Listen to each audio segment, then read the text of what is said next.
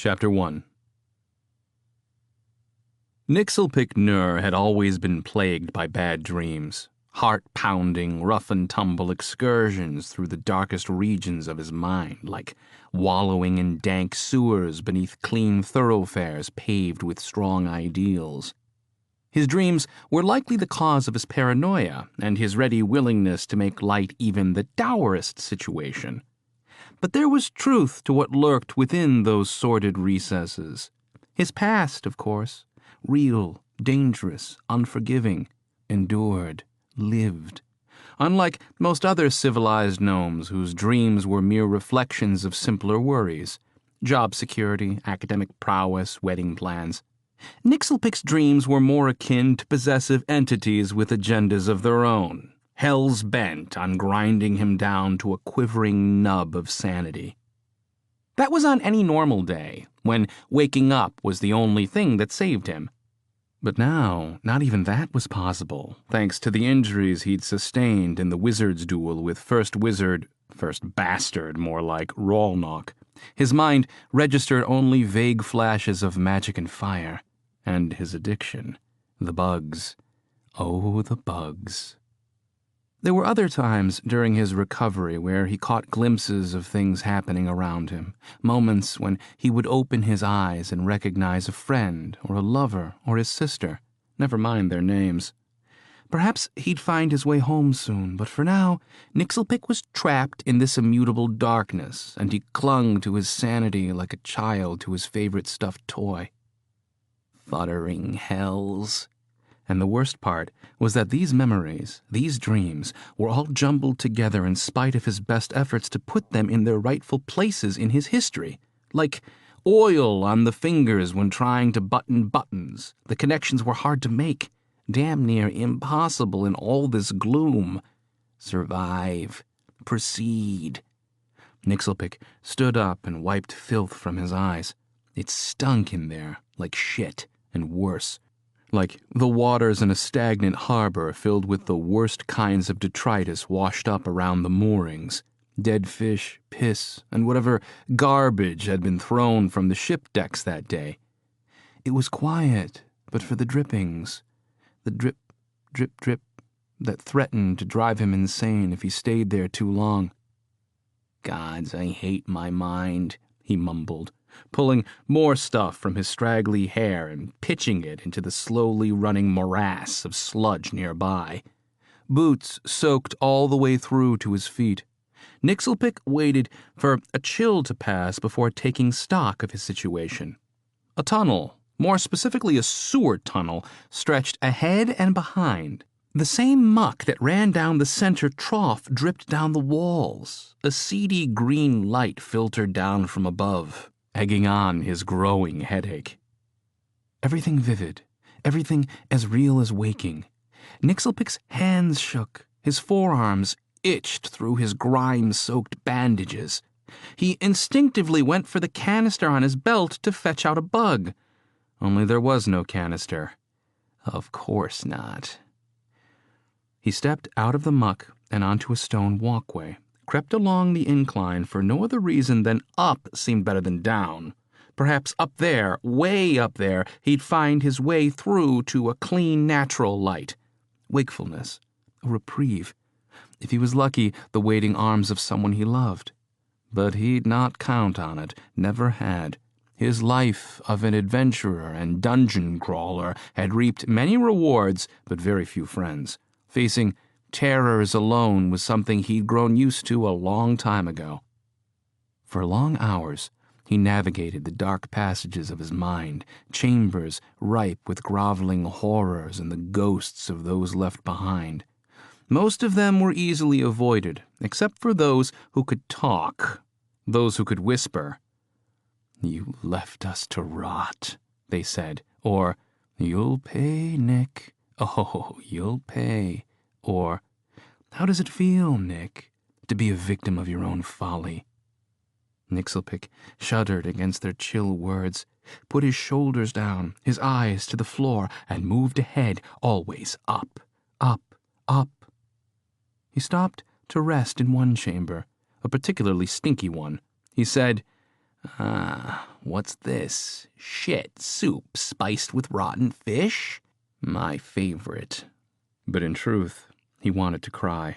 The corpse of a young woman leaned against the wall. Her hair was the color of a fresh orange, matted and dirty, but still that outrageous shade she'd always worn, a contrast to her sunken cheeks and hollowed eye sockets. Jeez, damn it. I should have known you'd be here. Will you curse me too? The wormy, white lips remained still, the rot-darkened teeth too. The truth was, he missed Jez. She was one of the few mercenaries, a student really, that he could call a friend, and he'd betrayed her. But then he remembered. She'd forgiven him. Yes, that was the truth. In some deep cavern at the feet of a mighty machine, her ghost had smiled upon him, touched him, and forgiven. Nixelpick leaned against the wall and rubbed his temples. Thank you, Jess. And then he noticed the thing in the corner of the chamber that hung suspended in a web of muck, the spindly-legged thing with the single black eye and gaudy twin pincers. What are you doing here? Nixelpick stepped in front of Jez as if to protect her, lifted the red rubies he miraculously held, one in each hand, gazed longingly at their perfect facets, and then looked at the thing again.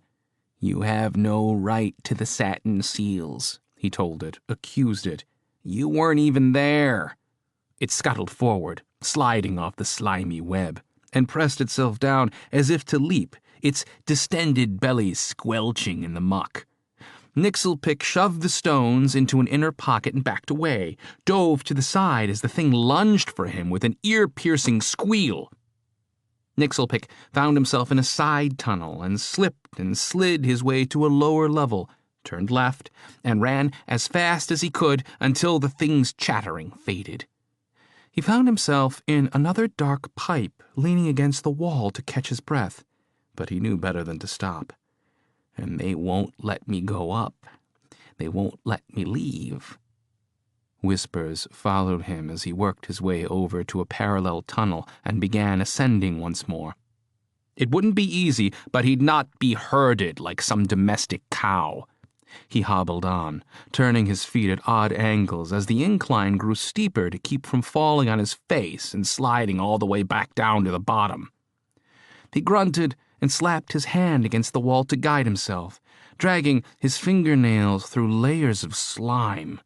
Finally, he reached another chamber, level and true, and he stood up straight and stretched his lower back. A grimace forced its way past his lips. Let's see what you have for me then, eh? And then he stepped inside. A goblet of Perry's Maze would be nice. Surely there's something good up here in the old noggin. Can't be all doom and gloom. A shadow slid through the far green haze, followed by a blossom of cold air that cut through him so fast it set his teeth chattering. A snake's tail rattled. Something hissed words, incantations. Old swamp magic, close, so very close. Nixelpick shut his eyes and gulped. He knew this one. The dread witch Baerthes. He'd fought her in the Gypsia swamp for an ancient pair of thaumaturgic elven eyes that gave the holder far vision, but the far vision wouldn't help him now. Baerthes. Surely you've forgotten our little row by now. It was such a long time ago. He drew a long blade from the folds of his robe. Let's be friends. He was met with silence. No, wait. What was that slithering in the muck? And was that a caught breath and whispered words? The words of a vicious spell? Or perhaps she was preparing one of her poisoned arrows, smiling all the while. Nixelpick rankled in agitation. He stepped forward, shaking his fist. I won them fair and square, you conceited worm. If you want to test me again, then come. He searched for his wellspring, but it was not there. Luckily, his knife was, whatever good it would do him. Yet his normal bravado wavered, his stomach edgy with fear. His arms raged beneath the bandages, skin twitching and crawling. He stood on the precipice and held his ground. A hiss caressed his ears. Suddenly she was there, gliding from the gloom on her slithery torso. "Have you seen far with my eyes, little one? The eyes you stole?" A clawed hand encroached from the gloom into a paltry swath of light. Needle fingers of black chitin spread like the pointed leaves of an exotic poisonous plant. Nixelpick whipped the blade back and forth as he stepped backwards. "Return them," the whisper exploded, wrapping around him like a snake's coil. The hand shot forth, 5 points of death headed for his heart. Nixelpick stabbed wildly, slipped, and fell hard on his arse at the edge of the trough. In a blink, he was sliding down the slick mess, his feet up in the air and his head plowing through 6 inches of liquid filth before he was dumped onto a flat landing. He grunted and rolled over on his stomach, got his hands beneath him, and pushed himself to his knees. He looked up the slope, expecting the witch to follow, but nothing came. Thank whatever gods existed in the world of dreams. With a groan, he stood. Why do I have to be so exhausted and broke down in my own futtering dream? But he knew exactly why. It was the bugs, or rather the lack thereof, which had sickened his body and drained his wellspring. He craved just one little critter, one teensy beetle to bond with, to share the intimacy of the alchemical reaction, to fill the hole where his self-confidence should have been. But Nixelpick would never have another bug again, not if he wanted to live, and he didn't need to swear an oath, to be sure. He was stubborn to a fault, prideful, too, once he set his mind to something. Just need to get out of here. Need to find a moment of peace. Nixelpick turned and gasped. A vast lake lay spread before him, its waters the color of pitch, the surface as still as a dead man's breath, devouring the murky light from above. Is this the peace I seek? There was indeed a calm fortitude about the place. Why then did he feel uneasy? Why were the hairs on the back of his neck rising and goosebumps blossoming across his shoulders? And the itch, the futtering itch. He rubbed his arms together, but they only infuriated the sensation, now a blaze of wrath beneath the bandages. He wanted to tear off the dressings and rake his fingernails across his skin until the fever stopped, and if he flayed himself in the process, it would still be a relief. A stench rose from the waters, different from the tunnel seepage, rancid like a 10-day-old corpse, a sweet, festering ichor that nearly knocked him down. His head swam with dizziness. His hands began to shake. No. This was nothing he'd ever experienced before, the ageless stench of what could only be a dark and terrible god. His pessimistic side saw the humor in it.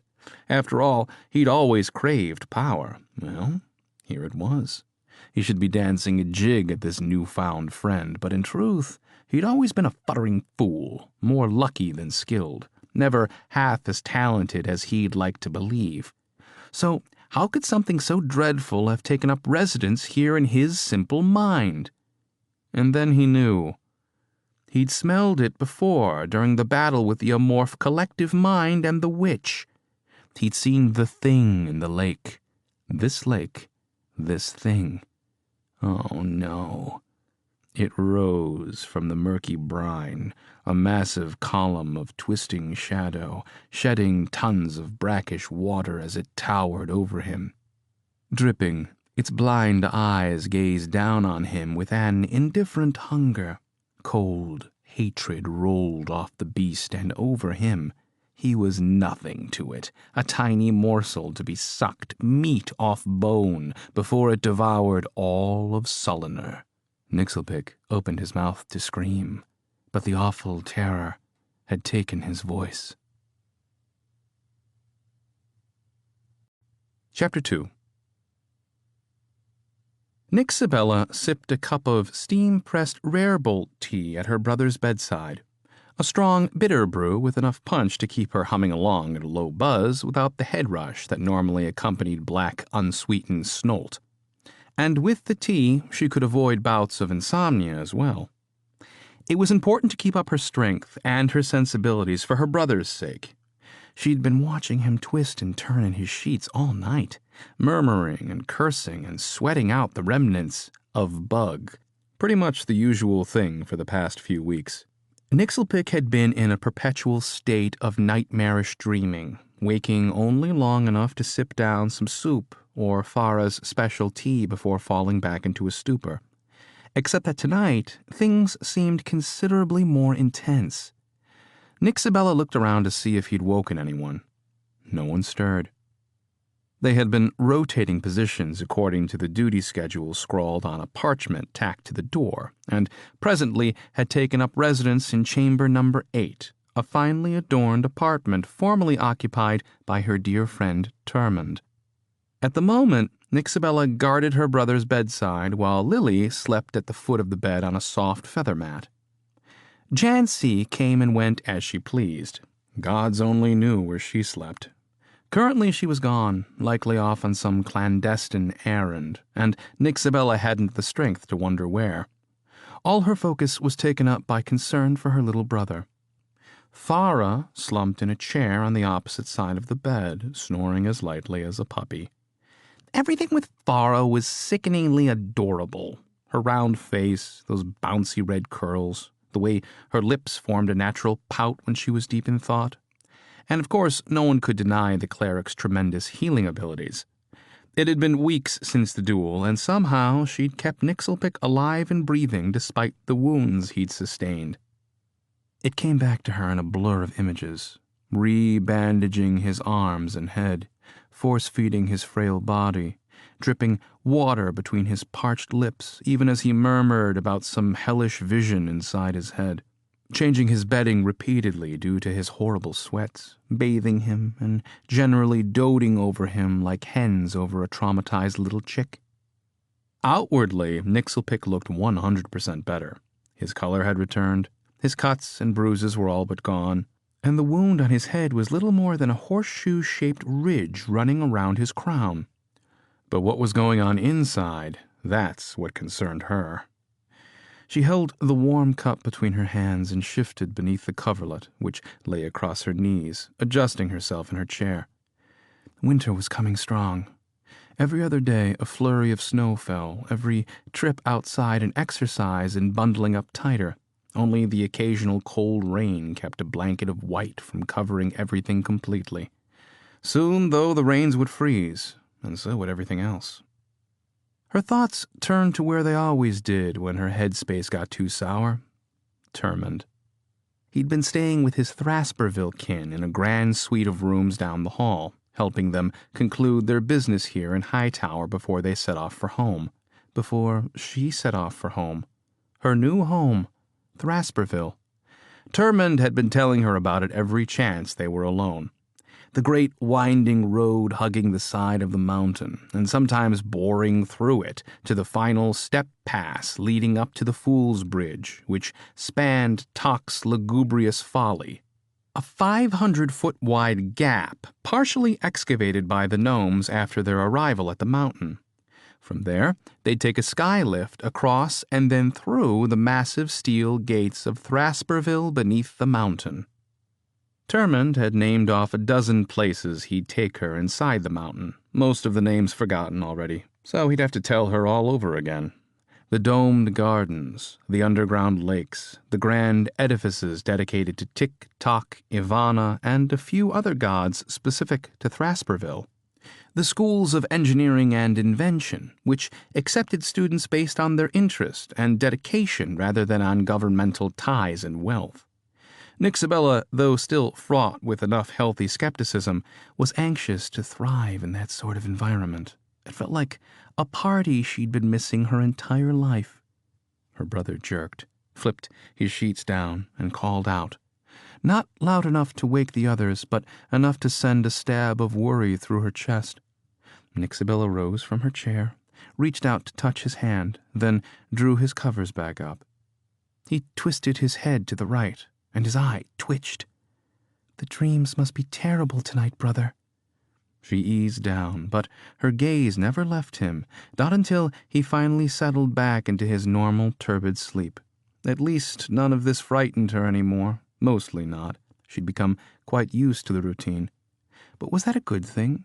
Maybe not, but it certainly allowed her to dwell on other, less stomach-twisting subjects.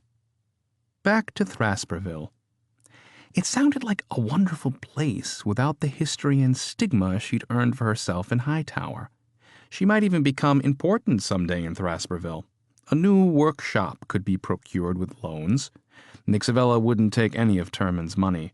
And then she could indulge in at least some of her old work habits, enough to create wonderful things, maybe even a better version of her recursive mirror. Terman would certainly introduce her to some of the city's tinkerers, and she could even dabble in mixed magics quite freely. She'd almost died in one of Hightower's back alleys because of her lack of proficiency in the craft. She wasn't going to let that happen again. She'd already procured a few tomes, and she'd been meditating on her wellspring enough to restore it to modest shape. Now, if she could only find the time to study. The rest of her time was spent in Terman's company. At least when he wasn't traveling, delivering all manner of goods and rare treasures. Perhaps she'd go with him sometime. She smiled. Who knew what the future held? She jerked when Nixelpick sucked in a quick breath of air and threw his arms out. He called out again, louder, more fearful, and turned his face away as if avoiding some terrible fate. Farah stirred. "Is he okay?" she asked, her voice husky with sleep. Nixabella sipped and savored her bitter Rarebolt brew for a moment, and then set her mug on the nightstand. "I'm not sure," she whispered. "It's never been this bad before. Perhaps he is coming out of it?" Farah shook her head while she watched Nixelpick's twisting, muttering form. "Could be his system is purging the last of the bug juice. His sweat looks a bit discolored."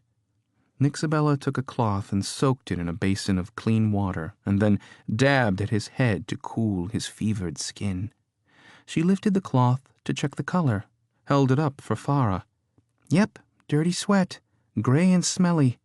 He's hot too, Farah, burning up." Farah rose, a concerned look growing on her face. Nixabella dipped the cloth again and tried to hold his head still, but he continued thrashing about. "Hold still, brother, by talk." Nixelpick seized up, his mouth pulling a grimace, hands clutched into claws before him.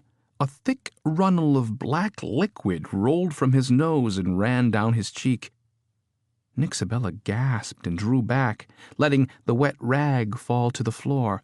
Another line of black surged from the corner of his tightly squeezed eye. He yelled something incoherent, roared.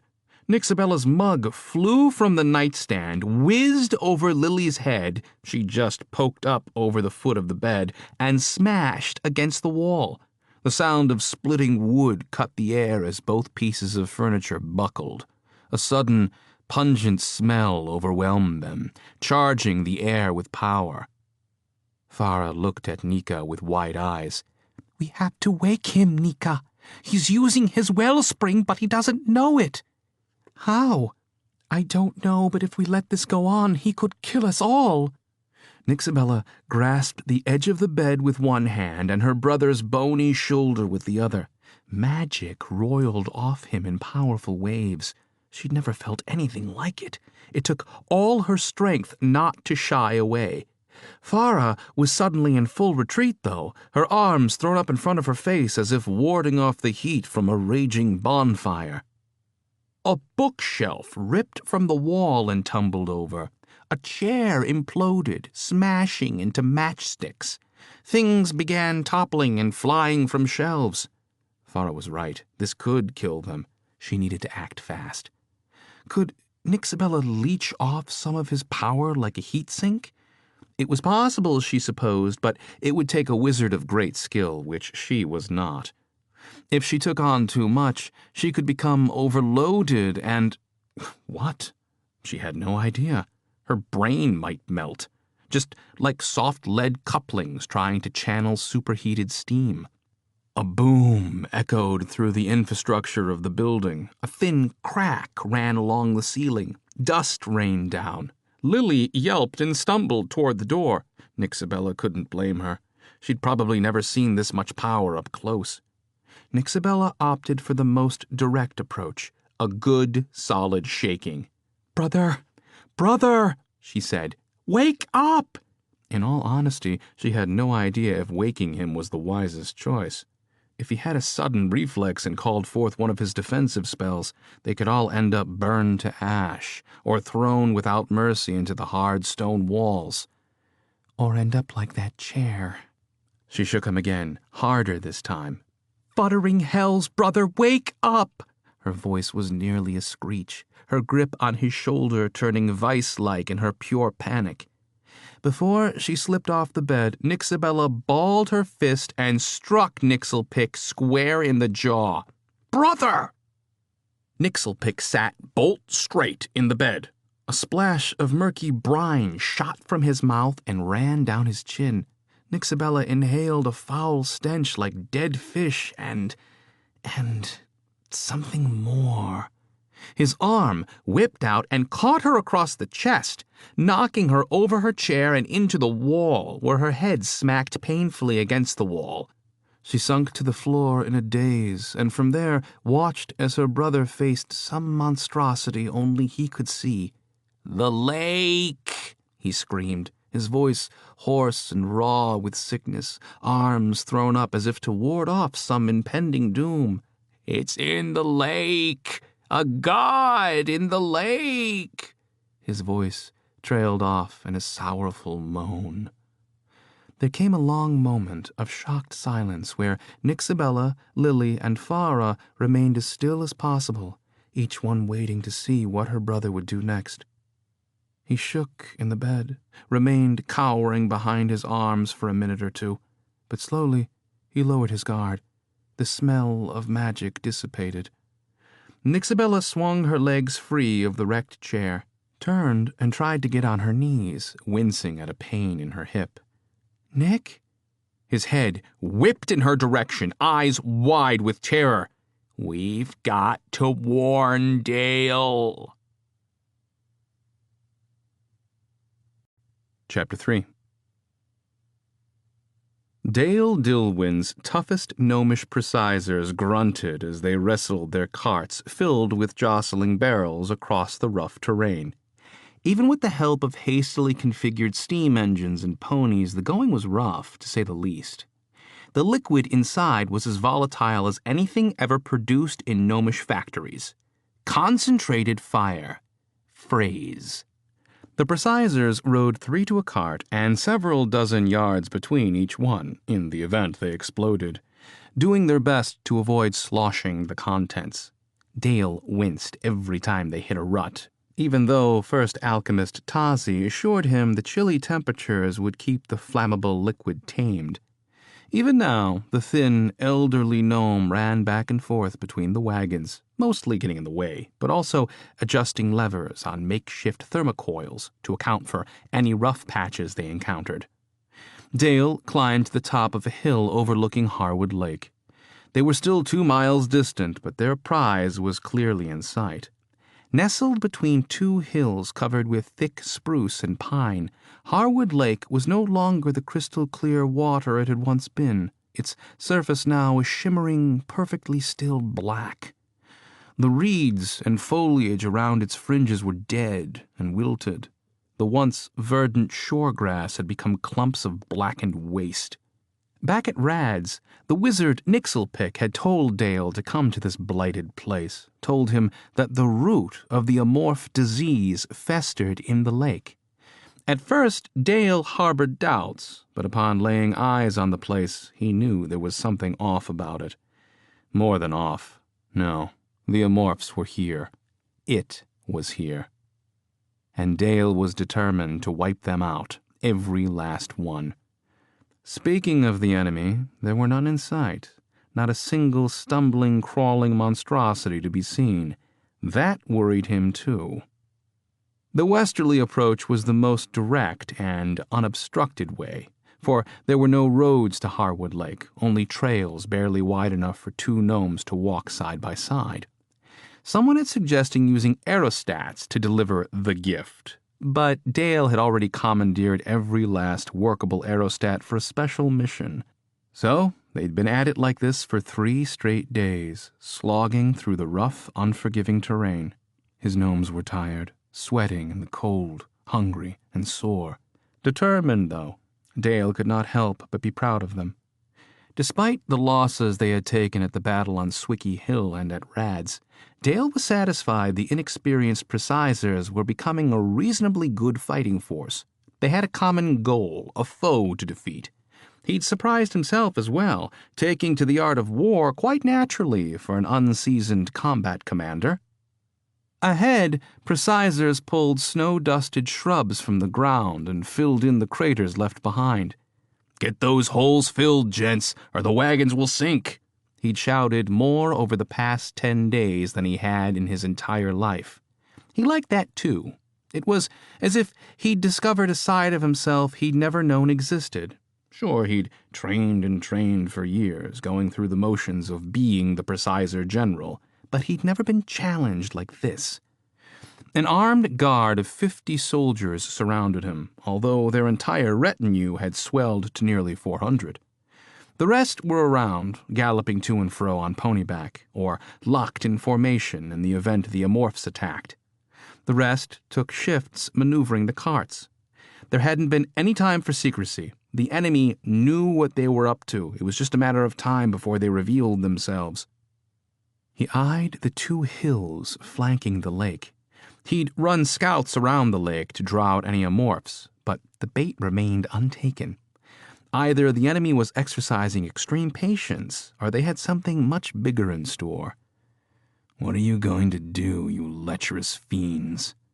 Halfway down the slope, Officer Roto stopped him, dismounting from his pony with heavy grace.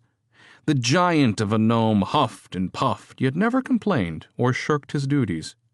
Roto had more than proven himself in the battle on Swicky Hill, and Dale had been impressed and strangely humbled that he'd not thought his friend capable of running more than 3 steps, much less slaying over 20 of the enemy. Dale thanked the gods every preciser, including Roto, had shown their true colors, and those colors had run true, but they would need more bravery still. Roto leaned on his mace. "This plan of yours, Dale, it seems a bit hasty. Why the lake?" "I trust Nixelpick, that's why. He risked his life to give us a chance, and I reckon he knows what he knows because of it. He said burn Harwood Lake, and that's what we're going to do. Look at that lake and tell me it's right." Roto wiped the sweat from his brow with a stained cloth. "Rotten to the core indeed. Wouldn't drink the water if you threatened to beat me with my own arm. Shouldn't we get some alchemists on the job? Let them cast an opinion first?" "Not a time for patience, my friend. Our enemy is pressed, and we must continue to squeeze them. Keep them on their heels and keep them guessing. We failed to do this on Swicky Hill, and we nearly paid the price. Now we're in a position to end this." The truth was, Dale didn't know if the plan would work. Despite efforts to scout the enemy, he couldn't even guess at their true strength. But something in his heart, and his trust in the strange dark wizard Nixelpick Nur, kept him going. Roto grinned, winked. "We're hardly keeping them guessing, sir. At this pace, we might make it to the lake's edge by late tomorrow afternoon." Dale slapped the officer's shoulder. "Are our wizards ready?" "Aye." "Have we looked sufficiently incompetent, bumbling, and otherwise easy pickings?" "We have looked so far like a bunch of complete boobs. If I were the enemy, I would have already attacked us," Roto snorted. "I'm not sure how they're holding themselves back." "Perfect. Draw up the wizards. Let's get this done." Dale put his hand on the hilt of his sword, comforted by the cool steel. He studied the tree lines on both sides of the lake, searching for movement. Yes, he could feel them there, their alien sensibilities picking him apart, looking for weaknesses. The witch, too. Beaten to a pulp last time, she must have revenge on her mind. And without Nixelpick here, the enemy would be even more confident, he was sure. Speaking of which, he wished the wizard was here now. He understood why Nixelpick had gone to his sister's aid, to face the treachery of Hightower's first wizard, Rolnock. Dale's ire needled at him as he thought about the first wizard. A city official, too. Dale was embarrassed to admit his disappointment in another gnome, but he placed his anger back where it was needed most. These ultra-worlders had come to Sullinar and accosted the innocent farmers of the Southland farms and the poor folks of Dowelville. Hundreds slaughtered or taken. With Nixelpick's help, they had hit back, and hard, but they weren't yet done. Dale stepped to the side as a cart trundled by. Spansky rode ponyback on one side with Elray Stormcranker on the other. Spansky nodded to Dale as they passed. The wizard's usual comical expression was replaced with an air of grave focus. "Not too fast now, gents. Get stuck once or twice." Only the gnomes pushing the carts, a select few precisers, and the wizards knew of Dale's plan. He couldn't risk full disclosure for fear the amorphs would read someone's mind and discover their ploy. The next cart came slowly behind, flanked by two younger but reliable wizards, Smeeve and Candela. Their peasant attire marked them as anything but wizards, and they spent most of their time managing water and wineskins for the tired haulers. One by one, they made their way painstakingly down the hill, with Dale constantly measuring their progress. Near the bottom of the slope, he stormed up to the front cart, looked beneath it, and called a halt. "Looks like a broken axle," he shouted in mock frustration. A small cadre of precisers, armored down for ease of movement, swarmed around the damaged vehicle, while the ones trailing them caught up. Dale glanced around. They had just a bit over a mile to go across a relatively flat stretch littered by tall grass and an occasional stand of trees. There were sure to be ruts and hidden dangers, so they'd need to be extra careful. A sudden wind blew across the open space, bending the grasses and causing bare branches to clack together in an unsettling applause. Dale chewed a clump of blackweed, swallowing a bit of the bitter juice. Every preciser had a pouch full of the stuff, and what's more, most seemed to have developed an immunity to the psychic attacks of the amorphs, those who were already battle-tested against them, at least. All was in place. It was time. Dale caught Elray Stormcranker's eye and gave a nod. Elray and Spansky began drawing up power from their wellsprings while silent orders filtered down the preciser lines. A slow tension unwound from those attending the carts. Precisers rearmed themselves with weapons stashed in the wagon frames. The air charged as more wizards joined in with the two elders. 2 weeks ago, Dale would have been uncomfortable with the sensation of so much magic in one place, but now it was a welcome addition. Spansky and Elray each held a hand above their respective carts, urging the weighty structures to rise. Grunting and groaning, they drew the contraptions up with creaks and groans and sloshes of phrase. Dale glanced behind to ensure the others had their burdens lifted off the ground and shouted, "Go!" The wizards walked their ponies forward, the carts flowing smoothly along with them as if riding on oiled tracks. Picking up speed, they moved at a canter and then at a near gallop.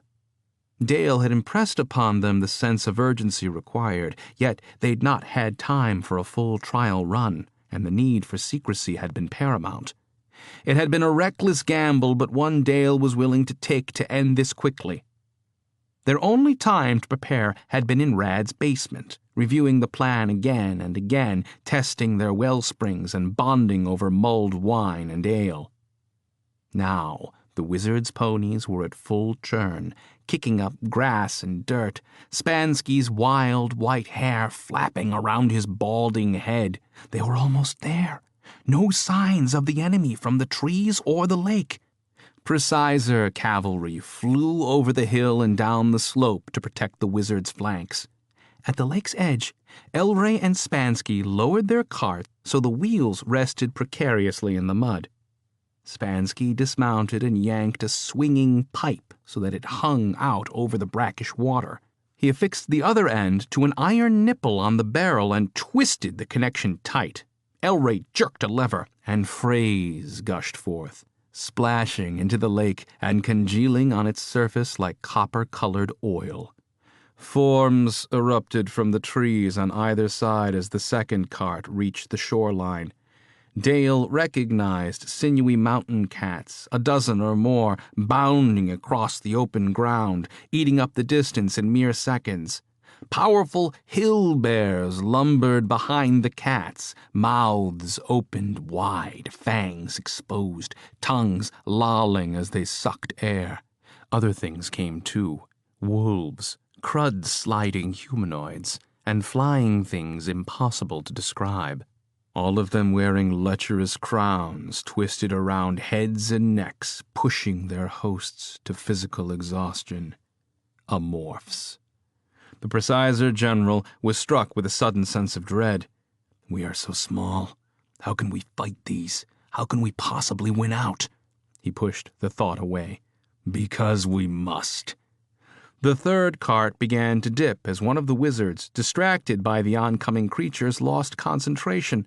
The corner caught earth and the cart flipped, landing with a crash and a tremendous thwomp as the phrase erupted in a blinding flash.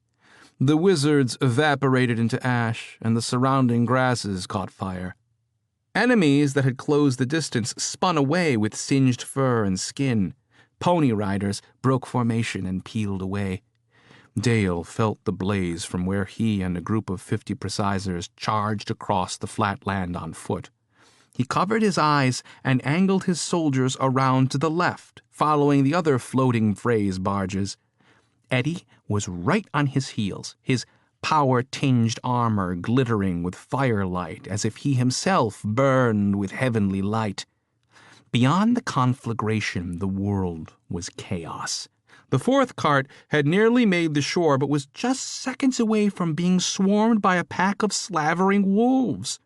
Wizard wrath buzzed in a whirlwind of such force it could only have been Elray's, tossing beasts through the air, while Spansky, in a cloud of smoke and ear-bending sound, scalded the enemy with hissing steam from his steel casting gloves. The gnome cavalry had ridden down some of the enemy behind and to his left, and were fully engaged now, and Dale found himself trapped between going forward or back. A cloud of smoke rolled over them, blotting out everything except for a few tiny glimpses of movement and the sounds of dying. Dale panicked. Maybe this had been the wrong plan, a horrible plan after all. Eddie's cry warned him as talons flashed from the sky. Dale's sword rose instinctively, sparking against the talons in greeting and deflecting the danger. Dale braced for another attack, but a wind, probably from Elray's twisters, ripped through, whisking away the black cloud and any sky raiders with it. But a second pack dropped from higher up, things so fast and black and twisting Dale couldn't make out a single feature aside from their grasping, slashing claws. He swung upward, connecting with something. Wetness sprayed his face. Keep your eyes centered and let your blade sing. The old Master-at-Arms, Successor Dane, had drilled the mantra into Dale's head. He measured the enemy movements in his peripheral vision, slicing his two-handed blade in practiced motions, allowing himself plenty of room to duck if necessary. Still, training was nothing like the real thing.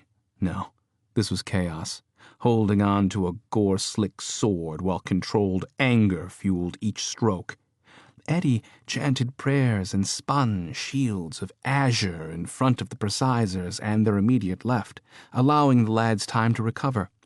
Creatures broke against the barriers in flashes of blue light and gore, and, with the cleric's help, the left flank steadied.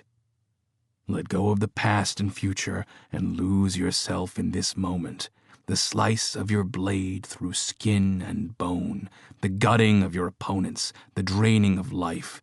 Drink death's elixir. Simply be. And Dale was. With senses heightened, he cut down one of the flyers with an overhead stroke, and then was knocked aside by one of his own precisors as she struggled with a troll-like ultra-worlder swinging a tree branch. Dale sidestepped to avoid a smashing blow. Splinters flew everywhere. He struck back, shoving his sword in a spot he thought might be a pair of ribs, feeling his steel bite deep. 2 precisors followed his with strikes of their own. The ultra-worlder bellowed and dropped his weapon to clutch at the invading blades. Overcome with a certainty unlike anything he'd ever experienced, Dale charged, screaming, "High tower!" at the top of his lungs. He buried his steel helm into the thing's middle, driving forward with his much smaller legs. To his surprise, the ultra-worlder toppled backwards. They landed in a heap, with Dale more or less on top. He righted himself and adjusted his grip on his sword, preparing to finish the job. No need. The creature and its amorph were dead. A handful of gnomes stepped away from their toppled foes, some crawling from beneath heavy limbs, and formed back up. The precisor general laughed and leaped from the beast. He turned toward the lake, prepared to rally his precisors to the wizard's defense. He took 2 more steps and stopped cold, frozen with fear at the thing rising from the lake. Eddie came up, a skeptical expression on his face. "Well, that's a right big bastard. Shall we sound a retreat? Rally the troops?" Dale shook his head. "No, friend. The time is now. We're gonna burn that thing. If we can." The wizards scattered before the form surging from the foul black waters. It seemed to pull the lake up around it like a turbid cloak, dripping grime and frays and crud. For a moment, Dale thought the lake would remain stuck to it, but the murky waters slid away to reveal the monster beneath. It crawled from the muck, placed 2 massive outgrowths on the shore, and wrenched itself from the lake bed. A skirt of tendrils around its middle swung free, each one covered with hundreds of clinging amorphs, like some mother beast to the lecherous enemy ranks. It swung its long, horse-shaped head left and right, clearing mud from its disgusting body. Clack, clack, clack, came the thing's calls, echoing across the flatland. Dale wished Nixelpick was here so he could dig into the beast's mind and find out why the ultra-worlders had come to Sullinar, and to Hightower specifically. Alas, you may never know the answer. Just kill the damn thing. The wizards fell back behind the precisor line, forming some 50 yards from the lake. As Elray rode past on his pony, Dale yelled at him, "Elray, fire the beast while it's covered!" "I can't!" The wizard reined his pony in a half-circle. "I'm soaked with frays myself. 1 spark from my hand and I'll fry." The wizard's hawkish face grimaced, teary exhaustion ringing his eyes. Dale waved the wizard on and called for his archers. "Flaming arrows, now!" As the precisor line formed, careful to avoid spots of spilled chemicals, the mother amorph brushed aside the phrase barges like toys, its long, slug-like tail trailing in the lake. Roto rode up, tired-looking but surprisingly clean. "They are beaten, Dale. The beasts only harass our lines now. They must have run out of things to assimilate. Nothing the pressure bowers and a few footmen can't handle. Not sure about that thing, though." A cry rang out from the precisors packed along the front. A gout of crud had burst from the beast's gaping maw like a giant vomiting slug. A dozen soldiers were caught in the mess and dragged away screaming. Others tried to help, hacking at the rubbery stuff to no effect. "Get back!" Dale called out. Others echoed his orders. The rescuers relented once they drew too close to the mother, although they cried out in grief and shook their swords at the thing. Dale called the command. "Fire!" Arrows tipped with flame soared in a gentle arc and slammed into the lurching giant. A deep, whooshing noise devoured the air as a wash of flame consumed the mother amorph. This was no normal conflagration, but a fire beaded with crystal blue snaps and pops and sizzles that grew more violent and agitated by the moment. Sound entered a vacuum, sucked up by the missing atmosphere. It was hard to breathe. The smell of burning fraise was like directly inhaling soot. "Back!" someone managed to shout, but who heard? Who could take their eyes off the strange, beautiful shape of the amorph conflagration? The fire found the lake. A tiny sun blossomed. The force threw Dale to the ground and covered him with a blanket of heat so intense he thought he might cook in his armor. He gasped, but his lungs found nothing. He closed his eyes and turned away, but the hot coils were everywhere. He flipped on his stomach and crawled as debris whizzed by. When he thought to finally lay still and die, the blaze broke, and a cool winter breeze rushed in. Dale took a moment to appreciate still being alive, then got unsteadily to his feet. Harwood Lake would never be a lake again. The mother amorph lay slumped on the shore, still burning and very dead, its babies scattered as puddles of blazing ooze. The lake itself raged, pouring black smoke into the sky. The gnomes, trapped in the gout of crud, were gone, probably blown to bits. Dale felt nothing now, but he knew the weight of the dead would eventually hit him, just as it had after Swicky Hill. Or does it get easier? Do I become numb? He turned his attention to the remnants of his precisors, 200 warriors flattened to the ground. Some were dead, but more stood and shook their heads or helped their brethren rise. Dale picked his way through the meandering troops and found Eddie. He helped the cleric to his feet. Aside from some burns to the face, Eddie looked fine. "Gather yourself and get to it, good cleric. I'll need a full accounting by 2 turns of the hourglass." Eddie nodded and stumbled off, and Dale continued his walk, offering a hand where he could, finding troop leaders and issuing commands to those who seemed capable of carrying them out. He came upon a strewn mess of gnomes and ponies devastated by the debris blast. Most were unrecognizable, but there was one sprawled on his back, his weighty mace held tight in his hand. "Oh, no." Officer Roto. He had been thrown from his mount and lay on the ground with a sliver of wood pushed through his neck. The gnome's glassy eyes stared up at the start of a gentle snowfall. Chapter 4. "Nika, wake up!" A hand shook her. A familiar voice whispered her name. She lifted her heavy head from her folded arms and looked around with a dazed blink. The fog of sleep was thick, mixing dreams and reality into a stew. She sat, blinked again, and waited for the air to clear. "Nika, wake up!"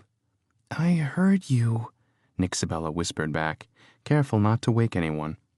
She shook her head, tossed off the thin coverlet, and let out a sigh. She'd always been a hot sleeper, and seldom needed any sort of quilt even in the cold confines of her workshop. Jancy kneeled next to her soft wooden pallet. Her straw-colored hair was wet with melted snow, her pale cheeks rosy from the cold. Apparently she wasn't staying long. She still had on her coat and scarf.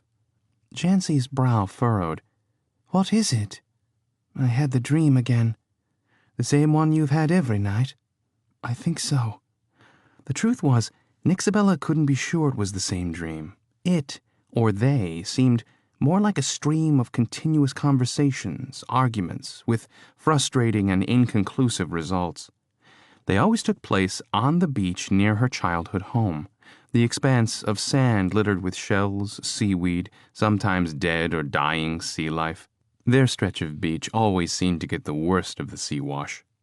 In the dream, the fiery-haired gnomestress stood with her back toward the sea. the cool wind whipping her tresses around in a semblance of real flames. She told Nixabella things Nixabella didn't want to hear, things that mystified and frightened her. The gnomstress explained a situation. Nixabella asked questions and received answers she was not quite satisfied with. Nixabella became angry and thought about pushing the gnomstress into the sand and being done with her. Instead, she turned her head and watched the golden-haired gnomeling, who always accompanied the mistress, crawl around on the sand, playing with things best left to be washed out by a high tide.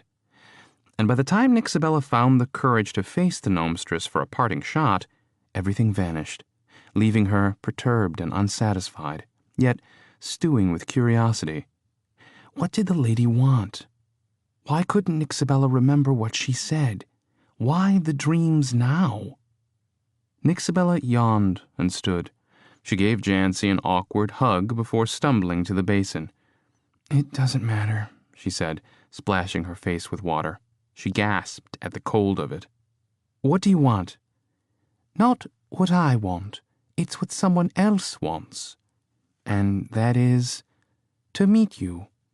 "Well, they can't come in here. Everyone's sleeping." "Really?" Jancy replied, rolling her eyes. "This individual wouldn't fit in here anyway, so come with me." Nixabella patted her face dry, dropped the towel on the table, and stared at her friend. "Too big to fit." Jancy let her jaw drop and shook her head as if Nixabella's hesitancy was the most dumbfounding thing she'd ever seen. The girl mouthed the words, "Come on." Nixabella started toward the door. "If it's one of Ivana's servants come to get their cleric back, they're getting a piece of my mind. My brother still needs her. No, not out in the hall, not downstairs, outside." "Outside? In the cold?" Nixabella glanced at her brother. Since the event some days ago, Nixelpick had been resting peacefully and was starting to come around, sitting up and talking, eating on his own, even asking when was the soonest he could have a pint. He even demanded everyone leave the room when he needed to relieve himself, which of course he'd been unable to request before. He was becoming his foul-mouthed and demanding self again, and it all pointed to a quick recovery. Farah was on duty. She sat in a high-backed chair with her legs crossed on the seat, watching Nixelpick while she read from a very large book resting in her entire lap. The cleric glanced up and gave Nixabella a crooked smile, a cute smile, and Nixabella responded in kind. Her brother was in good hands. "He'll be fine," Jancy said. Then she made a ridiculously strained face and hunched her shoulders in a fair impersonation of her brother. In a cracking, whispering voice, she said, "It's just snow, Nika. Frozen water falling from the sky. Beautiful bastard it is, up to no good, I tell you. It's out to get every one of us. Where's my flagon?" Nixabella found herself clutching her mouth with both hands, so the giggles would remain trapped in her cheeks. It would certainly do her some good to get out of this stuffy room. She smiled. Okay, let me get my coat." Nixabella stood on the Golden Cog Inn's wide front porch, admiring the view of Seacog Harbor and the sea of wailing beyond. Winter was shaking its fists, and the sky hung low, leaving the surrounding lands locked in a perpetual gray haze. A light dusting of snow had blessed this first part of the winter quarter called Octane, and Nixabella considered herself lucky to be spending her days in the comfort of a warm room rather than her chilly workshop. Of course, she sometimes worried about her stuff, but there was nothing she could do about it. She'd not been back to her place since being arrested by Rollnock, and she couldn't imagine going back now. With her tin doll missing, it was hard to feel like tinkering ever again. No, she was quite happy with her current company and had come to think of them as a merry little band. Lily, Farah, and Jancy, and the Thrasperville fellows, the whimsical Uncle Britt, kind Terence, hearty Flay, and of course, Termund. Speaking of him, Termund was out on errands. He always seemed to be, and she would be sure to give him an exceedingly long but not too desperate hug when he came back. Perhaps they could steal some alone time in his quarters.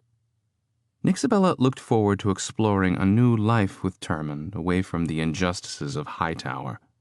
Stuck in this city, though, and connected to her past, she felt anxious, and she wanted to be away, sever all ties. It would be hard leaving Fritzy behind, but Nixabella wasn't part of the privileged class in Hightower, protected, with open opportunities. She needed to forge her own path in a place where greed grew in smaller patches. And with her brother's improved health, Nixabella would soon see if leaving Hightower was the remedy she needed. She was fairly sure it was. And while many had contributed to Nixabella's escape from Rolnock, Termund's graciousness had kept them together and given them a way to recharge and remain connected while her brother recovered. At first, Termund's kin had approached the situation in Room 8 with some trepidation, but Termund had explained the gravity in fine detail, and soon Uncle Britt, Terence, Flay, and the rest of the Thrasperville contingent not only understood their plight, but had become quite protective of them. She smiled and took in a healthy breath of fresh air. A family, of sorts. The Cog was a grand old establishment resting on the northernmost point of Hightower Hill, an outcrop of rock half a mile south of the River Wreck Dam, which turned the Manufacture River northward and downward to the sea some miles beyond. A T-shaped establishment with the short side comprising the great room and miscellaneous facilities, and the long side stretching along the ridge to provide an amazing view of Seacog Harbor. The inn was reserved for only the highest-ranking visitors and their respective retinues. The Cog was the perfect mix of gnomish ingenuity and personal refinements. Auto lifts carried gnomes between the bottom and fourth floors, although Nixabella never used them. Mechanical arms fluffed pillows. Laundry chutes stood ready to receive dirty clothing, and room temperatures could be adjusted with the turn of a knob. Endless supplies of hot snolt and glorious fruits, wines, and pastries were delivered by a mechanized track system to receiving ports in each room. All it took was the pull of a lever or a tug of the chain, and there you are. "This way, Nika."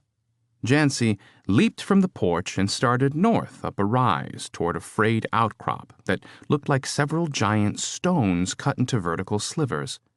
Nixabella had no choice but to follow, pulling her coat tighter before dropping to the ground and running to catch up. She wanted to get this over with and back to her warm room.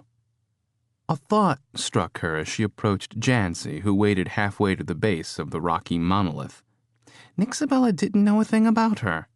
The girl always vanished without warning, gone for long stretches at a time, as if purposefully avoiding conversations longer than 10 words. She was still playful, yes, but so removed at the same time. Nixabella glanced at Jancy as she came up, allowing her eyes to linger longer than normal, checking Jancy's expression for any hint of where they were going. Jancy's slight features were windswept, pale, with a hint of rose at the tips of her cheeks. Her green eyes looked everywhere but at Nixabella, and her springy gait seemed a bit contrived. The one thing about Jancy Nixabella had picked up on was the girl's propensity to always be in motion, or at least to be thinking about being in motion, even when she was standing still. They stopped at the base of the stone, gazing up its massive height. Nixabella wondered what was so important that it couldn't wait until after a warm breakfast in the Cog's great room or even the study. She glared at Jancy playfully, offering a smile, hoping for an explanation. "Thanks for coming," Jancy said, biting her lip, turning to face the stone. She put her hands into the nooks and crannies and climbed. "In here." Nixabella stayed put, watching Jancy as she squeezed into one of the gaps. Jancy's face popped back out. "What?" "You've hardly spoken a word to me in days, and now you want me to follow you inside a rock?" Jancy sighed. "I know it sounds strange, Nika, but you have to trust me. There's a lot at stake, and he just wants you to listen." "Who?" "You should probably just see for yourself." Nixabella crossed her arms, reaffirming her intention to remain at the base of the rock. "What have you been doing this entire time? You disappear for hours, sleeping Tok knows where. When you are here for more than a quarter of an hour, you barely pick at your food before running off again. Don't get me wrong, Jancy, we wouldn't be here now if it weren't for you. But I must admit, I find your behavior rather odd. Jancy frowned. I'm not capable of sitting in one place for very long. Everyone knows that. Plus, someone needed to keep an eye on the rest of the world while you hens mothered your little chick. She had a point. Oh, very well, but it doesn't begin to explain where you've been. This isn't a good time to discuss exactly where I've been or what exactly I've been doing. You're the one who woke me up, as I recall. Jancy sighed even longer this time and pulled herself far enough out of the crevice to sit. She put one foot against the opposite wall while her other leg swung above Nixabella's head. I've been vetting. Vetting? The wind was unimpressed with Nixabella's threadbare coat, and her teeth chattered the word. Finding answers. For example, hanging outside Rolnock's window, making sure he and his merry band of bastards aren't plotting some heinous revenge. And, Jancy dragged the word out, making sure no one on the High Council decided to take up the First Wizard's cause. I've also been out to the Southland farms and beyond, keeping tabs on all the fun happening out that way, running errands, calling in favors, gathering allies, protecting you. Despite the cold, Nixabella felt warm blood rush to her face. While Jancy was a mystery, she was a good mystery, the best. Hard to imagine life without her right now.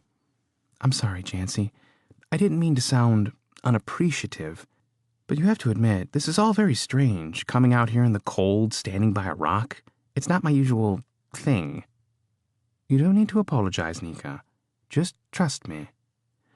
Nixabella let out a puffy breath, gave Jancy as sure a smile as she could, and reached up for some help. Jancy grasped her hands and pulled her into the crevice. It made Nika think of climbing into a big beef loaf where the ends had sort of collapsed, but the middle pieces remained relatively upright. It wasn't so bad inside, protected from the wind and standing on a flat stretch of rock. A warm glow emanated from deep inside the stone's core. She followed Jancy, careful to step where the taller girl did, bypassing gaps and loose rock, until finally dropping down into a hollowed-out area. Lantern light illuminated the space, and a heat stick lay on the ground, keeping out the worst of the chill. Several large boulders lay strewn about, and Jancy leaped up to sit on one, eyes darting around, hands not far from the hilts of her daggers. Why so nervous? Nixabella had just begun to relax again until seeing this. She peered around, searching for whoever Jancy brought her to meet. Light dawning from outside squeezed through the cracks in curls of dull gray, though the world outside seemed suddenly far away at that moment. Other than old granite and a boulder or two that stood out brown against its brethren, the interior was all a bit plain. This is a pleasant hideaway, I suppose.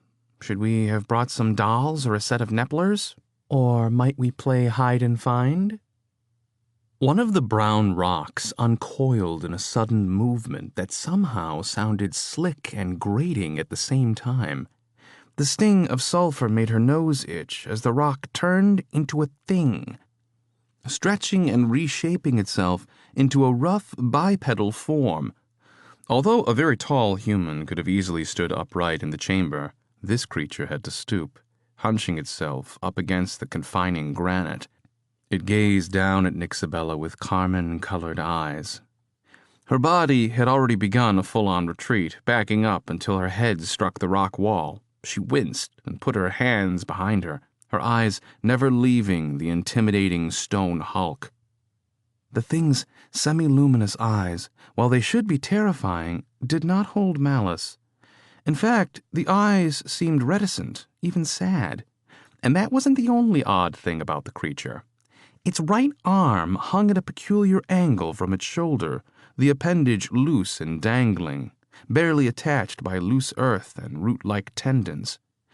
It breathed and flexed, its skin swelling smoothly yet grinding like living rock. Sigils covered its plated skin, their meanings indecipherable to her, but piquing her scriber's curiosity all the same. Nixabella thought to climb up to the ledge, but she'd need a boost to reach it, and Jancy didn't seem concerned with helping.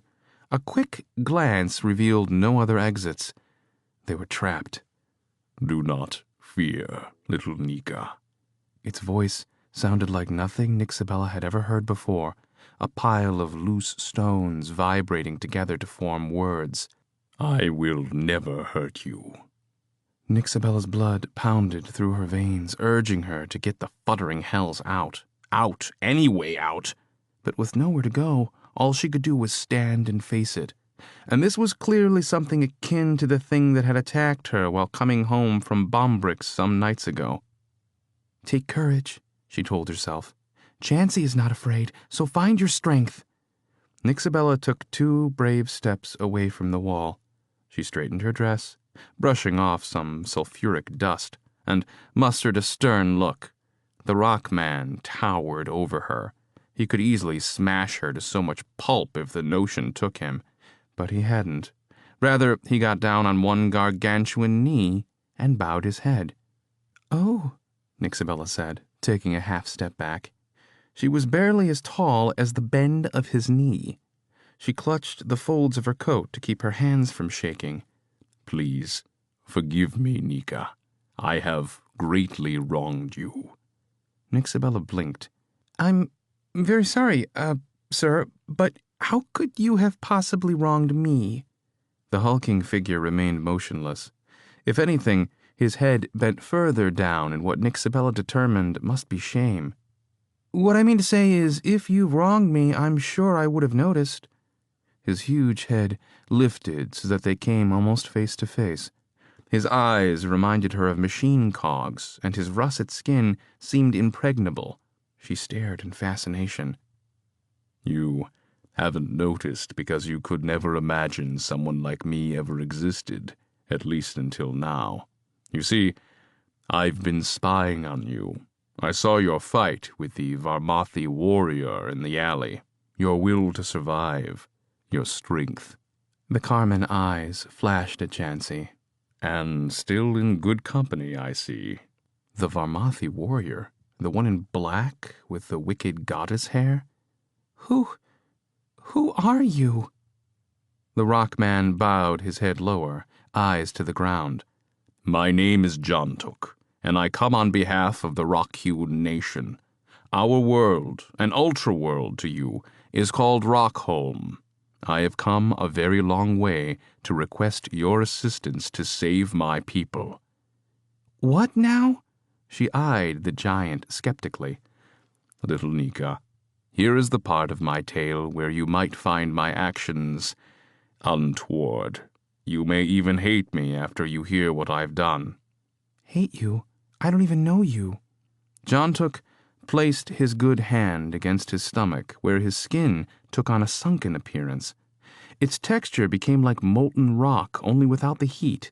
Something moved inside the semi-translucent layer, a small, crumpled form, a crumpled humanoid form. Her automaton. Jontuk held it out. She could hardly believe her eyes. The little fellow was tarnished, dented, and dirty. One eye was busted, and his neck was twisted at an awkward angle. "How do you have my invention?" "Wait, you stole it?" Wasn't the giant's ruined arm evidence enough? Obvious, even. Only a creature such as this would have been able to withstand the heat of her fire trap. A new fire blossomed in her chest. "Yes, you did steal it. Finally, you come out of your little hole to reveal yourself. And I thought Rolnock was the most despicable person I'd ever met. Thief!" Nixabella crouched down, slave to the impulsiveness that sometimes drove her to do questionable things, and picked up a rock. Chapter 5.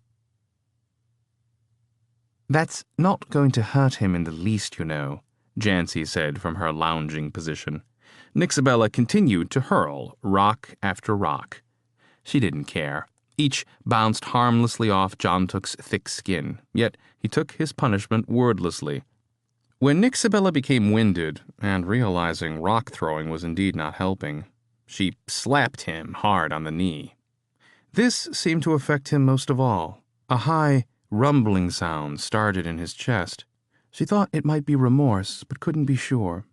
She found it hard to believe this rock man felt anything. She clenched her fists, fuming. "You're right.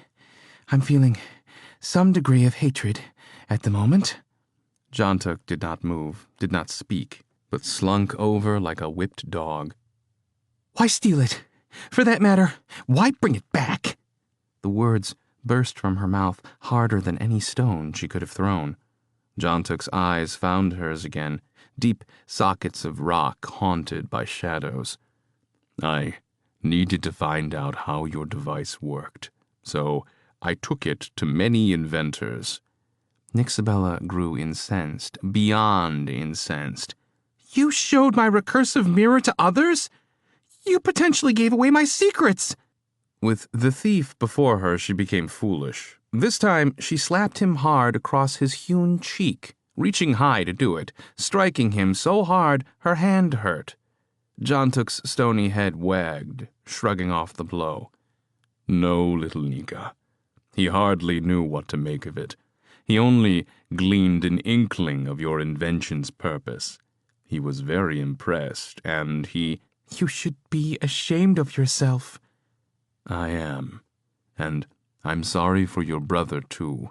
I wish him well. I'm afraid I was not honorable to him." "My brother? How do you know Nick? What did you do to him?" Jontuk's demeanor sunk even lower, if that were at all possible. "We struck a deal. I would procure some exotic items for him, and he would pass along information about your device. Eventually, you and I were supposed to meet, although I don't think your brother ever planned for that to happen." "What things did you procure for him?" "The bugs." Cogs spun in Nixabella's brain, and she instantly saw how her brother had been involved from the beginning. His interest in her notes, him losing the very same notes, his goading her at bomb bricks. It was all very typical of him. Surprisingly, she wasn't surprised. Her emotions took a turn, deflating, her anger burning off to a mild simmer as she realized how in the dock she'd been. Nixabella glanced at the giant's wounded shoulder. "I hope it hurt." "Aye, it still hurts." "Good. What else does my brother know?" "He doesn't know anything of what I just told you. He's only aware of our deal." "Which is off now." "Aye." Nixabella's waning anger was interrupted by giggling. Jancy, one hand over her mouth, was stifling her laughter. Jancy saw the look on Nixabella's face, which only made things worse, and the tiny sounds grew into a barely containable string of bucking breaths, until Jancy had to cover her face with both hands to keep them in. "What's so funny?" Jancy took a deep breath in an effort to calm herself. "Just seeing little you berate this brute of a stone kid." She mashed her eyes shut, and tears rolled out. "I don't see how that is so funny." Jancy's face turned red, and she drew her knees up and hid her face, gently shaking behind those knobbly legs of hers. Nixabella glanced at Jontuk where he knelt, still as docile as a pup. "Oh, why not? Everything has been going left for a long time now." "Okay, maybe a little funny." Nixabella allowed herself a light chuckle, measuring the comical size of the rockman. Still, she wanted to get to the bottom of this theft. With her emotions under control, questions formed in her mind. "Now that I'm caught up on the theft of my automaton, I'd like to know why you did it." "He did bring it back, Nika." "I'll hear him out." She squared up on Jontuk and took her automaton from his hand. His face, as hard and chiseled as it was, wilted with a mixture of longing and despair. Nixabella inspected the tin doll and found it in worse shape than she thought. She could only hope its insides hadn't been shaken to pieces. "Fine, Jontuk of the Stonekin. Start from the beginning. Why would you steal from me and then come back begging for my help?" Jontuk adjusted his massive weight, at least 3 tons of him, and looked unsure how to begin. Strange behavior coming from one so imposing. "Tell her the whole story, Johnny. Tell her what you told me." Jancy, a touch of humor in her voice, crossed her stocking legs and appeared to be setting in for a long tale. "You're going to love this, Nika. I brought a hot tank of Snolt if you want to sit and get cozy. It's quite a story." "No, thank you." "You sure? "I've got a little gnomish stove mash to mix with it. Wonderful stuff. Never had the stomach for hard liquor until lately." Nixabella shook her head and then had second thoughts. "Oh, very well." After Jancy had poured her a warm mug, heavy on the mash, she leaned on the rock between Jancy's swinging legs. "Go ahead." Jontuk's eyes held a frightening intensity, a white-hot light burning outward from within, pushing the cooler reds away. His jaw worked like 2 bricks grinding together as he struggled to find the right words. He tilted his head sideways and gazed upward. "The universe is bigger and more frightening than you know. It holds tremendous beauty and also terrible chaos. Some chaos is good, and one might say a part of the natural order of things. Just as life dies and is reborn on your world, so it is with mine, the chaos of rebirth. In your world of Solinar, forces beneath the ground shift and pull minutely, changing the surface by scant degrees each year, while on my world, the ground is like a roiling ocean of molten core, evolving the face of the planet in just seconds, a chaos we build our homes on and around. We populate, we live, and time goes by like a whisper. It goes on. There is a point to this kind of chaos, because it corresponds to something important, to a movement, to a crucial progress, as it is with your world. Both would perish should the natural order be interrupted. But there is another kind of chaos, the kind brought about by others. This chaos visited Rockholm nearly a century ago by the warlords of Wayar, riding upon the wings of dragons, descending in flying machines that spewed foulness, and war mages whispering insanity to us in our dreams. If it had been just a physical threat, not a single Stonekin would have turned away from the opportunity to defend their home. But no, our demise started with a small betrayal, spun from lies and deceit, until a great artifact of my Stonekin was stolen and given to the warlords. My people became slaves without so much as a fight." Jontuk ground his good stone fist, and Nixabella was suddenly thankful for his restraint during her tirade. "Who was it? Who attacked you?" Nixabella leaned forward. "The Baron leads them, the child usurper, but Martrus the Foul was the instigator, the Baron's right hand. At the time, my people were naive to the dangers of the universe. We knew nothing of the warlords of Wayar, nor did we care. I will spare you the minute details, except to say that the one who betrayed us, one of our very own, based on promises whispered in his dreams, delivered the staff of Rilyak to the Baron. The staff holds the stone of life, the magic by which all Stonekin are bound. Whoever possesses the staff and the stone controls the Stonekin." Aye. Jontuk finally stood, head bumping against the roof and sending trickles of dust and stone down on them. He winced and clutched his arm to his side. He shifted and went onto his other knee, resting his weakened limb on his leg.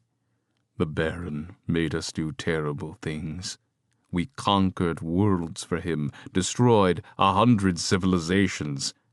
For the first time, Nixabella noticed the thin spiderweb cracks running all through Jontuk's skin. Around his eyes, droplets of water pushed out, condensing and then splashing on the ground. Crying. It might have been an embarrassing moment for the huge warrior, but to Nixabella it was touching. "So, how did you come to be here? If you are a slave, would this Baron not keep tight rein over your people?" "The Baron doesn't fully understand the staff or the stone. If he did, I would not be here. He would know my every movement, my every thought, but he hasn't yet mastered it. Some of us found ways to escape, traveling to other worlds without his leave. I faked my own death in a great battle and came all this way just to speak with you." "And to steal my invention," Nixabella wanted to say, but she held her tongue.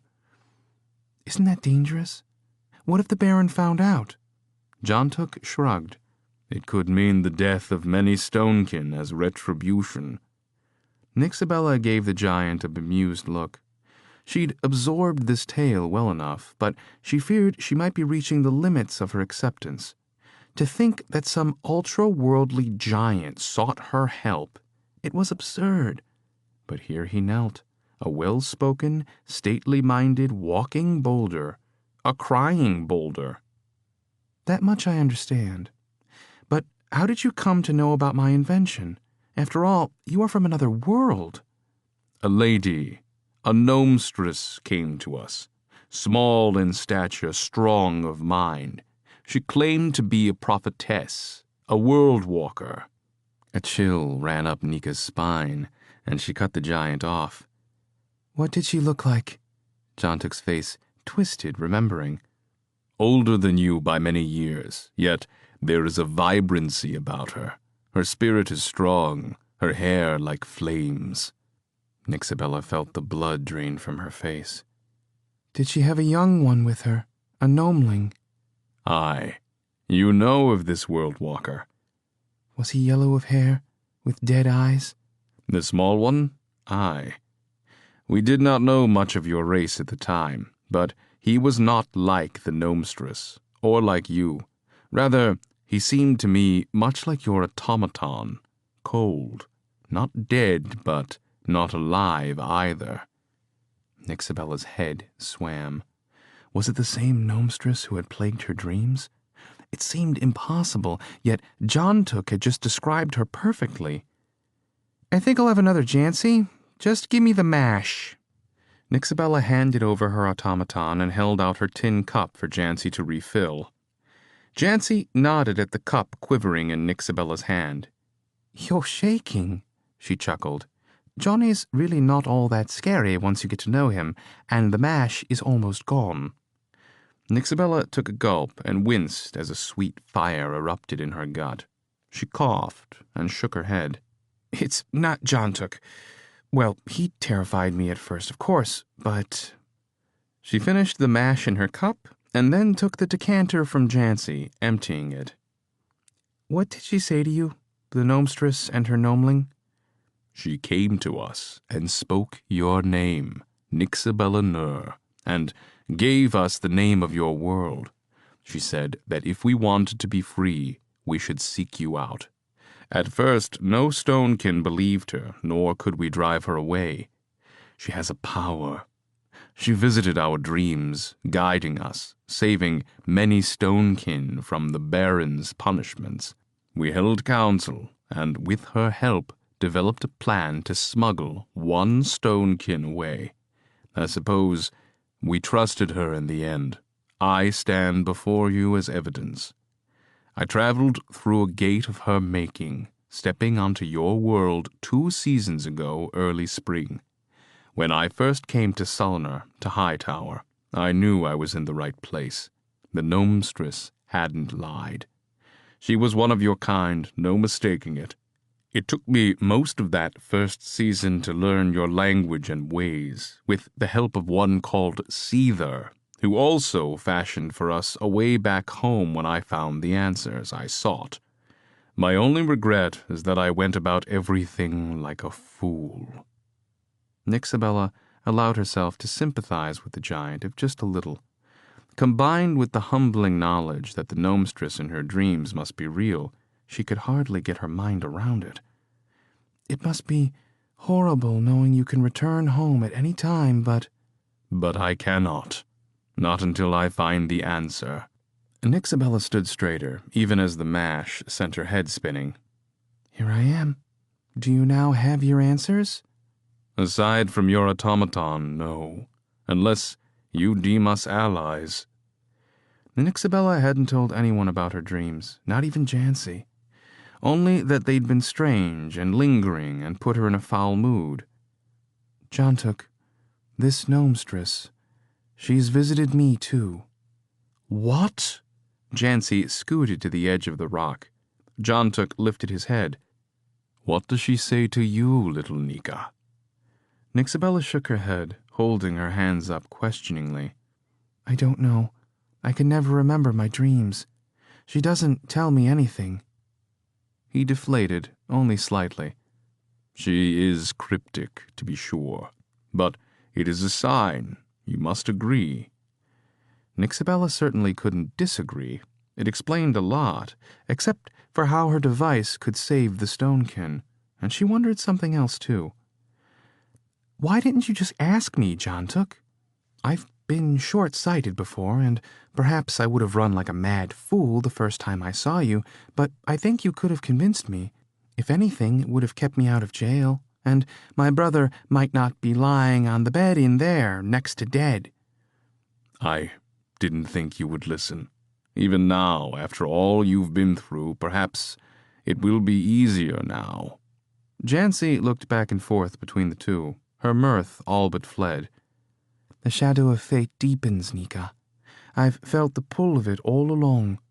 Normally, I would not have remained in Hightower this long. I would have gone as soon as your brother ran out of coin. You have to understand that's just how it is with him. You stay until he pays, and then you go.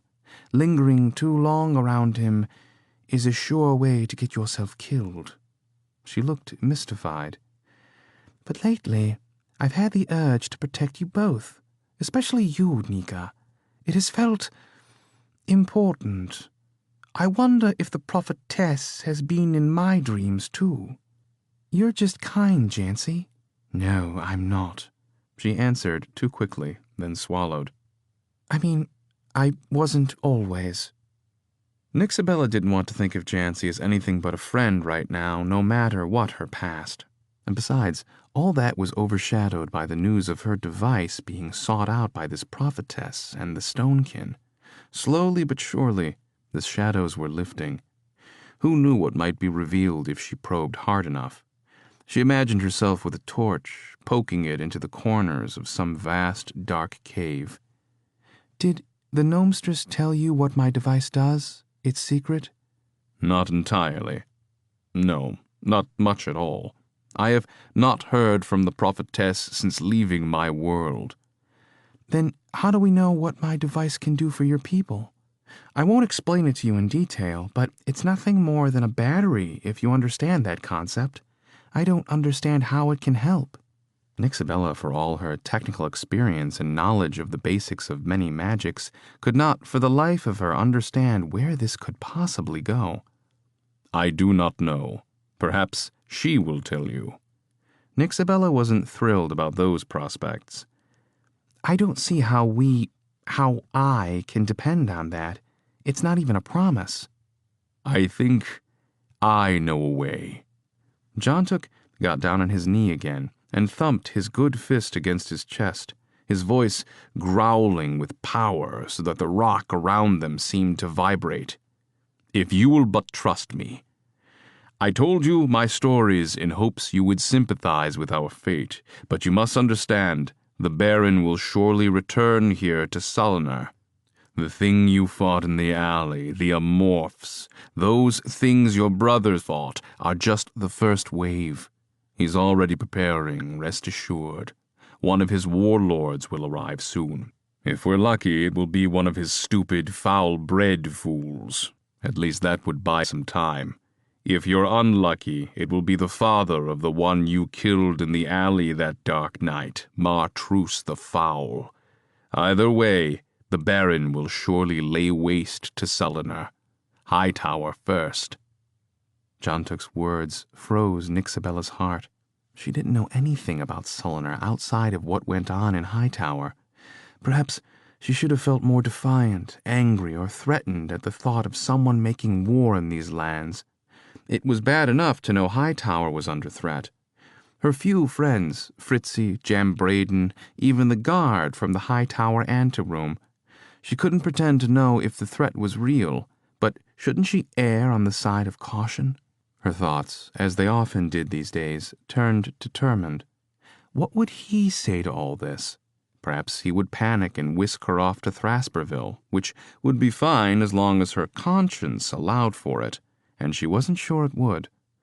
On the other hand, Termund might be intrigued by the idea of trying to save an entire nation of Stonekin, of saving the world as they knew it. He mentioned wanting to develop her device for good, and this would certainly give them a cause. And which would you prefer, Nika?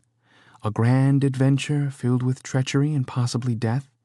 Or a cozy lifetime with Termund in a nook beneath a mountain, complete with all the gnomish amenities, surrounded by those who would never judge you? A retreat where you and Termund might develop the recursive mirror in your own sweet time and play house, too. I think you know what you want. But what will you actually do?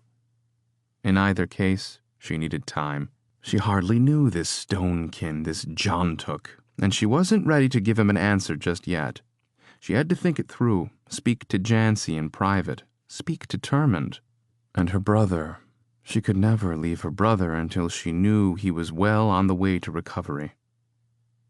I will think about it. Think? But you know what I say to be true. We're caught in the pull. We are inseparable now.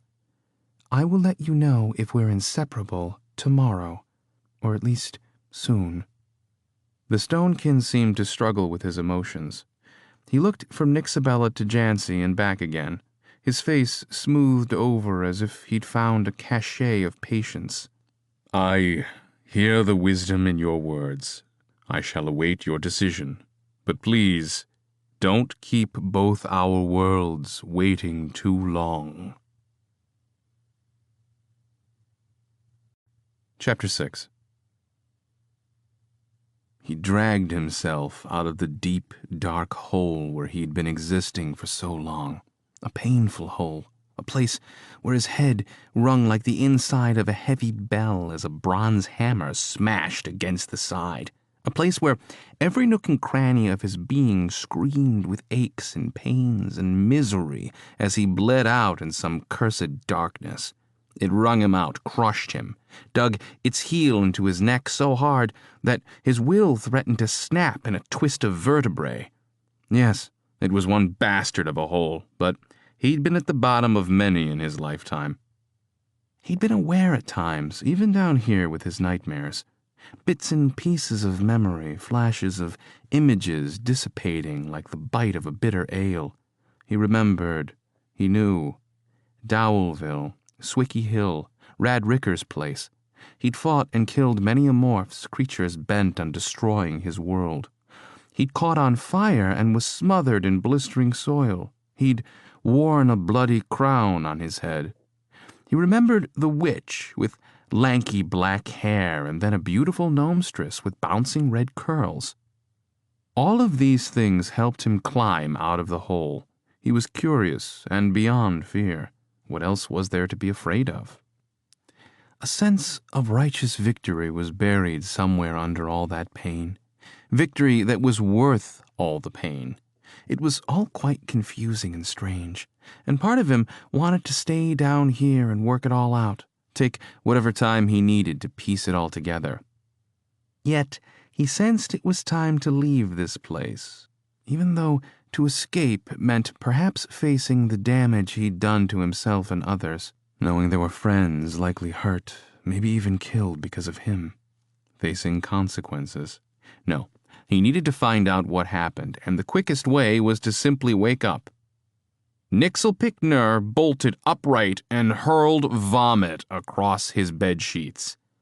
"Oh," someone said, fumbling with something outside his field of vision. Nixelpick was instantly aware of an empty space inside him, a space once filled with heady power.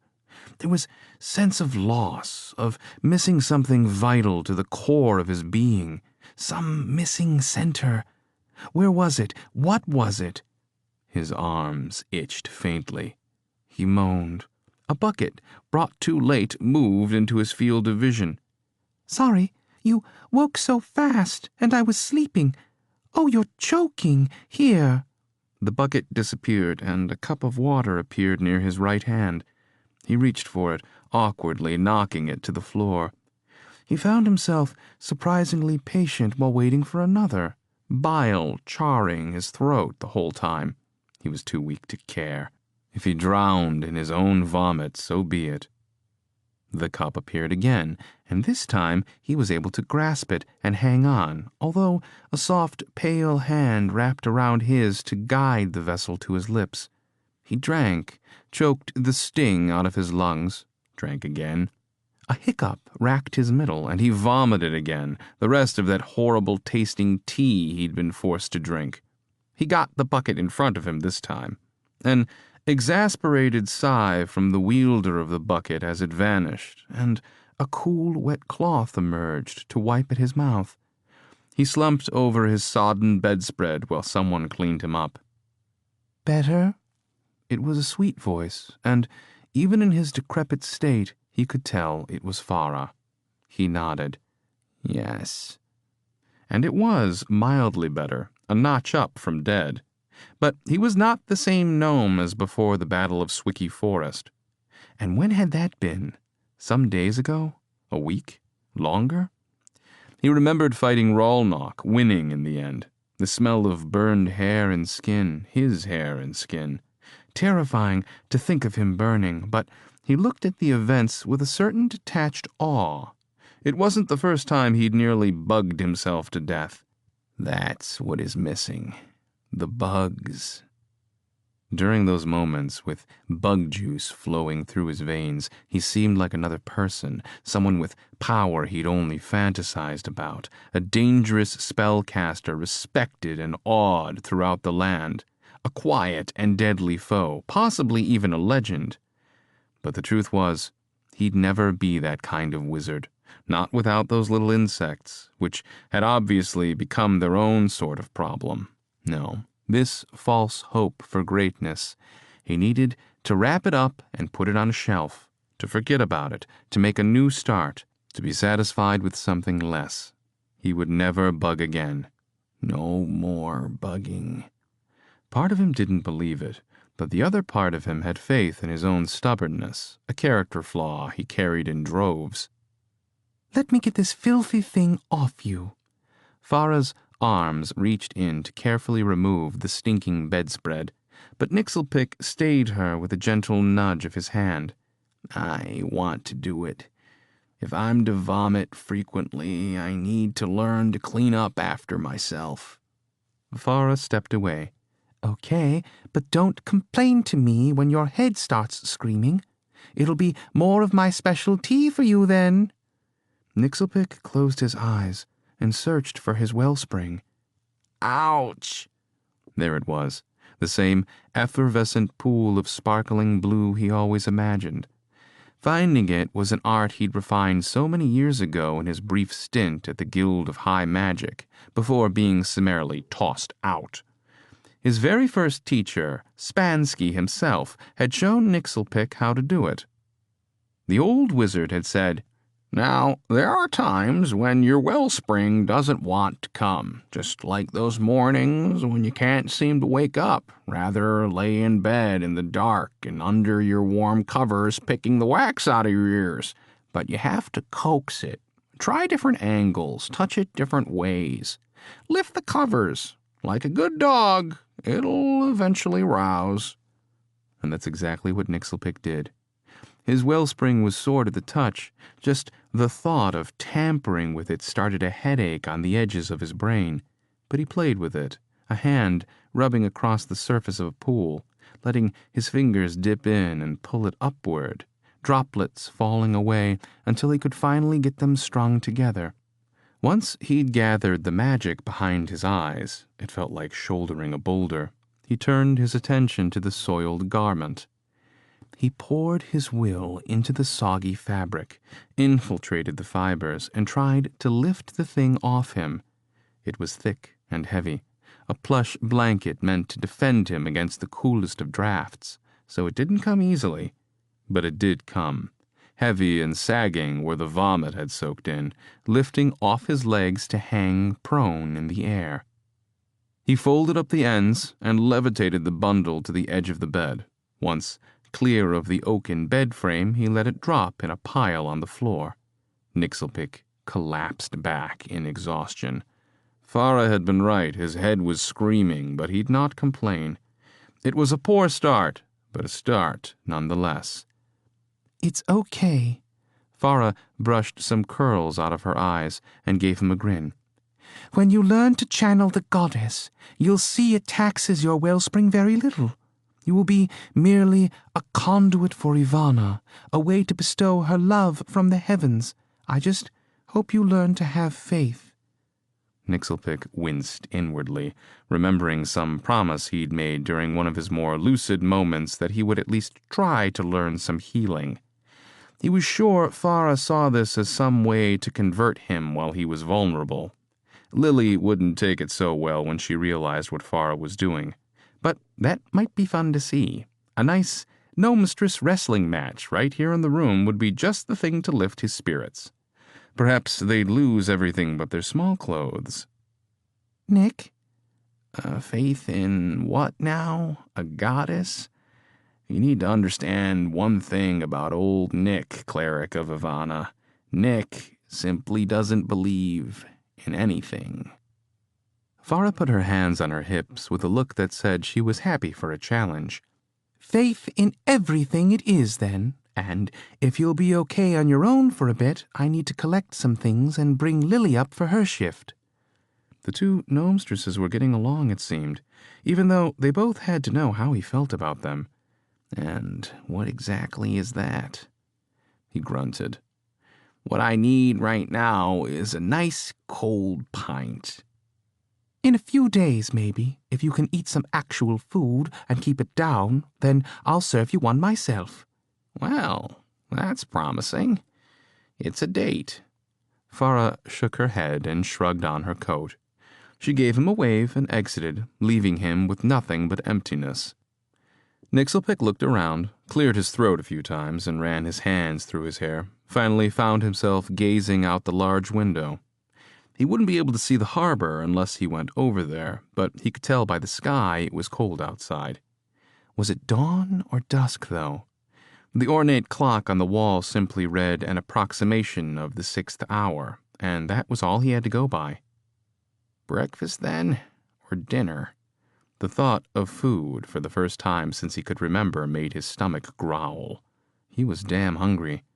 He would ask Lily to bring him something when she came up, and yes, it would be breakfast, no matter the hour. Or you could just get it your damn self. The receiving port is right over there. He tested moving his arms and legs. They still ached. Everything ached. Yes, if Lily didn't show in a few more minutes, he'd just have to go get something himself. Solitary snowflakes whipped against the windows in a sudden gust of wind, filling him with a sense of peace he'd not experienced in a long time, a sort of weary clarity one finds after a long sleep. He reviewed recent events again to glean any tidbit of insight or enlightenment from his memories. The discovery of the amorphs in Dowelville, Deadspeak and its residuals, the weight of souls heaped on him so suddenly, the fight to escape, and all the rest. The most important question on his mind was what had happened to the witch. Had she been mortally wounded when he'd flooded the amorph hive mind with his powerful suggestion of death? Would she return? He recalled her hatred for him, her will to see him destroyed, her arrogance. If she yet lived, and he guessed she did, there was something between them now, some unbreakable link that could only be severed when one of them died. What of the rest? Had they retreated to their own world, or perished at the ends of Preciser's swords? Perhaps some, but not all. The thing in Harwood Lake remained. He'd warned Dale, but had the Preciser general taken the fight to the enemy? He vaguely remembered a recent visit from Dale, the gnomish leader standing at the foot of his bed, absent Roto, flanked by a rather crass-looking young gnomestress. There'd been others too, Spansky, Medesa, the Thrasperville gnomes.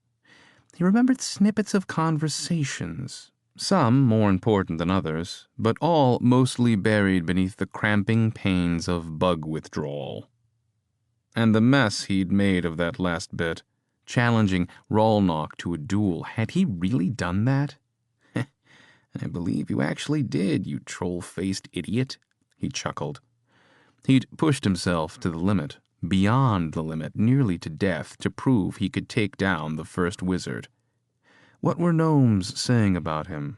Was he a hero? Would they shy away from him, terrified the next time he walked down the street? He supposed he'd know soon enough. Nixelpick leaned over, opposite the side Farah had been sitting, and fished between the nightstand and bed. He clutched the grain-dusty cover of a very old book and pulled it into his lap. Concentration Reanimation, 5 Habits of the Highly Effective Necromancer. It was a small tome, half the size of any one of Rolnock's colossal volumes, its pages thin and delicate between his fingers.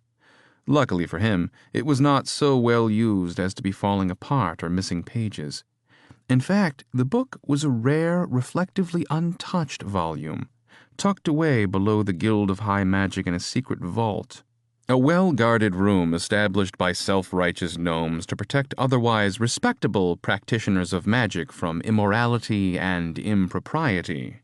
Nixelpick was not a respectable practitioner. It was a vault that his friend Caliquick had access to, and he had done Nixelpick a favor by fetching it. Farah would be angry. Hells, everyone would be angry. Necromancy was not something to tamper with. There was a reason guild academics shied away from the dark arts. Aside from accidentally calling unsavory spirits into the world of the living, it could easily get one killed. But he already had one foot in the pond with his dead speak, so playing in darkness was nothing new. What else was he to do? Healing? Did Farah really believe he could go from slinging tremendous power around to donning the gray and blue of Ivana? Those pompous asses.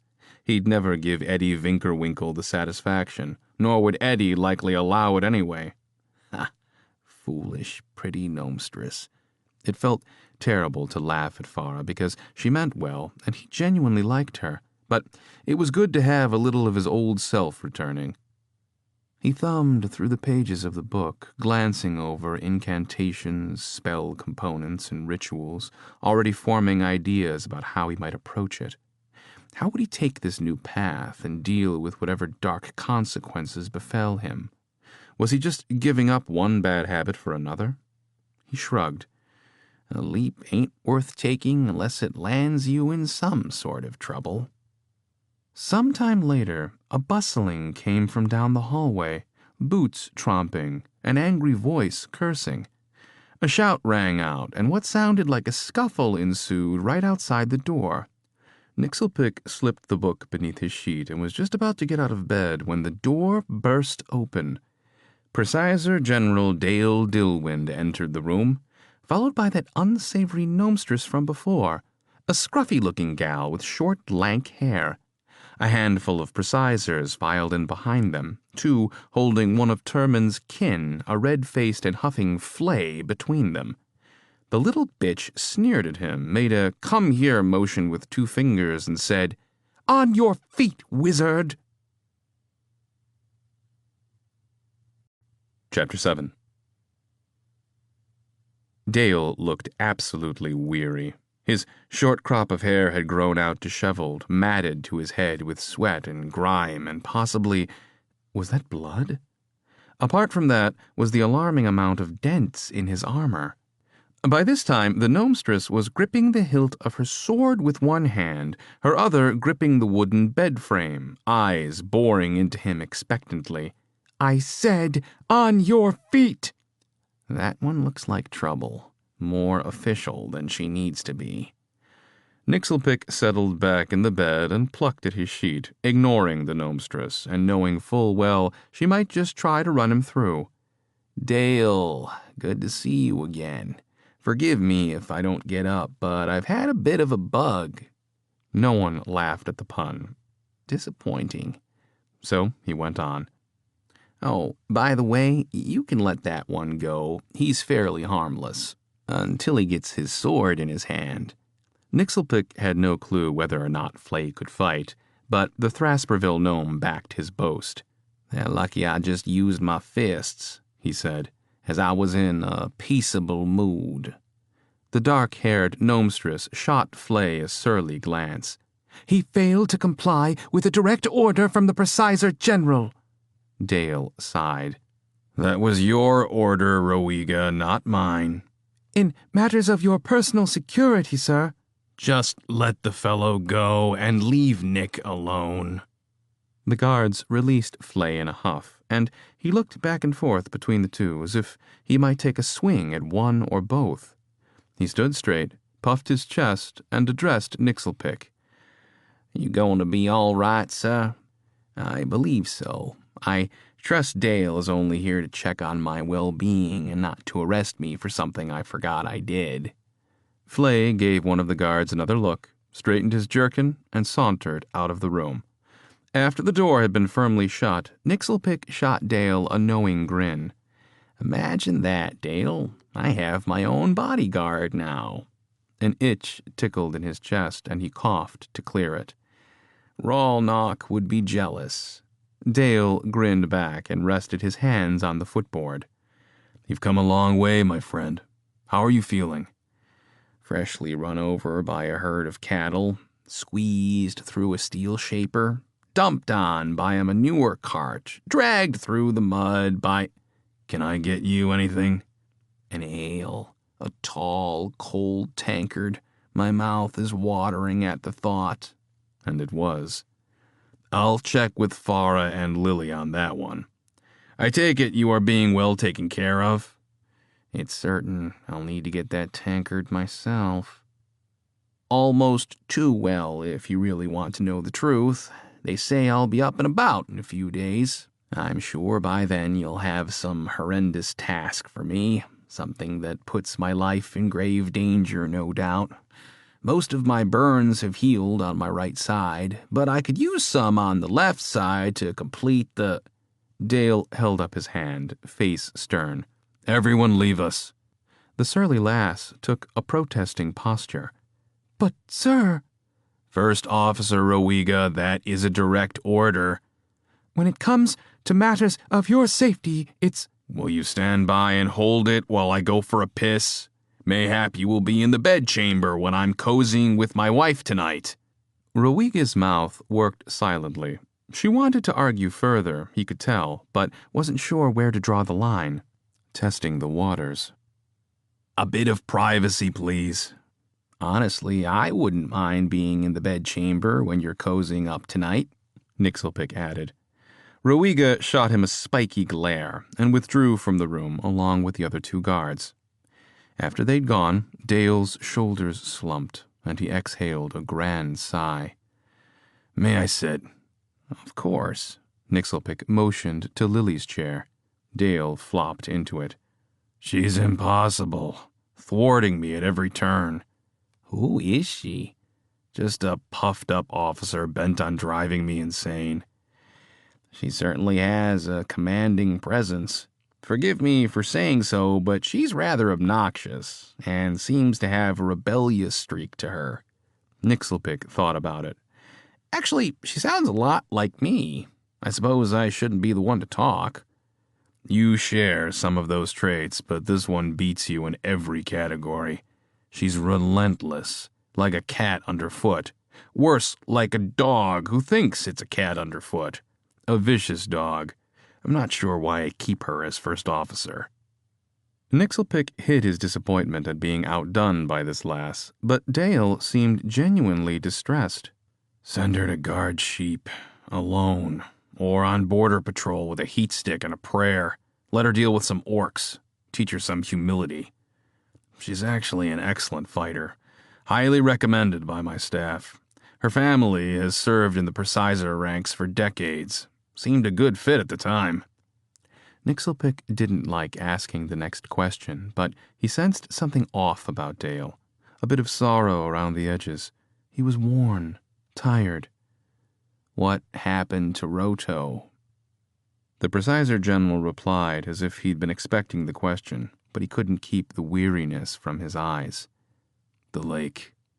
We went to the lake. It was just as you said. We killed it, but Roto didn't make it. Nixelpick felt himself opening up to Dale, a natural empathy for his loss. Nixelpick had certainly lost his share of companions. Nixelpick's dead speak spoke. Interesting. Bits of the old officer lingered around Dale like the smell of perfume that remained after a hug with a pretty gnomestress. Nixelpick sensed Roto's stubbornness, his bull-headed attention to life. Nixelpick sensed his friend's dead spirit was part of what kept Dale on his feet. While he couldn't glean more than that about Roto's death, this was the first time in a while Nixelpick had felt his dead speak so acutely and so long after someone's death. And that the dead could still affect the living. Could his powers, his necromantic ones, have grown in all this?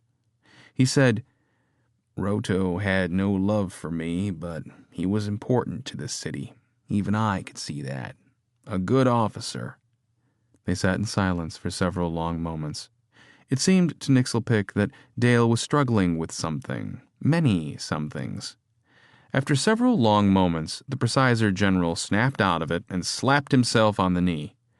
So, my friend, how long until you're back on your feet? Since you mentioned it, I could use you at my side. Nixelpick shook his head. I just woke up. I haven't had time to even think about it. My magic, I'm not quite sure where to pick up. It's your magic, don't you know? It isn't like that. Magic depends on the mind and heart of the wielder. My head hurts. My confidence. Dale smiled and patted his hilt. Steel is no different. I've doubted myself too, especially lately. But it didn't keep me from drawing my sword. Nixelpick nodded, conceding the point. If not at my side, then perhaps at the High Council? I hear that once you're fully recovered, Elray will offer you the position of First Wizard. I suggest you take it. Strange hearing that. It was something Nixelpick had always wanted before. Why wasn't he elated at the thought? That's something to consider, and I will consider it. He caught Dale's eye. The Presider General's look was cold, yet somehow friendly. Nixelpick shook his head. You're going to tell me I don't have a choice. Dale chuckled and slapped the bed. Of course you do, just not much of one. A slight tremor of mirth wiggled in Nixelpick's chest, and for the first time in a long time, he laughed without coughing up his lungs.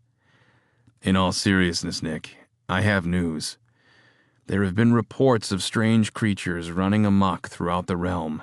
Not orcs, not tree boars or trolls, not even those bloody amorphs. Other things. Things like what the amorphs abandoned at Ribbon's place. Creatures from some other world. The Ultra Worlds. That's what Elray said. One of our scouting parties in the southern reaches gave chase to a great red stag. Thing was huge. Could run like the damn wind. Strange, but still an animal. It led them into a narrow gully where a half-dozen came at them from the front and rear. I lost 2 precisers before the rest could fight free. A trap? Yes. Organized scouting parties. We're being watched, tested. That's why I need you. Nixelpick understood, even though a small part of him felt like gathering up his things and fleeing once and for all. Ah, but after all these years, Hightower had finally grown on him. More like in you, like a damn thorn. Strange. After beating Ralnock and solidifying a potential position on the High Council, as First Wizard no less, Nixelpick never felt more unsure of himself. He desperately wanted to speak to Nika for some reason. I've sent a half-dozen aerostats, anything that would fly, to the far corners of Sullinar. Their mission is to seek help from the humans, dwarves, Pelorians, anyone who will listen, even the swamp elves. That serious? Why take any chances? All the evidence points to heightened hostilities. I just don't know how or when. Where did you find that many aerostat captains? The Presizer General chuckled. Pulled captains and crews right off the decks of their ships and reassigned them to the skies. I've got one of my best on her way to pay a visit to the swamp elves. You'll be lucky to get her back then. Who is it? Stenna Wavebreaker. Nixelpick couldn't keep the grin off his face. Stenna Wavebreaker, one of the nastiest, most impressive sailors he'd ever met, who could down a tankard and smash you in the face with it a second later. Stubborn and disciplined, that one. I had an ale or three with that gal. She can drink me under the table twice over. Wouldn't call us friends, but we sure ain't enemies. Tough lady right there. If anyone can wring some help out of those filthy bastards, it's Stenna. That's what I thought. When I first asked her... Dale was interrupted by another commotion at the door. This time, the shouts ended as abruptly as they began. The door swung open, and Rowiga was pushed through. "Sir?" "Rowiga, what now?" I've been disarmed, sir." Nixelpick expected her to look put off. Hardly so. She looked puzzled. "By who?" A tall, thin girl entered the room, hardly needing to duck to fit under the doorframe. Luckily, old gnomish architecture was on the side of big, perfectly comfortable for humans or elves. "By me," the girl said, and tossed Rowiga's sword across the room. "Jancy." Nixelpick hadn't seen much of her since he'd gone off to the Southland farms with Dale, and he could hardly contain his emotions. She looked beautiful. Vengeful even, with those shining green eyes that could split stone with their glare. And those blades at her side never failed to give him chills. A hard thing to do. His sister was on Jancy's heels, her face red with aggravation. "Sorry, Nick."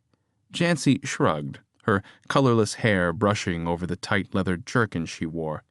"This one wouldn't let us in, and the way your kin have treated you, I assumed you were in some sort of trouble." Dale nodded, leaning forward slightly in his chair. "Understandable. Jancy, is it? Rest assured, I'm only here as a friend. Nick and I fought together at Swicky Forest. Please, forgive my first officer." Jancy gave a slight nod in return.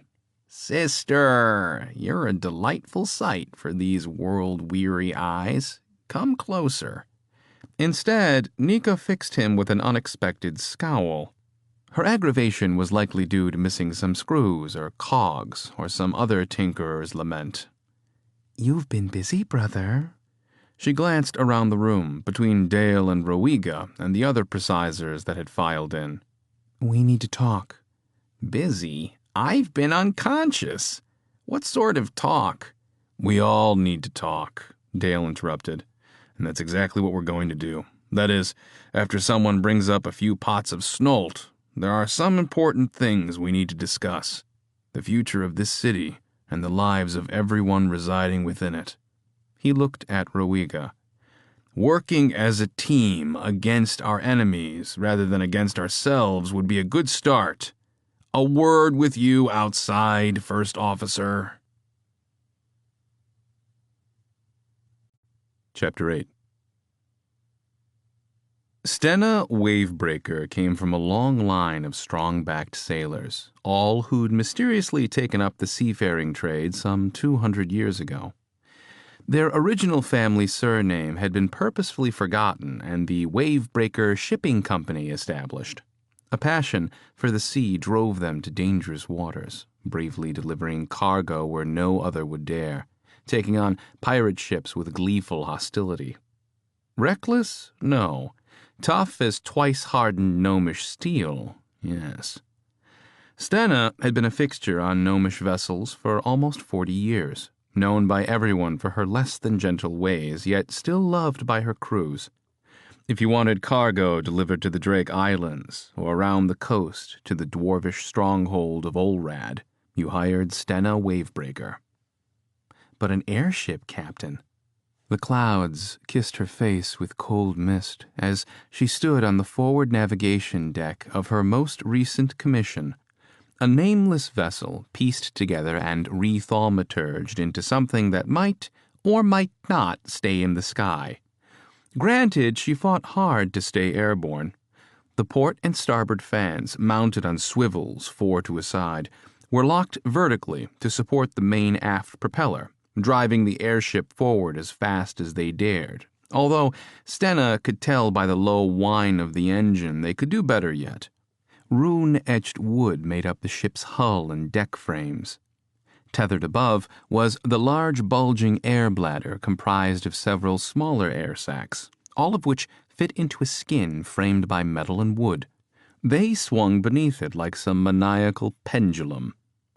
Stena put her boot into one of the many rope anchors in place around the deck as the vessel heaved up against a wall of wind, tilted at a precarious angle, threatening to roll her down the deck. She'd been trying to read a map and resisted the urge to toss it aside and clutch an anchor rope. No, she must exude utter confidence, unwavering fortitude, and insurmountable strength. She couldn't show one sign of ground kisser's weakness. Her foot tightened beneath the ankle rope, muscles straining taut up through her leg. Her eyes fixed on the flag of Hightower fluttering from a pole near the prow, a white cog on a field of blue. Her heart swelled with pride at the sight of it, even as she gritted her teeth from the ship's billowing. Just like the surge of waves below your feet, Stena. The crew of 4 followed her lead, anchoring themselves while continuing to go about their business with cool efficiency. Levers flipped, shouts rang out, and water surged through pressure lines. The engines whined with increasing effort as the gnomish crew steered the vessel up the wave of wind. She called out with a boom, "Hang tight and steer her right, good gnomes!" The wind ate her words, and she repeated herself loud enough to be heard, squinted against a fierce pelt of rain, and wheeled her crew onward. The only one among them not part of her crew was the linguist, Bertrand, who Dale had assigned at the last minute to help communicate with the swamp elves when the time came. Yes, the swamp elves. Who knew if they still existed? Stena and her crew were to find out, but they would depend on the linguist to keep them alive. Right now, Bert was below with the cargo, undoubtedly hanging on for dear life with a bucket on hand in the event his dinner came up. At the crest, the ship hitched and evened out. Stena relaxed. She knew it wouldn't last, though. Soon, there'd be another brutal wave of wind to batter them in some unexpected direction. Being on a stormy sea was smooth as a baby's bottom compared to this. Her crew was just too new, too green. "Maintain altitude," Stena shouted. "The first of you who figures out how to keep this bucket of slop from rolling on its head gets an extra fill from the cask." Stena secured the map to the controller's table with corner clasps.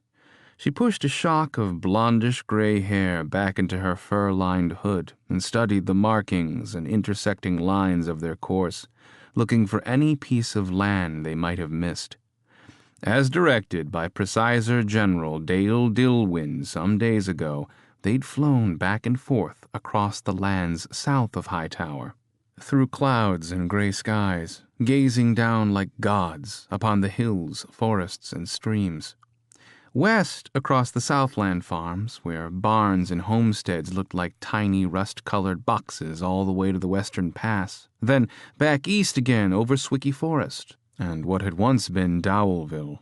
Stena had directed them to fly low over the newly charred Harwood Lake, marveling at the massive carcass of the mother amorph being hacked to pieces for disposal by gnomish workers. Stena had attached a note with their current report to a ship weight and dropped it down to the officers directing the cleanup crew. One officer had gone to it and waved up at them. It was then that Stena realized the importance of their mission and Dale's genius in sending the airships to the sky in the first place. Hightower hadn't been threatened by outsiders in almost 200 years, yet the Presizer General had taken it upon himself to shake this sleepy town awake. He'd launched a half-dozen ships to the far corners of Sullinar to seek help from races they'd not had contact with for decades, centuries even. Stenna's mission was the hardest by far, and she would do everything she could to be his eyes and ears in the sky. While she was confident in their mission, she was also 100% positive it was a fruitless task.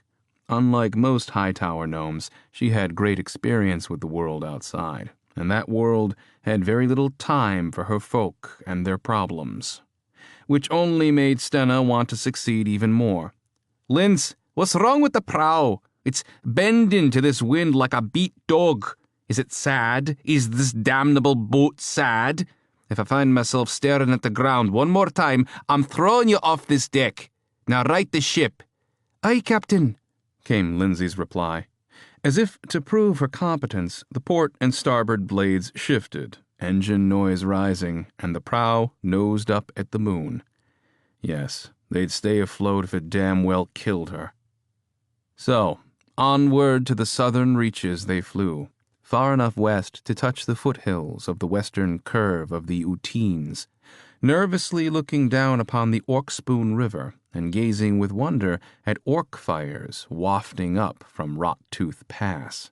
A quick turnabout where they fought more crosswinds, heading east again in a zigzag path all the way to the coast, where Stenna plotted anew.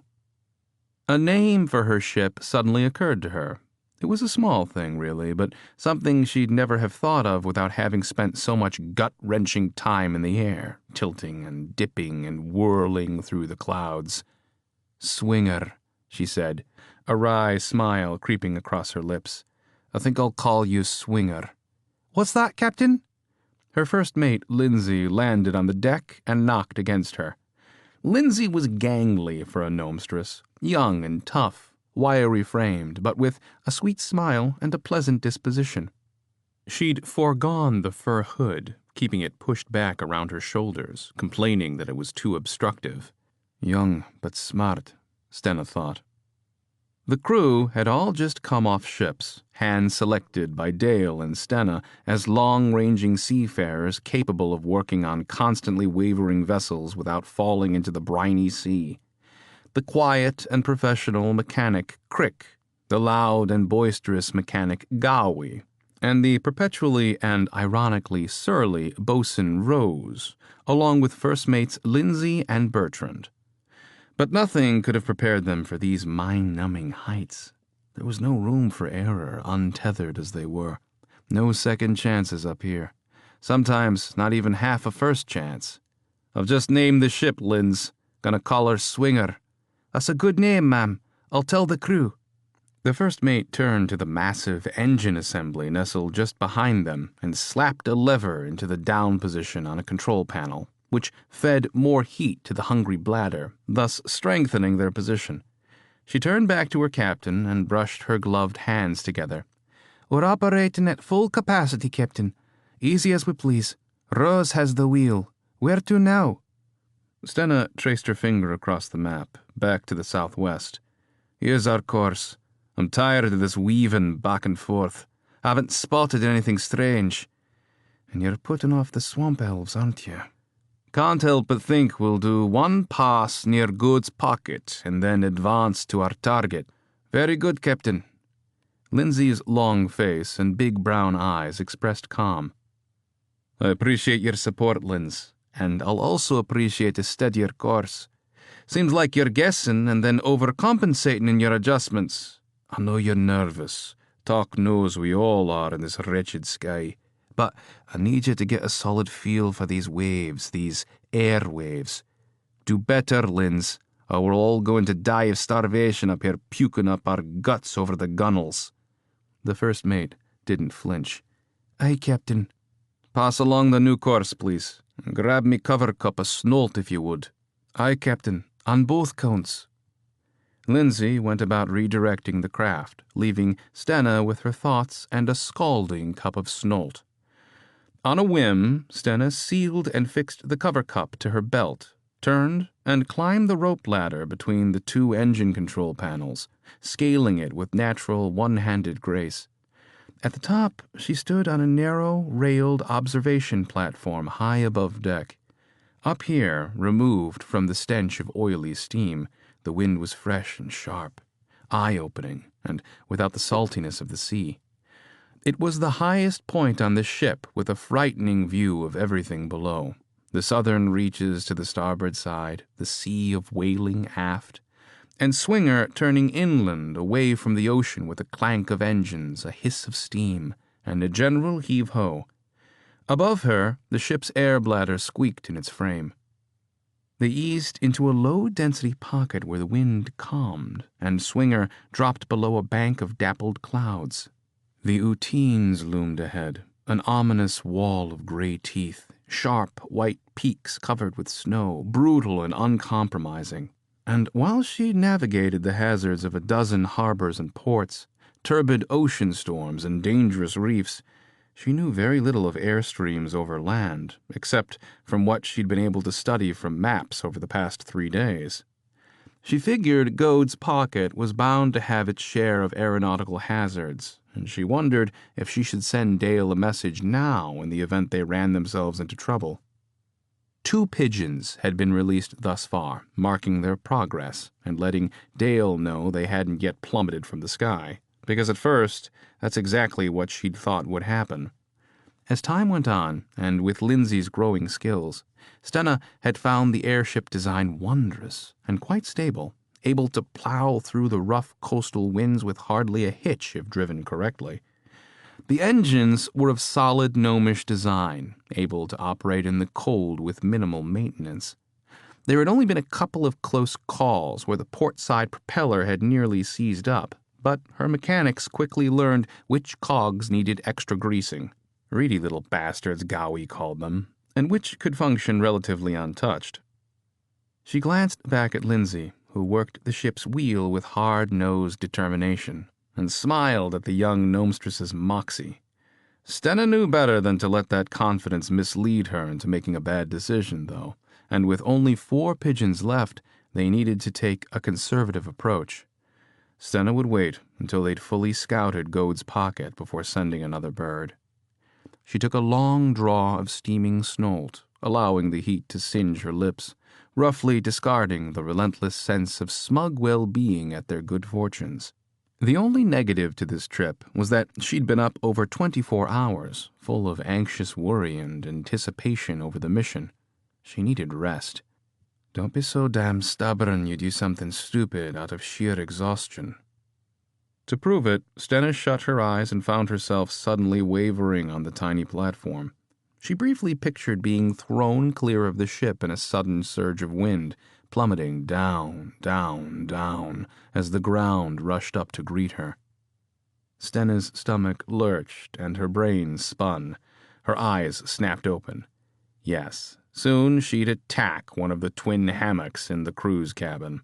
Until then, the motion of the ship would have to do, the swaying becoming more familiar by the minute and her legs growing more accustomed to the ship's grumbles and shakes. Stenna began to bond with Swinger, as if it were her first ship. She pushed her anxiety aside, for she was learning Swinger's habits and just how to guide her along. Chapter 9. Nick Sabella sat in the corner near the window and away from everyone else. She felt edgy, uncomfortable, hot. She didn't like the growing crowd, their murmuring, their looks, the unmistakable smell of oiled steel and boiled armor. What was the meaning of all this? What if she wanted to leave the room? Would the precisors guarding the door let her? Were they under some sort of arrest? The relatively large suite, large for 4 or 5 gnomes, that is, had grown quite stuffy and full, and fuller as more entered. Aside from the guards at the door, there was Precisor General Dilwind and his first officer, a sourpuss called Rowega. It was Nick Sabella's opinion that Dilwind had dressed the first officer down outside after she'd been disarmed by Jancy. Rowega was standing near the guards, a perpetual frown on her face. Nixabella pressed her hand against her forehead, swiping the sheen of sweat with her palm, while her eyes drifted to her brother. Lily was on one side, watching the soldiers, while Nixelpick argued with Farah over a glob of pea-colored ointment the cleric was attempting to rub on his face. "Get it away from me," he groused at her. "Damn stuff stinks of ass and turns my forehead green for talk's sake." The cleric remained persistent, feigning jabs with her glob-covered thumb, even as he swatted at her hand. "I know you're feeling better, but the fever will return if we don't continue treatments." Nick finally crossed his arms and relented, allowing Farah to smear the poultice all over his forehead and the scar across his pate. Nixabella smiled. Her brother was getting his old self back, it seemed. Flay, Terence, and Uncle Britt, referred to as the Thrasperville gnomes, suddenly bolted in. "What's the meaning of this, Dale?" Uncle Britt huffed, dressed in his bedrobe and slippers. "I was just rousing from a dream about magnificent dragons. I just tamed a massive golden green beauty. You know how ruinous it is to one's dreams when they're spoiled by a gods be damned ballyhoo? Just a meaning of the minds, Britt." Dale put his hands up to placate the elder gnome. "Sorry to have woken you, but now that you're here, why not make yourself comfortable? Snolts and cakes in exchange for your wisdom. I need your help, good friend. Please."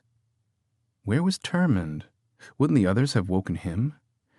A table in the center of the room was heaped with dishes with pastries on top, 4 large decanters, too, all hot to the touch. Several chairs were placed all around, and the Thrasperville fellows joined them, but not without some reservations. Flay was practically bouncing in his chair, eyes darting around like some trapped animal, hand never straying far from the hilt of his dagger. Even soft-faced Terence seemed to have some misgivings, although he wasn't as obvious about his discomfort as Flay. When Nika caught his eye, though, a smile lit his face. Uncle Britt sat down opposite Flay and Terence and dove directly into the pastries like a starving bear. To Nixabella's surprise, her brother climbed out of bed. He was thin and frail, bedclothes stained with tea and poultice, among other things. But it was much better than seeing him pasty and looking like death beneath his sheets. Lily wrapped him in a robe, and Farah and Lily each took an arm and helped him to the table, where he plopped down in between Britt and one of Dale's precisors, a wiry fellow named Justin Lake.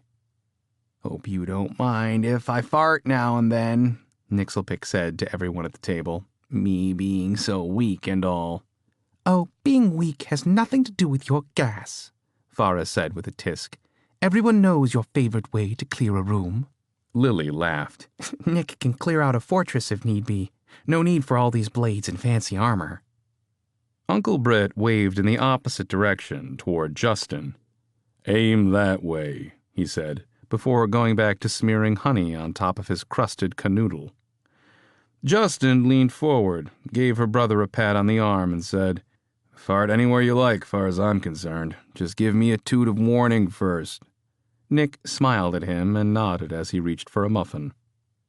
The door flew open, causing Dale's guards to clutch at their hilts, relaxing when they saw it was Eddie Vinkerwinkle, their cleric. Nixabella didn't need an introduction to know who he was. His gray robes with the upward-facing palm on the front gave him away. That and his demeanor. The cleric strode briskly into the room, gave Farah a prolonged look, and sat down across from Nixelpick. He took a cup, slammed it down, and poured it to the brim with Snolt. "This is Farah's mentor and the head of her order. This is the one my brother hates so much." Nixelpick put his hand to his mouth to block Eddie from hearing, or not, judging from his loud tone, and leaned closer to Uncle Britt. "Well, if I do have to loose a horrid wind, I know which direction I'm letting fly." Eddie gave Nixelpick a heated glare, his spiked blonde hair and ever-flushed face adding to his severe countenance. But he didn't rise to the wizard's bait. The tension was thick all around, and it didn't help that the secret of Jontuk squirmed around in Nixabella's head, known only to herself and Jancy, and more distantly, her brother. Speaking of Jancy, The waif of a girl sat next to Nixabella on the floor, between her seat and a large bookcase filled with books and other nautical knickknacks. Even the decorations seemed stuffy. Finally, she could take it no longer and went over to the window, throwing it open to let in some cold air. She took a huge breath and immediately felt invigorated. "Thank Ivana," Eddie said. "Hot, Eddie?" Nix'll pick again. "You always look so damn heated." "No, it's the stink of this room. Repulsive. You'd think a pig died in here." These two will be impossible, she knew. They'd be lucky if there wasn't a brawl soon. Nixabella turned and nearly ran into the Presizer General himself. Dale took a step back and raised his hands. "Sorry, lass. Didn't mean to frighten you." Nixabella pursed her lips. "I don't frighten, at least not easily." Dale laughed and gave a respectful nod. "Of course. You must be Nixabella. You know, I was tempted to throw that window open 15 minutes ago. Hot enough for a bellows in here." She didn't know what to make of the Presizer General. Handsome, but not rugged like Termund. Not rugged, but still durable, though. Dale's face was soft and just a bit round, scruffy with several days' worth of beard. She imagined that wasn't due to a lack of personal hygiene. No, this was a very busy gnome with an expanded sense of purpose, a cause. Perhaps 45 or 50 years of age, compared to Nixabella's 62. Married young, and with children already from what she knew. Surprising, since most gnomes didn't fuss with marriage until their 60s. One of the youngest Presizer Generals, too. Young and ambitious, and now driven to do something. But what? "It's only going to get hotter." He looked around the room, amused it seemed. "I'll agree with you on that, Count General." "Oh, just call me Dale." "Okay, Dale. Why are we all together? Seems we're a captive audience." "You're nervous about my guards. Don't worry. They're my most loyal soldiers, as well as my first scout and first officer. Eddie, too. They all need to be here. They all need to know the plan. But mostly, I don't like repeating myself. If they weren't here, I'd have to call another meeting, perhaps another after that, and I hate meetings. I would have to explain everything over and over. Some things they might not believe. So then I'd have to schedule yet another meeting, just like this one." "And you hate meetings." "Exactly." "So, we're forming a plan?" Dale put his palms on the sill and peered out into the cold, frost clinging to his breath. "We're going to decide some things. Things that might mean life or death for our people." "Why am I here?" Dale faced her, crossing his arms. "Why are you here? Protecting your brother? Some other, more clandestine reason?" His eyes made her uneasy. He knew something. Maybe he knew a lot. Suddenly, Nixabella missed her old workshop, the simplicity of putting things together without fate and secrets, and the gnomes who kept them. "To be honest, I'd rather be working, but I'm here for my brother until his health returns." "What will you do with your invention? Plan on taking it to Thrasperville?" She tried to appear like that was a perfectly natural bit of information everyone besides her and Termund ought to know. "It's a possibility. I haven't decided yet." Dale smiled and seemed comfortable, but his eyes narrowed just a teensy bit. "I read the account of your trial and even had a talk with that Zook fellow. He was quite happy to chat with us when Rolnock would not. Amazing device, your recursive mirror. At least if he can be believed." Nixabella was hit with a new wave of heat, despite standing there at the edge of frigid cold. She felt Jancy shift beside her. Nixabella shrugged. "It's not so amazing, really. Just a new design on an old idea." Dale's eyes relaxed. He gazed back outside at nothing. "You know, I'd rather be somewhere else, too. My wife, Mattina, and our 3 daughters. On a day like this, I'd just be finishing up a chat with my nosy next-door neighbor, Lane Osseltick, or maybe picking up around the yard. Later, Mattina and I would fire up the oven and get to baking. She mixes. I bake." Dale laughed. "Well, mostly I watch her do it all while keeping the gnomelings in line. Don't give me that look. It's a tough job." Nixabella imagined a home like that. 3 young lasses all giggling and playing while the scents of pies and breads wafted from the kitchen. She wondered where Dale lived. Was it one of those places she'd seen walking home from Bombrix? One of those places she'd longed for? Would she and Termund have that someday? I imagine they're a handful. Yes, they are. He smiled a moment, then sobered and leaned in. Well, whatever you decide, make it good. I will, she said. I promise. She wasn't sure why she felt the need to promise anything. She supposed that's why he was a leader of gnomes. He commanded respect. Ah, there they are. Dale pushed away from the window to greet 2 new guests. One she knew all too well. A hawk-nosed fellow with his long gray hair combed straight back and down past his shoulders. Beady, inquisitive eyes. A voice like an angry bird. Elray Stormcranker, known for his ability to call up great storms and to set one's ears to bending with his squawkish disposition. But his acquaintance, this was a fellow she'd never seen before. A human, tall and rail-thin, and seemingly weak as a wisp. He leaned on a cane for support, and when he pulled back his hood, the Thrasperville gnomes, along with Lily, Farah, and Nixabella, all gasped. His head and face was a mass of shiny scar tissue. Angry ridges marred his skin, as horrid as any monster from a nightmare. Dale was not fazed by the scarred human. Hello, Elray. Seether. Nice of you to join us. A shot of Snolt to drive the cold from your bones? No, thank you, the one called Seether said in a voice as thin as paper. Thin but polite, gentle even. I prefer your gnomish tea above all else. Already arranged for some to be brought up. Very nice gnome, the innkeeper. Jowl, Uncle Britt cut in, the next to regain his manners. A fine proprietor if there ever was one. Come, Mr. Seether, is it? Have a seat. Apparently we're here to discuss something. It's all very mysterious. Yes. Seether scuttled over to take a seat next to Uncle Britt. Elray taking place at his right arm, the 3 filling up the side of the table nearest her brother's bed. Nixelpick seemed to be enamored with Seether as well. He practically beamed at the strange human. Nixabella winced inwardly at her initial horror. Seether had probably gotten reactions like hers his entire life. Stupid and disrespectful. The good news was that he didn't seem to care. Good thing you have such wonderful tea, he said. I could never get used to this cold. Come visit us under the mountain soon. Uncle Britt slammed another mouthful of pastry home and talked while he chewed. You'll stay nice and crispy there. Everyone tried to let the comment go. Then Britt realized what he'd said.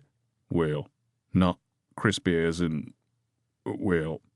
Seether inclined his head. I understand. Walking on eggshells is not necessary because of my condition. Please. He gestured for Britt to continue eating and helped himself to a cup of Snolt. And so they all went back to stuffing their faces, as Nixelpick, Uncle Britt, Seether, and Elray carried on cross-corner conversations as if they'd been friends for decades, the rest of Dale's soldiers keeping a surly vigil. To Nixabella's delight, the door opened yet again, and Termund popped into the room holding a simple, cobalt-colored tea set on a tray. He set it down in front of Seether. Brought you tea. Ah, thank you. Seether set his Snolt aside. The alabaster white bone is the absolute best tea I'd ever had, and I've had many brews in my life, I might add. Nixabella held out her hands, and Termund took them, sending a tingle up her arms. His hair was wild and curly about his shoulders, steel-gray eyes filled with a playful mirth only reserved for her. "M'lady?" "To hell's with m'lady." And she pulled him, fell against him, rested her head against his chest. He wrapped her up, pressed her so close that she could hear his heart beating like a hammer. "I missed you. How long has it been?" 7 hours, more or less. That's 7 hours too long.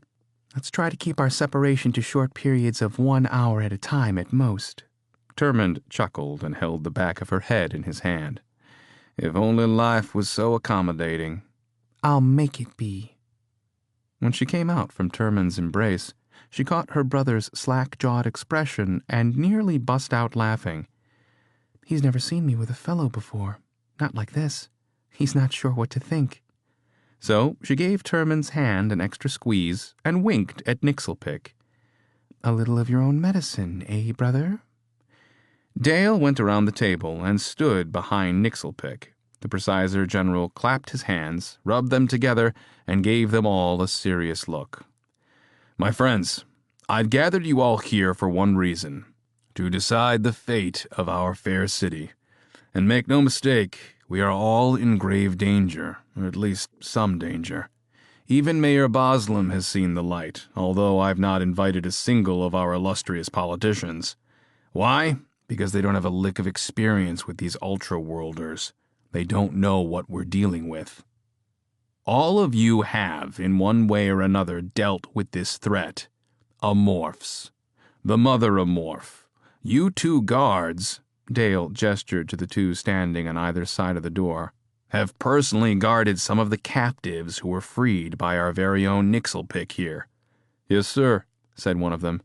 "They're keeping them at the jail." He gulped and shook his head. "Some of the strangest things we've ever seen, me and Rolf." Dale nodded. "Beings the like have never before been seen on Sullinar." His eyes caught Nixibella's. "Or perhaps you've encountered one of these ultra-worlders here in our very city." His eyes slid away, leaving Nixibella with a cold chill. "In any case, it makes the members of this group uniquely qualified to measure what we're dealing with." Eddie tapped a spoon on the table. "I only reluctantly agree that any one of you outside our immediate military persons and city council members has anything useful to add. Unfortunately, Dale and I do not see eye to eye on that account." "That's right, Eddie, we don't. In any case—" Dale sauntered to his right, around Uncle Britt, where he placed his hand on Seether's shoulder. "Mr. Seether, would you care to start?" Seether's scarred lips sipped from his cup. He looked up and smiled, a terrible, gentle mask. "I am more than happy to share my poor, sad tale. If it keeps the light alive in this world, yes, yes, I certainly shall." Chapter 10. What had started out as a night of continued recovery, fussing over him by Lily and Farah, and ultimately boredom, now appeared to be taking a very interesting turn. While still physically weak and ill, he was thrilled to see all these interesting gnomes together. Even Eddie. His hard feelings for the cleric had diminished somewhat, but that didn't mean he'd miss out on having some fun at the prickly bastard's expense. Yes, it was looking to be an entertaining night, starting with his sister. Nixibella's open affection toward Termund had nearly decimated his already fragile world view. Not that her hugging and kissing on that Thrasperville gnome was a bad thing. Quite the opposite. He was genuinely happy for her. Proud, even, in a strange way that he couldn't explain. Termund was a good, strong fellow. He wasn't necessarily the type of gnome Nixelpick would have an ale with, slapping the bottoms of tavern wenches all the while, but his respect for Nixibella was palpable. Yes, anyone could see that. It stirred his heart a little. To think, you shocked me for once, sister. Good for you. The room was quickly unstuffing, the open window ushering in a refreshingly cool breeze that touched him lightly on his face and forehead, sucking the heat out of whatever fever remained. As Seether gathered his thoughts, he looked around to find Lily and Farah had claimed the edge of the bed, sitting cross-legged like two gnomeling sisters about to read a bedtime story. His breath caught, as if, for the first time, at least the first time without the bugs, he noticed how stunning both of them were. Then the strange, burn-scarred man began his tale in a fit of wheezes and coughs. After a sip or two of the white bone, he found his footing. I am known as Seether. His pale eyes crawled around the room, taking in every one of them. His smile greeted anyone who would smile back. My race was called Fireborn, and then later, after our enslavement, Firebred. I am not crippled.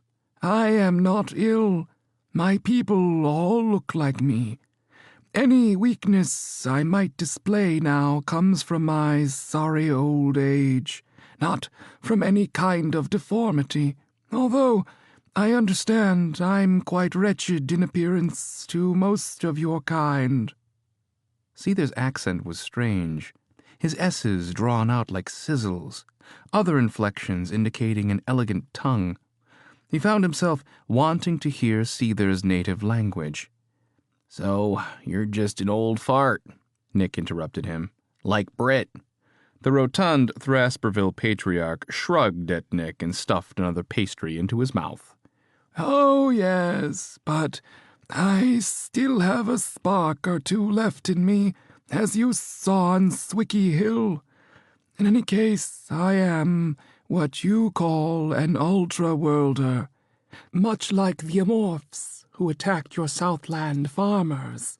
But to me, you are all ultra-worlders, no different than the peoples of the dozens of worlds I visited.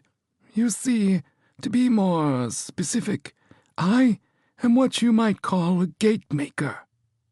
Gate-maker, Nixabella said.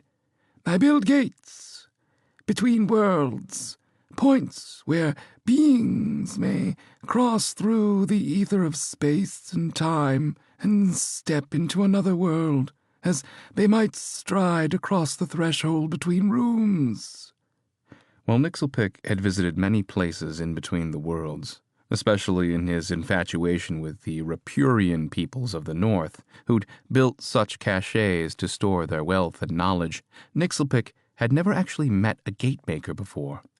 How I came to be in your world is a sad tale, one I can sum up in 2 words. The Baron, a usurper from an outlying Dark Zone world. He rose from the shadows and took control of an ancient stronghold called Wayar, where he dismantled the previous warlords and installed his own mercenaries. Our ambassadors to the normally festive gathering were sent home and barred. Peace was no longer celebrated. Instead, the Baron claimed that the War Council was a tool of justice to help settle age-old disputes on and between worlds. Dale harumphed. How conquerors get their start, historically speaking. Indeed. It was merely an excuse to extend his reach, to take control of smaller, unsuspecting worlds, citing an agenda of justice and order. It was alarming to those who cared, but the last Ultra-World wars had ended centuries ago, and for the most part there had been relative peace. Who cared what powerless entities sat on the War Council? But the Baron brought this animosity to the Dark Zone overlords, who had been stewing in ancient defeats. He dredged up old hatreds and set allies against one another, all the while picking up the broken pieces and reassembling them in his own design. Soon, he was making incursions into Light Zone worlds, and even some negative prime worlds, which are normally dead zones for ethereal travel. No one could have guessed his end game. Which was? Nixabella asked, rapt. Which is, you mean, her brother corrected. Seether shrugged. I'm still working that out. Complete domination, in and of itself a task that would take thousands of years. Quite honestly, the last being who tried died of old age before they could conquer their 9th world. The Baron already has 27 worlds under his thumb. That said, He has become reckless. Most likely, he's simply an ambitious despot who enjoys his daily death and destruction. No one has gotten close enough to him to dare ask his true agenda. Seether cleared his throat.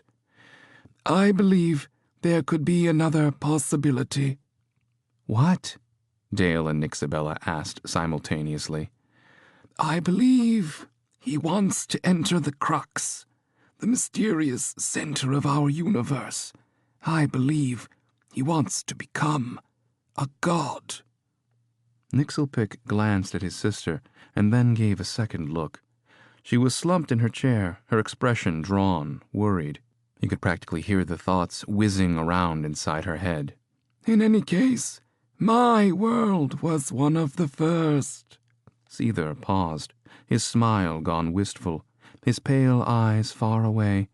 He sighed, that wheezing sigh of his, and then continued.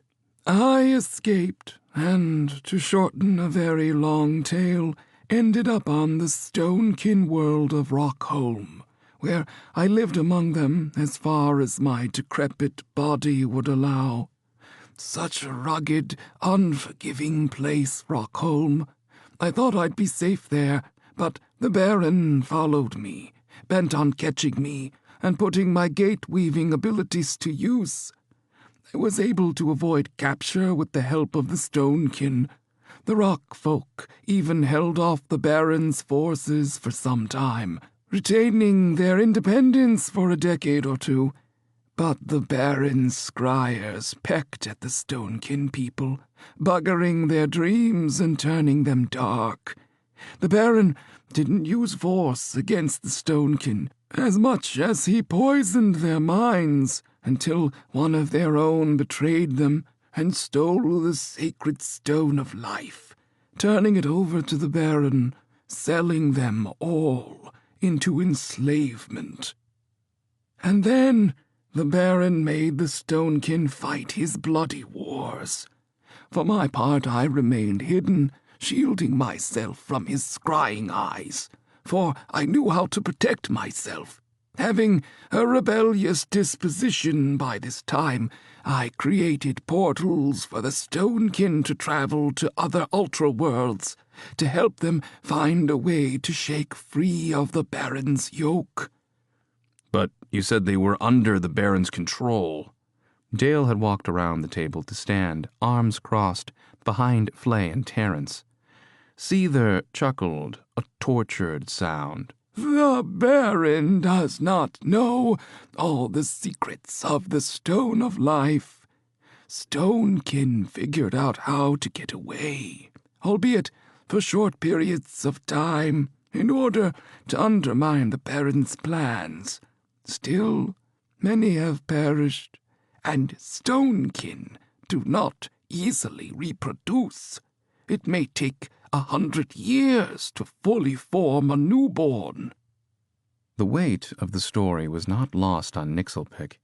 Even as Seether told the tale, he found himself thinking of Jontuk, how the rock giant had first come to him in the Magi den one evening, a huge figure amongst the den's tortured souls. How he'd made his offer to trade Nixelpick anything within reason for information he could retrieve about his sister's device.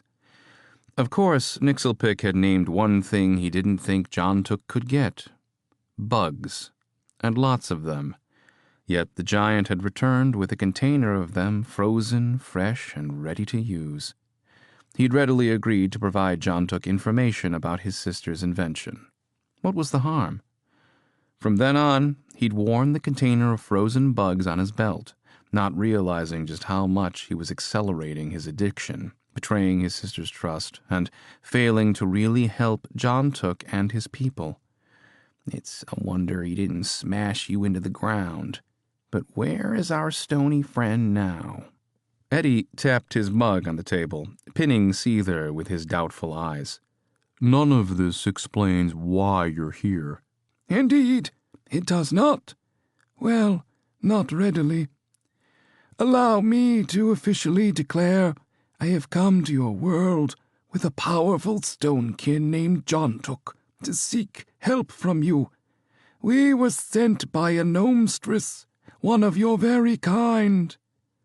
"Very nice," said Britt, licking his fingers. "An official declaration makes it official." Eddie shushed Uncle Britt and glared at Seether. "A gnomestress, you say?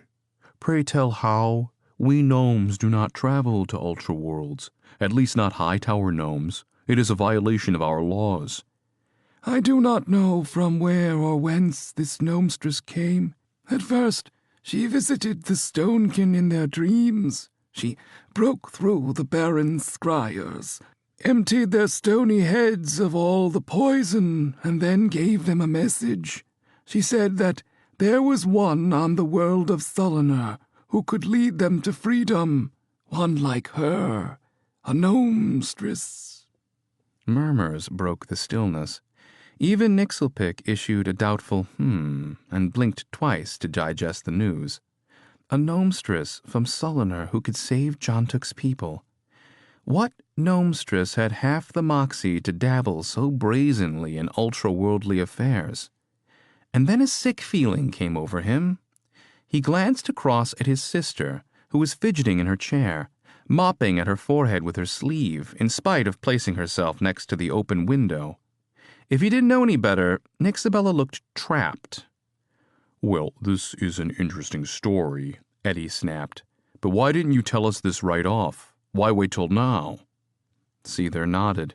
"It would seem like a wise thing to do. But keep in mind, when we arrived, we had no knowledge of your world. We couldn't tell friend from foe. If foe, then we could be taken or killed, and the mission for naught. If friendly, we wanted to approach as delicately as we could." "And now?" "And now, the situation has escalated far more quickly than we anticipated. Our plans have not gone exactly as planned." He glanced at Nixelpick, who flushed with a small degree of shame. I was the botch in their plans. "The Baron's scryers found us, obviously, before we could understand exactly what we were looking for here. The gnomestress who guided us, the prophetess, we call her, has never been precisely clear. On the upside, it gave me a chance to fight at your side on Swicky Hill." "But at what cost?" Eddie groused. Justin, who'd been naturally quiet throughout, said, "This man fought valiantly on Swicky Hill. He's offered up information freely. He's proven he is a friend." "True," said Dale, "but Swicky Hill would never have happened had this one not led the Ultra-Worlders to us." Eddie slammed his hand on the table for emphasis. "How many gnomes did we lose again, Dale? And how many again at Harwood Lake?" An itch crawled its way up Nixelpick's arm, and an uneasy heat prickled at his skin. Where was this going? Sitting next to Seether, Elray looked tense as well, and his sister seemed about as tightly wound as the wizard's. Jancy, of course, looked bored. Justin Lake's eyes searched Seether's face, as if he were scouting out every possible angle of an encampment to discern whether they were friend or foe. "Before we start throwing accusations around, it might be helpful to know her name, the one the prophetess sent you here to find. What's her name?" "Yes, her name," Uncle Britt belted, for once focused on something other than his food. "Surely a Thrasperville gnomestress, one of our talented cog weavers, no doubt. If you give us her name, good sir, we should like to have a word with her." Eddie leaned back, seemingly smug in his growing support. Dale had already circumnavigated the table by now and stood once again behind Terence and Flay. "I can't disagree. What does this world-hopping gnomestress call herself?" "To be perfectly honest, I'd rather leave that to her." "Oh, I'm sure you would." Eddie smirked at Seether. "Let me guess. Is it dear Farah here, or this barmaiden?" The cleric gestured to Farah and Lily sitting on the bed, and Nixelpick felt the heat rise in his face. "Watch your tongue, cleric." But to their credit, Farah rolled her eyes and Lily frowned. "Oh, give it a break," she said. It was clearly neither of them. Seether's eyes turned sly. She knows who she is. Oh, isn't everyone clever except for the Hightower counselors and our very own Presizer General? Eddie said in a mocking tone. Let's just all dance around the subject and talk in riddles. Dale held up a hand at Eddie. Mr. Seether, while I think I have the rest of this tale pegged, can we hear it from you? What did the Stonekin decide to do? Nixelpick noticed Seether's hands tighten around his mug. He felt a shift in the air that indicated gathering magic, but so subtle he looked up to see if Eddie had noticed. The cleric wasn't aware, not a single flinch on his ruddy face. A slow waft of steam rose from the top of Seether's cup, nearly imperceptible. He'd reheated his tea. Nice trick. Seether said, In one recent battle, the Stonekin staged a defeat where many of their lives were lost. One Stonekin, the one I mentioned called Jontuk, agreed to escape through a gate I built, feigning his own death in order to escape the Baron's scrying eyes. To fully understand this sacrifice, you have to know the Stonekin. They barely understand defeat. They despise it. They would rather tear their own hearts out than willingly give up a fight. Seether was right. He could picture stubborn Jontuk raging inwardly as well as outwardly at what he'd had to do, and now the giant depended on complete strangers, very small strangers, to save his people. And I led him on for so long. It truly, truly is a wonder he didn't splat me like some shit-licking fly. Nixabella sat next to Termund on the windowsill. She took his hand as if seeking some comfort, but that didn't seem to alleviate her troubled appearance. Her lips remained pursed, her eyes downcast. And at that moment, Nixelpick knew she'd already met Jontuk somehow. Every mention of the Stonekin's name caused her pointy ears to twitch. Perhaps the giant had finally elected to go to her directly. Good for you, Jontuk. The secret is out. But how can my sister and her device help? And what kind of danger is she in?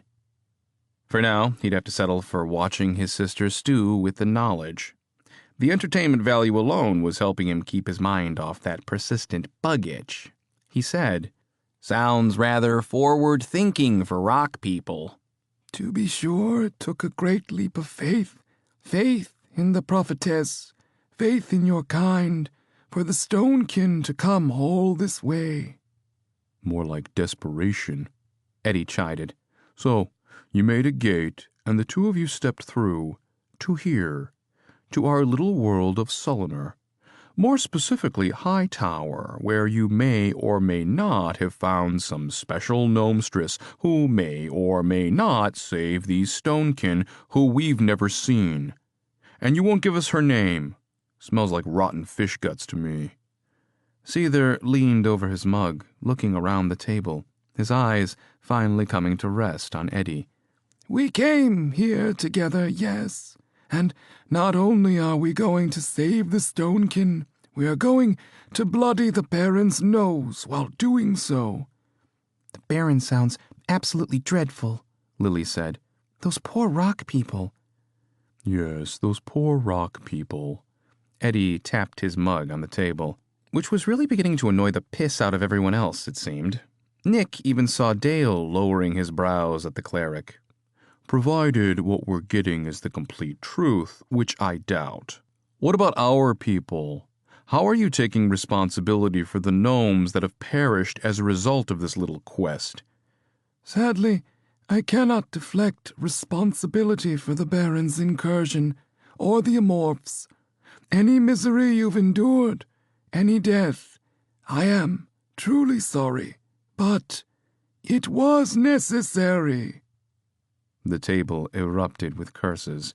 Even the Thrasperville gnomes, Flay and Terrence, glowered across the table.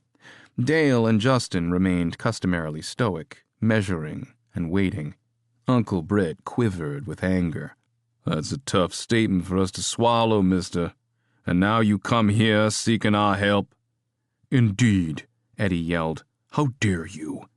The shang of a blade leaving its sheath caused everyone's head to turn.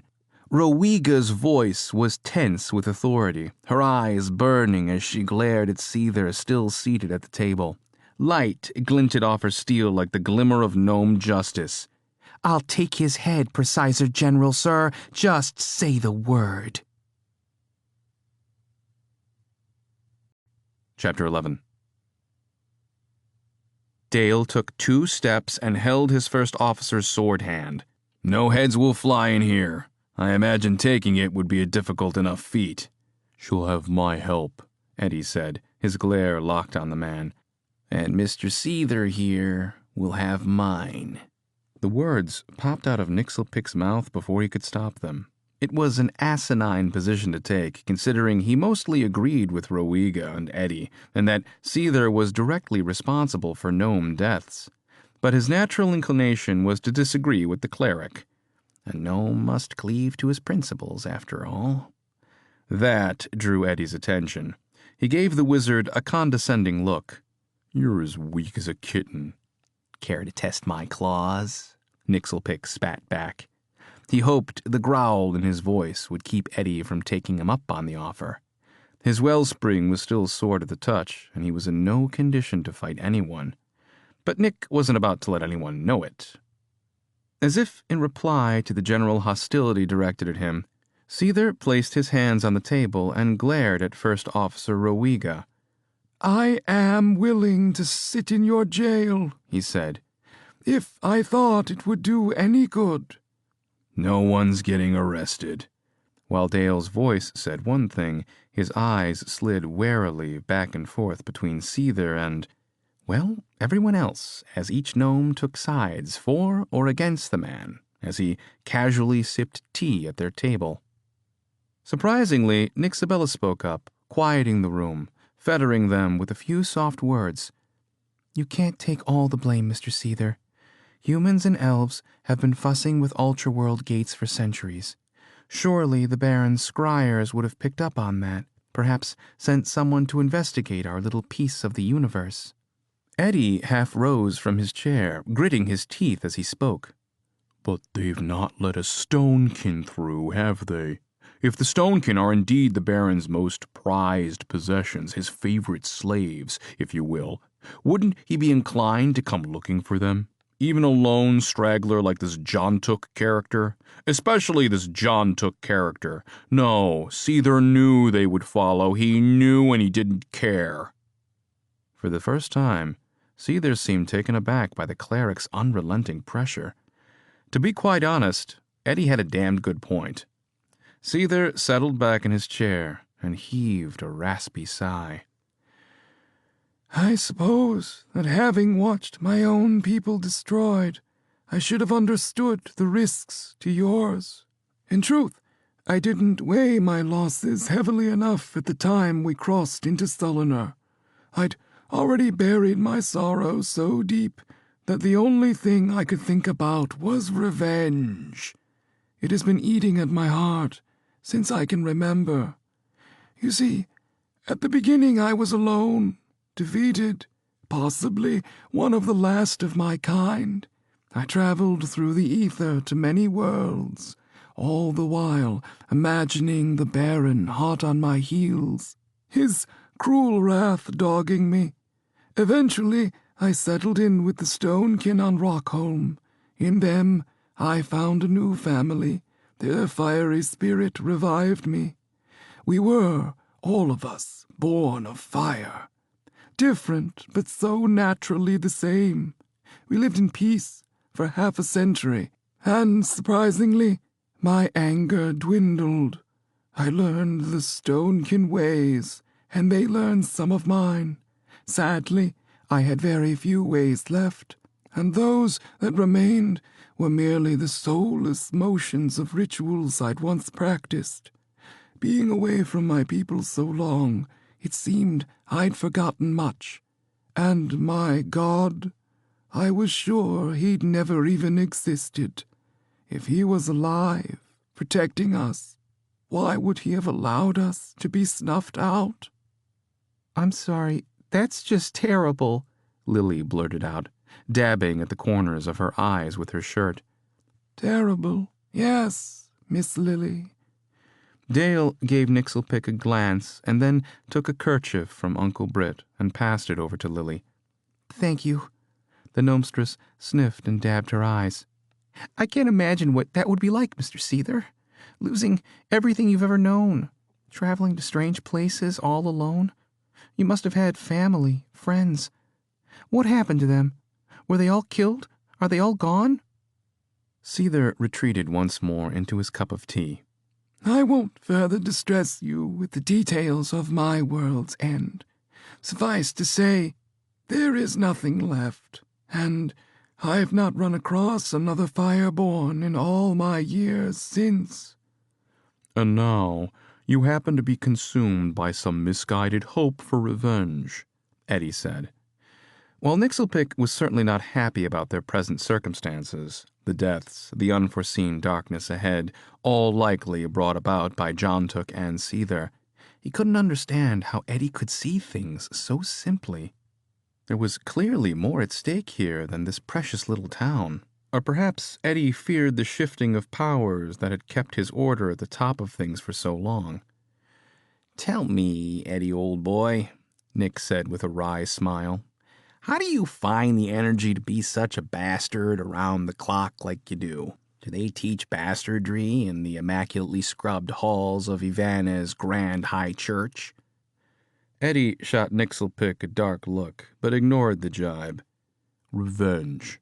Ill-placed. Dangerous. You could get us all killed. You said it yourself. Hope lies here in our little town." Seether chuckled. Hope, yes, but not for me. For the Stonekin. For you. But I'd be lying if I said I did not entertain the thought of the Baron getting his comeuppance. Once you get a taste of him, you'll understand. "But you admit you brought them here." Flay, in his brutish exuberance, spoke simply and true. "You knew what would happen, or at least what was bound to happen. Look here, we need to know if our kin are in danger. We need to get word to them. Whatever is coming, we need to prepare." "No need to worry about that," Dale said. "I've already sent word to Thrasperville via aerostat. One of several, actually, sent across the face of Sullinar to seek aid." The group fell quiet, and Nixelpick knew why. It was a rare occasion to mention any of Sullinar's other races, unless it pertained to some sort of business transaction, gripe, or general admonition. Elves were pretentious, humans cruel and fat. Dwarves were greedy and even fatter and nastier than humans. It was more than just a passing belief that gnomes were quite alone on the continent of Sullinar. Those complaints began surfacing by way of cross-table chatter. Termund, arms folded at the window, finally weighed in. "You felt it necessary to contact Outlanders despite their obvious lack of compassion for anything remotely gnomish? They think us bickering children, except, of course, when it comes to making replacement parts for their horribly constructed machines." Knowing chuckles broke out around the room. Even his sister was nodding in agreement with a half-hearted grin, no doubt amused at the thought of humans inventing things. Nixelpick had seen a human machine once, a farmer who thought to plow his fields with a modified steam and oil engine fixed with frontal tillers. The contraption was loosely assembled at best, a clackety, smoke-belching horror that cost more to run than it actually gave back churning dirt. A deplorable sight. "And we prefer it that way," added Uncle Britt, now back to his pastry. "Let them flounder in the hope that they'll ever ascend much higher than their hellish forefathers. You'd think with heads that big, they'd have some sort of brain in there." Nearly everyone cracked a grin at that. Termund approached the table, placing his hands on Flay's and Terrence's shoulders. "Your forethought is appreciated, Dale, I'm sure, but we'll not be getting any help from our fellow Sulinorians." "And makes me wonder if that was a good use of our remaining aerostats, Dale," Elray, apparently not content to sit out the discussion forever, finally spoke up. Agreed, Britt said between chews. Agreed, Eddie threw in. Nixelpick wasn't so sure. He had more experience with the other races than anyone at this table. His mercenary companions had all been humans, dwarves, elves, and even a Pelorian or two. Other things as well. He fetched a look at Jancy, who sat next to Nixabella, wedged between the chair and a bookshelf, her green eyes shining from the darkness like beacons. What did she think of all this? So, what is it we face here exactly? Farah joined those at the table, squeezing in next to Eddie at the end of the bench. A bold move, one that Eddie seemed to tolerate even as he pursed his lips and edged over to give the cleric room. And can we sue for peace? Can they be reasoned with?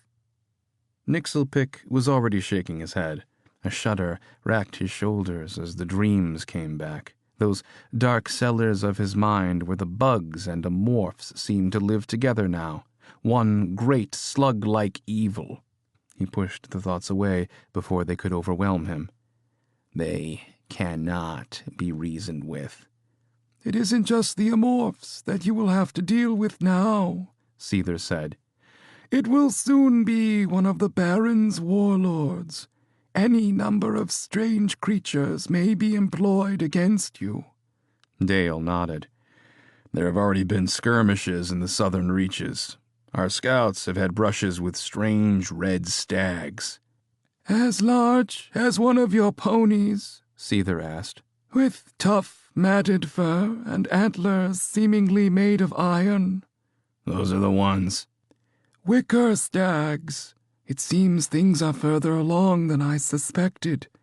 I've not felt the presence of a warlord in this world yet, but be sure of it, one will set foot on Sullinar, and your lives will be changed forever. There's no doubt the threat is real. What we found at Harwood Lake. Elray looked at his hands. Dressings still wrapped his palms. There's certainly evil afoot. Farah said, So what do we do? Evacuate our citizens? Nixelpick had to hand it to her. Aside from Dale, she was the only one looking for solutions. Everyone else seemed to still be caught up on accusations and age-old grudges. We're looking into that, yes. Our remaining aerostats will be put to use when they return, with friends or not, and we'll hold out as long as we can here.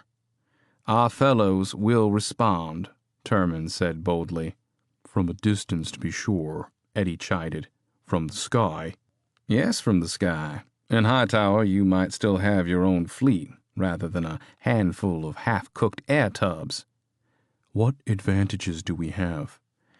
We have the amorph survivors. We have 2,000 steadfast, if inexperienced, Presizer fighters. We've got wizards. And you have me, Jontuk, and the Gnomestress, Seether added. Oh, wonderful. Eddie shook his head. A glorified fire starter, an invisible rock giant, and an overly shy gnomestress who we have yet to meet. Lovely. I was unsure of victory before, but now I feel its certainty and I am soothed. It's me. Nixabella's voice was quiet, a wry smile twisting her lips. I'm the one Jontuk came to see, and the prophetess, she's in my dreams too. The first part Nixelpick had expected, the second part not so much. The entire room shifted attention to her. Curious eyes, fascinated looks, even a loose jaw or two. Eddie made a flourishing gesture. Very well. And where is your stone man? Nixabella stood and straightened her plain dress. She went to the coat rack and lifted her coat free, saying as she put it on, I'll show you. Chapter 12. She felt their eyes on her as she bundled up for the second time that day. Nixabella hadn't planned on revisiting the Stonekins so soon, but it didn't seem like she had much choice. Her brother wasn't speaking up about his relationship with the Stonekin, and their sneaky deal to get her to divulge her secrets about the recursive mirror, and Seether had clearly left it up to her. Smart of you, human, or whatever you are. Make it my idea. It was clear that Seether and Jontuk were working together, and it had been the right thing to do, her speaking up, because it was also clear that she'd need to start getting ahead of these decisions. Otherwise, choices were going to keep getting made for her rather than by her. She pushed past the waiting gnomes, taking Jancy's hand to pull her along behind. She glanced back once, and it appeared everyone was coming. Certainly would be crowded inside the rock, but who knew? Maybe it would bring them all closer together, so to speak. Nixabella grinned at the thought of her brother and Eddie at each other's throats, when she opened the door to almost walk straight into Fritzy, her plump fist raised and just about to knock. Nika? Her friend wore a simple coat, the fringes of a plain white dress showing below. Her hair was hastily thrown back in a bun and spotted with flour, certainly dressed down, as if she'd just come from her father's kitchen. Fritzy? Her friend hesitated an instant, staring at the imposing crowd gathering behind her. Then she grabbed Nixabella by the shoulders and pulled her through the doorway into a strong hug. I missed you, Nika. Since you're not at the workshop anymore, I didn't know where to find you.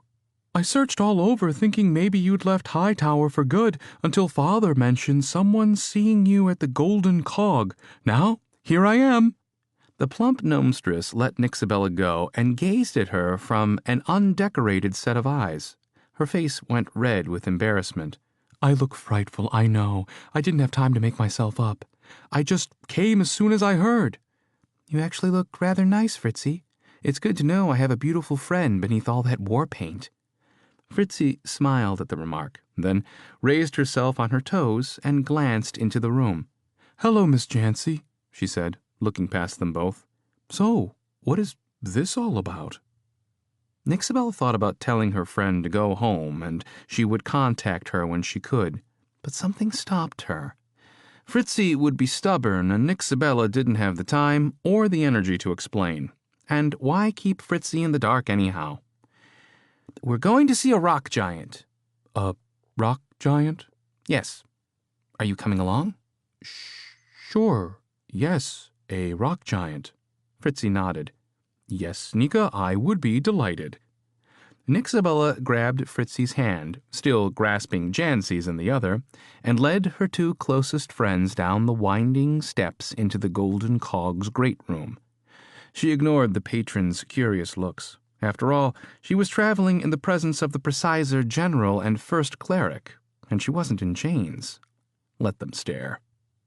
First Officer Rowiga announced everyone should keep a respectable distance from Presizer General Dilwind or be carted to Hightower Jail.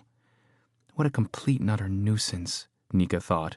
A nuisance with a sword at that. They moved beneath the high-timbered ceilings and sea-themed decor hanging from the walls.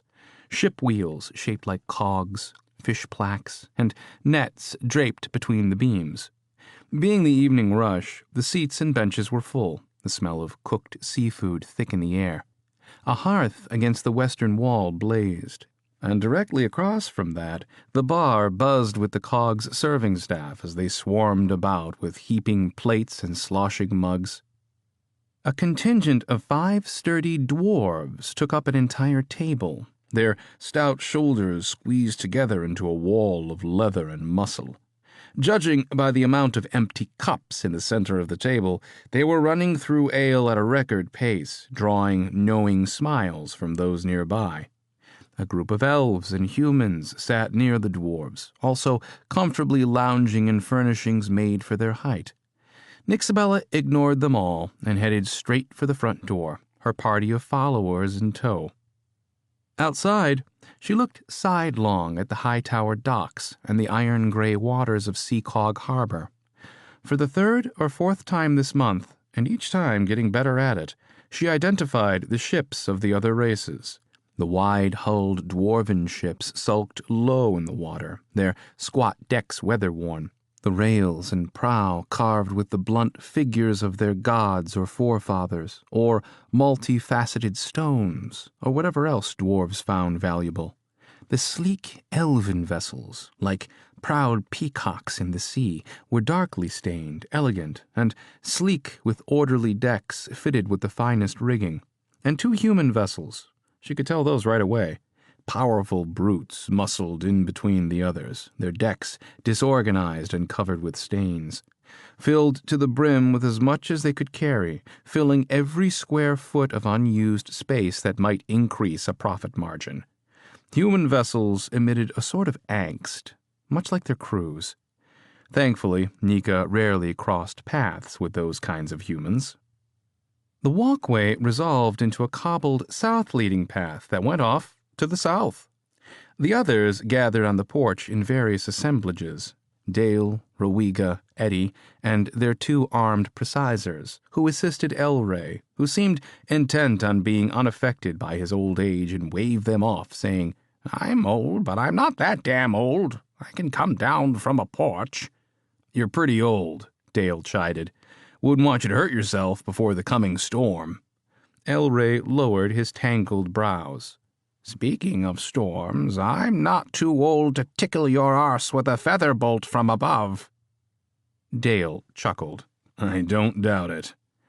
Termund, Flay, and Uncle Britt came next, talking quietly amongst themselves, no doubt trying to take some position on the matter. Thankfully, Termund did not seem at all concerned with the fact that she had just admitted to being in cahoots with a supposed ultra-worlder. Oh, and never mind that she'd also admitted to somehow being a major player in some magnificent plan to save a race of Stonekin. She could only imagine his shock. Did he think she'd been harboring secrets? None of this was fair to him, not one bit. And then, of course, her brother came out, looking glum as Lily and Farah flanked and doted over him. No doubt he still had a long road to recovery, but there was also a good chance he was faking some of it for their attentions. She knew her brother well enough that it wouldn't surprise her. As if on cue, he emitted a long, pitiful moan. "My, every muscle is screaming. Don't let me fall, Farah. Both of you should stand close. Yes, pin me between you to keep me upright. That's right, lean in. Yes, much better. I feel bolstered, supported. What caring gnomestresses." Seeing him alive and vying for breastly affection actually lifted her spirits, despite still being furious at him. Lastly came Seether, guided by the ever-vigilant Terence, down the steps and around through the snow. Terence had a nose for stragglers, runts, and outcasts, and took them in like a kind-hearted older brother. Still, the old Fireborn handled the snow and ice just fine, and needed little help. And was it her imagination, or was the snow and ice melting wherever he stepped? Nixabella led them up the rise, thinking it must be the strangest thing any gnome in this town had ever seen. She even glanced around to see if anyone was watching. Aside from a few of the Golden Cog's normal patrons, who'd either followed them to the porch or were just entering the establishment, no one seemed to care enough to be out in the cold. Fritzy, of course, bombarded Nixabella in her usual way. "How's your brother, Nika? You know, everyone in Hightower is talking about the wizard duel. A lot of folks seem angry the first wizard lost, but behind closed doors, they love your brother. Father says he's a real slinger, and the first wizard got what he deserved. There's even a new council started, made up of regular middle workers. Can you believe that? They're saying Rolnock's been doing some preposterous things behind their backs, mostly businessy stuff." Fritzy lowered her voice. "Counselor Stormcranker is giving them a listen, too. When I told Pa a crowd of iron industry workers had gathered in front of Rolnock's throwing rocks at his front door, he just chuckled. Don't understand why. Why Pa chuckled, that is. It's certainly a perplexing situation, wouldn't you say?" "First of all," Nixabella said as she walked, "my brother is fine. At least, I think he is. He seems to be getting back to his old self. As far as Rolnock..." Nixabella thought about the blackjack Rolnock had taken to her. Her bones still hurt, even though she'd recovered for the most part. And although her brother had given Rolnock a solid beating on Crater Field, she hoped more than a few of those rocks found their way to the foul wizard's head. It seems he's getting exactly what he deserves. At the top of the rise, Nixabella turned. We're here.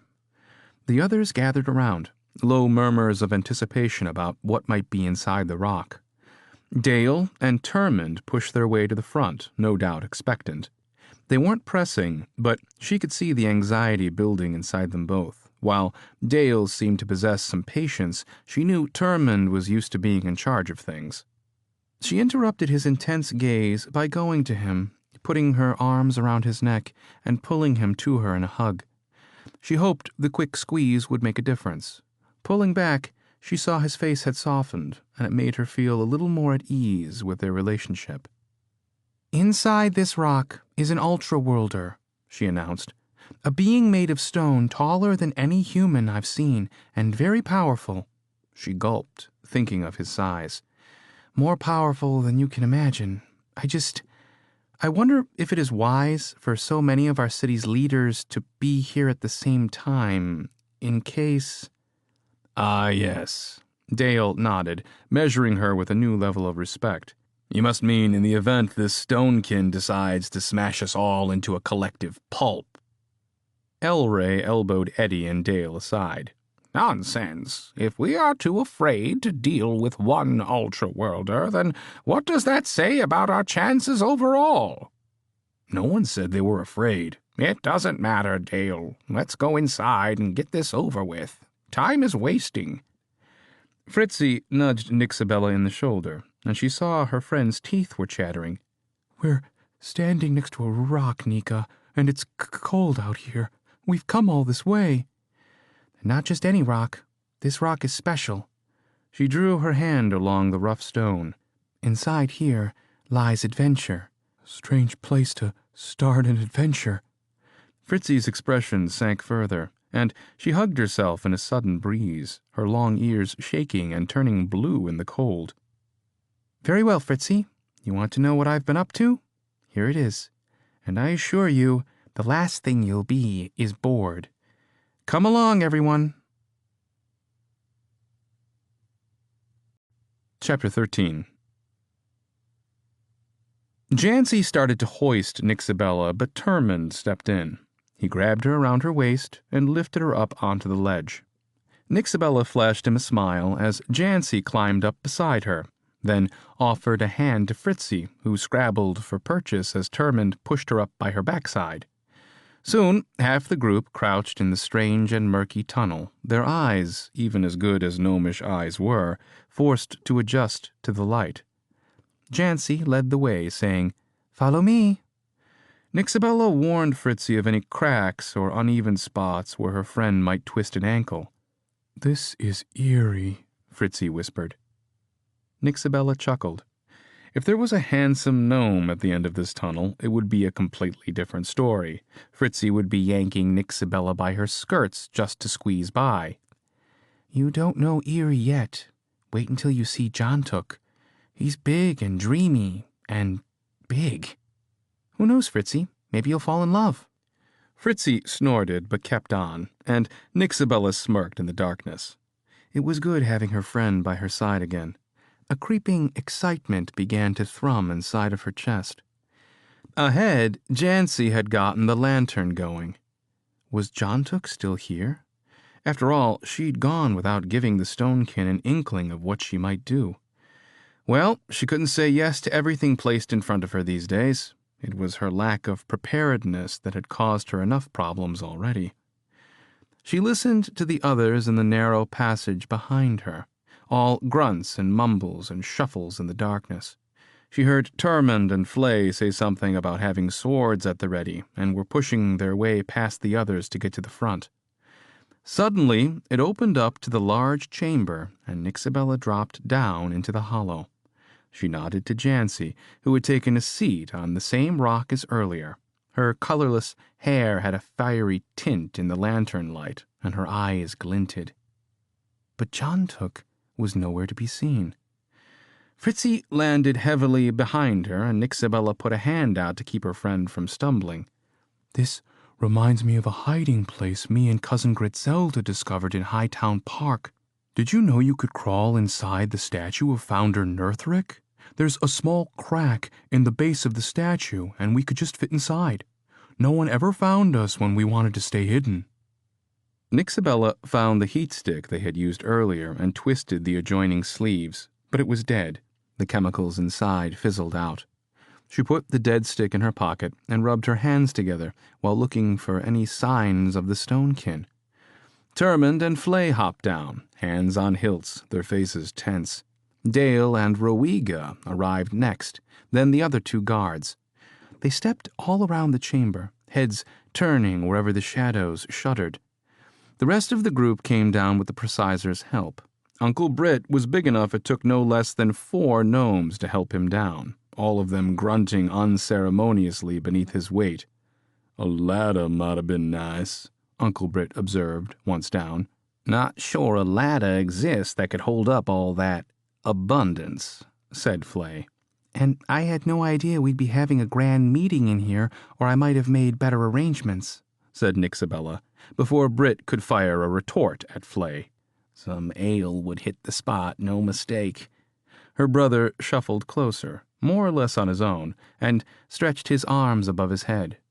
"Sister?" "Brother?" "Appreciate your help coaxing me back to life." Nixabella threw him a sardonic look. "Farah and Lily can take all the blame for that." "I've been awake just a few hours, and you're already starting in on me, I see. No surprise." "Oh, I've hardly gotten started on starting in on you. I thought it might be good to give you a little recovery time, but clearly you're ready to be started in on from the looks of you." Nick grunted at her and started to open his mouth when Eddie brushed by, the cleric's shoulder giving her brother a jostle. Eddie circled the chamber as Nick glared at him. The cleric made a show of looking around. "Well, where's your giant?" "Here." John Took's bolder, grating voice startled everyone. Nixabella turned to find Fritzy white-faced and gawping. She followed her friend's gaze and saw John Took emerging from the wall, scattering everyone, stepping through solid stone like someone might step through a waterfall. A stone foot thudded down, the rest of his body following in a slow grind of rune-etched stone, seams glowing where his molten insides blazed through. Another moment, and John Took's carmine-colored eyes scanned the entire group. Swords gleamed in the fiery light. Flay pulled his flail from his belt, and Nixabella felt the stirring of wellspring magic churn in the air. Nixabella stepped between John Took and the wary group. She folded her hands across her stomach and addressed the giant as cordially as she could. "Greetings, John Took." "Hello, little Nika." His voice boomed in the small space, vibrating the hair on her scalp, and this was but a whisper. "I did not expect you back so soon, and with so many of your kin." He bowed his stony head. "To whom do I owe the honor?" Nixabella ran through the introductions quickly. She skipped her brother, noticing he had faded to the back of the group. She introduced Dale last. "And this is Precisor General Dale Dilwind, the leader of Hightower's military." "You honor me with your presence. I'd hoped for a more discreet approach, but I appreciate the attention you've brought to the issue." Dale gave a slight nod, but did not lower his weapon. His face had turned grim, a heat kindling in his eyes. While Eddie and Rowiga wore their emotions on their sleeves, Dale's fire clearly came from deep within.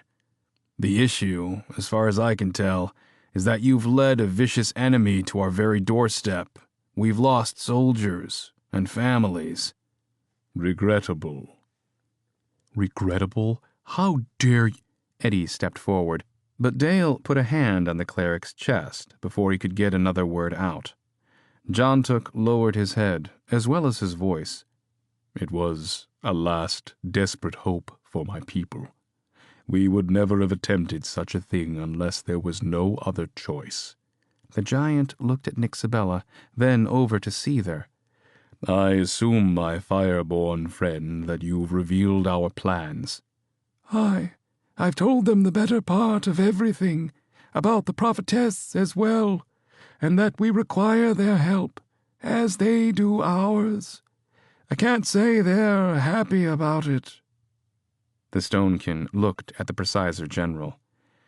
"I give you my word, when the battle is won and the Baron vanquished, the Stonekin will honor your fallen with a memorial on our world of Rockholm, and I'll do everything in my power to make sure no more of your people are lost. I fear, however, that much time has been wasted. Every second keeps us from our objective." Master Seether has given us a great deal of background on this objective.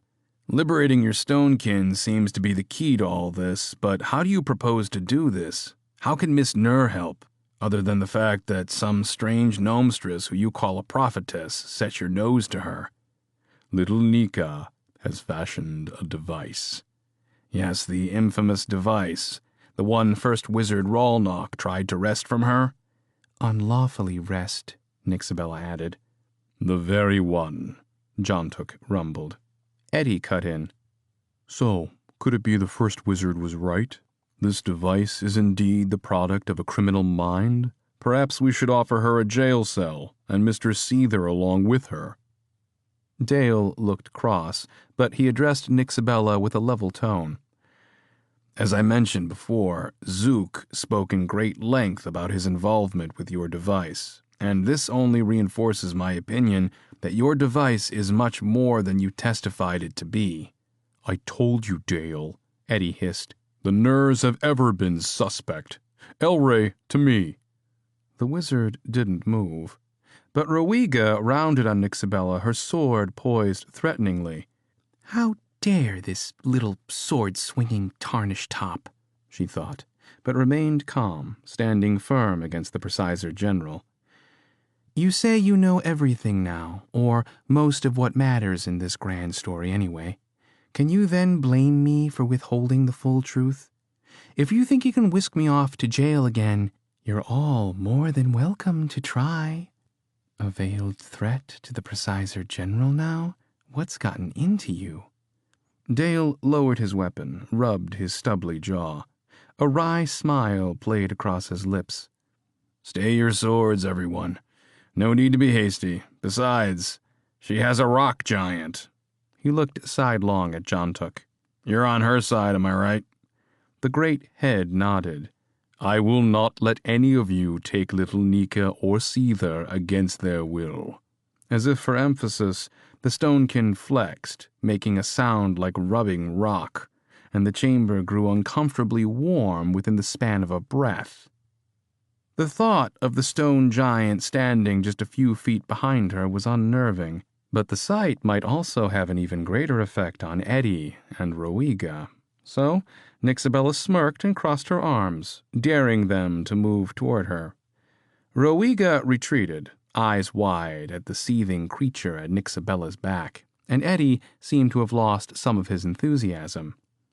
I did not bring any of you here to put me through another unjust trial. As far as any wrongdoing, I've been completely exonerated by our court prior to Hightower's so-called First Wizard Rolnock being completely trounced by my brother. Farah stepped alongside Nixabella. And let me tell you something, my brother of light, she addressed Eddie. If you think to align yourself with Rolnock's cause, you'll be looking for a new acolyte. Fritzy anchored herself at Nixabella's other elbow, and Nixabella noticed Jancy pressed against the stone, working her way behind the rest of the group. Nixabella caught the woman's eye and was rewarded with a wink. Her brother then clapped his hands together with one colossal smack. Seems like you've roused the wrong ladies, O purveyors of misdirected judgment. As far as I'm concerned, only Dale has the right to seek the truth of things, since he is the only one not playing favorites. But these other two, one has to wonder if they think they're in charge instead of you. Termund stepped forward and gave Dale a firm look. I'm with the lady, but I won't speak for my Thrasperville kin. We're all together, Uncle Britt said, and Flay nodded beside him, arms crossed. Together indeed, Elray shouted from where he'd been sitting on a rock. It's hard to blame Seether and Jontuk for what they did, especially when there was reason to believe they could make it through the gate undetected. How many of us would have done the exact same thing, eh? Certainly you would, Eddie, so don't even argue the point. The cleric reluctantly nodded as Dale sheathed his sword. I was hoping we'd all come to this conclusion, the Presider General said. As far as I'm concerned, Nika, you're completely innocent of any wrongdoing. To be honest, I don't really even care. But you know how important it is to trust one another right now. You have assembled a great many powerful friends, both you and your brother, but the fate of Hightower is still my responsibility. Assembled? I've hardly done anything at all except build my invention and try to survive, Dale went on. And no one can blame you or your brother for mistrusting anything I say, especially after what you've been through with Rallnock and the academies. Elray said from his rock, I was one of those who doubted you, I admit. I believed everything Rallnock presented, but you have to understand, he was once a promising young student of mine, a bit spoiled, perhaps, but ambitious and proficient. Hardly needed seeing after at all. I suppose that's where I made my mistake. I should have seen his callousness. I should have been more diligent. The old wizard shook his head, his disappointment evident. No, your misery is every part my fault as it is his, and for that I apologize. Nixabella was taken aback by this revelation, moved by Elray's willingness to admit fault. Eddie was still scowling, but apologies from 2 out of 3 Hightower leaders wasn't an unpromising beginning. Nixabella cautiously chose to ignore the uncomfortable tension and focused instead on one simple truth. I thank you, Elray, and you, Dale. Now, with all of us together, what is the overall opinion about Jontuk taking me away? Termund pushed by Roiga and stepped in front of Nixabella, his eyes filled with questions. She stared back. She had no answers. Take her where?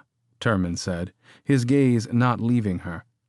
Nixabella felt the shifting of rock behind her, and then Jontuk's deep reply. The prophetess did not give us a great amount of information to go by. She said, through the ether and to Sulliner you will find an inventor, Nixabella Nur. She will set free the Stonekin hearts. Those were her exact words? Termund asked. Exactly her words. That is quite vague. Termund still had not looked away. And you took her for her word? Eddie cut in. You simply accepted that there was a gnomestress in another world who held the fate of your people in her hands. The prophetess was very convincing, and she'd already helped rid us of the Baron's poisonous dream scryers. I'd hoped she would have made contact with us after we stepped through to Sulliner, but there's been nothing from her. Nixabella felt the giant's hesitation. She knew Jontuk needed her admittance of the prophetess visiting her own dreams to seal the connection between them. She also knew he wanted to speak of this himself, but was smart enough to know it would be better coming from her. And it was her part of the tale to tell. But should she tell it? She took a deep breath as a familiar impulse swept her forward. By this time, Termund had become used to her sudden, affectionate impulses, and he was quite ready. He caught her, held her away from him, and made her look into his eyes. I can tell you are going, but can you tell us, can you tell me, why? Is there more to this? Nixabella smiled. I, too, have been dreaming of the prophetess for some time now, although I had no idea who she was or what her connection was to Jontuk. My current feeling is that I'm at odds with her, that I do not like her very much, and that she's keeping secrets from me. What do you mean you feel? You don't know? Uncle Britt was curious. She refuses to let me remember everything about my dreams. The elder Grunzest looked thoughtful and concerned. It sounds like she holds some power over you, at least in your dreams. Nixabella nodded. Yes. Then you should also be wary in your waking moments. Have you noticed any spells of dizziness or missing periods of time? The thought suddenly terrified her. Might this prophetess have tried to influence her waking moments? No, nothing like that has happened. I would never permit such a... I would not allow it. Britt quietly huffed and nodded, his hands folded over his ample belly. I'm sure of that, Nika. All the same, you should be wary. Recount your days, and let me know if you do notice anything strange. I will. I'm not entirely shocked by all this, to be honest, Terman said. Nika has always and will no doubt continue to be full of surprises. But my question again to you, John Took of the Stone Kin, where do you plan on taking my Nika? For fear of scrying eyes, I cannot say where. I can only say it is south. Only bad things are south of here. Orcs, swamp elves, and much worse. I've been through all of the Southland in my months here, procuring things. His carmine eyes glanced at her brother, and generally taking stock of the various folk in Sullinar. And what did they think of you? I was never seen. Eddie snorted. And just how, of all the great miracles, did they not see a 10-foot rock giant strolling about the countryside? Stonekin may take what we call flowered form. It is how I hope to carry little Nika safely to our destination. The cleric wasn't the only one who balked. It's true, Jancy said from off in the shadows. She stepped into the light. John Took can turn himself into a big, melty glob of rock. I've seen it, and it's splendid. I wish I could do it. What are you talking about? Nixabella looked at her. You practically can. That's true, she heard her brother mutter. Jancy is correct, said the Stonekin. I turn into a glob. Although I am a glob quite capable of carrying objects and even living beings safely beneath the earth itself. Nixabella wanted to laugh at the notion of being transported this way. Part of her was terrified, and yet another was excited at the idea. But before she had a chance to respond, Termund moved Nixabella aside and addressed the Stonekin. If you think we let you just take her away without our knowing where, or in that strange method you just described, you should check your massive head for loose rocks. Nixelpick said, Termin's got the right of it, my bouldery pal. You're not taking my sister anywhere. He tapped his temple. Loose rocks. John Took's carmine eyes blinked. I do not understand. What does the movability of my anatomy have to do with... What if I want to go with him? Nixabella interrupted. That's not a decision either of you can make. Termund appeared to be caught between several thoughts at once. He chose one carefully, and then explained himself. We've got to be careful, Nika. We don't know this John Took. What if he is an agent of the enemy? What if he wants your help with the device only to turn it against us? If you went alone, you'd have no one to trust. And if you're going south, then there's no better crew to take you than mine. We make runs to the south. Wherever you need to go, we can get you there. And you'd be in the company of trusted friends. He gave her a stern look. Aye, it's your decision. But choose well. Nixabella turned to the Stonekin. The etched runes across his rocky armor pulsed. He was a passionate being, she already knew. She couldn't imagine what he was capable of if pushed to rage. Her knees buckled at the thought of defying him. Of course, it would be stupid. John Took's innards seemed to roil a bit. She heard the soft scraping of granite. Little Nika, I urge you to reconsider. We'll take her where she needs to go, Termund said to the Stonekin. We're a small group of 50, and we travel with, pardon the expression, a low profile. Once we're on the road, you'll tell us where we're going, and after we've traveled a bit, you can ask Nika to reconsider then. You are brave folk to face the stonekin so boldly, Seether said softly. His utterance appeared to be respectful. Elray cackled. These here are not your average folk. Jontuk nodded, his head scraping the ceiling, creating a small shower of dust. Very well. I would be honored if you will have me as your traveling companion. Nixabella bit her lip, shook her head with doubt. Still, you're asking a lot. Jontuk struck his hand against his chest with a dense thwack. I pledge this, little Nika. In exchange for our freedom from the Baron, the Stonekin will be yours to command until Selenar is free of the Baron's influence and all gates to this world closed. We will not leave your world until it is safe of threats from all the Ultra Worlds.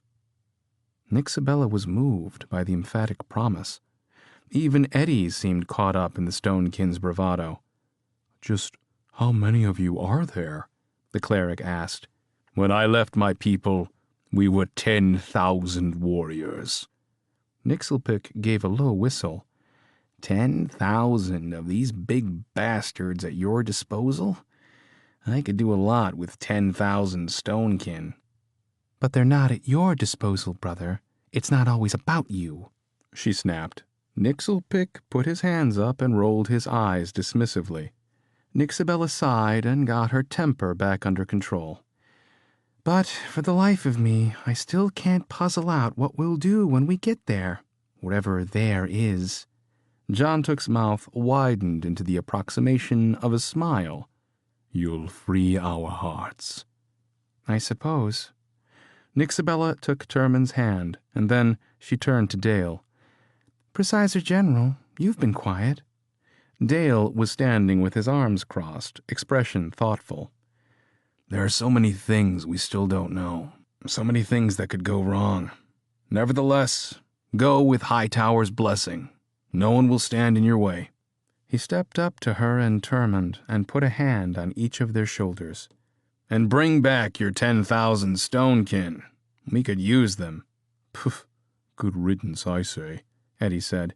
We've lost enough gnomes because of this little play. Nixelpick shook his head. Yes, of course, that's the way to encourage the support of thousands of Stonekin to take up your cause, you idiot. Bah, you would choose sides against your own kind. What kind of gnome are you? Our kind have never been altogether kind. I'll let you figure the other part out. The chamber went quiet, Nixabella feeling the obvious contempt in the warm chamber, as palpable as a dark fog. But then light-hearted Lily went to her brother's side, took his arm, and began turning him toward the ledge. She flashed Eddie a look, and then fell in step with her brother. Right then, Nick, she said. How about let's get that ale you've been groaning about before you get too sober, eh? Capital idea, my dear, Nixelpick replied. I need to stay drunk to put up with this lot.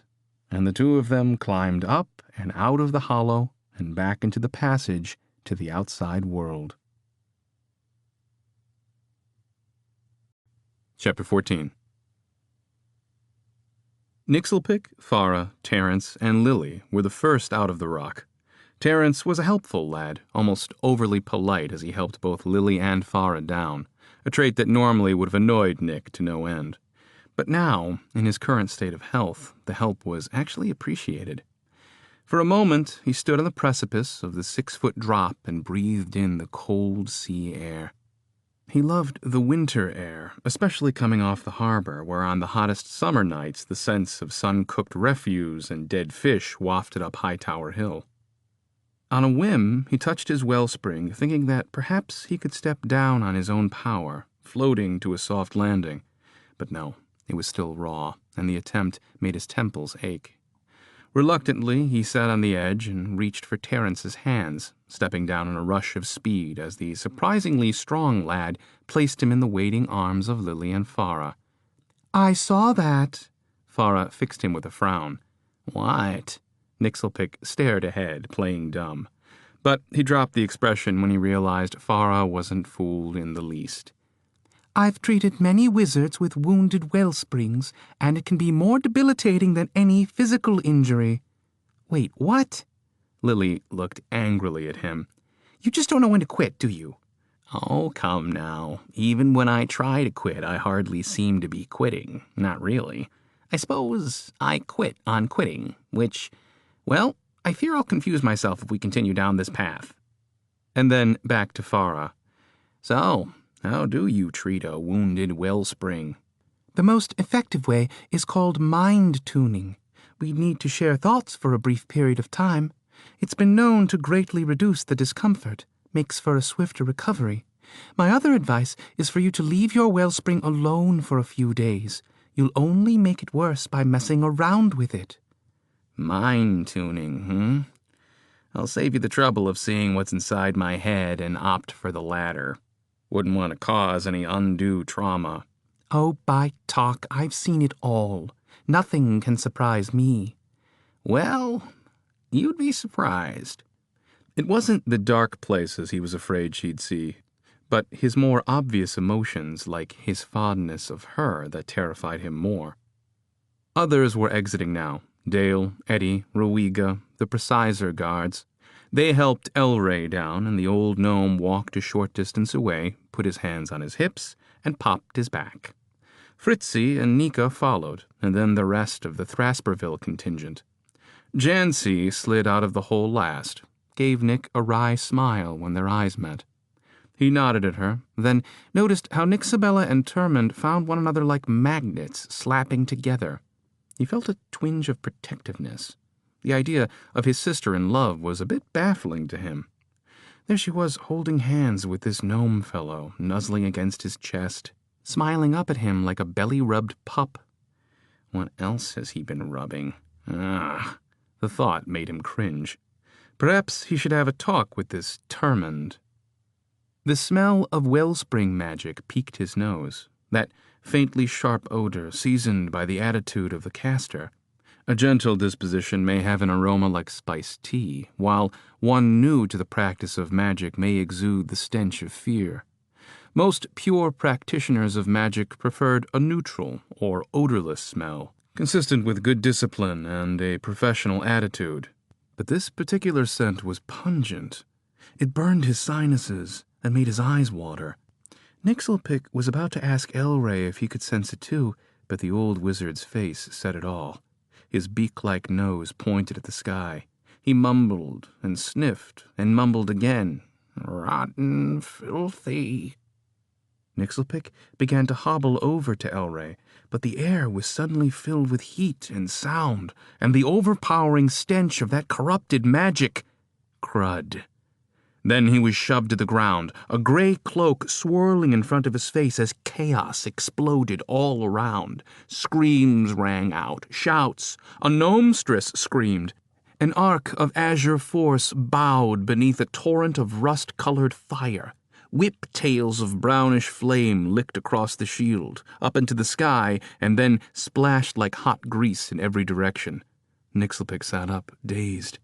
Eddie stood in front of him and to the left. The cleric was looking past the Golden Cog Tavern and across the snow-covered ground, scowling, holding up a dwindling orb of light, face awash in its protective glow. Nixelpick shifted his attention to his right, his head swimming with dizziness. There was Lily, sprawled on the ground, covering her head, splashes of that, yes, crud, burning her clothing. Dale was shouting something at Rowiga and pointing in the same direction Eddie was looking. Nixelpick spied his sister near the rock, Termund nearby, looking shaken and angry. "Hang on, Nick." Eddie took a position directly in front of him, legs splayed and balanced even as he leaned forward as if expecting some heavy weight. The azure shield flared to life as another one of those catastrophic impacts struck it. The cleric's heels dug in, and Nixelpick had the sense to climb to his feet and brace himself against Eddie's back, thus bolstering the cleric's support. The force dissipated and Eddie relaxed.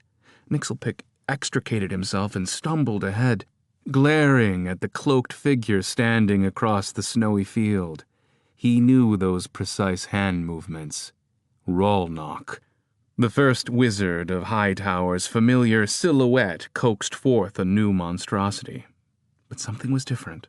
Something sent a chill up Nixelpick's spine and made his scalp tingle.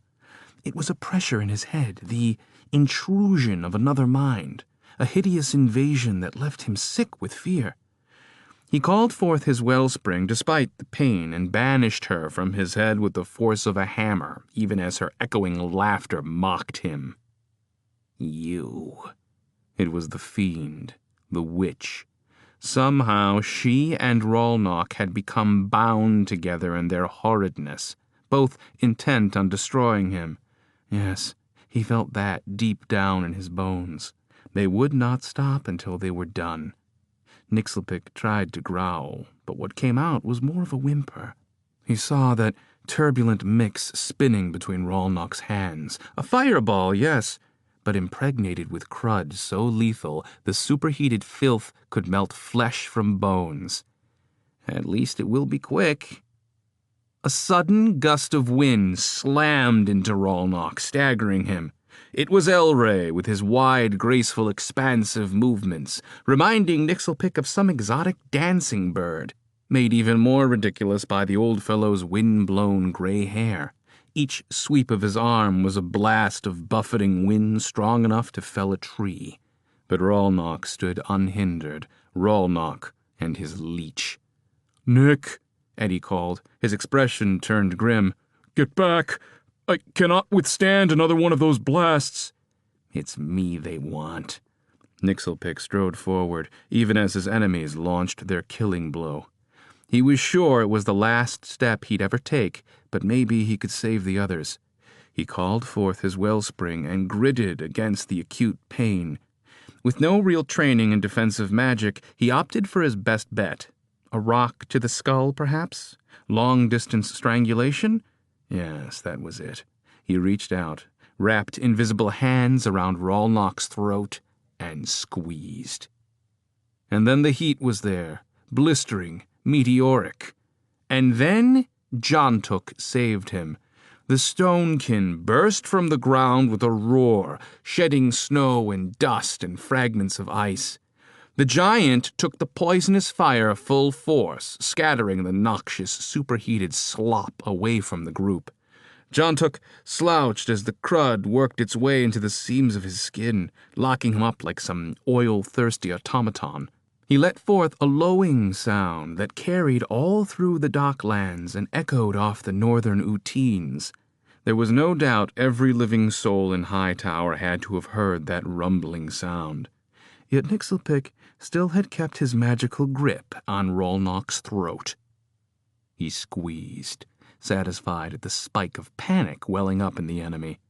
He stalked slowly past the injured stonekin, bending his will to the task of delivering death despite the mind-splitting ache in his head. Suddenly, in what seemed like a simple accident, likely brought about by his necromantic leanings or his frequent dealings with the dead, or perhaps it was even because he'd touched the telepathic amorph hive mind already, he uncovered a mental image of Rolnock's wellspring, a peek into the wizard's memories leading up to this very moment. At first, he found thoughts of pain and fear, especially after their wizard's duel, and a hatred toward Hightower for turning against him. Rolnock had been trapped in his own home, haunted by scowls and snickers and rumors whenever he went out. Still, the former first wizard was hit with something even harder, the loss of Ada, his mistress and confidant, his kicking post. It seemed she'd taken the opportunity to leave him when she had the chance, and for that, Nixelpick felt smug satisfaction. Rolnock wanted to kill them all, but lacked the courage to try, until the witch had found him. As decrepit as any undead creature that might stalk a cemetery in the gloaming hours, the witch slunk into town in a black-cowled cloak taken from one of her victims, limping past unsuspecting gnomes. She used her crud to scale a cluster of pipes in the rear of Rolnock's mansion, and entered through the study chimney, where she found him drowning his sorrows in hard spirits. Rolnock's fear permeated Nixelpick's senses as the memory of the witch solidified. She was even worse off than when Nixelpick had left her. Bones, mostly, with skin drawn over them. Both eyes missing, face smashed into something nearly unrecognizable. She made Rolnock promises, and he had nothing left to lose. The witch then left that starved body to rot in Rolnock's study and joined with the first wizard by climbing up and giving his skull a loving hug. And at the same time, she gained control of Rolnock's considerable magic. In another surprising development, Nixelpick's intimate connection exposed Rolnock's very life force, a glow that pulsed through his bloodstream and lived in every fiber of his body. Nixelpick had heard of such things, mostly from those wizards who practiced the necromantic arts, and instinctively he latched onto it. He began drawing on Rolnock's life energy. Like imbibing the sweetest elixir, the pain in Nixelpick's head dissipated. He felt a rush of excitement, a certainty that he would win, finally destroying both his enemies in one blow. But in a desperate surge, they threw him out.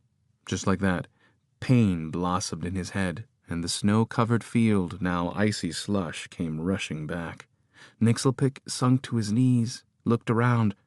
The area was mostly clear but for the precisers moving around to flank the possessed wizard, and Farah at Elray's side, the two of them ready with counterspells. It was no use. Rolnock and the witch were too strong in their joining. He tried to shout, but his voice was nothing more than a hoarse whisper. He tried again, "I'm here," and when the result was the same, he grabbed Eddie by the top of his breastplate and gasped, "Run!" But the cleric shook his head and brushed Nixelpick away, resuming his position of protection.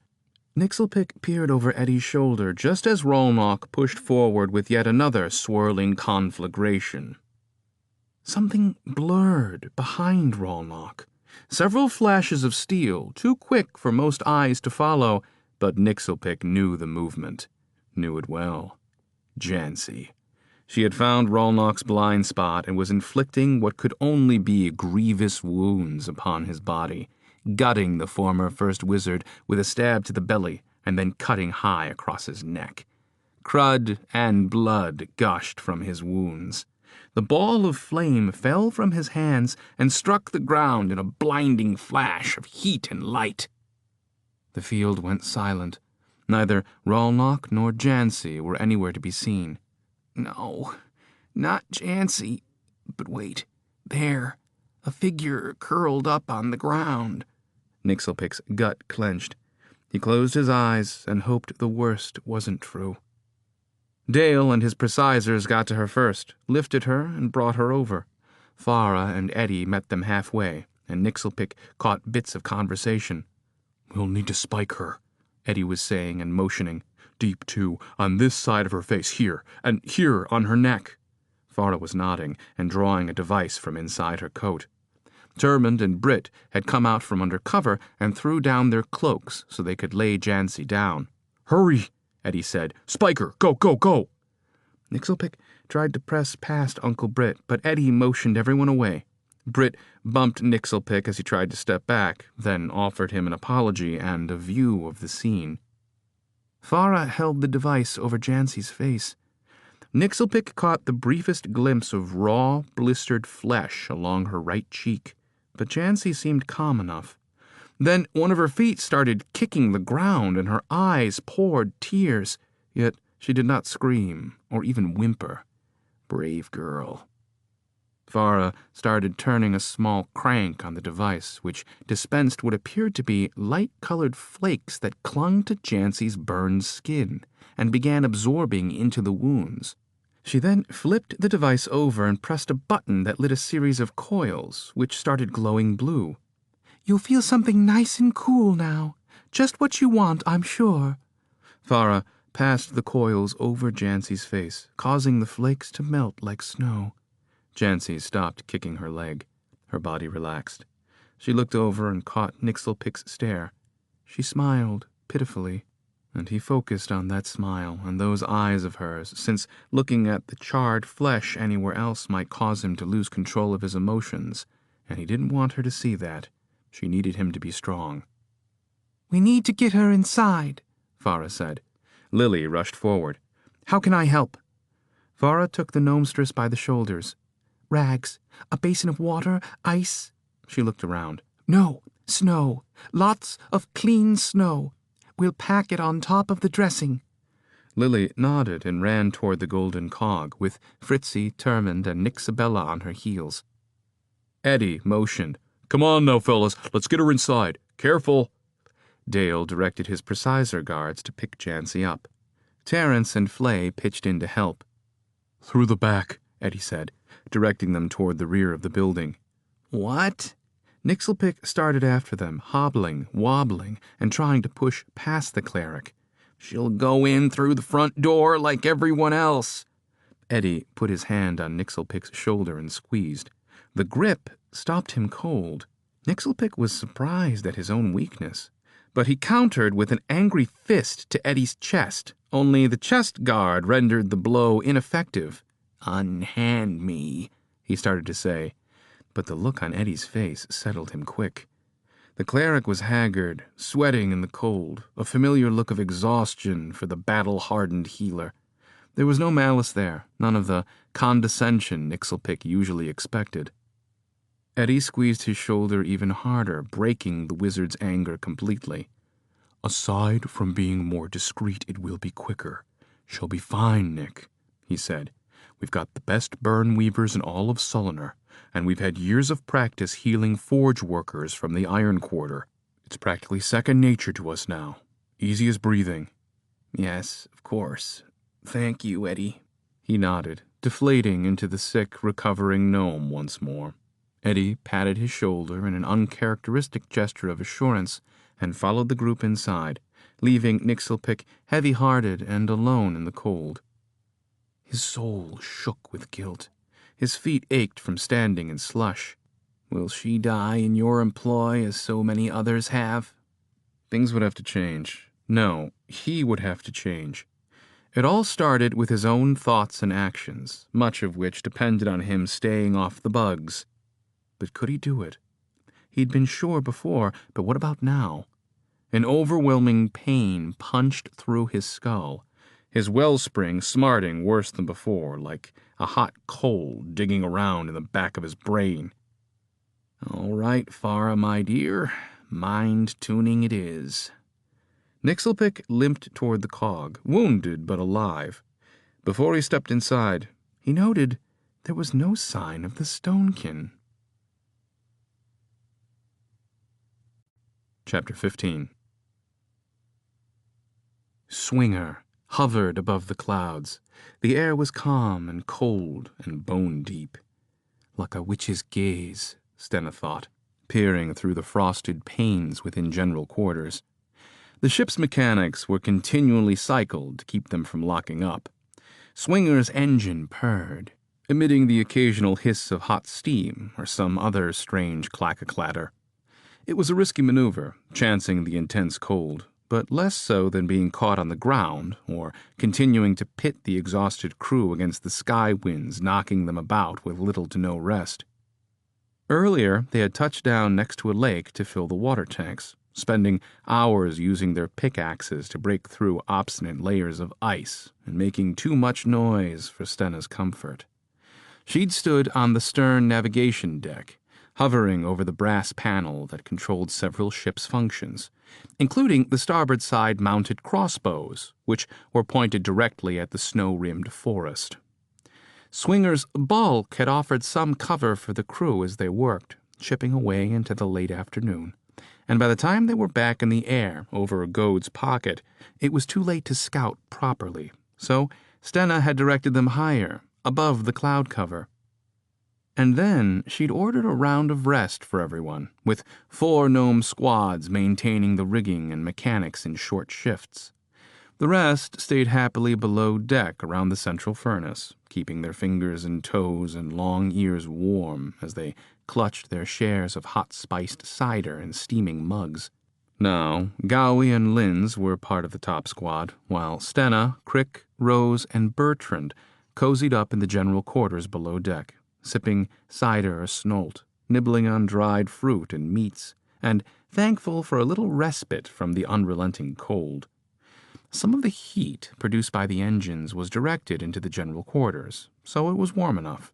They'd even dropped the ship's mini-stove from the wall in order to warm some grub, and Rose was currently being cheerfully glum as she heated some soup. "Ain't nothing like the diamond, Cap," Rose said, brushing her fingers through her short, spiky black hair with one hand while stirring soup with the other.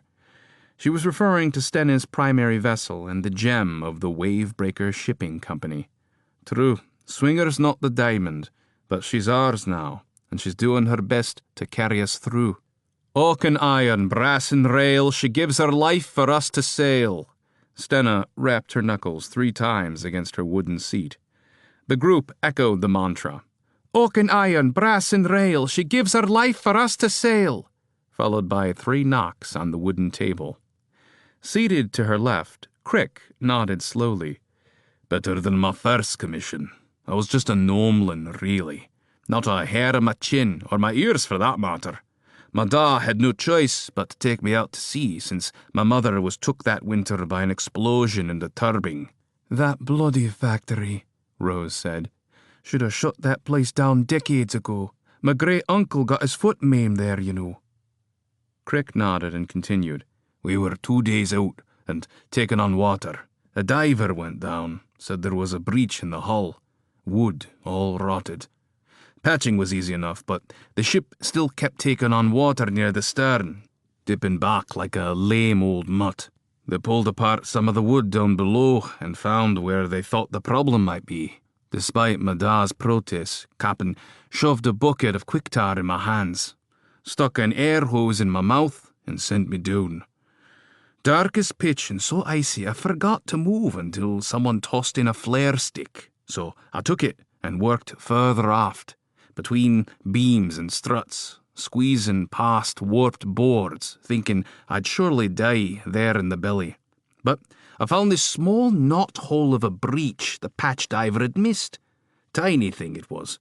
I put my eye to it and stared into the fathomless blue-grey beyond our ship, thinking how damn inconsequential we was and how vast the sea. Then I realized I was the only thing keeping all of us from a cold death. So I set to, scooped out some of that magic-y mush and closed it with a single stroke. My mind started playing tricks on me as I made my way back. I imagined someone stuffing the other end of the tube with an old sock or putting a handful of cockroaches inside. I'd heard of the jokes sailors played, and down there I felt, well, vulnerable. But then I knew my da would not allow such tomfoolery. Still, I lost the air hose for just an instant, grabbed it and stuffed it back in my mouth, and sucked in a lungful of salty brine. I got confused, no longer sure how to get back, and then I knew it was the sea trying to get at me. I'd shut it out with that quick tar, and it wanted to kill me for it. I'll never forget my da's hands lifting me from that damnable dark. Crick gave his head a single shake. Worked the sea my whole life after that. Not sure why. Maybe as a tribute to my da, who had taught me everything and loved me and saved me. Maybe because it was all I knew.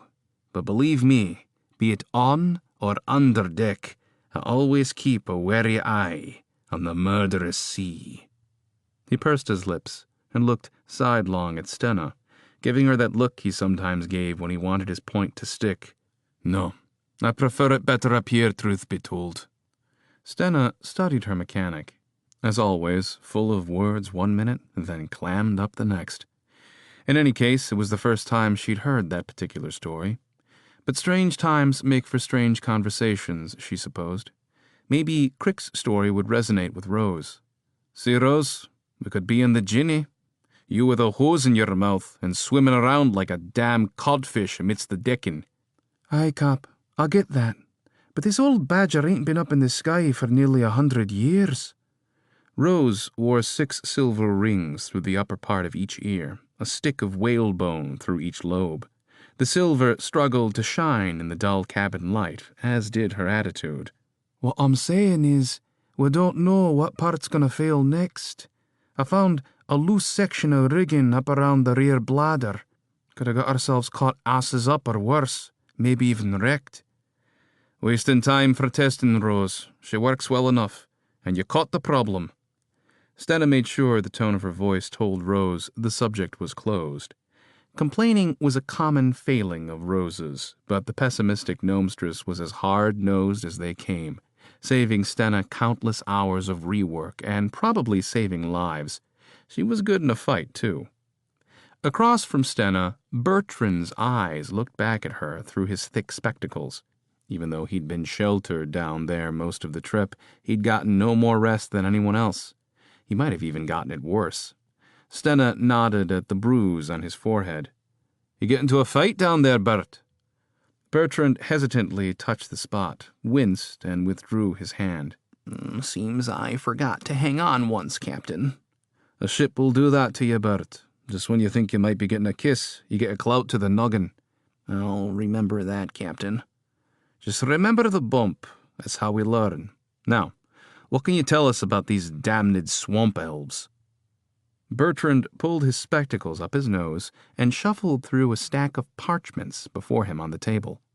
Rose sat down next to Bertrand, planting her face a few inches from her steamy bowl, and began shoveling soup into her mouth with a large spoon.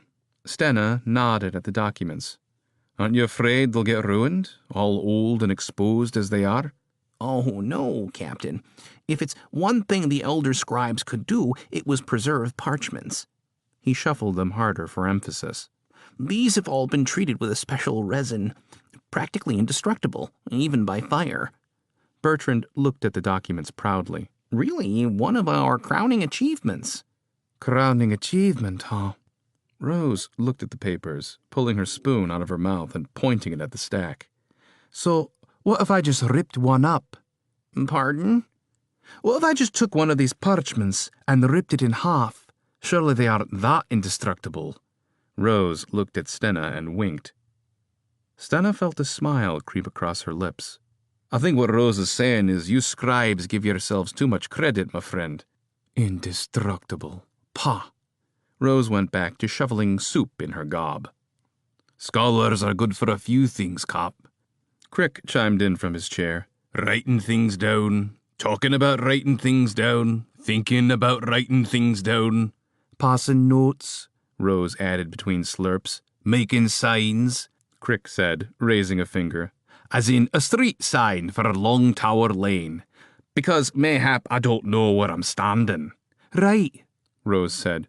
Or like the letters A-L-E above the ale tops. Very useful, that. Or the word crapper all done in fine scroll above the loo. That sent Rose into a fit as she nearly choked on a mouthful of soup. Yes, along with directions on how to dump your load. Stena fixed the bespectacled fellow with a mirthful look, but Bertrand was stone-faced, his stare impenetrable. He handed her a page. All right, then. Go ahead, Captain, and give it your best shot. Stena smiled and set her mulled wine on the table, taking the page from the scribe. It felt slick in her hands, not the sort of texture one expected from something hundreds of years old. She gave Bertrand a glance to make sure he was serious. Then she took the page between her thumb and index fingers and began to tear. Only it didn't rip. She gave a shaky smile, tried again, this time with some serious tension in her grip. Not even the hint of a tear. After another 2 or 3 tries, where she gripped the page in her fists and tried to tear with all her might, she gave up. She handed it back, frowning. Magicked, Crick said. Magicked indeed, Bert replied, nodding. It's a well-kept formula. Certain conditions on certain woods with the right ink. Takes several months to make one page. Well then, here's to our scribes. Stena held up her cup. May we someday build the hardiest of ships from their talk-bedamned broadsheets. Hear, hear. Rose and Crick raised their drinks and quaffed. Bertrand raised his cup warily, then took a modest drink, his spectacles like giant windows above the ceramic rim. Now that you've made us all look like jackanapes, speak for yourself, Crick said. Stena continued with just the hint of an eyebrow raise. How about those swamp elves? What more can you tell us? The scribe put his cup down and reshuffled things, eyes moving down the first page and then back up to Swinger's captain. They are called the Gypsias. Official documents from the last organized excursion to their swamplands was by the great explorer William Belts. He and his team of explorers were nearly slaughtered by the then Queen Melika, moments after they landed on a hillock deep within the swamp. The Gypsias descended on the party with weapons of dark steel. They were accoutred in tortoise shell and lizard hide, stained dark so that they were almost impossible to see in the shadows of the jungle. The queen herself swooped in on the back of an immense bird. Melika put the tip of her spear to William's neck and said something to the effect of, "Speak wisely or die." "Did he speak their tongue?" Crick said. At the time, there were no records of the Gypsias at all, much less any texts written in their language. William was quite on his own in that regard. The only thing that saved the explorers was William's legendary good nature and charming personality. It is reported he gave Melika a broad smile and a hearty chuckle, eyes sparkling at the queen's great beauty. It is said the elf queen was quite taken by the young gnome and gave him several opportunities to keep his head. Small tests, it seemed, as she studied his placating gestures, gentle tones, and respectful expressions. She watched as a large crate was brought from the aerostat's hold. She tensed as he took an iron bar and wrenched off the lid. It is said this was quite a display of patience from the queen, until finally Melika withdrew her spear, curious as to what was inside. It turns out the elves weren't interested in gnomish steel or the great supply of pelts and leathers and other assorted foodstuffs. What grabbed their interests were the clockwork toys William had brought along, clicking automatons that stood only as high as Melika's knee, glittering sprocket boxes and musetrons. The Gypsias were transformed by the mechanical pieces, their faces lighting up with amusement, their dispositions turning to childlike glee. "And so they became friends?" Rose asked. Well, no. A modicum of trust had been established, and the swamp elves partook in the ale he'd brought. "That explains the barrels of our best stuff down in the hold," Stenna said, nodding her understanding. "And that crate of tin dolls and other childish rubbish Linz and I lugged on board," Rose said. We're hoping the Gypsias haven't changed much since William's time. The only difference is that now we don't have anyone with William's charm aboard the ship. No offense, Captain." "Oh, nonsense, Bert. We have Rose here. See, Rose, your pleasant disposition will come in handy after all." "I'll do the best I can, Cap." Rose stoically lifted her bowl and drained the rest of the soup. "What else, Bert?" Bert set a few pages aside and pushed his spectacles back up from where they'd slid down his nose. It was said that William nearly wept at the elf queen's beauty. He later wrote several poems and songs dedicated to her, and even organized a small excursion back to the same hillock, only to be met with silence. He even made a few sketches of her, drawn mostly during their short stay with the tribe. Here's one. Bertrand pulled a parchment free and put it on the table. Stenna stymied a gasp. She could understand why William the Explorer had seemed obsessed with Melika. Even in the still image, standing with her wickedly barbed spear in hand, the elf queen seemed to be in perpetual motion. She flowed. She was not as dainty and fair as any elf Stenna had seen. Quite the opposite. She was tall, her form thick beneath the light armor she wore. Her auburn hair was woven into an iron-colored crown, and those locks that had managed to escape swung wild about her head. Her eyes were as dark as coal, her skin a hue of green leaf touched with copper. And when Bertrand had mentioned the Gypsias wore shells and skins, Stenna had anticipated something barbaric. The truth was, the queen's armor was fine indeed. Her pauldrons shaved into round shapes where they rested on her shoulders, angled so any weapon might glance off rather than bite. Pieces form-fitted to thigh and shin, chest and arm. As hardened as she was from years at sea, Stenna could not keep a chill from inching up her spine. It was like looking at a wild animal, or at least something unaccustomed to civility, exquisitely beautiful and dangerous. Her respect for William the artistic explorer increased tenfold. Rose stood and went to a small bucket and pitcher of water and began cleaning her bowl. Seems like a lot of trouble to go to, and there's a good chance they'll skewer us before they give us the opportunity to open our gobs. Everything is a lot of trouble, Rose. Life, love, and direct orders from our presizer general. Aye, Cap. Orders and love, both a bit dodgy.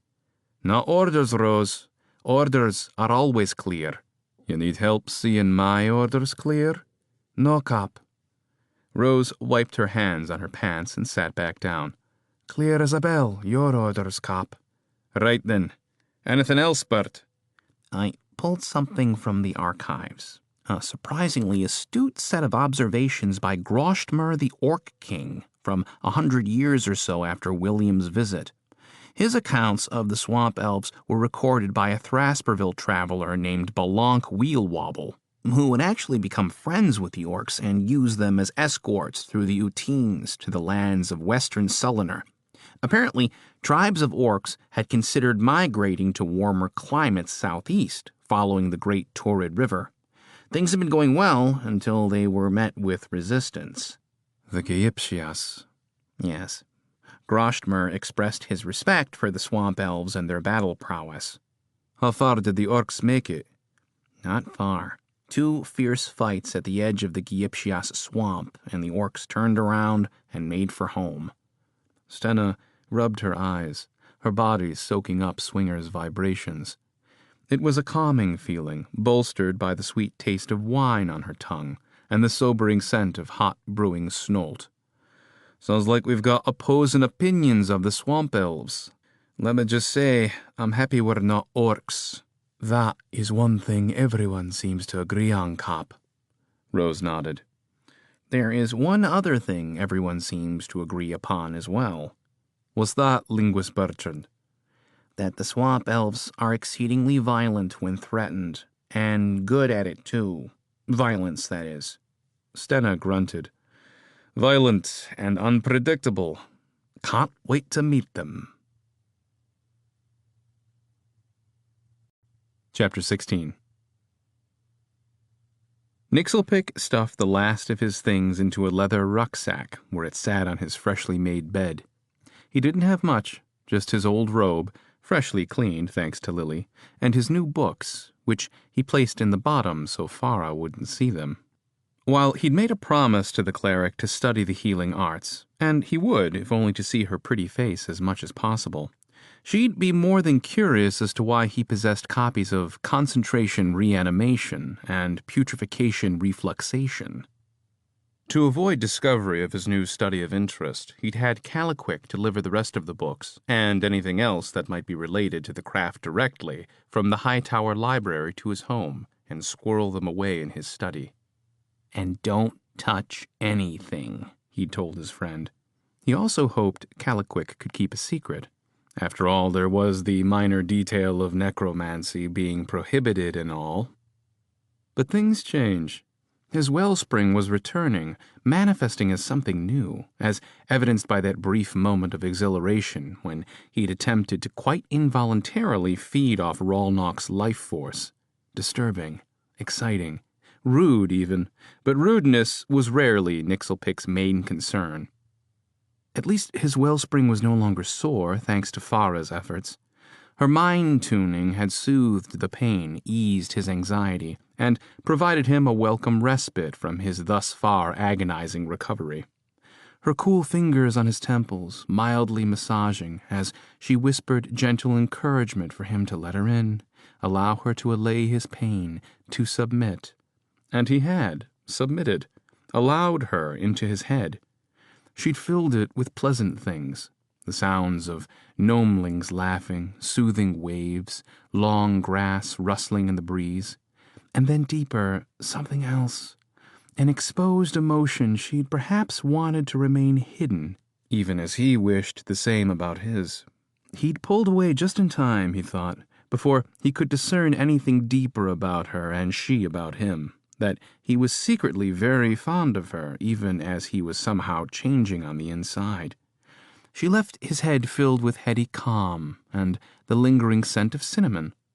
Farah had gotten up and straightened her clothing, blushing, her eyes dodging about in an uncharacteristic moment of timidity, and then she stepped out quickly, closing the door behind her. Sigh. Now, whenever he touched his wellspring, it seemed different, a deep shade of purple where it had once been blue. The change was uncomfortable, raw, frightening, like an organ having shifted inside of one's body for no apparent reason. These changes, combined with his dead speak, made him sure that he was more necromancer than not, more criminal than upstanding. Rotten, he muttered to himself, fastening the rucksack. Is that what I'm destined to be? Rotten? There was naught to do but learn as much as he could about the change in order to be prepared for what might come next. The one thing he knew for sure was that he couldn't stop the change. Hells, he could barely explain it, even to himself. He sighed again. Nixelpick was anxious to be home. The first thing he'd do would get a hearth fire blazing, fetch a cup of mulled wine, and tear into his new collection of profane texts.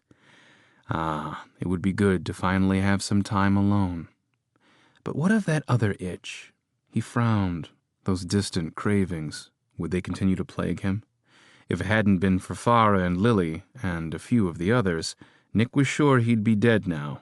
Even if he'd lived, without Farah's healing magic, he'd be skulking around in the Magi den looking for more, committing every sort of crime just to secure a moment's relief. What will you do once you're alone, without Farah's healing hands nearby?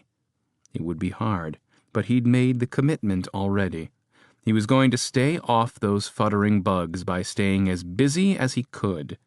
Delving into his changing powers seemed the best place to begin. Yes, taking a good look at himself might lead to some kind of self-awareness. Or it might finish me. A sting of impatience needled him. Despite wanting to leave, he knew better than to rush a gnomestress, much less two. So he plopped down on the bed next to his pack. He glanced about the tidy room. Lily and Farah had conducted a dual-pronged attack of sure-handed organizational bustle. They'd dusted the bookshelves, swept the floors, repositioned furniture, obviously intent on leaving a good impression on the Golden Cog's owner. Nixelpick wasn't interested a whit in impressing Joel Hartnail or anyone else. While he appreciated the care everyone had provided over the past month, including the use of this wonderful suite, which he found had been paid by Termund Grunzest, he didn't feel the need for anyone to go out of their way any longer, nor did he feel he owed anyone anything. By tick and talk, he and his sister had effectively dismantled the most corrupt charlatan this city had ever known. His sister had done it in the courtroom, and he on the battlefield.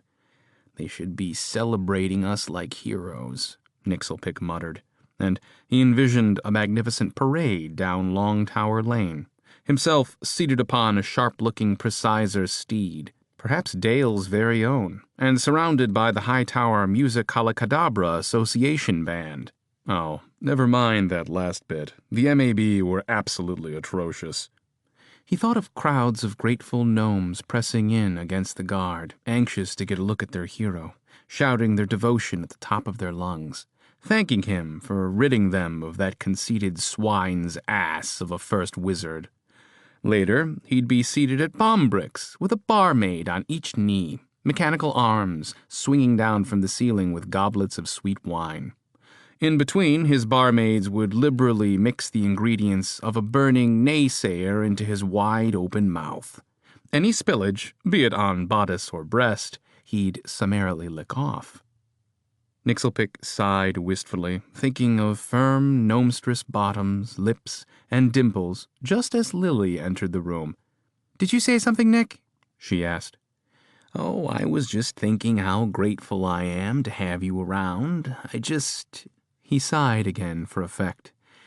I could never have gotten through all this without you, my dear, my faithful lady, always by my bedside, offering sweet succor throughout my fitful resistance, adjusting my bedpan beneath me as I writhed in an addict's rage and loosed my bowels.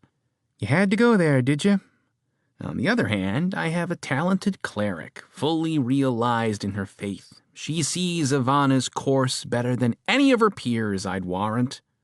In her own way, she is as keen to do what's really right as I am, I think.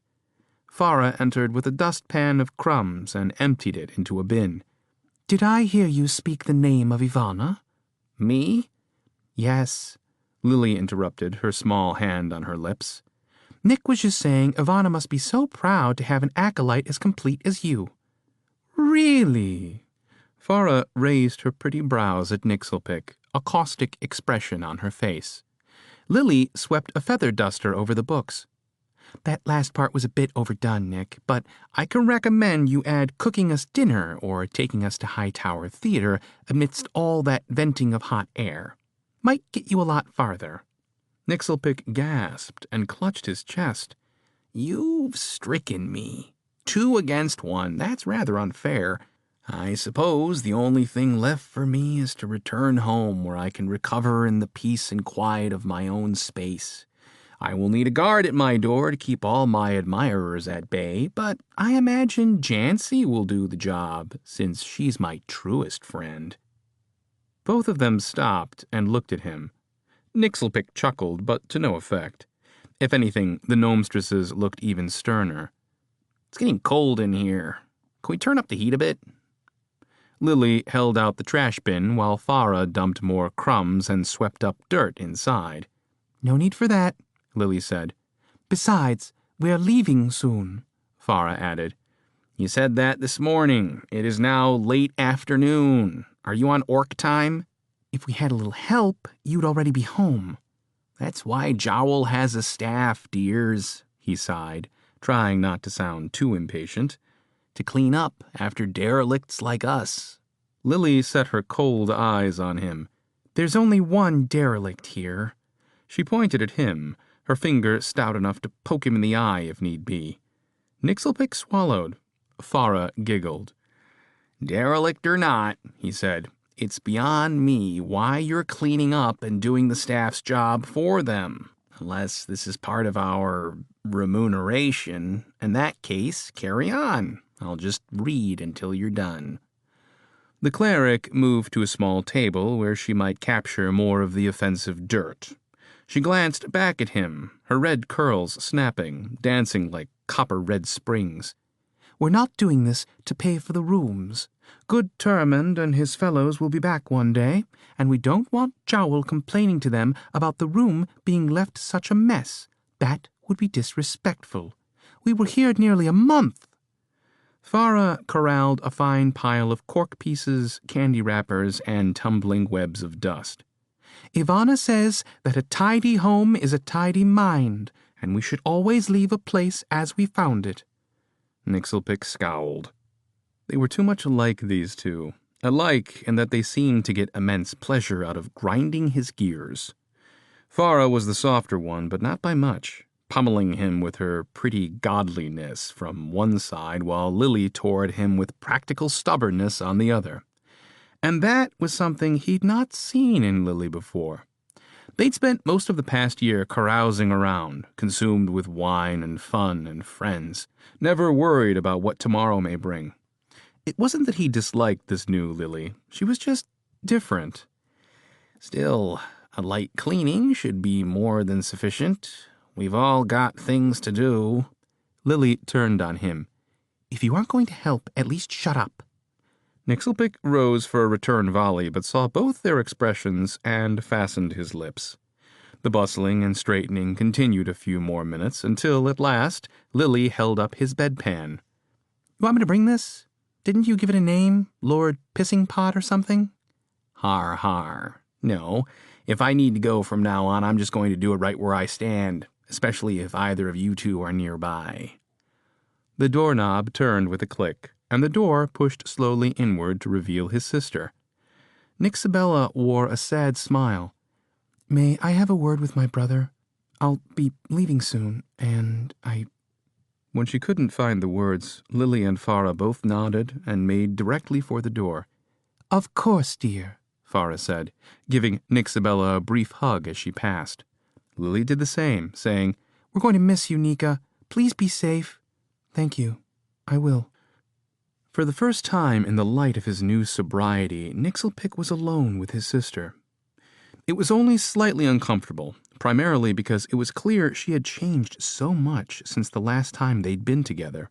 A stolid assuredness had replaced her normal wariness, although she didn't seem to have gone emotionally hard. In fact, she wore her feelings quite openly. At the moment, calm. That was probably a good thing. Hello, brother. Hello, sister. I thought we should talk before I go away. It's been... Of course. Please, sit. Nixabella sat on the other side of his rucksack, taking his hand where it was slung over his belongings. We need to clear some things up, Nick. Yes, agreed. Let's get to clearing. Chapter 17. Nixabella could spot her brother's impatience a mile away. She knew he wanted out of the room right away, but at the same time, she could sense he'd sit here all day if she wished it. But she didn't think it would take that long. She looked at the bulging, threadbare pack between them. It was everything he owned since checking into the Golden Cog, a lifetime of worry, struggle, and tears in a fat leather bundle. I should have known you were involved. Involved? With that rockhead and stealing my invention. Nick arched an eyebrow, then raised a finger, but his words stuttered out.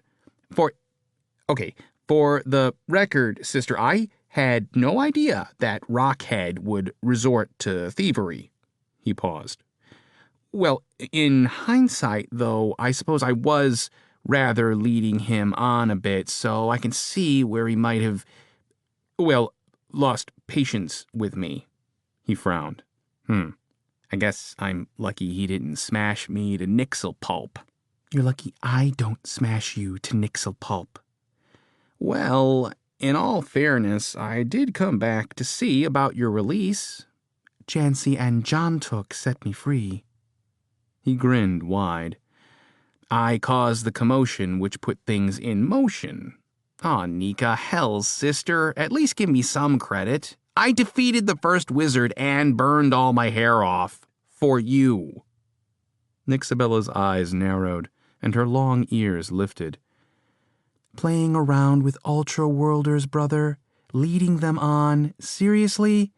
I knew you were impulsive, but that's just downright stupid. Besides, there's not that much hair left on you to burn. I know why you wear this skull cap all the time. Huh? I'll have you know, I typically have a full head of hair.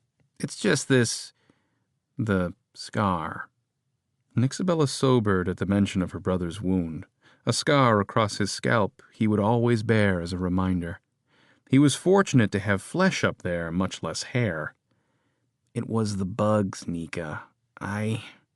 Nixelpick seemed ready to argue further, to compound the situation by letting his mouth get in the way. But it was good to see him feisty again, ready to stand up for what he believed in, even with his damned twisted logic. Nick folded his hands in his lap and nodded. It was wrong of me to lie to you.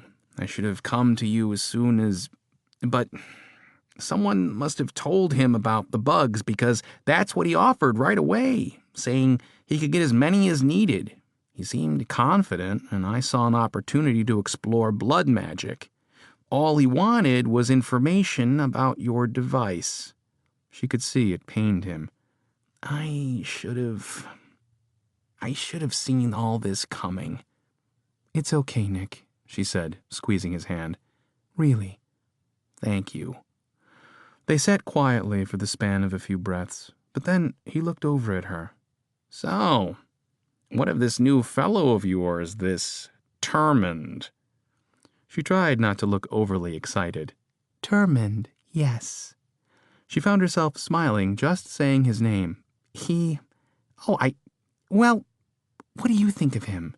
Her brother chuckled. "Since when do you care what I think?" "Since forever, of course. You're my brother, my only family. I really do care about the things you think, and I want to know your impression of him." Nixelpick looked up at the ceiling, squinting. "He seems like a good enough fellow, strong, successful, even manages to have at least half a brain." She laughed and punched him lightly in the shoulder. "Hey, I said nothing to deserve that." The tension was dissipating, but she still had her own apology to deliver. They'd never really made up since the fight in her workshop. Nixelpick hadn't been of truly sound mind until now. "Brother, I'm sorry about arguing with you that day after bomb bricks, when you came to give me back my coat. I've been feeling horrible ever since." "Shh," he stopped her. "None of that's important anymore. There's something you need to know, something you need to remember, something much bigger." She drew away. "Bigger than my sincere apology?" "I am being truthful here, trust me. You need to know, not only to show you what a true sphincter you were when we were gnomelings, but also because it seems important somehow, and also tied to what's happening with John Took and your invention, with you and this prophetess, with all of us." Her brother had the queerest look on his face, as if he were about to confide in her as an equal, as someone he could trust for once. His eyes gave no hint of insult. She shook her head, confusedly. "Okay, tell me." "There's a reason I acted the way I did in your workshop that day. In fact, my entire course in life was influenced by something that happened between us as children." Her brother gestured around with open hands. "All of what I am, I'll let you decide what that is. I have done it all because of you." Nixabella felt truly confused. "You've gone insane, brother." She wanted to roll her eyes incredulously, but something kept her from doing so. She looked at Nick's face and saw her brother was deadly serious. She sat up straight. "The way you are, because of me?" "I've held on to a grudge with you up until a short time ago when, upon further reflection, I realized you may not have had as big an influence in my disastrous life as I'd first imagined. What I'm saying, Nika, is that I don't think it was all your fault anymore. I must ask you a question." "Very well. Anything to put a straight edge to this crooked logic." "What do you remember about the book we found in the attic of our old house?" Nixabella searched her memories, her brow wrinkling in concentration. "That book? I remember we found it beneath the floorboards when looking for a lost Neppler. It was old and dusty and had all these wondrous pictures inside." Her brother nodded. "What else do you remember about it?" Nixabella grasped for the memories, snatching at them as they tried to elude her. "You know, I'm not sure where it went. It was simply gone one day." "And do you recall gaining an unreasonable amount of power during that time? A power you have not displayed since that time?" She shook her head, exasperated. "I honestly don't. I remember being obsessed with reading it, and that most of it was too difficult for me to understand. Seemed like I spent most of the time flipping through and gazing at the extraordinary pictures inside. Funny, I don't remember any of them now." "You really don't remember, do you?" His eyes seemed sad, but she detected a hint of relief. "No, brother, I have no clue what you're talking about." Her brother took her hand. "I want to try something. As you may know, I have honed the ability to speak to the dead, or rather, speaking to the remnants of their spirits as they linger on Sulinar before going off to who knows where." "I'm aware you have some strange powers, yes." What is he getting at? "Well, I can do the same thing with memories and thoughts. I can express them through touch to another being, similar to Farah's mind tuning. You being my sister should make it even easier." Nixabella leaned back. "And why would I want to know what's been going on in that old noggin of yours? Do I look like a glutton for punishment?" Nixelpick smiled, and it wasn't his normally wicked smirk. I want to show you something. Something from way back. When we were gnomelings? Yes. Nixabella shifted uncomfortably. What do I do? Come closer, Nixelpick said, waving her in. She leaned over the rucksack, and her brother put his arms around her neck, drawing their heads together. Nixabella caught the scent of tea on his breath. The tight strength in his arms and shoulders surprised her. He was recovering better than she thought. She wrapped her arms around his, closed her eyes, relishing in this personal contact she no longer shunned. If she'd learned one thing, it was that there could be strength in partnerships, energy in trust, and she trusted her brother now, despite his recent troubles and unusual powers. Okay? Nixabella grinned despite herself, feeling a bit like a child. Now what? Now, he said, simply listen to my voice. You sound like a madman. Just listen. I'm going to recite something from the Tomb of Souls. Can you recite from something else? No. At some point, you will simply fall into my memories. I won't tell you when, but soon. Her brother allowed silence for a few moments, then recited, One mark for the soul, a tooth. One reason for the soul's return, a passage from the Book of Grey. 2 chimes to align the vessel, and the entrance. The sound of waves crashing startled Nixabella awake. Her eyes shot open. The bright sun made her squint, but she knew where she was. The bench in the garden beside their childhood home. The same location of all her dreams involving the prophetess. Nixabella peered up at the ramshackle 2-story structure, box-shaped with wooden siding once blue, now worn gray from salt and sun, a sloped roof with an attic, drain pipes clinging to the rotted corners. A dirt path wound through the surrounding overgrowth of clamber vines, red-barked dwarf trees, and honeyweed. Hardly a garden, but the sweet smells brought back a flood of memories. She gasped at the immensity of the things she'd forgotten returning in one big rush, too much to even make sense of at the moment. But what moment is this? Then or now? Her brother was nowhere to be seen, at least not the brother she'd left back in their room at the Golden Cog. But she heard the happy cries of gnomelings from somewhere nearby, a sound as lilting and playful as the foam swirling on the hard-packed sand.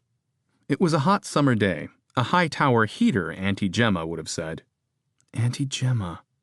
Nixabella stood and walked down the path to the front of the house, ducking beneath a bridge of twined greenery, the shade cool on her face. She stepped into the sparse front yard, went up the rickety steps, and pushed the front door open to enter their old living room. She was instantly struck by how much they hadn't had in the way of possessions.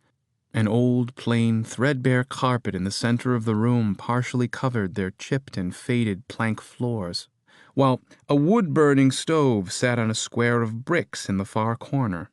Nixabella smiled as she admired the complex array of pipes she'd rigged up to carry heat throughout the house. Tinkering even then. But there wasn't much else. A chair next to the stove with cushions tied to the seat where Auntie Gemma used to sew. A small table laden with candles. It was a similar story in every room. The kitchen cupboards were bare. The dining room had no table, and the upstairs had only straw beds and a few broken toys. No Auntie Gemma anywhere. Nixabella fought off a sudden well of emotion. Her workshop had been a mansion of wealth and wonders compared to this place. To think she'd felt sorry for herself in Hightower. I should have been more grateful. Back downstairs and outside, she took the path around the side of the house, still hemmed in by a wild garden, until the gnomelings' voices reached her again. Through a break in the tangle, Nixabella crossed the yard and stood at a familiar spot among the trees at the hill's edge, breaking through that copse to stand above the gray ocean, its waves ever pushing toward the shore. She went down the hill, through the tall grass, and stood barefoot on the warm sand. She relished the feeling a moment before thinking, Where are my boots? It didn't matter. Such trivialities were the stuff of dreams, and in the back of her mind somewhere she knew this wasn't real. It was just a step back in time. 2 gnomelings played in the sand, giving credence to that thought, as one was her little brother, and the other was little Nixabella. She couldn't look at herself, wouldn't, pushing her gaze inexorably to Nixelpick and his round little head, curled blonde locks bouncing around his face. He was adorable, yet she hardly remembered thinking that as a child. She sighed and chanced a look at her younger self. Why so frightened to see? Did she fear so much had changed over time, that she'd become a haggard, jaded gnomestress, a third of her life gone by? What she saw had just the opposite effect. Her heart swelled. She felt a strange sense of pride, of longing, of amazement. She was so little, even by gnomish standards, her light brown hair shining in the sunlight, her hands busy constructing her part of their sandcastle, which seemed well built compared to the loose pile of sand her brother was pushing together. Her small self prattled on endlessly while her brother occasionally piped a response. Indeed, how things had changed. She approached, fearful of startling them, yet they took no notice of her, even when she came within a few feet. Both children wore trousers and long shirts, and they were shoeless. They seemed to be playing just fine together, exactly how she remembered. Then little Nika looked up with a glum, troubled expression. Her eyes became distant, her jaw slackened, as in a stupor. Her brother picked up on the expression, his own face displaying a hint of fear and uncertainty. It was clear he'd seen this before. "Sissy," he said, hesitantly, "are you—" A grin spread across little Nika's face. Her eyes changed from pale hazel to fiery gold. It was a look of wickedness she didn't remember ever having. Little Nick got to his feet and sprinted through the sand as Nika stood, her chin down, fingers splayed open at her sides. Even through memory, Nixabella felt the powerful vibrations growing. Little Nika's hands flew up and made a circular motion, and a sudden wind whipped ahead of her, whisked her brother's feet from under him, causing him to land with a painful thud. Little Nick spit sand as he slowly got to his knees. "No more, Sissy, please." "Oh, yes, more, little brother, more and more again." "What did I do? I'm sorry. Whatever I did, What does it matter?" little Nika shrieked. Nixabella watched in horror as the smaller version of herself stalked her quavering brother. The young Nika seemed to float atop the sand, a tiny menace in a raggedy dress. Nixabella was aghast. "Stop it," she said to her younger self, but she didn't hear. They couldn't hear her, couldn't see her. Then Nixabella spotted a shadow sliding through the shallow surf. A feeling of terror overwhelmed her. What is that thing? She took 2 steps after her smaller self, reaching out. "Stop!" But it was only a dream, a remembrance. She was not even here. Little Nika fixed her brother with fierce, flaring eyes. Then Nick snarled in return, bringing his own tiny power to bear. "Fine," he yelled, and lifted his hands. The sand around him rippled, shot from the ground in a dangerous spray, and hurled at young Nika. The effect would have stunned or disabled any high-tower wizard of the 2nd or 3rd order, but young Nika's pet wind rose up and blew the concentrated attack into a harmless cloud of sand. In that instant, Nixabella's entire view of her brother changed. She was intensely proud of him for standing up for himself. That snarl, to have dealt with so much power so young. It no longer surprised her that he'd gone on to become such a strong soul, that he'd defeated the Amorph Witch, then went directly after that into a duel with First Wizard Rolnock and defeated him.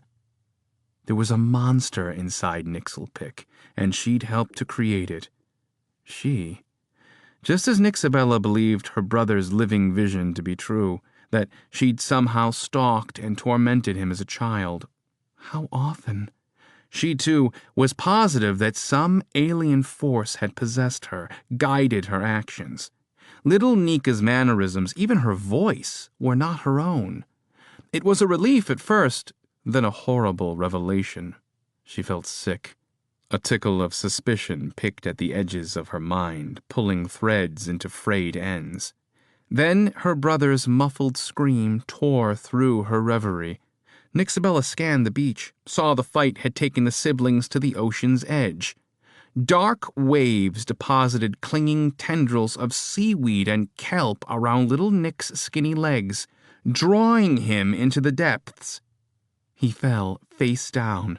His fingers dragged runnels in the wet sand, and he begged his sister to stop, but she hunted him, arms wide as she manipulated elements she should not have been able to budge, her skirts swirling around her feet in the frothing surf. Waves rose up and smashed Nixelpick with brutal force, battering his head and face. He choked as he swallowed salt water and sand. Nixabella ran towards them, searching for her own wellspring, cursing herself for not having the skills to stop the little wretch, to stop herself. "You stupid child, leave him alone! Leave my brother alone!" Just as she reached her smaller self, the diminutive head turned, hair billowing, and fixed Nixabella with burning, fearless eyes, her irises swirling in a kaleidoscope of blazing color. Worlds spun behind those eyes, places so alien Nixabella couldn't begin to understand them. Ultra-worlds. Nixabella fell to her knees in the sand, fear in her blood, terror in her mind. She screamed and jerked away from her brother. Not her little brother, but the real Nick. She looked at him and saw his face wet with tears. Her own cheeks were wet as well, and she gulped. I'm so sorry, Nick." She pulled him into a hug and cried into his shoulder. Her brother held her as well. "Now I know, sissy. It wasn't you," he said into her hair, his breath tickling her ear. I would never." "You would never do such a thing. I know it now." They parted, but held hands. "These memories, once put away in some deep place and forgotten, are now clear to me," she told him, sniffling. "Who then? Or what? What could have given you such power and the cruel will to use it at that age?" Nixabella wiped her face on her sleeve. "I have an idea. It warrants more investigation, but once I know exactly who is responsible for ruining our lives, I promise you, brother, I promise to make things right, to mend the rift they caused between us." "God's help us all," Nick said with a smile. Nixabella smiled back. "God's help us all." And she pulled her little brother, the surly older one, and the adorable blonde-locked gnomeling, into another tight embrace. Chapter 18. Nixelpick led their entourage out the back way, through the laundry where stewards sent baskets of soiled linens down to mechanized tracks to the basement. Then through the kitchen, where great spits of meat roasted and the quiet clatter of dishes marked the afternoon slowdown. The staff kept their distance out of fear or respect. Nixelpick didn't much care. Word had already spread about yesterday's combat, about the former first wizard possessed and loose in the city, ghoulishly lurking around every corner, waiting on careless souls to pass, turning anyone he met to ash. Perhaps the last part was a stretch, but if it kept folk out of Rallnox and the Amorph Witch's destructive path, all the better. At least until they could be driven from hiding. In the delivery room, where a line of tube stations jutted from the north wall, they found a lad fussing at one of the delivery ports. He was opening and shutting the tube door, cursing while pumping a lever that was causing the track inside to jerk and rattle. "What are you doing, lad?"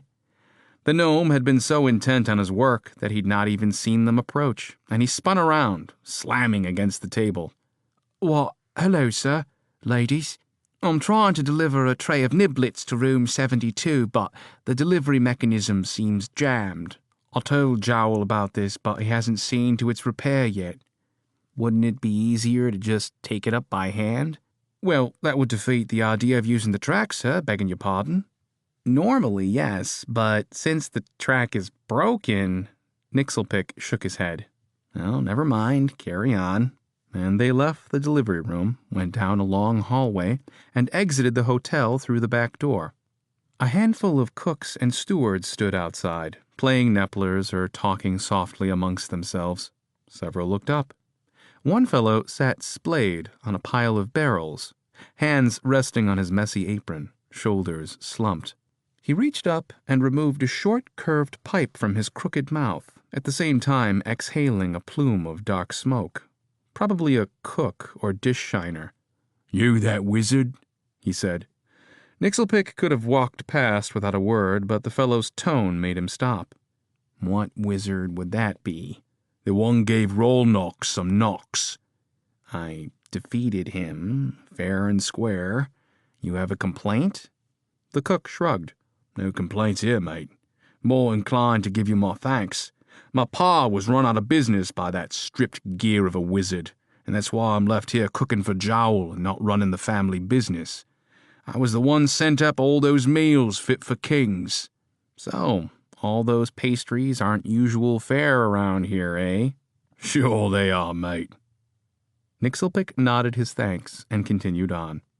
They rounded the corner of the main hall, moving left around the back and planning to trudge through the snow to Hightower Lane, when Jancy landed on the ground directly next to him, causing him to jump sideways and do a strange little jig to avoid falling on his arse. "Bite, tick, and tock, Jancy. Do you really need to do that to me every God's be damned time?" Sorry. Her hand went to the bandage covering the right side of her face, touching it gently. It was almost an unconscious act. I feel fine, by the way. Farah says I heal well. But still wearing a bandage, I see. There's a little healing left to do. Nixelpick understood all too well. His entire life was nothing but bandages covering all the scars and rotten parts.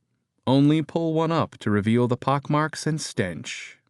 I suspect her fast healing is thanks to her lineage, Farah said, which, of course, she won't tell us.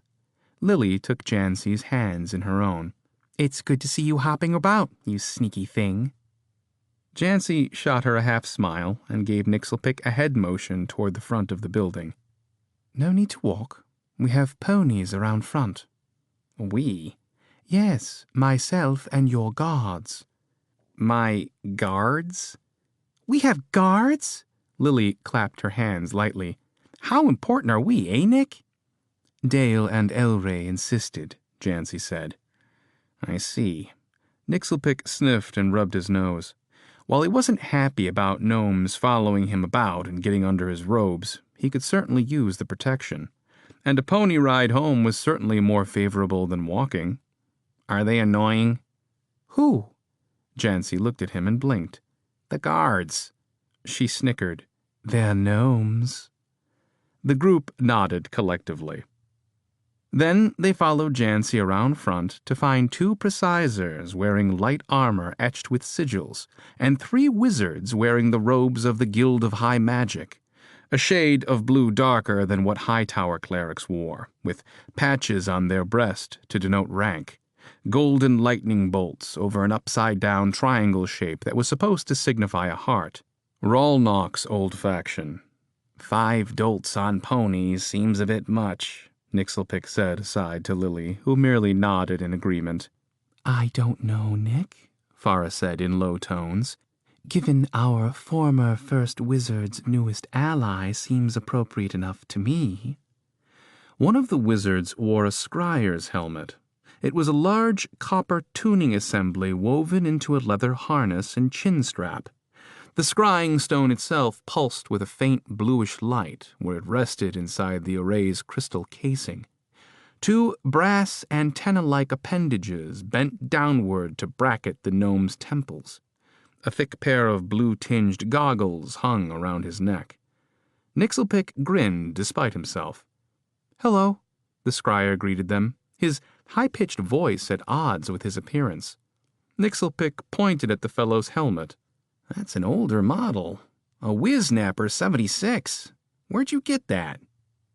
The fellow, a lad really, couldn't be any older than 30 years, looked down with a blush of pride. "It's my grandfather's," he said. "Model A7704. Nixelpick felt a shock of surprise, found himself gaping at the youngster. They only made 7 of those. Used them against the orcs in the Great Southern Push. Caught one especially crafty high shaman. Sathvasir, I believe his name was. The wizard grinned, his eyes alight. "This helmet's the very one that got him." "I'll be futtered sideways. Any fellow not afraid to put on an A7704 is a respectable gnome by my standards. What's your name?" Nixelpick reached up to shake his hand. "Tenzik, sir.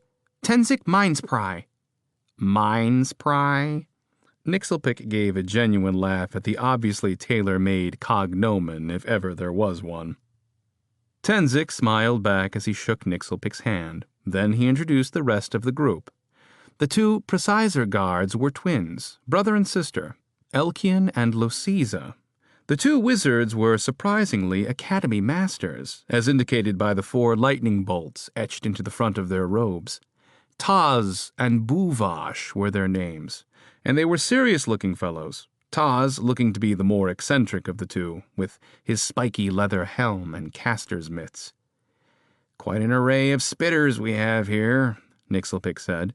The 2 wizards frowned at the common term for wizard, but bowed their heads to him all the same.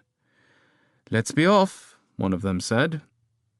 So they mounted up, Lily requiring assistance from Jancy, which she accepted with a giggle, and they were on their way. As they rode the high ridge of Hightower Hill, Nixelpick looked down at the sea. Out there, above the cold black, he'd defeated the alien witch. At least it had played out that way in the collective amorph mind.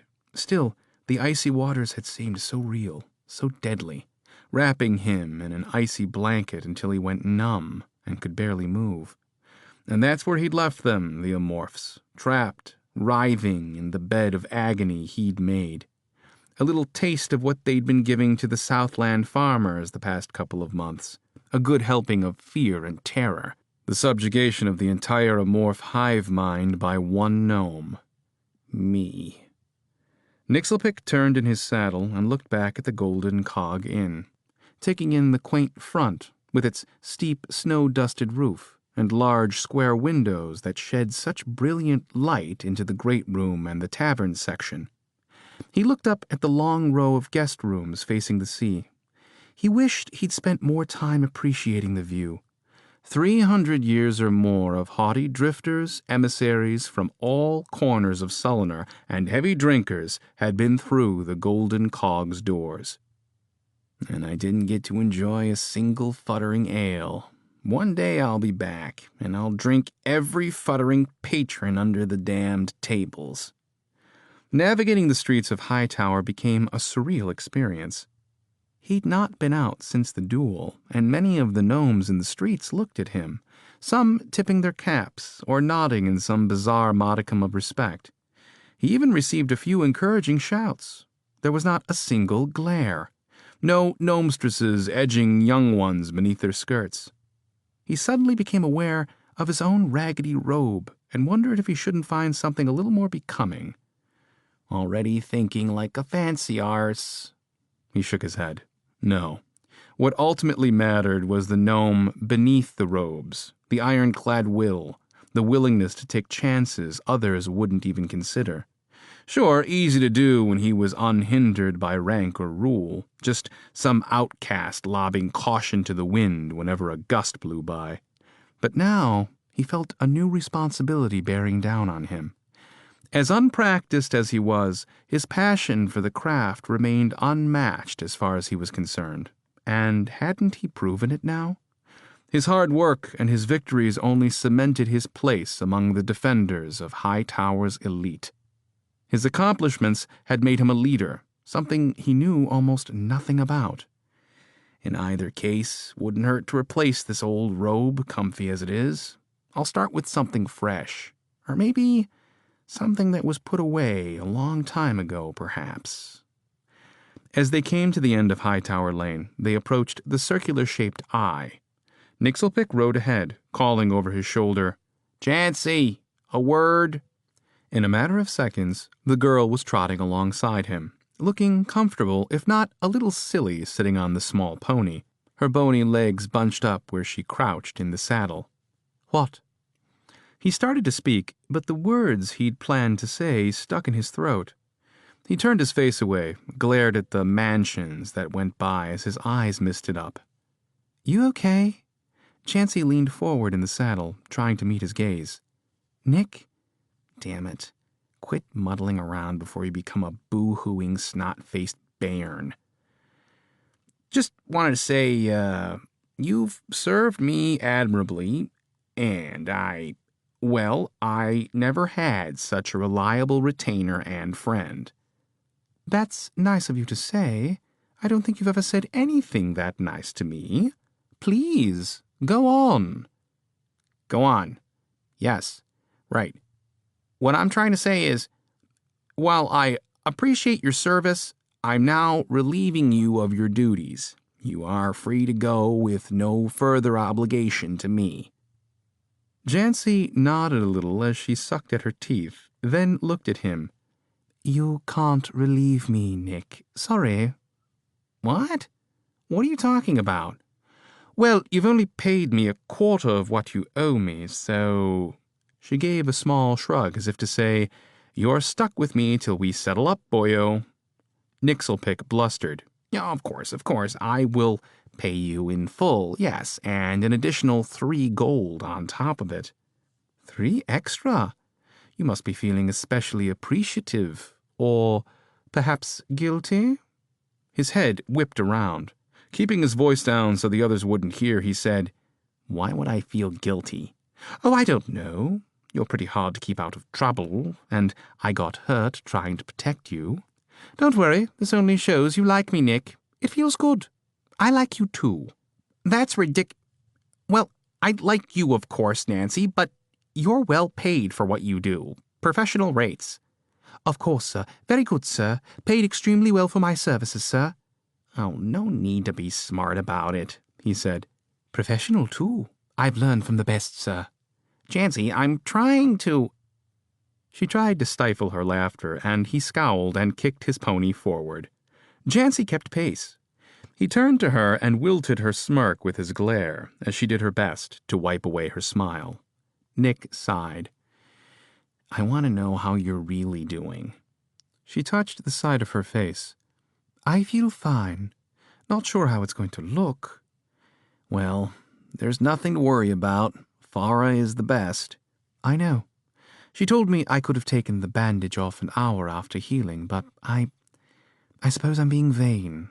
I never much cared about superficial things before, but now—" She raised her face to the wind, as if to freeze her rising emotions. Nixelpick took the opportunity to gaze at her unabashedly. Her long nose sloping gracefully downward, her set jaw, her eyes almost feline in their soft slant, a light spattering of freckles across her cheeks, her silken white hair, rebellious, strong. He couldn't quite pin the feeling except to think that if he ever had a daughter, he would be proud if she was half like Jancy. "Regardless of what you look like under that dressing," he said, his voice hoarse with emotion, "you will always be special to me. That's why you're free to go, free to get away from this trouble, free to find an employer who won't get you maimed or killed." If she glanced just a moment in his direction, she'd know just how deeply he cared for her. But being tough no longer mattered, not when it came to Jancy. He'd almost lost her back there by the rock, and he'd be damned if he'd let her go without showing her something. Her eyes remained forward, but her grin reappeared, smug and wry all at once. "I've always been free to go, Nick, but I'm not. You're stuck with me, you irascible softy. Although I will take the extra coins." With that, She gave her pony a frog-like kick and trotted ahead. Nixelpick grinned after her, at least until Lily rode up beside him, at which time he quickly straightened his face and added a pinch of frown for good measure. But inside, his heart soared. Lily peered at him a moment. "When we get home, I'll make you that bean and potato soup you like, and we'll have us a proper meal. Haven't done that in a long time." "When we get home, I'm having a warm Lelorian wine in my study. Perhaps two." Might be good if you put something in your stomach first, since you haven't eaten all day. True enough. He was starving. He'd had a little lamb soup yesterday, but his eyes had been much too big for his stomach, and too soon after waking from his dark stupor. He grudgingly nodded. It also might do the house a bit of good to have the fine aroma of Lily's cooking wafting through the place. "Thanks, Lily. Soup it is. But I'll have you know I'm rather determined to get caught up on some reading." Sure, Nick. Wouldn't think of keeping you from your reading or your drinking, but soup it is indeed. And I've even got some of that fine wheat bread for you to dip with, too. She patted a knapsack, and while her tone was upbeat, he could sense a little hurt in it as well. He wanted time with her, too, and she'd have it, but his curiosity regarding the necromantic arts was too hard to put away. Some things he just needed to know. "Thank you, Lily. We'll have us a nice, relaxed, cozy time. Cannot wait to get that hearth lit." It felt good seeing the snow-covered roof of his house as they plodded down Undercog Lane, which ran parallel to Longtower. The overgrown bushes, stunted trees, and weeds were stripped of their green, and the gutters were in need of repair, and the yard all around his house was covered with knee-deep snowy mulch. It looked a bit ramshackle, admittedly. "Just how I like it," he said aloud to himself. The hearths would no doubt be frozen and would need some work before he could have a proper setting for reading. He glanced at his wide front porch, where he and Caliquick often planted their butts in a pair of rickety rocking chairs and shared a pipe. Jancy had already dismounted and looked shivery and bored. "Let's get inside. My arse is freezing off." Nixelpick climbed the steps to stand next to his wayward progeny. At the top, he turned to bid everyone farewell, but it seemed the entire retinue, except for Precisor Elkian, were hitching up their ponies to the rails. Elkian looked up. "I'll run and fetch some stable hands. They can put up a small shelter for the ponies out back and get them taken care of proper." He waved and rode off while the others joined Nixelpick on the porch. He gaped at them. "What is everyone doing?" "Elray's orders," Tenzek said. "We are to remain with you night and day." Farah looked back and forth between the wizards and precisors. She shrugged. "I'm going against my orders to return to my post. Nick, you still need some seeing to, and—" She seemed hesitant to go on. "What, Farah?" he said. An edge to his voice was misdirected at her. "You may be elected first wizard soon, and you can't very well be looking over your shoulder along with your new responsibilities. Not if everything Jontuk says is true, and there's to be some fighting in our future." "What good is a first wizard if he cannot protect himself? I'm fine, and I'm not first wizard, so stop with that sort of chatter." Tenzek glanced hopefully at the door. "Maybe we could talk about a strategy, sir? We need to be prepared in the event Rolnock attacks again." Lily touched his arm. "Oh, Nick, come on. We have 3 guest rooms and a huge great room. Plenty of space for everyone." "But—" "Nick, please. It's freezing cold." "Oh, very well." He felt around in his robe for a key, then in another pocket, then a third. "Where's my goddamned key?" Looking guilty, Lily pulled it from one of her own dress pockets. "I kept it for safety's sake. I knew you'd probably lose it." "I wouldn't have lost it if you hadn't taken it." "Right. Of course, Nick." She went to the lock and put the key inside. "Wait, I'll need to remove the wards." "Already been done." "How?" "Caliquick." Nixelpick sighed for what seemed like the 100th time. Is everyone working against me then? Lily turned the key, and the door's mechanics, in great need of oiling, spun and whirred and clicked until the door popped open. Lily pushed on it, turning to him as she went in. We're working with you, Nick, not against you. He followed on her heels, about to snap something back at her. But as they stood in the foyer, the intoxicating smells of cooking food nearly knocked him off his feet. The house was comfortably warm, and his stomach immediately groaned in anticipation. What's this? In the hallway, the aroma was much stronger, and his jaw dropped open at the crates stacked neatly against the wall. Perry's Maze was stenciled on every one of them. Lily patted one of the crates. The counselors, as promised. He couldn't keep the smile off his face. Seems like our distinguished leaders are good for something. The great room was in perfect order, dusted, straightened, a fire roaring in the hearth. He crossed to the flames and held out his hands. Oh, this is too nice. And what's this? We've been busy here too, Nick. Couldn't very well have you coming home to a cold, empty house. Master Taz gestured to the crates lined up in the hall. Shall we get comfortable? Nixelpick couldn't say no to that. Of course. Everyone, welcome. Yes, break open the maze, Taz. Break it open. He looked askance at Lily, who seemed to be quite pleased with herself for reasons he would probably never know. Well, she loves you, you troll-faced idiot. Feeling better than he had in ages, Nixelpick gave Lily a fond wink, put his arm around her shoulders, and pulled her close. Chapter 19. Nixabella woke hot and angry and full of fight. It was the dream again, the gnomestress there and gone, the prophetess, the beach, some dark shape playing in the cresting waves, an argument about something, the entire gist of it gone like a wisp of smoke in the wind. Wait, there was something.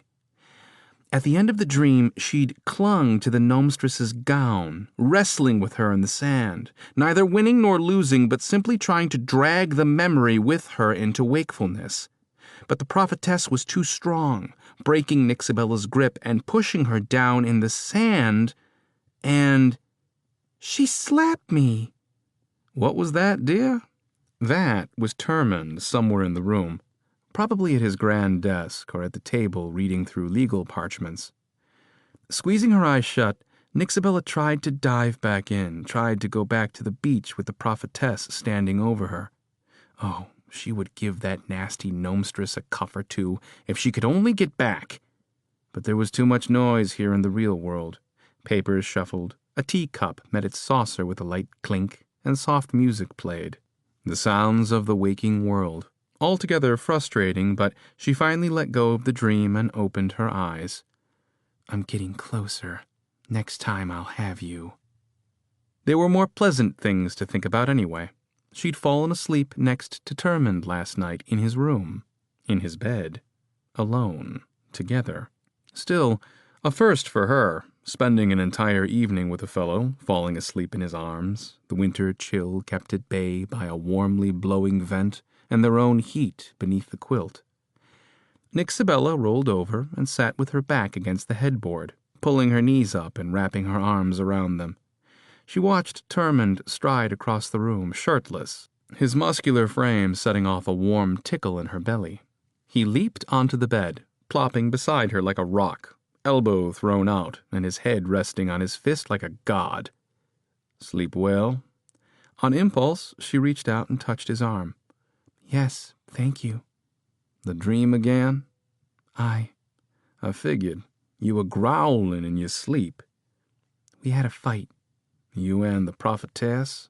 Yes. She made you forget again? Nixabella frowned. Yes, but I'm getting stronger. She won't be able to keep me out forever. Not if she wants something from me, which I expect is the end game. Why do you say that?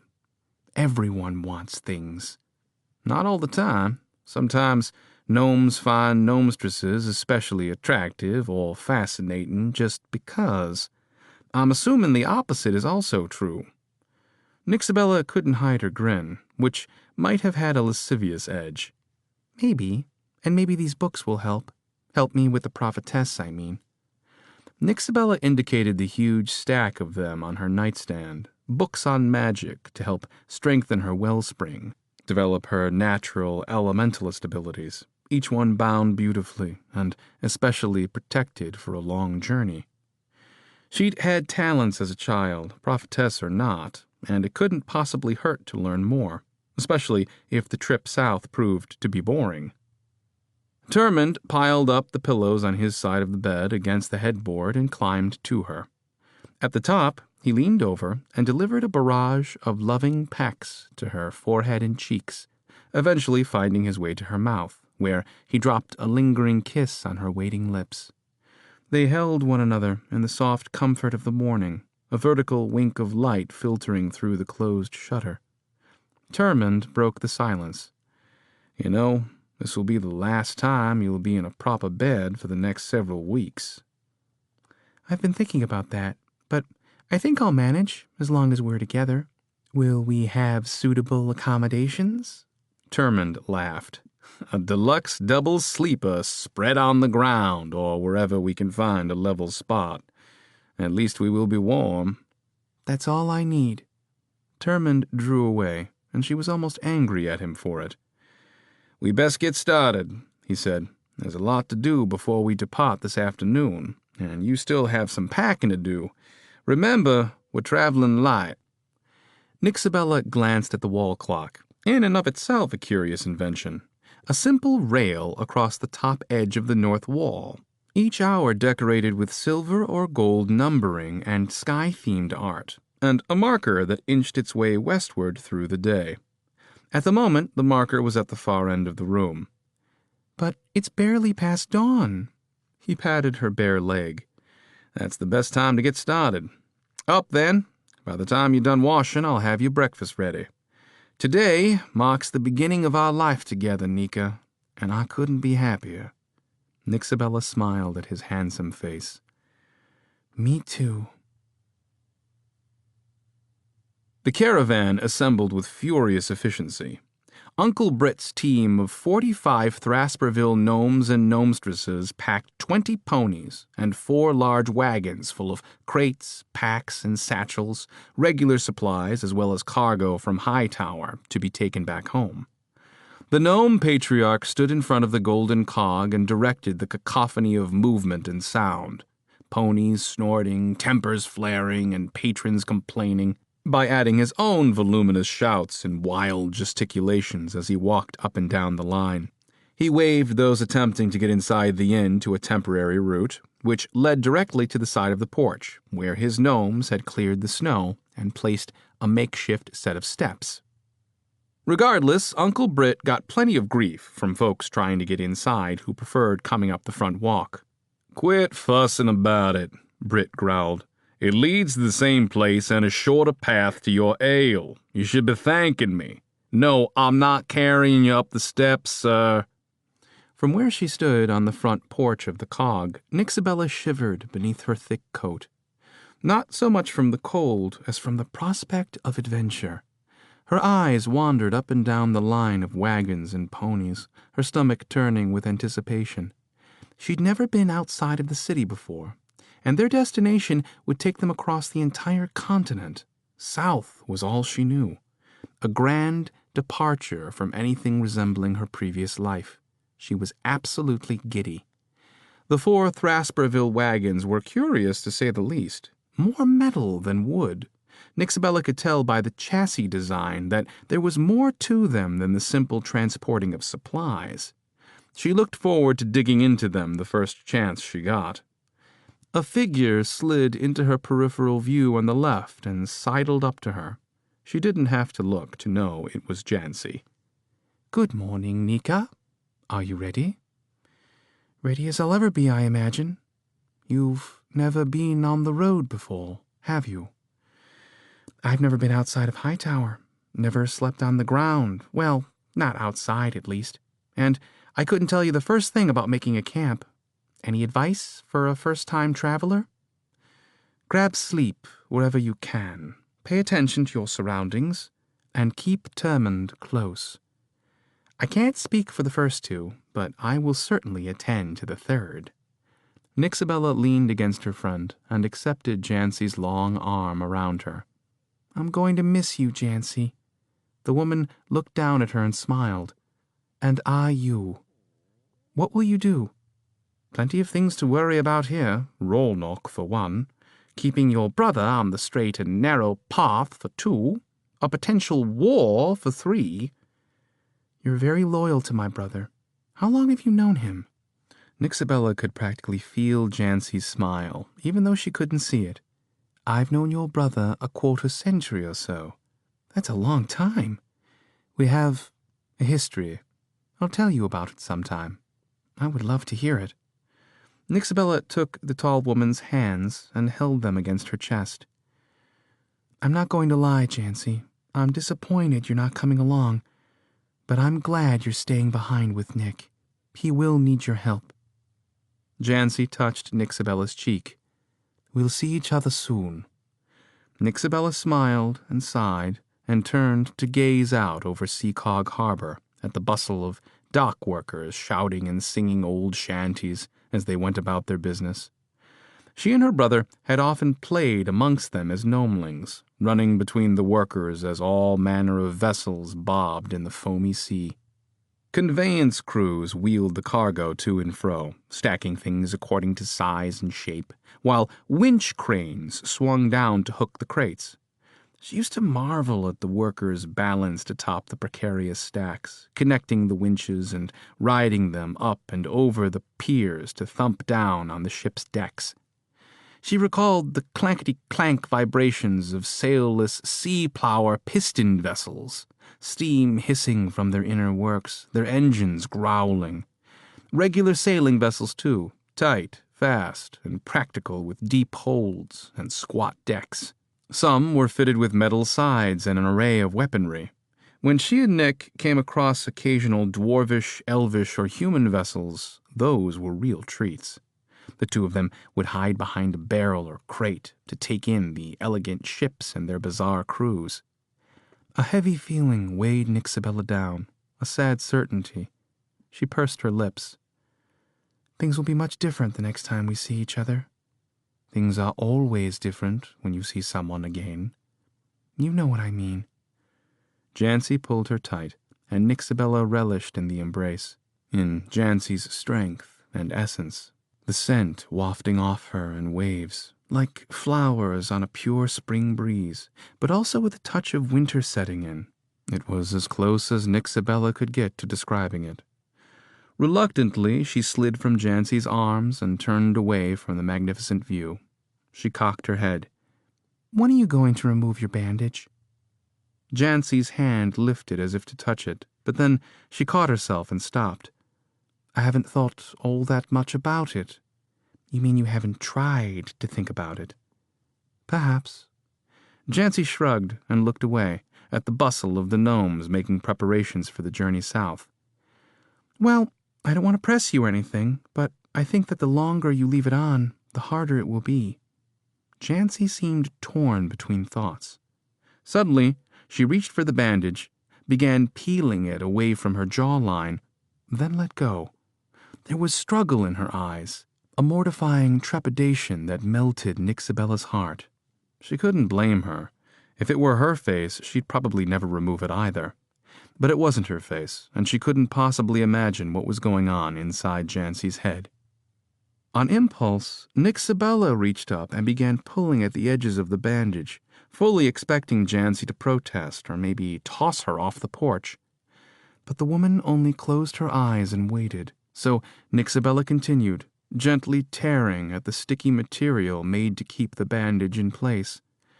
Farah had done very neat work, and the entire layer came off in one piece. Nixabella stood back, stupefied. She reached up to touch Jancy's face. Interesting. Jancy caught her breath. What is it? It's beautiful. Chapter 20.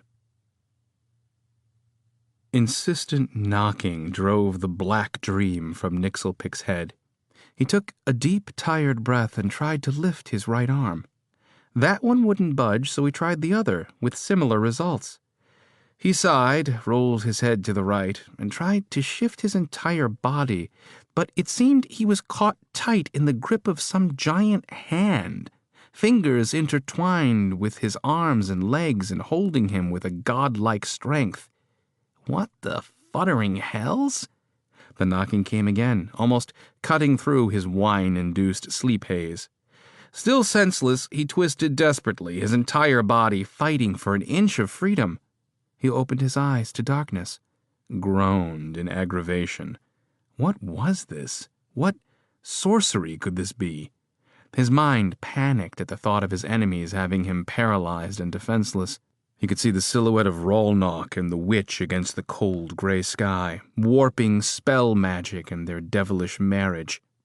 He heard their laughter in his head, carried on the waves of the witch's psychic energy. Perhaps they were with him now.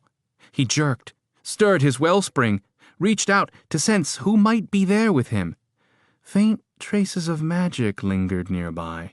He could sense it like one might smell a hint of cinnamon from the kitchen while standing in the hall. But it was the distinguishing smells of his bedchamber that brought him back. Dusty old parchments, musty bedsheets, the off-putting stench of the greasy concoctions he'd put together last night. Yes, he was in his room, and his imprisonment was not the work of a giant or spell or other such treachery. No, it was his own sheets tangling him. He was laying on his left side with his arm pinned beneath him. Idiot. Master Nixelpick! The rapping came again, patient but firm. It was Tenzik, and the tinges of magic he sensed were from the two master wizards below, and likely residue from Tenzik's scrying. He began unraveling himself. I'm awake. What do you want? News, sir. What is it? Best if you come down, sir. Nixelpick put his legs over the edge of the bed, rubbed the sides of his whiskered face. Very well. Give me a moment. He stretched and got to his feet, his body still sore and aching. After a brief and chilly wash, Nixelpick went into his wardrobe and found what he was looking for. A black robe trimmed with crimson, a scorpion emblazoned on the back. It was something he'd had woven when he was much younger, when his aspirations for a seat on the High Council had seemed more important than anything else in the world. It was a fine garment, worn only once, then hastily put away after Rolnock had called him out during a Guild of High Magic assembly, calling him a silly little gnome whose garments far outshined his ability. Shamed, Nixelpick had put the robe away forever, vowing to never wear it again, cursing himself and his foolishness for thinking a gnome with such a poor background as he could ever be accepted into the guild. Only Caliquick and a few others had tried to console him, but it had shown Nixelpick just how frivolous his expectations were. Until now, you bastard. He held it up. It was a beautiful garment, made of thickly woven cloth, and dyed deep onyx from the ground-up bodies of Pelorian blackbugs, the crimson trim imbued with several drops of swamp elf blood for magical fortitude. It had cost him everything and then some. He'd had to complete several dangerous quests to afford the final payment. The garment wasn't exactly Hightower appropriate, but life in Hightower wasn't exactly like it used to be either, and it was time for Nixelpick to march to the beat of his own rattledrum from now on, whether the High Council accepted him or not. He transferred all the things from his old robe pockets to his new ones, tossed the threadbare garment in the corner, and went downstairs. For only being 10 o'clock in the morning, his house was impressively busy. Already the smells of cooking food permeated the air, and voices filled the normally lonely space. It was a strange feeling having so many gnomes in his house. At the bottom of the stairs, he peeked into the great room. The hearth was blazing. and a large table comprised of several stacked crates of Perry's maize with a piece of wood from his cellar thrown on top, all covered by an old tablecloth, now took up a greater part of the center. Taz and Boovash stood on either side, leaning over what appeared to be a large, heavy parchment near as big as the table itself. Nixelpick wanted to go inside and take a closer look, but the aromas coming from the kitchen steered him in that direction instead. That, and he needed a strong cup of snolt before he'd be able to get into anything serious. Lily sat at the kitchen table, talking animatedly with another gnomestress sitting across from her about the fight at the Golden Cog. As Nixelpick entered, she stopped. The other gnomestress took her cue and turned on the wooden bench. "Hi, Nick." It was Medesa, her high, cheerful voice running through him like a nail, at the same time never sounding so sweet. She stood and gave Nixelpick a solid hug, and to his surprise, he hugged her back with almost as much enthusiasm. She let him go and sat back down. "Lily and I were just talking about you." "My reputation in these parts is growing, no doubt. Please feel free to discuss my growing prowess, liable-free, of course." The two ladies looked at each other, then giggled through clenched lips. Changing the subject, Nixelpick said, "Lily, what is that you're cooking? I've never smelled anything like it." Lily shrugged. "Don't look at me." She pointed toward the stove. Tenzik stood over the stove, still wearing his gigantic scryer's helmet as he busied himself with spatula and skillet. The scryer scooped sizzling eggs on the flat end of his spatula and tossed them over with expert grace. He turned, his smile seemingly too big for his face. "A scryer and a cook, eh?" "Learned early on, sir. A lot like magic is cooking. Finding the right ingredients, having the right touch."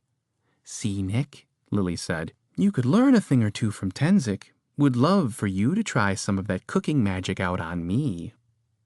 Medesa's soft nicker disarmed Nixelpick's retort, and he let the words die. He turned back to the stove and surveyed more things cooking in multiple pans across the burners. To be quite honest, he was surprised the stove actually worked.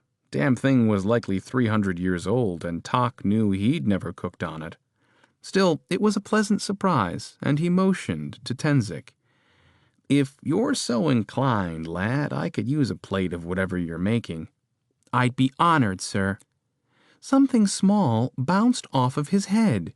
What now? Interestingly enough, his natural inclination to lash out wasn't there. Likely the result of a full night's sleep in his own bed after a very satisfying evening of study. Still, he couldn't let the crime go unpunished. He started to address the offender as he turned, but a familiar voice arrested him. "He's thinking of a spell to unleash on me, I know it." The wizard, leaning against the pantry door, munching from a handful of nuts, grinned from ear to ear.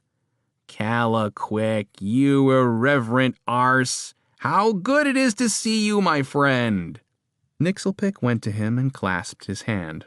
Under his breath and close to his friend's pointy ear, he said, "I must thank you for procuring those items for me. They're quite informative."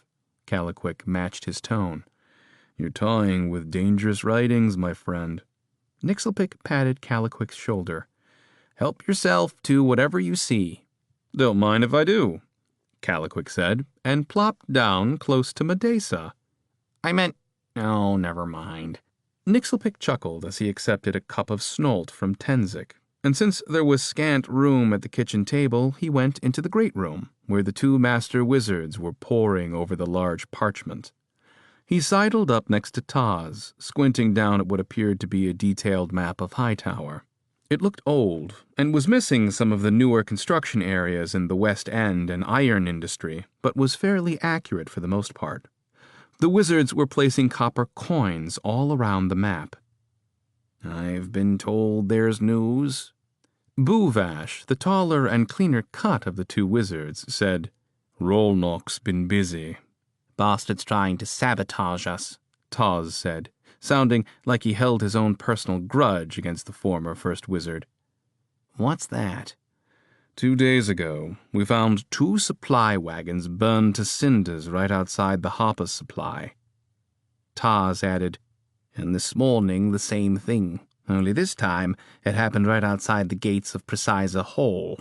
Those were supplies headed out to Rads, where Dale has his forward camp.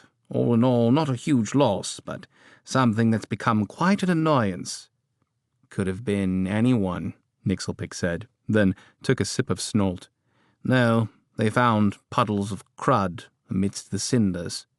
Nixelpick nodded. Crud, eh? Then likely it is the work of Rolnock and his nasty friend. Tenzik popped in with a plate of eggs and 2 fat pieces of groat, which were beef and oat patties cooked until they were crunchy on the outside, soft on the inside. Groat had been a staple food source during the lean years of Hightower's establishment. Now, the greasy patties were often spiced to searing goodness. Nixelpick's mouth watered, and he pulled up a chair at the corner of the table and dug in. The scryer said, Actually, there have been quite a few strange happenings over the past few weeks, but we didn't corroborate them until Rolnock showed himself at the Golden Cog, possessed, as we know, by an amorph. Not an amorph, Nixelpick said between mouthfuls. The amorph. Their witch, or princess bitch, or whatever in the futtering hells you want to call her. Right.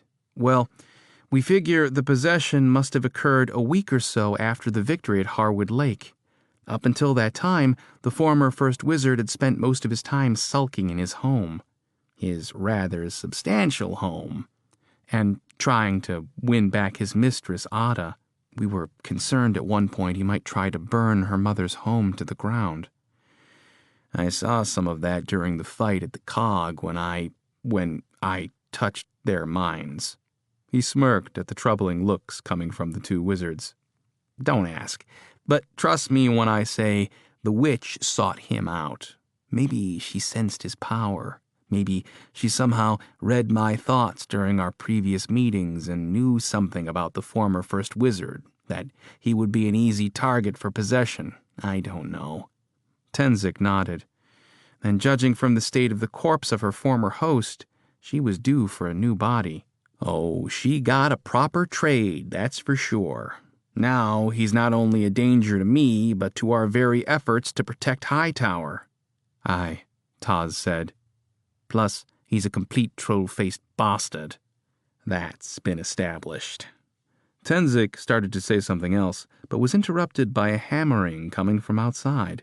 From the backyard, it seemed. What in Tok's name? As I mentioned yesterday, sir, a makeshift shelter for the ponies. Why? We'll have messengers coming and going, and we'll need ponies at the ready should we need to ride out quickly. Ah. Nixelpick nodded like it all made perfect sense, even though it really didn't. Tenzik could see him struggling with the information. You see here, sir. He placed his finger at a point on the map just northeast of the city, where an illustrated tower perched on a cliff overlooking the Iron Industry River, where the gnomish-built channel directed the Surly River down from the high hills to the Sea of Wailing. Elray Stormcranker's tower. Correct. We have set up a wizard seat there, comprised of Masters Elray, Spansky, and Seether, along with many others. His finger slid down the map, resting on an approximation of his own home. The other is right here. Correct. So, Nixelpick's home was to be a type of headquarters. A wizard's seat, Tenzik had called it.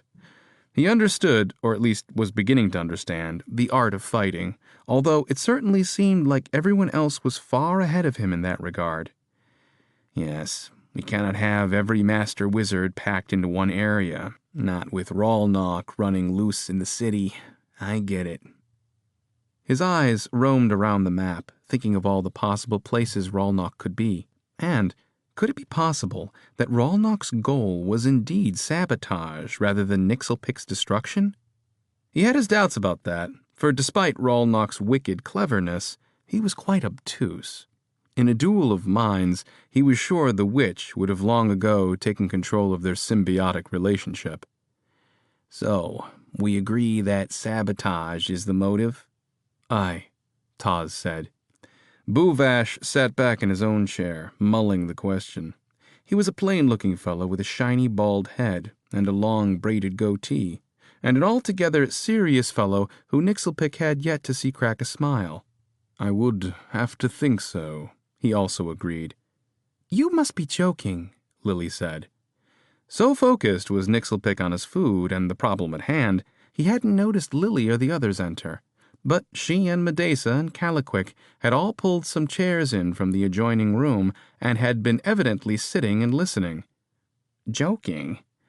Enlighten us, Lily, because last time we discussed Rawlnock back at Bombbricks, you were one of his biggest proponents.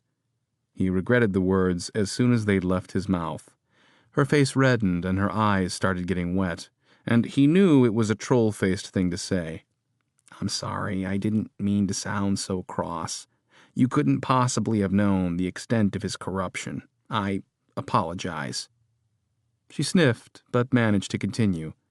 I think you have the right idea, thinking he might be working for the other side, given everything that happened to you. Seems that a morph witch lady thing is tough as... well, she's tough. You can't be blind to how ruthless he is either. I think there's a lot more we'll find out about Rawlnock as time goes on, as things get uncovered, his business dealings. He's not right in the head, especially after what he did to your sister. Nixelpick was confused. About the trial? Yes, everyone knows how the former First Wizard falsely imprisoned my sister and tried to publicly shame her. Again. Lily deflated in her seat, her mouth turning into a frown.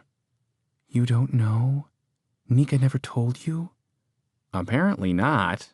I'm learning new things every hour, it seems. What did my sister not tell me? Lily gulped and then proceeded to relate Nixabella's account of what had happened while Rawlnock held her captive. The night he'd taken the blackjack to her night of sheer misery as she lay on the thin mat in her jail cell, and how Ada had come to heal her. It was a system of torture and extortion and wickedness. Nixelpick's ire rose with every word of the telling, and by the time Lily had finished, his fists were clenched tight on the table. To be fair, your sister got a little bit of her own revenge. Well, it seems that at the time of Nixabella's escape, when Miss Jancy broke her free, your sister managed to beat Ada senseless with a sprocket box. Nixelpick sighed in pained relief, then let out a small chuckle. Yes, that was certainly a small victory. You're getting tougher by the day, sister, and deceptive, too. Medesa scooted to the edge of her chair. I don't understand why Nika didn't tell you, Nick. Caliquick was in the process of lighting his pipe, one of the short ones he called his breakfast pipe. Because she knew Nick would lose his mind, probably curse himself for not finishing Rawlnock when he had the chance. It was true. He would have finished Rawlnock off on Crater Field as soon as he could. There would have been no quarter given. She's all the family I have left in the world. In case you didn't notice, us Nurs are not widely dispersed, nor particularly well suited to producing offspring of any kind. Lily crossed her arms, looking a bit disappointed. Yes, hard to imagine what the world might be like with two of you running around. Exactly my point, dear Lily. He had to give it to Nixabella. She'd done a fine job keeping the information from him, knowing exactly what he'd do to Rawlnock if he found out. Well, I know now, sister, and nothing will save that bastard next we meet. A strange and distant itch worked its way up his left arm from wrist to elbow, a ghost of his none-too-recent past. He ran his hand up his robe sleeve, nails over skin, scratching furiously. Damn. Even though all the sores were healed, and there wasn't a single creature crawling around beneath his skin, the bugs still called. And he knew the score of this battle from all the times he'd tried to quit before. The first week or two would be surprisingly easy, with hardly a sign that he'd ever been addicted. His health would improve dramatically as well, fooling everyone into thinking he was all but cured. Funny how his addiction was a passing thing to everyone else, a bump in the road, when to him it was a mountain. And as time wore on, and Nixelpick realized that nothing in life was quite like the rush of having a bug in his arm, he'd eventually find his way back to the Magi Den to start the cycle all over again. He knew it was much more complex than that, but to try and analyze his own psyche was a recipe for doom.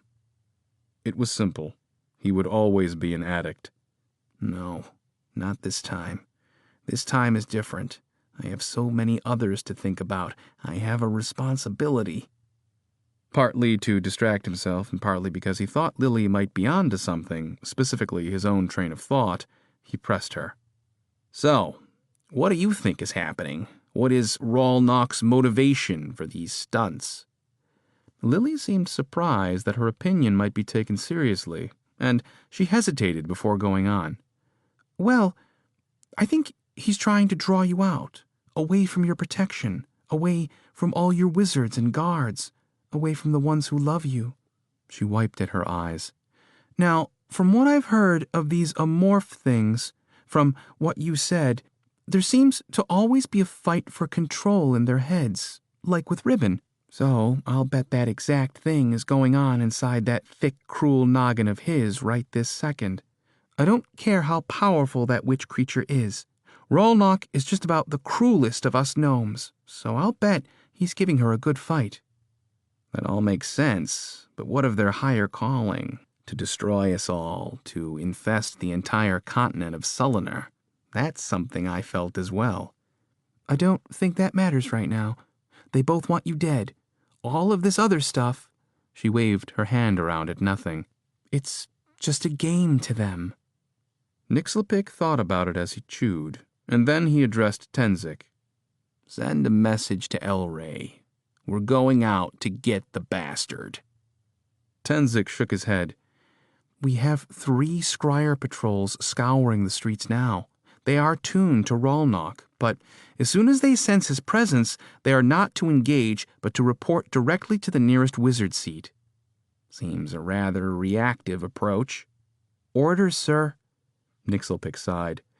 Send a message anyway. How long will it take for that other wizard seat to respond? Depending on what Elray wants to say and when he wants to say it, a few hours at the very least, a day if he's disagreeable. We're setting up cables now, possibly a pneumatic tube later for messages. Things should move much faster then. Nixelpick, having not followed the progress of most high-tower tinkerers in many years, said, How long have we been able to send messages over cable, Tenzik? For decades, sir. Hightower is relatively small, and we've never had anyone organize the proper layout, although many have argued about it. In fact, the original project plan was canceled by, let me guess, Rolnock. Tenzik's lowered head provided the answer. Of course. Well then, I'll ride up to that lofty tower of Elray's and deliver the message myself, if I must. No good, sir. It's just that with Dale out in the field and Elray acting as interim first wizard, they are being quite scrupulous. Nixelpick tossed his fork on the table, and bits of groat grease dappled the parchment, much to Bouvash's displeasure. Then they need to loosen their scruples, or else it's going to be too goddamned late. Chapter 21. Nixabella Nur bounced atop her pony, head swiveling in every direction, taking in the world as she'd never seen it before. The dirt road, the western road, the grass fields to either side, and always the snow-capped northern Uteens rising imposingly on her right. Not that she'd never looked in this direction or thought Hightower was the only place on Sullinar, but her previous views had come from inside the city looking out, the Hightower Heights, or the end of Hightower Lane, or while having tea on Fritzy's balcony. But to see the road through the eyes of a traveler, to know they were on their way to some mysterious destination on a dangerous quest, gave it an entirely new meaning. It was early evening, close to nightfall. Nixabella's spirit was so alive she felt like shouting. much like the urge she'd had to chase her brother and his friends to bomb bricks in what seemed like ages ago. She was having a taste of the real world, the world beyond her formerly solitary existence of waking and working, working and sleeping. And while she knew the work had been valuable, these constantly changing perspectives made her wonder how much of life she'd really missed. She had Termund to thank for that. He rode next to her, his dark, curly hair bouncing atop the shoulders of his hard leather coat. His riding attire wasn't much different than his regular dress, except that now everything had a road-worn look about it, in addition to his upgrading to thick riding gloves and boots. The sword buckled to his side and crossbow mounted on his saddle made him decidedly more ominous, yet he seemed right at home with the weapons. His pony was a stunning brown creature that seemed to read his mind, maneuvering with hardly a gesture or word. Perfectly proper and brave. That was Termund. Her Termund. As much as she'd gotten used to having him around, his many mysterious facets made her feel quite simple. And she had told him as much. He disagreed, of course. "Any greatness you see in me rests solely in your pretty head, sweet lady," he had told her. And perhaps after being on the road for a time, she'd be free of any lingering doubts. "You look happy, Nika," he said to her now. "I am," she admitted. "Like a gnomeling enjoying her first name day confection. And let me say, that makes me happy." "Well, my lord, I'm happy it amuses you. I have to admit I am overcome somewhat. Leaving Hightower, putting all the trouble of my life behind me, it's like a weight lifted. My heart feels less burdened, especially with my recursive mirror in hand and my brother all better." "Nixelpick, yes, he has recovered well indeed. An interesting chap, your brother." "Putting it mildly." "He's full of fight, just like his sister. But a few days on the road warming your butt against a fire while your front side freezes, that'll cool anyone's hot blood." Nixabella frowned. "I hope not. I like it out here. Everything is so open. You don't notice dust or commotion, or even time for that matter, unless you happen to bring a pocket watch." Termund smiled and pulled back his coat sleeve, revealing a ticking wafer with a crystal face. "Indeed. Soon we'll all be tracking time by the movements of the sun more than anything. I'll show you how that works. But time won't matter when we're snug asleep in our cocoon.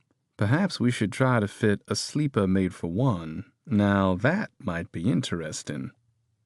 The idea of fitting into one of those with Termund made her blush, and she looked south to avoid his teasing eyes. Farms dotted the landscape, fences making square shapes out of the land, cows roaming over white swells to pick at what was left of anything green.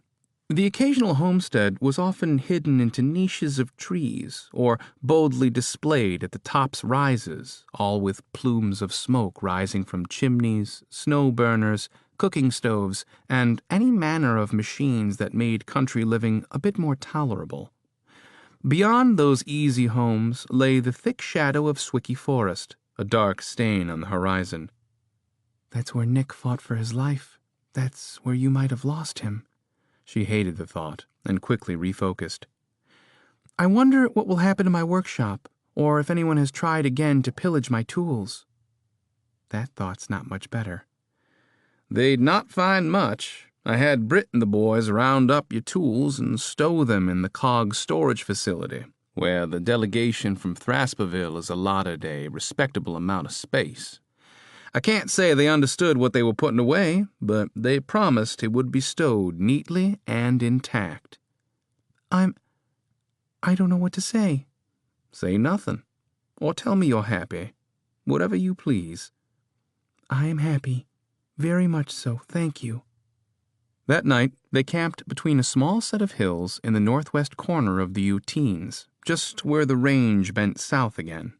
The western pass wasn't far, but Termund assured her this was a common place for those entering and exiting Hightower by the western road, a regular place to camp and break bread. Termund told her, No matter the season, these hills are immune to the wind. It might get cold, but it's a still cold. They pulled off the road and formed a rough circle around one of the many used fire havens. The team of 45 gnomes and gnomestresses and their ponies and wagons began to set up camp.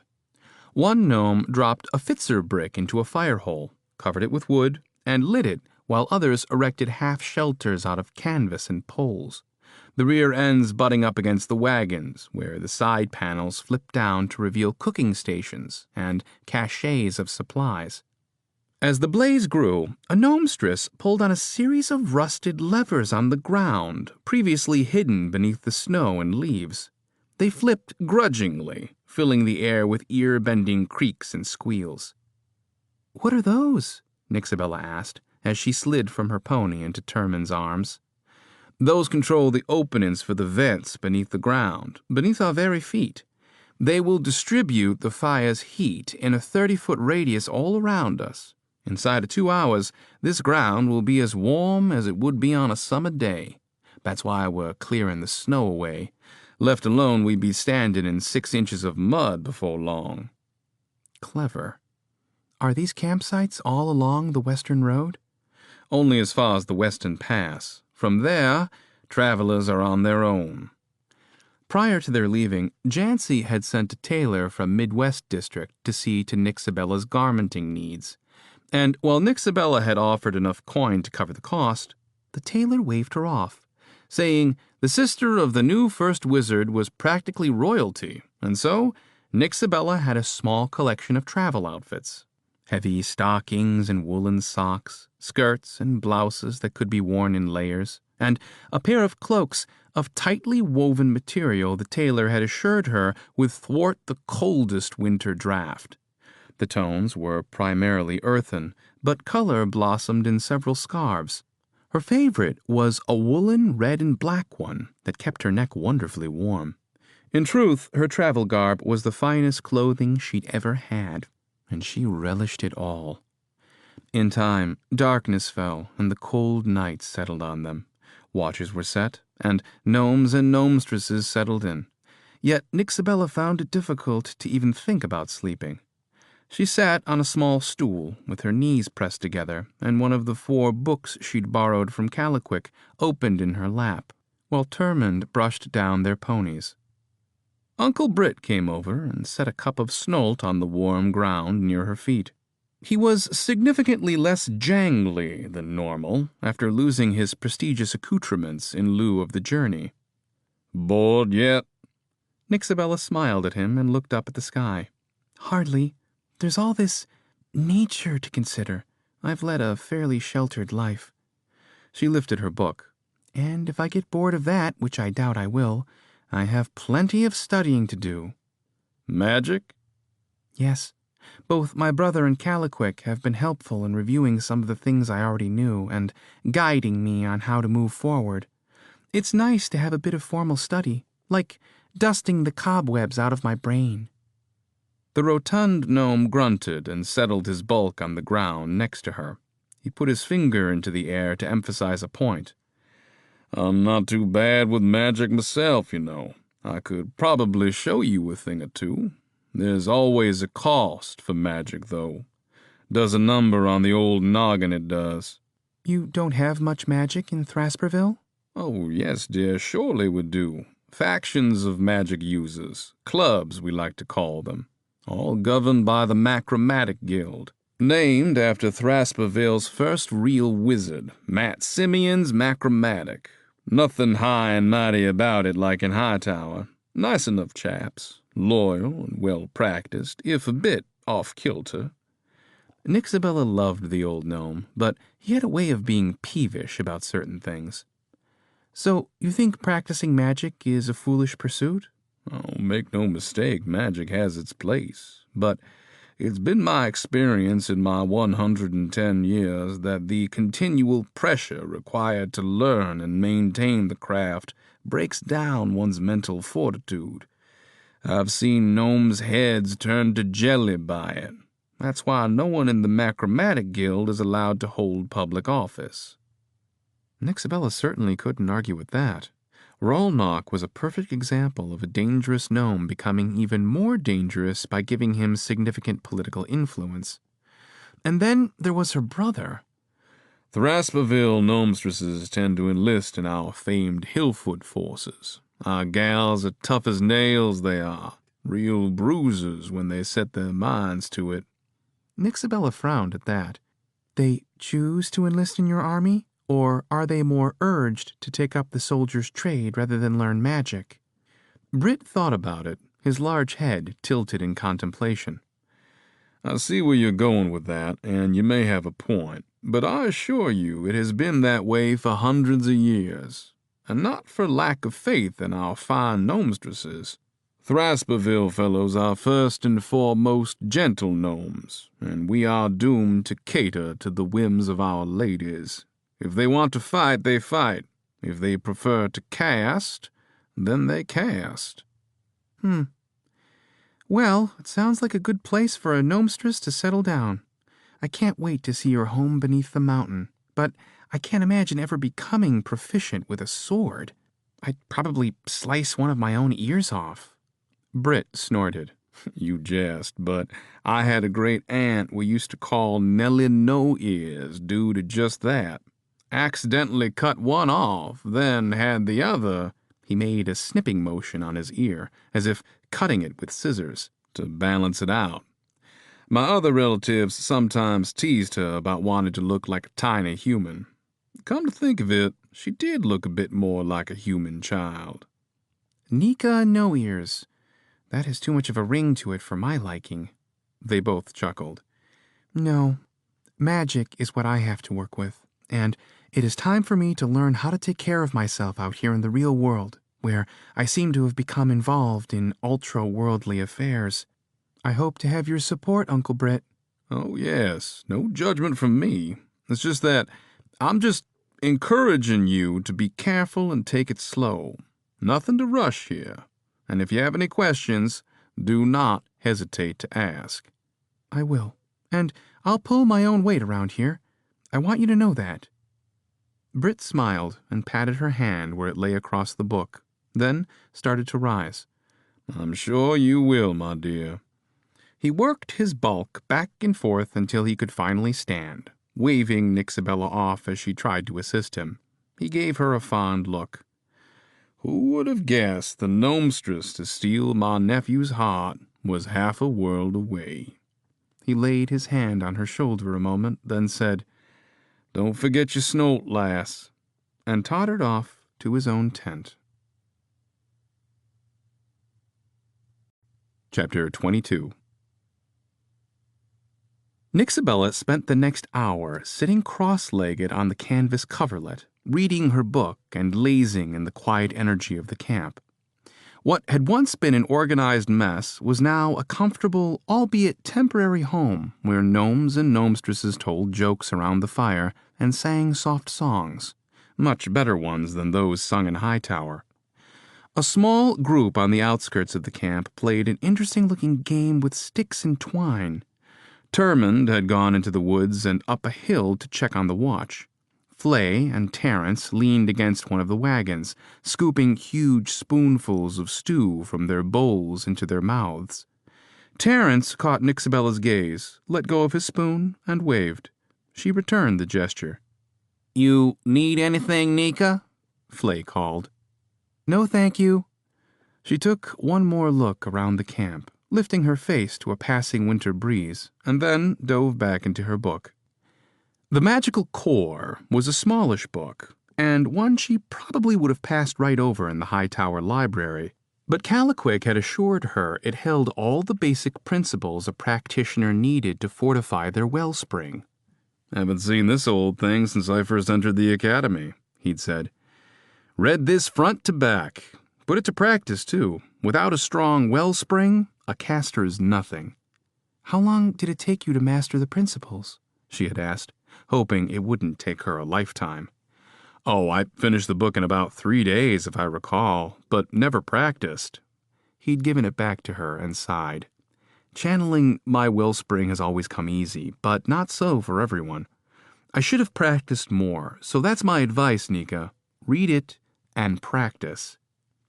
Nixabella flipped to Chapter 2, mumbling the lesson to herself as she read. Building on Chapter 1, where we created a sufficient representation of the wellspring in the mind's eye, the magic user must meditate, or, in Old Gnomish, mind perkle, to expand and expunge the wellspring's depth. A widening of breath, however, may only be achieved through extensive practice and study of the art of mind perkle, at which point multicasting may be achieved. It is recommended to practice perkling the mind no less than once per day, several times a day recommended, as the practice not only sharpens the mind, but affords the perkler illumination of mind and quietude of spirit. Nixabella memorized the steps for a successful perkle before setting the book on her backpack down on the ground beside her. It was time to give it a go.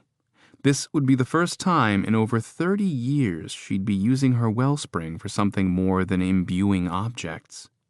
She pulled her feet beneath her to perch, cross-legged. Her hands rested on her knees, her head level, chin slightly elevated. A passing breeze kissed her face. The dry, brittle branches of the trees clacked together, creaking and whispering over their heads. Not unfriendly sounds. She listened to them, absorbed them, and everything else around.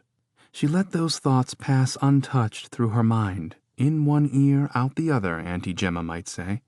Nixabella allowed herself to drift effortlessly in the void, listless, listening.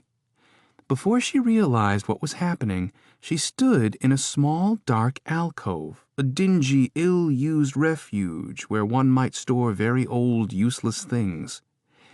A golden glow churned in the center of the floor, a sort of liquid effulgence that seeped through the cracks and pores of the foundation. She tried to imagine her wellspring as something else besides the typical spring of water every other wizard talked about. A sky full of thunder and lightning from which she could pull raw energy. A flock of sparrows which would come to do her bidding whenever she called. Even a great cooked turkey from which she could cut great swaths of butter-basted meat. But her mind's eye saw this pool of water just like everyone else, like a common dream every wizard shared, except for the golden color. This coincidence in itself was part of the bigger mystery of magic, she realized. A common thread that tied together all mages and wizards of every race and creed. Fine, then, she'd go along with it.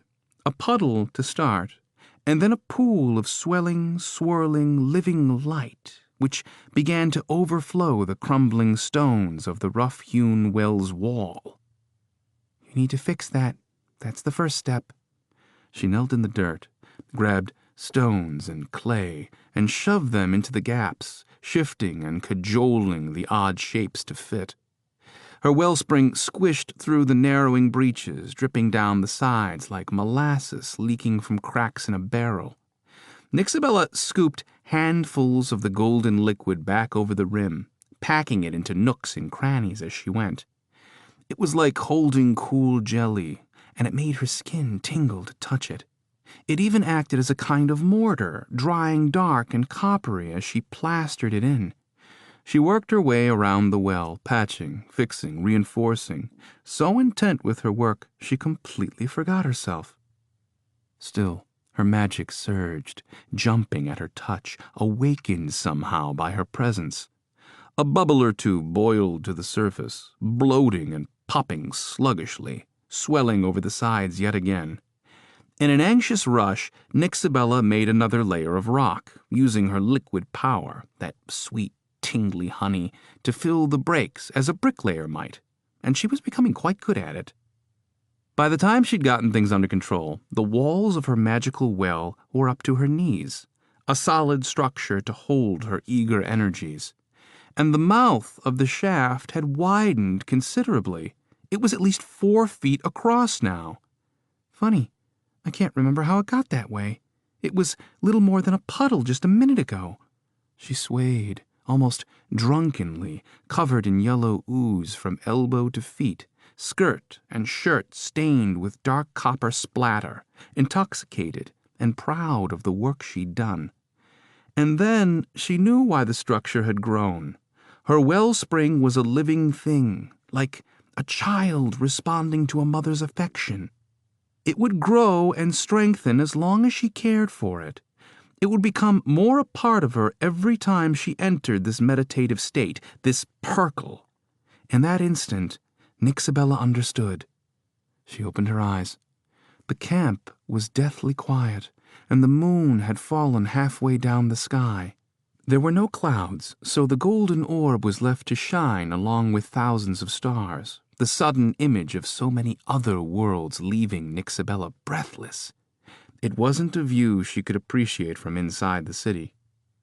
Even the campfires had burned down into shrugging embers, left unattended as morning loomed closer. Any interesting discoveries? Turman sat next to her on the coverlet, a steaming cup of snolt between his knees, both his hands soaking the warmth from the sides of the fire-clay cup. His hood was down, his profile handsome in the half-shadows. He looked askance at her. You look beautiful there beneath the moonlight. I've never seen you at such peace. Nixabella gave him a languid smile and reached out to bury her hand in his curls. They were soft and warm, wrapping themselves around her fingers in tender fluff. She pulled him toward her, leaning into a deep kiss. His lips were soft and warm, too, parting to cover her mouth and his, raising her heat. She left his lips alone, whispering, "I did have a nice perkle." Is that what they're calling it these days?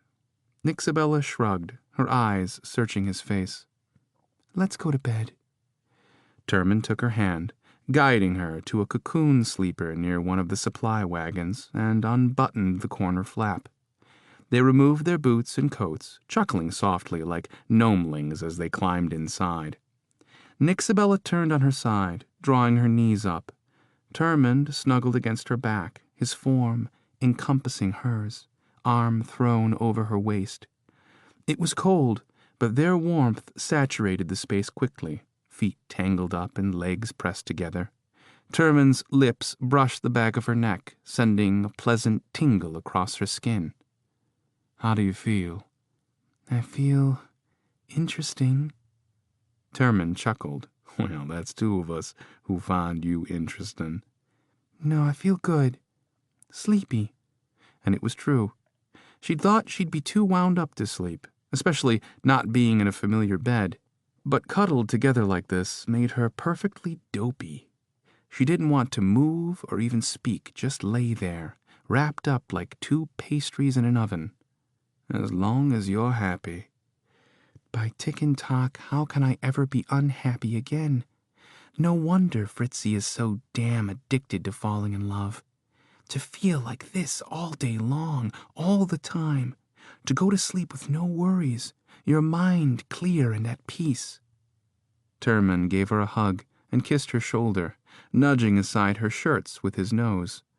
You know, after all this is over, we're going to have a life together. I want you to see my home. To be at home. Nixabella replied by backing into him and gripping his arm tight around her stomach. And as she gazed up into the sky, waiting for her eyes to grow heavy, she had only one thought. "And what about you, prophetess? Will you visit me tonight in my dreams? Come and face me." And thinking that, she drifted into a cozy slumber. Chapter 23.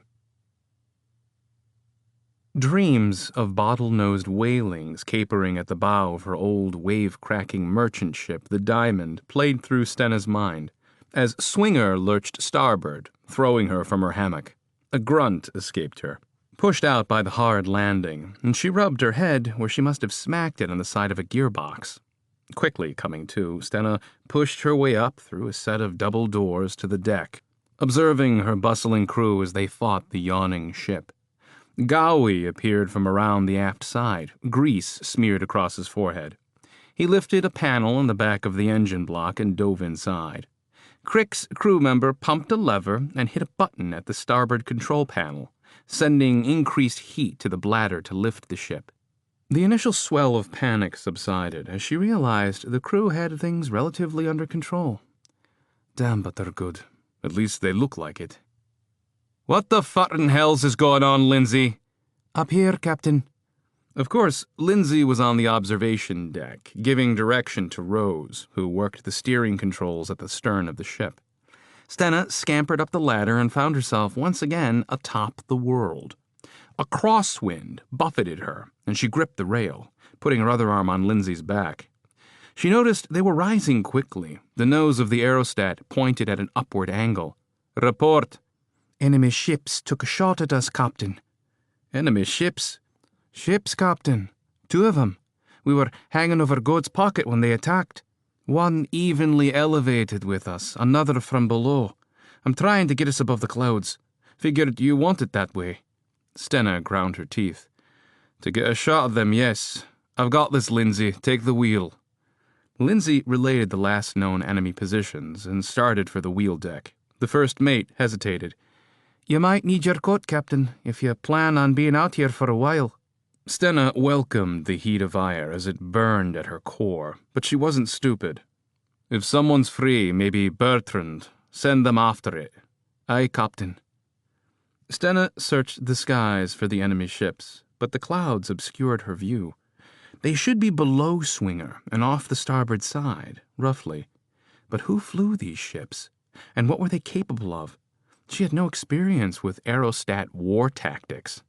There were a few books available in the High Tower documentary, but she'd barely glanced over them in favor of texts pertaining to her immediate mission, subjects like airship mechanics and geography. What would have been the point in learning the best trajectory for ship-to-ship projectiles? There was no other race on Sulliner known for flying airships. As far as anyone knew, gnomes had always ruled the skies. Swinger rose out of the cloud bank, white mist running off her deck, the sun coloring the downy floor a deep pink, as she went up and up. 100 feet above the salmon layer, Stenna held her fist high so that Linz would know to keep the aerostat leveled off at this altitude. They continued their wide circle around the spot Stenna thought the enemy ship might surface. Her eyes scanned the plane as her hands passed over another control box on the rail before her. She lifted the lid and slid it back over the rail, where it hung from a pair of braces. There were 2 sets of controllers, simple pegs of wood affixed to pressure lines, each pair controlling the mounted ballistae on their respective sides. While the weapons could be better fired manually, Stenna didn't have the crew for it. They hadn't expected this. So it was up to her to direct the weapons from her position. She glanced down at the controls to make sure she had them, each one marked with numbers that an experienced pilot might find useful to concentrate their shot, but Stenna had no clue about those. It would be complete guesswork. Swinger leaned inward as Linz made the most out of the aft and starboard propellers. Now, where are you, my friends? As she scanned the sky, a sharp chill ran through her. A shadow rose through the thinning clouds about 200 yards aft of starboard. Stenna exhaled nervously. They hadn't overshot the enemy by much, but it was critical to get the upper hand before the tables were turned. So she made a spinning signal in the air and pointed at the dark shape. Like clockwork, Swinger's engines kicked up, and the ship tightened its circle, coming back around the bruised-looking spot. Stenna's stomach clenched with nervous tension, as it always did before battle. But she knew herself too well to let it affect her. Instead, she focused on training the ballistae on Swinger's starboard side at the rising discoloration, which had become a trail of brownish gray, as if the enemy ship was a wounded whale beneath the waves, leaking its life blood into the vast depths as it swam. They're slow. Should be easy enough. You're not in the ocean anymore, she said aloud to herself. Up here, it's a different game. Her shoulders tensed. The sound of gears softly winding reached her ears as she edged the ballistae in line. The steel-tipped bolts along Swinger's side glinted in the late afternoon sun. Another quick shiver ran through her as the clouds parted. A bloated thing made of dark spines and twisted black shell, fat and oblong like a blister in the middle, rose from the dense fog trailing putrid green gases, some sort of organic exhaust. Decks had been cut into the hard stuff, but she couldn't make sense of them or the crew that scampered across them. She was hard-pressed to identify any vital spot at all. There was no unprotected bladder to pierce, no sense of where the airship's soft places might be. She hesitated. Something lived inside the vessel. Some belly-swollen worm that stretched from bow to stern, undulating within like a snail in its shell. Its gaping maw was a ring of muscle, like tightened lips, drawing in air up front, heating it somehow, and expelling the waste at the rear as a form of propulsion. Side vents opened and closed with a clatter, venting gases too, enabling the vessel to turn, albeit awkwardly. How does the damned thing stay in the sky? Never mind that. How do I bring it down? Stenna caught her mouth hanging open and clamped it shut. She curled her lip at the vessel. You're an ugly bastard. In the back of her mind, she remembered a conversation with Dale soon after he'd chosen her for this mission, their interview taking place in his quarters at Presizer Hall. She remembered the sparseness of the room, the simple furnishings, a desk, lamp, 3 chairs, and the tidiness of the place. A neat stack of parchment sat on the desk in front of him, orders or declarations or whatever Presizer generals were forced to examine and sign. You may see some things you don't understand, he'd said, his dark eyes regarding her with careful attention. The thin beginnings of a beard had formed along his jaw and chin. His light brown hair was ruffled, barely combed. Her instincts told her he'd not slept well in some time, but he was far from weakened by it. In fact, a tireless energy seemed to radiate from him, a glow of determination and urgency. Something, including this mission, was extremely important to him, and Stenna knew she'd better take it just as seriously. I've seen it all, General, she'd replied, standing at attention before him, and she had, or close enough to it. Capering mermaids, more fish than women, on the rocks off the coast of the Iron Islands. Monstrous serpents that bumped the keel of her ship as they slid beneath. Curious bands of serpentine brawn driving fear into the hearts of everyone on board, even hers. And the most dangerous of them all were pirates, preying on weak merchant vessels, the kind of men, dwarves, gnomes, and elves who'd taken up a life of thieving and murder. She'd even faced the famed pirate king, Brasvri Klarva, across 300 yards of ocean, taking pleasure in his scowl as he turned his ship around in the face of Stenna's cannons. One of Dale's eyebrows had raised, flashing her a confident yet hard smile. He was a serious gnome, a true Presizer general, but there was a playfulness to his demeanor, as if every event in a gnome's day could be added to a pile of simple life's lessons. Dale had placed his elbows on the table and leaned forward. What do you know about what's happened in Hightower these past few months? And have you ever heard of the Ultra-Worlds? Stenna had shaken her head. The bulbous, bulging vessel was struggling to rise, waddling back and forth, pushing its nose toward Swinger with great swallows of air. Stenna smiled. Overall, the thing's propulsion systems seemed vastly inferior to her own. Whatever strange creature wormed and worked inside that ship, its sloshing, gurgling, wind-sucking system was no match for gnomish steam power. Suddenly, it coughed a spray at them that seared the air with the sound of grease spattering off a frying pan. Lindsay deftly keeled Swinger to port with a light upward bank. Blobs of steaming liquid hurtled past. One smoking bubble ran up the starboard side and off the rail, leaving charred wood in its wake. Stenna winced as she felt the heat where she stood. Damn, but that was close, and you'll not get a chance to do it again. She'd show them what it meant to draw the ire of Stenna Wavebreaker. As soon as Lindsay leaned Swinger in again, Stenna slammed her hand on a copper button next to her right-hand shifter and unleashed the ballistae with a collective whoosh. The thick, 3-foot-long bolts zoomed through the air, peppering the enemy ship. Shells exploded, and the crew dodged and ducked. "A hit," Stenna hissed, clutching her fist and bringing it down like a hammer. But her excitement waned as she realized just how little damage she'd done. The vessel kept spinning, getting its nose out ahead of Swinger. Stenna's brow wrinkled, eyes squinting at the strange maneuver. It appeared they were positioning themselves to...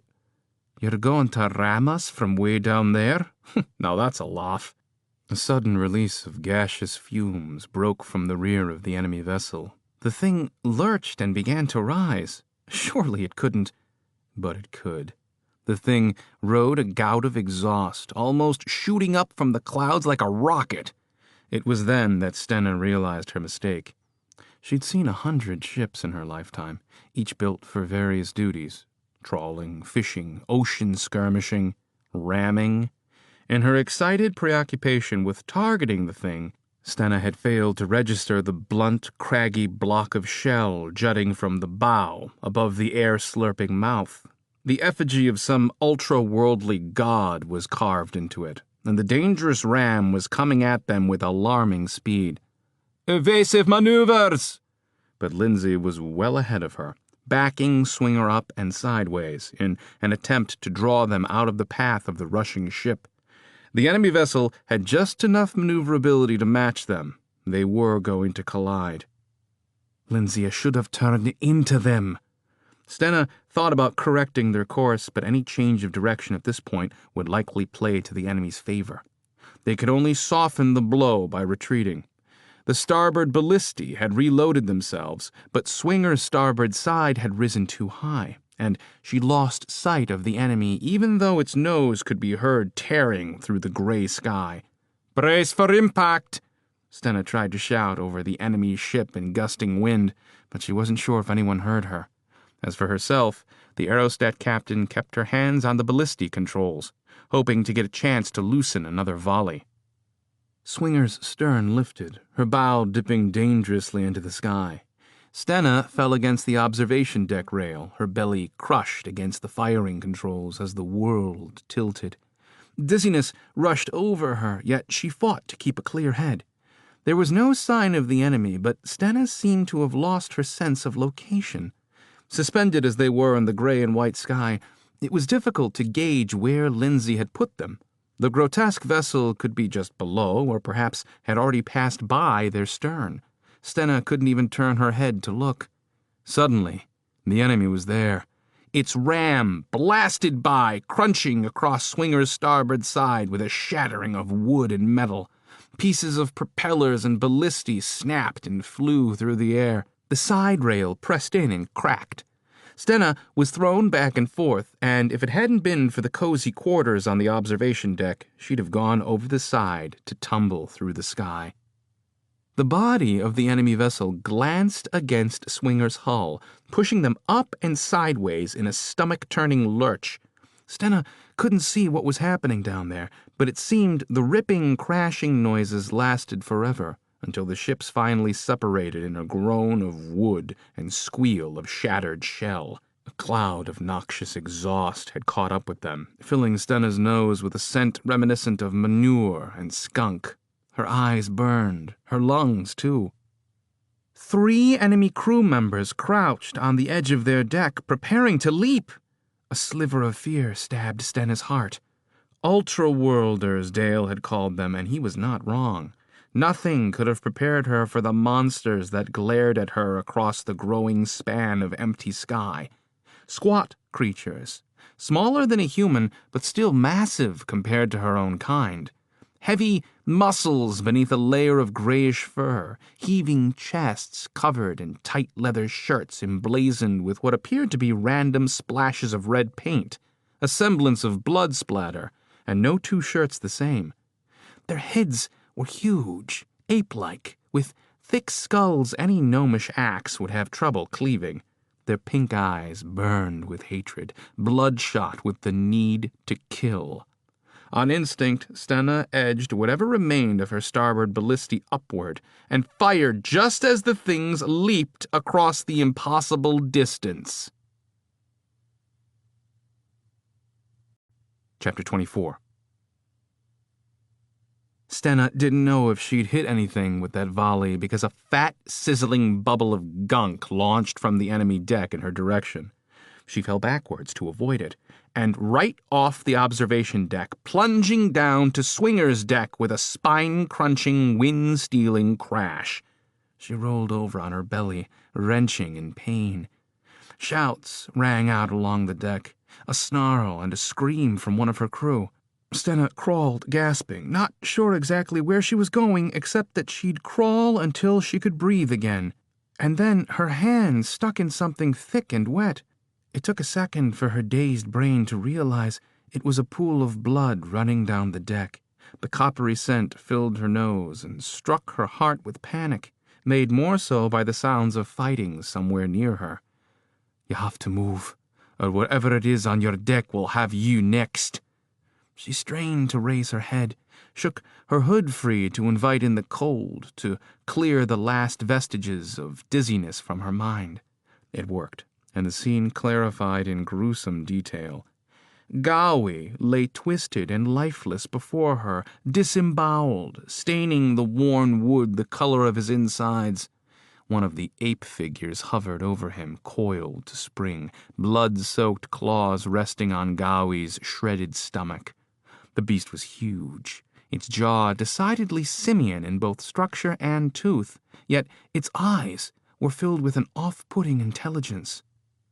Stenna fought for air. The thing snarled, preparing to barrel over her and rip her insides free like poor Gawi's. Futtering hells. Lindsay came from nowhere, a gallant leap from the control deck, fists together and swinging down with all her might on the creature's head. It barely moved under the blow, coming out of its crouch and shouldering the first mate aside. Stenna was thankful for Lynn's buying her even a second more time, for in that second she recalled every deck fight she'd ever been in. Stenna turned her body, yanked her short utility knife free from her belt, and braced herself just as the beast leapt. It hit her like a boulder, animal stench and fetid breath, bearing down on her in an attempt to drive her to the rail. Stenna clutched fur and leather, making herself unmovable, keeping the beast in front of her until help could arrive. Heavy paws pounded her shoulders and back, her coat ripped. A cold, wet, painful ache shot all the way down her spine. Its mouth engulfed her head, knobby teeth grasping it, twisting it, threatening to tear it from her shoulders. Stenna yelled like an animal in both fear and desperate rage as she let go of the thing with her knife and turned her arm into a piston, stabbing the stomach and legs of the beast like a tiny steam engine. Couldn't tell if she was causing it any harm until a gout of warm wet poured over her head, and it released her with a shake. Swingers listing threw them off balance, sending them closer to the ship's side. For a moment, Stenna got the beast spun around, his back against the rail. She ducked low to get leverage, started to lift it off the planking with a rush of excitement. "Toss his arse off your ship. Show him what a wee gnome can do." The beast turned furious. Its muscular legs wrapped around Stenna's middle, nearly crushing the wind out of her. Still, she had his upper half stretched out over the open space, her own hands buried in his fur. But to go another inch meant she would go overboard as well. It gave her a bloody grin then, and Stenna pushed and pulled, shifting her weight, trying every angle to push the beast over. Swinger's propellers hummed right next to them. The vessel listed aimlessly, adrift with no pilot, and anything worth grabbing was too far from her reach. If Stenna let go, the beast would pull itself up and go right over top of her. Futter me. She would have to bring the disgusting bastard back over the side if she wanted to live. "Hold on, Captain," a voice called out. The legs around her began to loosen. The beast squirmed, clawed hands letting go of the rail and clutching at Stenna's arms. But more firm, gnomish hands grabbed her shoulders, keeping her feet on the deck. Sorry, Captain. Just need to cut this bugger loose. Lindsay. It was Stenna's turn to grin. The beast glared at her, swatted at her head, kicking against the gnomes holding its legs apart. Stenna realized its fury was not to stay alive, but to ensure that she died. A pole appeared over her shoulder, poking and pummeling the beast, while Stenna tried to draw her arms from its grip. The tips of its claws bit her skin, and it howled and spat bloody ropes of saliva. With one final pull, Stenna slipped free and hit the deck, and the beast was gone, falling to its doom. Her crew helped her to her feet. Her eyes passed across the deck, over Gowie's body where it had slid against the rails, leaving a sweeping stain across the decking. She scanned the rest of the ship, making sure no more furry bastards were running around. Lindsay, Rose, and Bertrand were all accounted for. You skewered 2 of them with that lost volley, Cap, Rose said, already moving to take the wheel again. Or else we'd be goners. For the first time, Stenna noticed the pained noises of her airship, the high whine of the boiler, the whistle of steam being pumped into the bladder with a certain degree of futility, the slight smell of smoldering wood. Stenna shook her head and motioned vaguely in the direction of the control deck. "We're drifting, Lindsay. Keep us aloft." Lindsay went to Gowie's corpse and began stripping him of his tools. Rose can handle the wheel, Cap. Crick and I will see what kind of damage we've got. Better get yourself seen to right away. Can't have you bleeding out on us. Let's go, Crick. Aye, the mechanic said, already scrambling for a maintenance panel door in the engine chassis. Reminds me of my second season on the Ginny. That left Bertrand standing there with his maintenance pole, looking awkward. Stenna swatted his shoulder. "Thanks, Bert," she said, wincing with the effort. Her back was screaming at her to get off her feet. "Bert, I need you to do a couple of things." "Yes, Captain?" "Follow Lindsay and Crick and put together a damage assessment. Bring it to me first." "I can do that." A nagging thought.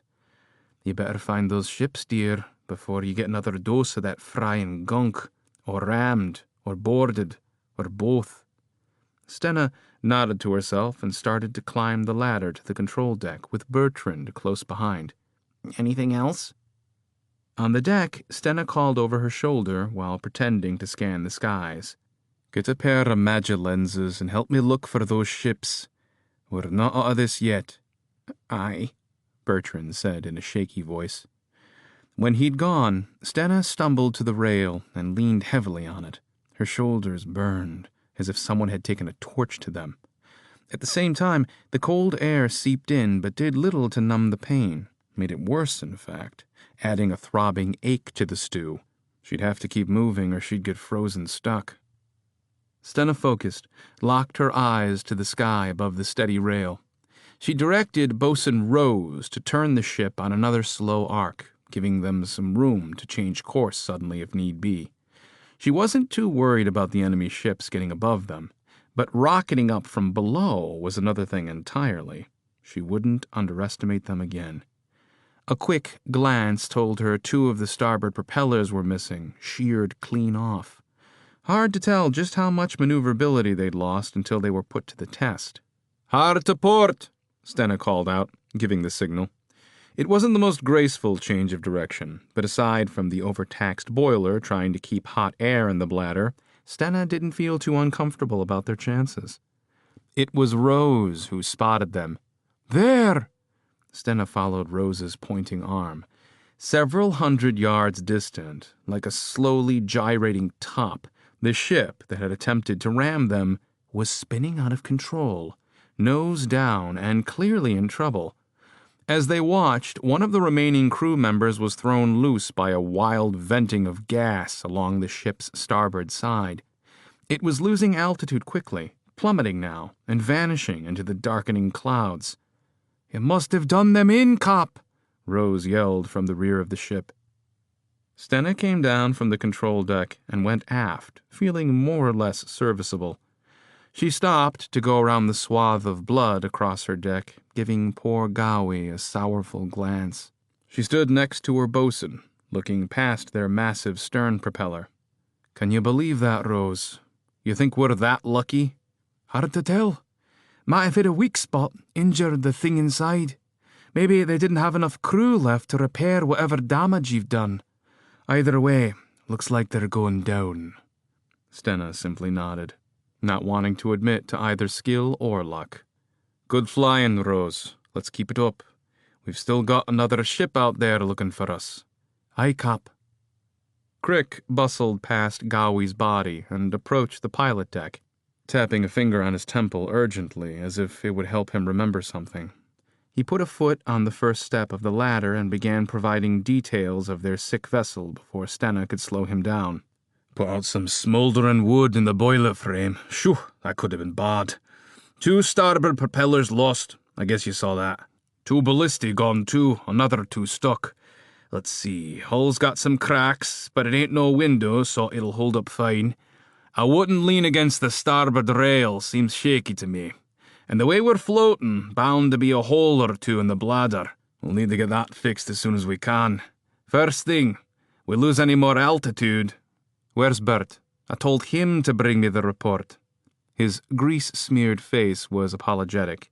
"Lindsay needed his skinny fingers to dig out a splinter caught in the motor cog assembly. Figured I'd come up in his stead."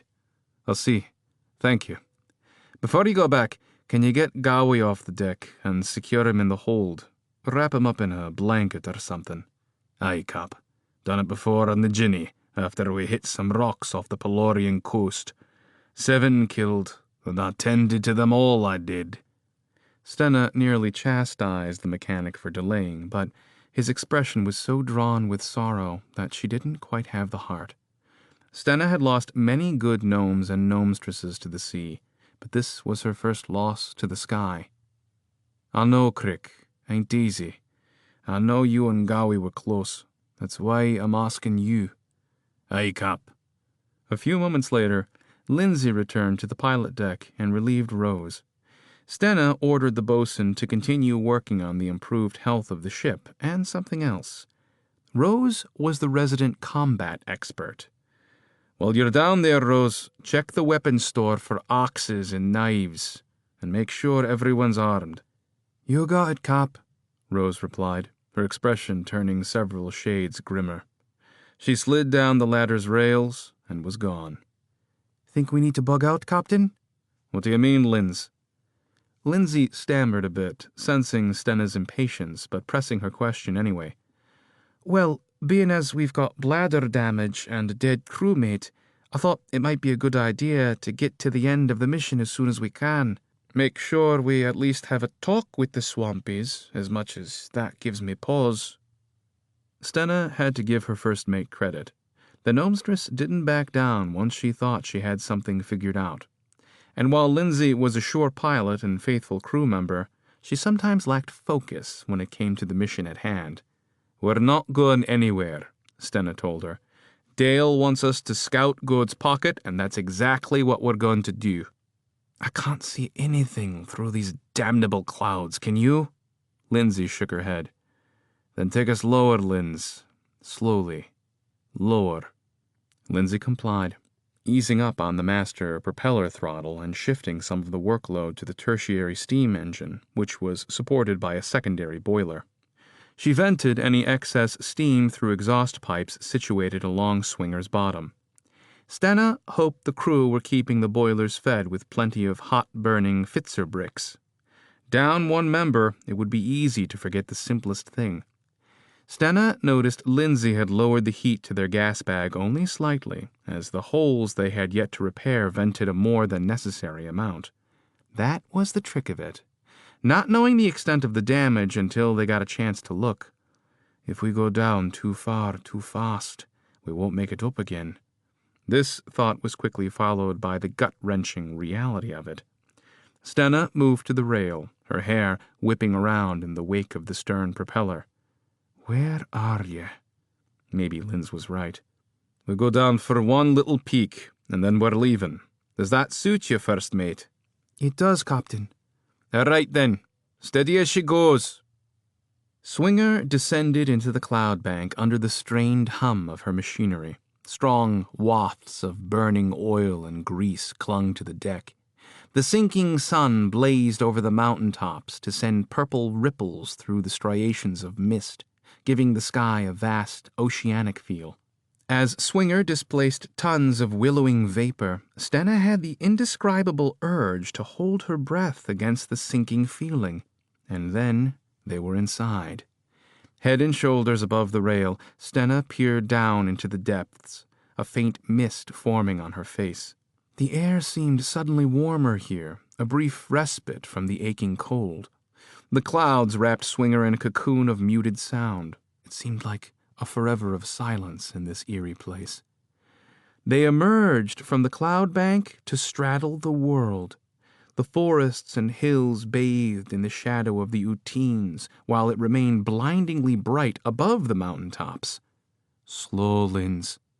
Her first officer piped more heat into the bladder by turning a crank. She lifted a lever to apply more pressure to the starboard and port propellers, spinning them to a horizontal position to add lift. It took several moments for them to stabilize. Far too long. Stenna peered over the port rail as their bow drifted toward the distant ocean. They were directly above Goad's Pocket, floating over the cup-shaped group of hills and mountains, which tailed off in a deep curve from west to east. She'd never been this far south, over land anyway, and the view was captivating, made even more surreal by their lazy drifting. To see mountains made small from this altitude gave her a giant's head. She was a goddess of the southern winds, a sky rider, a wind walker, for as long as she could keep them in the sky. It took a moment to realize her breath had caught, and she'd forgotten the ache of her stiffening shoulders and back. But there wasn't time to enjoy the view, for between the folds of the hills, from the top of a bald rise, a great host moved down into the valley cut. At first, Stenna thought they were orcs, but she'd need a closer inspection. Hightower had dealt with orc incursions before, but a host of this size would undoubtedly require immediate attention. Only those dirigibles didn't have orcs, did they? "Bert!" she shouted. "Bring me those futtering Maja lenses!" Bertrand clambered up the ladder and brought her the viewing device, and Stenna raised it to her eyes, peering through the complex series of lenses that instantly, and with a punch of nausea, sucked her to the ground. After a quick study, she ripped the Maja lenses away from her eyes, partly from the vertigo, and partly because she couldn't believe what she'd seen. Stenna looked again, her stomach sinking at the composition of the small army below. She was suddenly very worried about Hightower, her friends back home, everything she knew. "Linz, Bert, we need to get a message to—" The second enemy vessel plunged down through the clouds, almost crashing into them. The thing went by so fast that neither crew had time to react, to align weapons or otherwise alter course.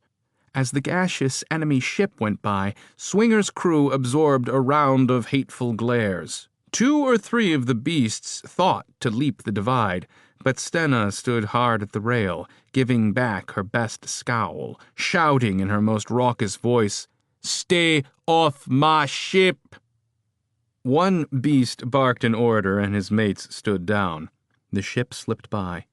Bertrand joined her at the rail, and together they watched them descend, slowing their speed to no doubt align an attack on Swinger. Stenna found herself wondering not only about this alien dirigible and her terrible crew, but the things below.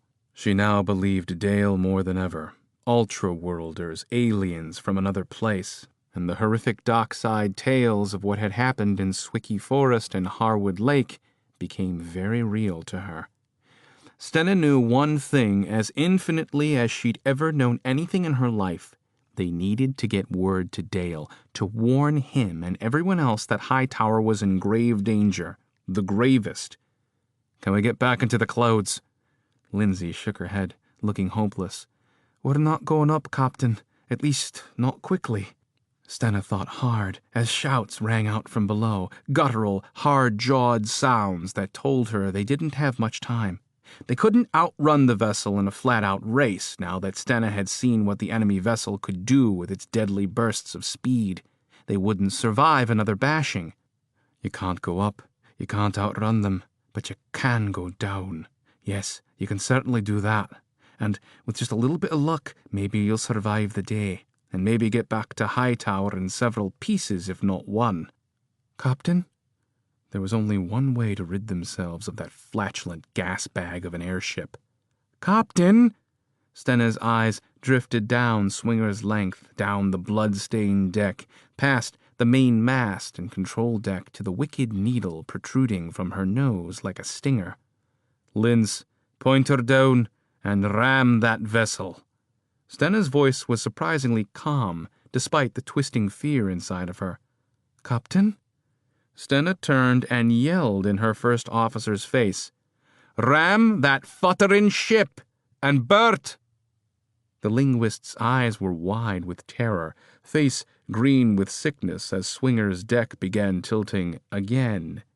Frost caked the thin tuft of hair growing from his chin as he spoke through his chattering teeth. Yes, Captain. Prepare a message for Preciser General Dillwind. Keep it simple. Attacked by 2 enemy air vessels.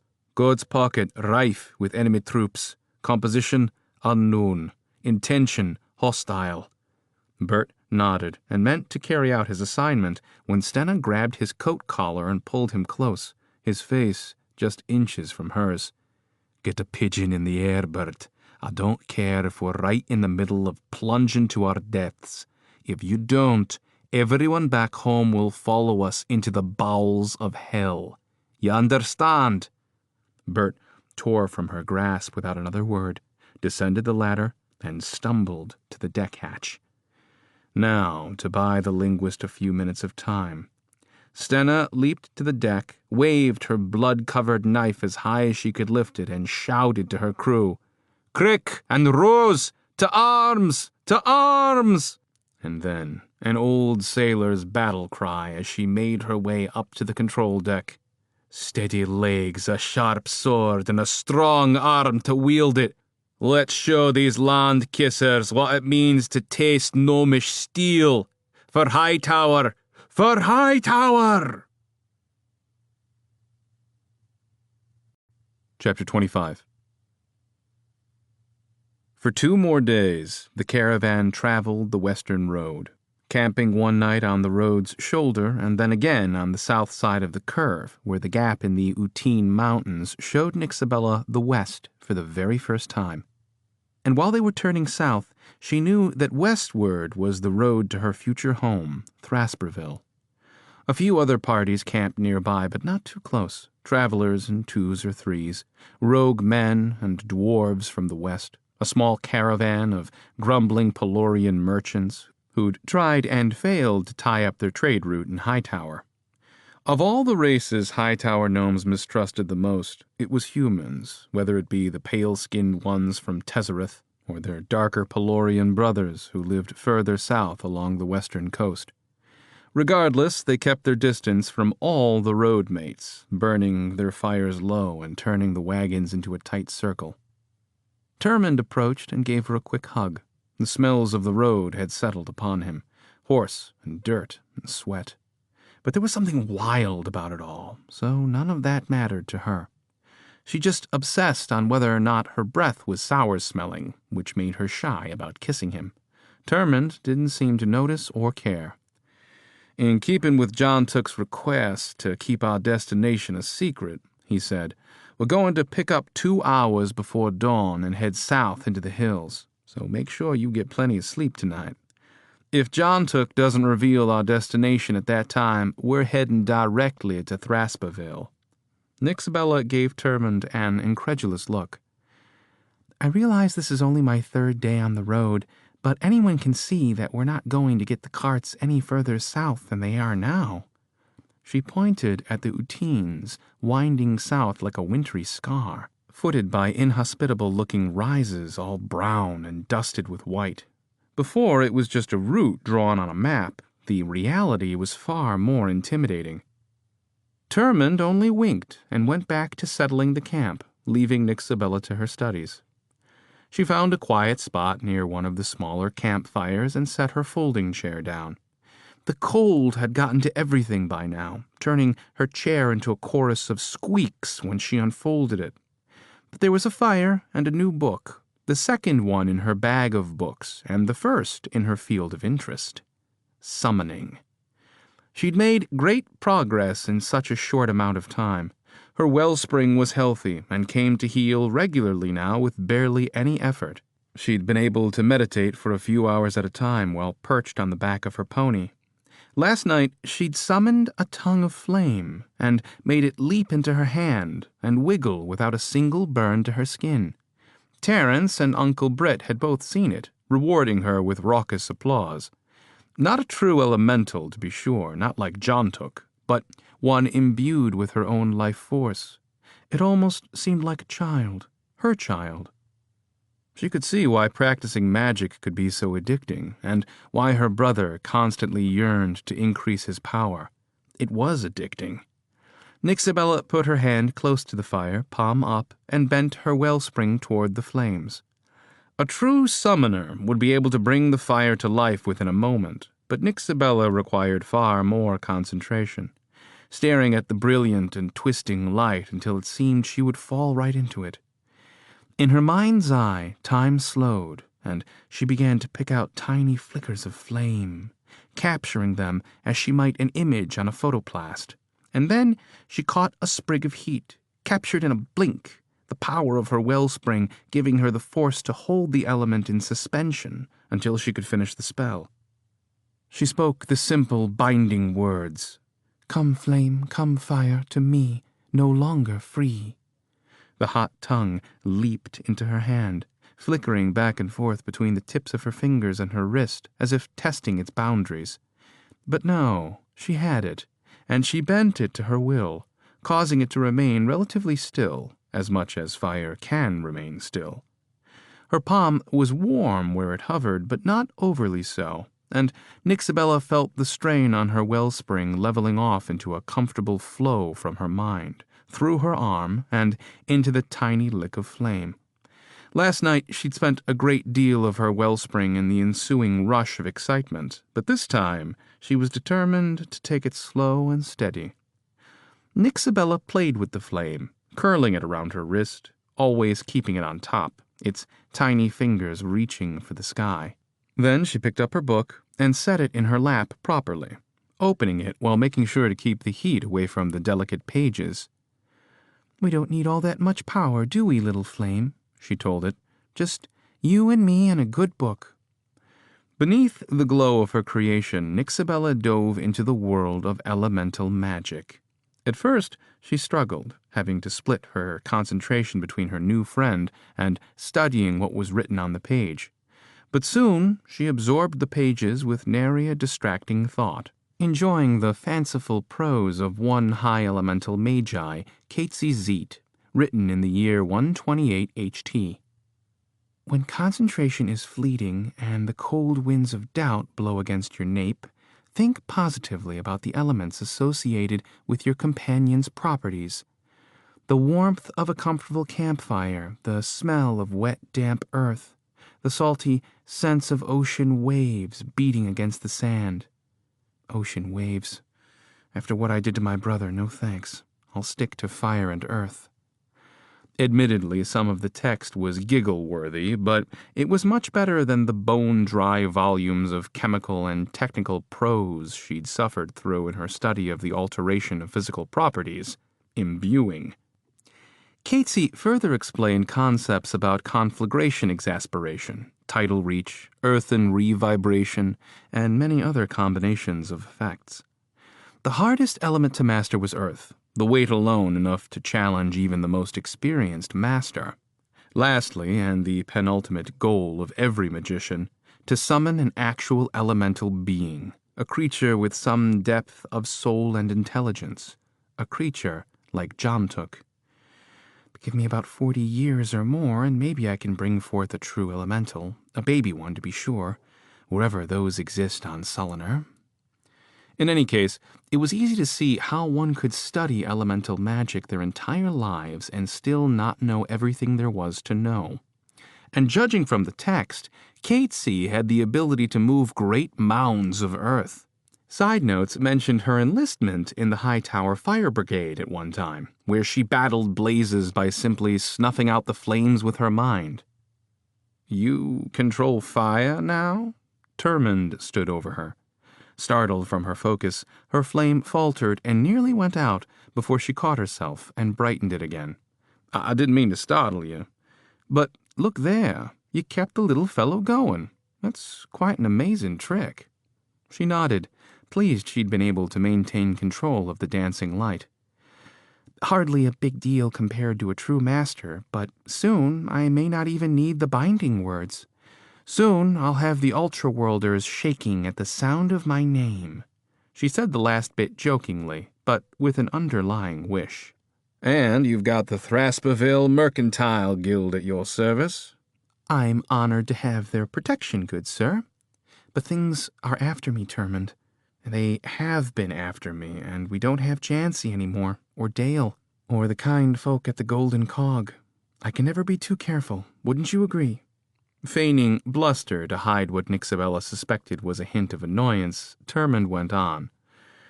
"True, I've never seen one so stealthy as Jancy, but here, we Thrasperville gnomes are in our element. To us, out here, every quiet sound is a lick of lightning, every footfall thunder. It's no place for someone who—" He eased his tone to a polite but firm-lipped reproach.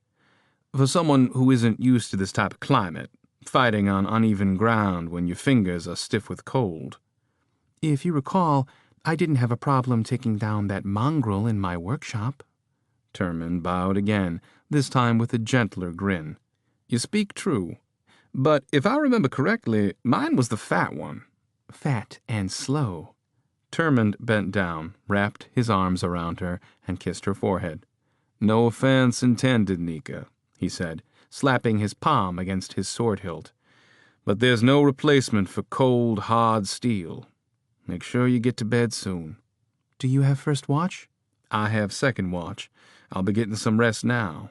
If you want to come and share."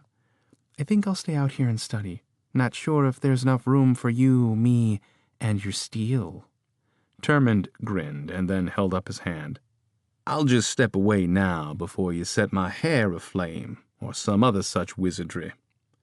She took his proffered peace offering, allowing herself a satisfied smirk. He was learning. So was she. "Just letting you know, dear, that when we leave the road, we'll be passing into orc territory. I don't expect them to be out in any great numbers, as they are wont to burrow into their mountain dens for the winter.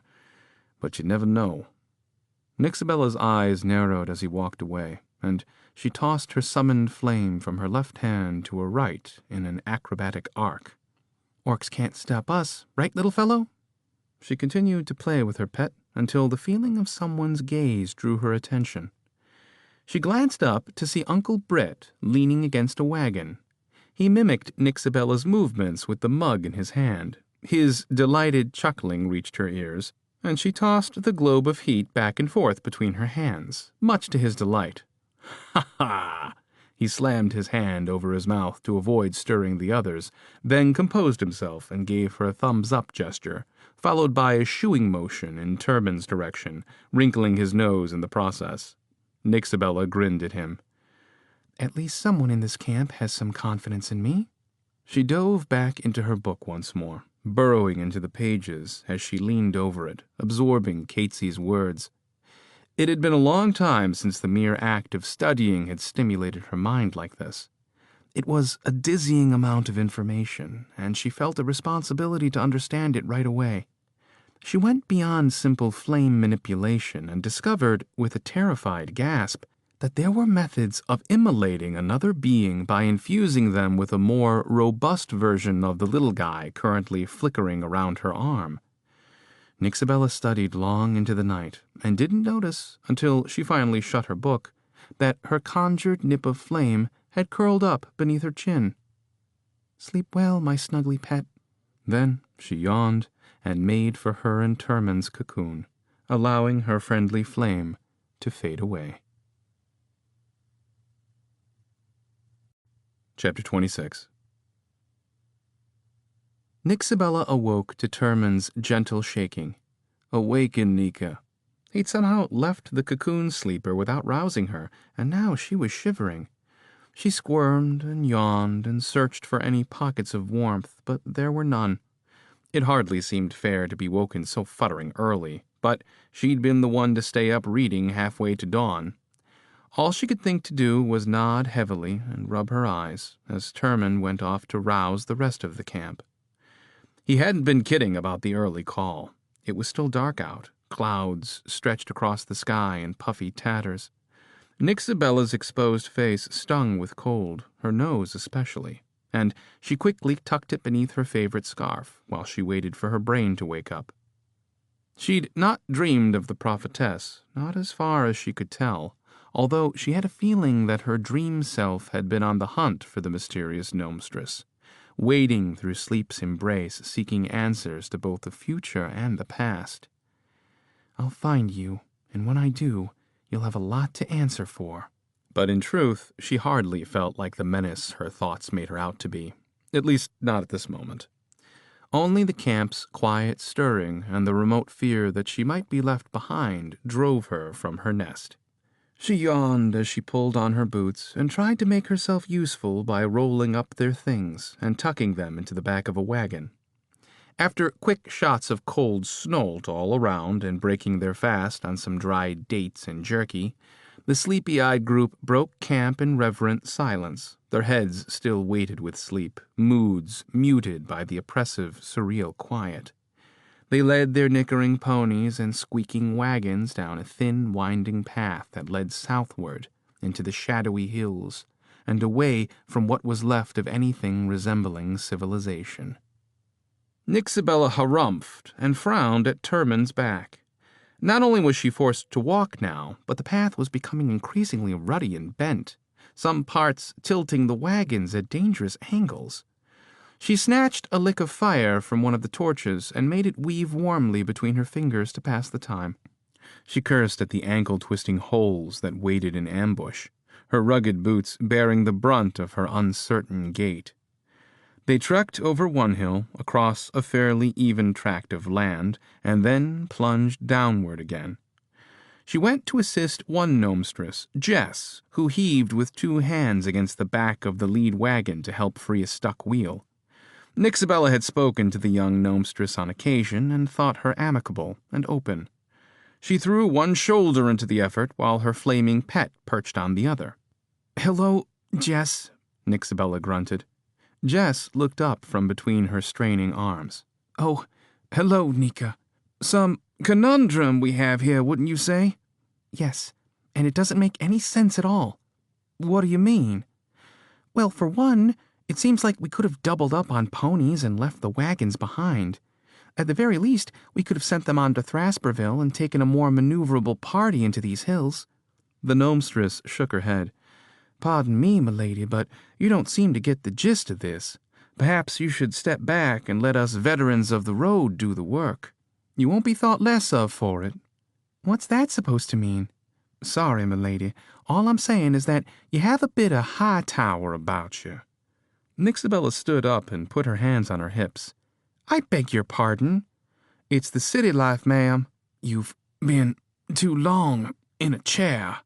Jess's words turned into grunts as the team leader shouted for one final shove to free the caught vehicle. Nixabella took 3 steps back, tripped on a rock, and splashed into a shallow puddle. No one had ever called her soft before, and she was speechless with hurt and confusion. She noticed a heat rising to her face as she watched the Thrasperville gnomes work. Despite what appeared to be a hopeless struggle, no one complained. In fact, they all seemed to think trudging along in the cold, digging wagon wheels out of unseen fissures, and holding ponies up to keep them from rolling down hills was quite normal.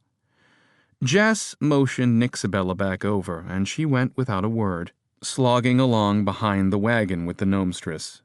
"You can help if you think you're up to it." Struck by a sense of pride and more than willing to prove herself, Nixabella stuck out her chest. Of course. What do you want me to do? Just keep pressure on the back of this wagon. Even the smallest amount of leverage may keep us from getting stuck again. Jess's face was a vision of stoic professionalism, a veritable brick wall of emotion. I hope you understand how important it is to push the lead wagon. If this one gets stuck, the others coming behind are sure to follow. Nixabella nodded and leaned forward, put her shoulders and back into it, her hands pressed against the smooth wood of the rear panel.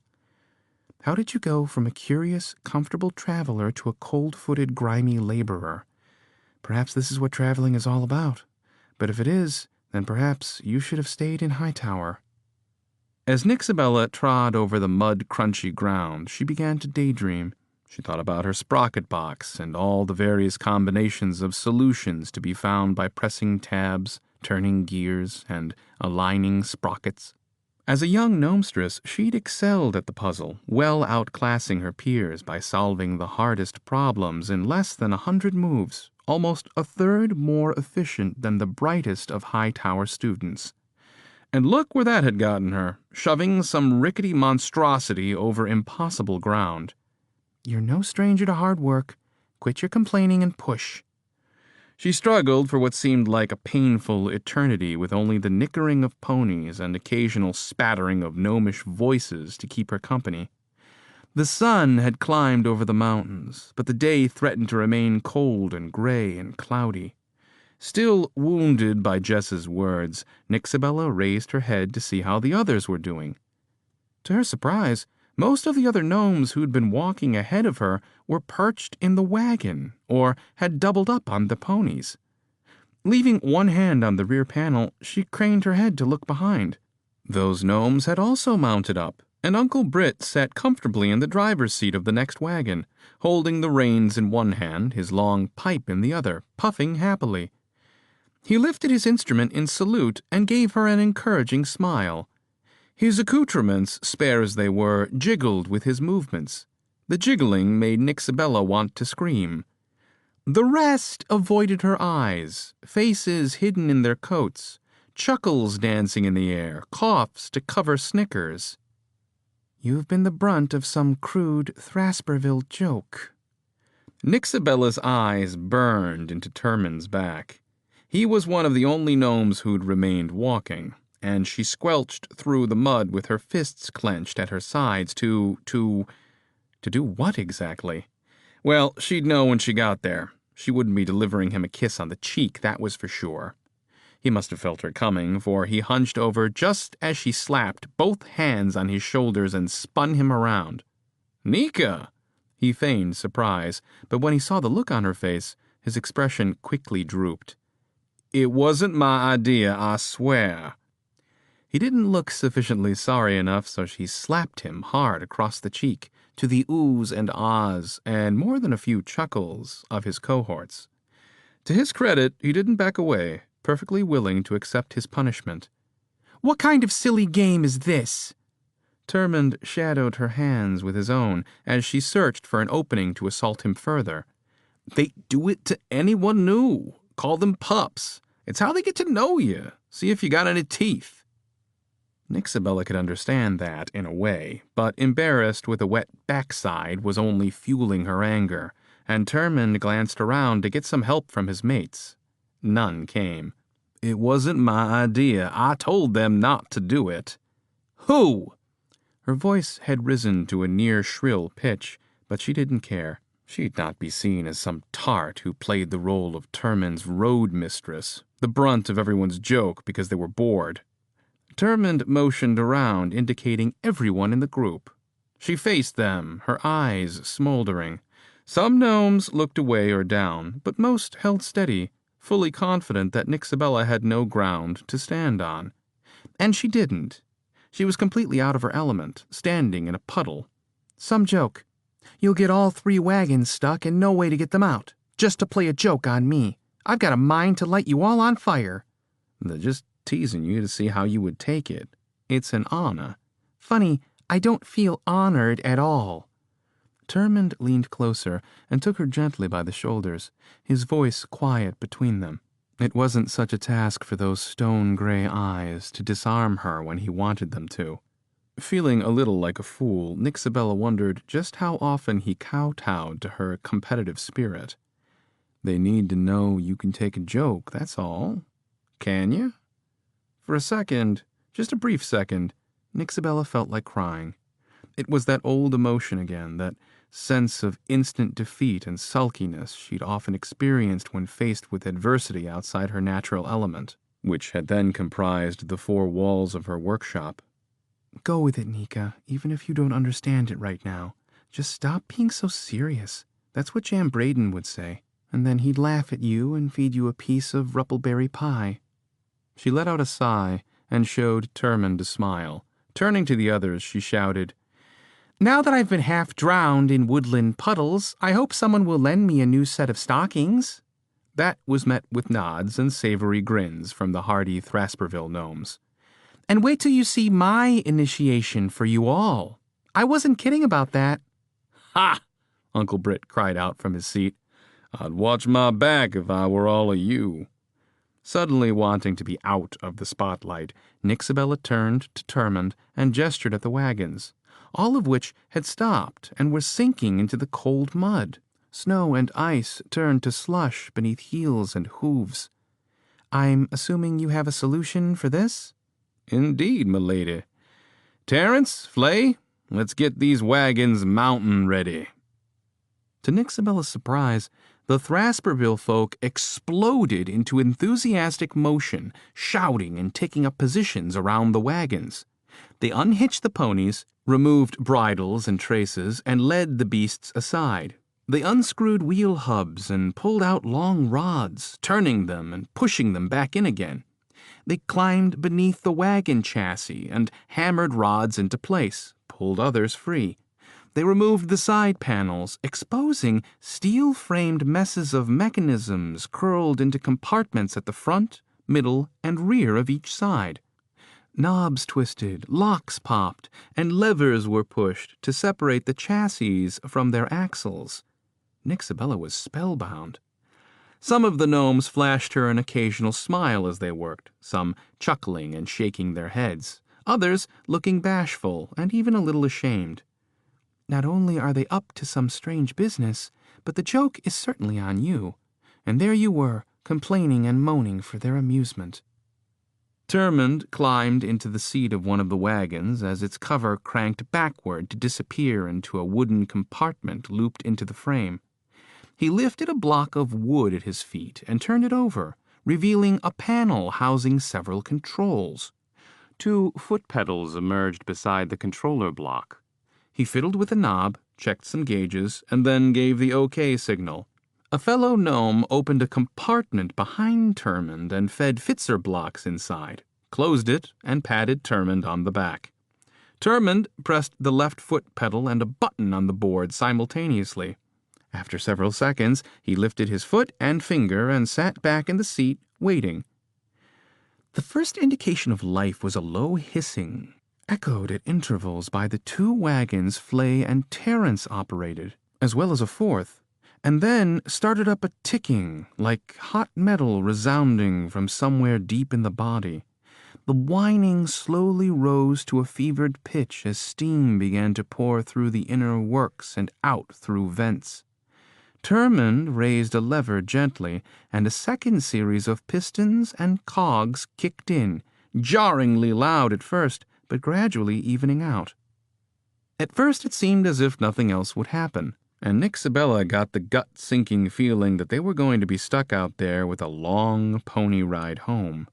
And then, with a great wrenching that threatened to toss Termund from his seat, steel-framed appendages sprouted from the now opened side panel compartments, uncurling and jerking as their pressure lines filled with steam or fluid or whatever it was that made them move.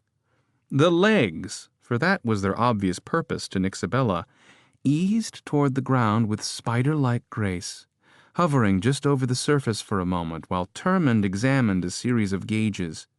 Suddenly, with a loud pop, The flat-plated feet slammed down, and the entire frame lifted, wheels and all, from the ground.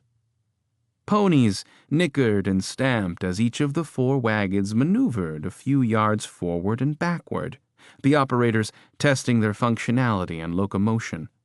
Nixabella watched as the vehicles worked, sounding smoother than she would have expected and venting very little steam. She blinked in amazement.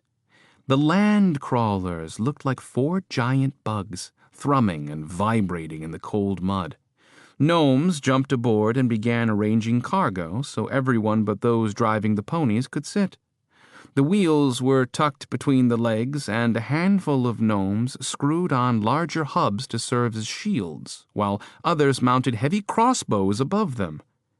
Armed and armored insects. Brilliant!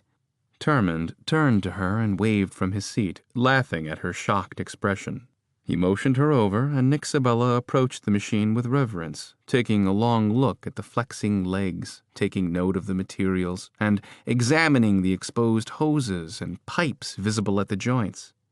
She ran her hands along the side, feeling the metal and the vibrations that reverberated through her hands all the way to her shoulders.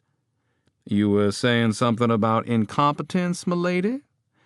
Nixabella grinned at the magnificent thing beneath her hands, but she wouldn't let Termund win that easily. Standing in place is one thing. What else can they do? "Come up and see."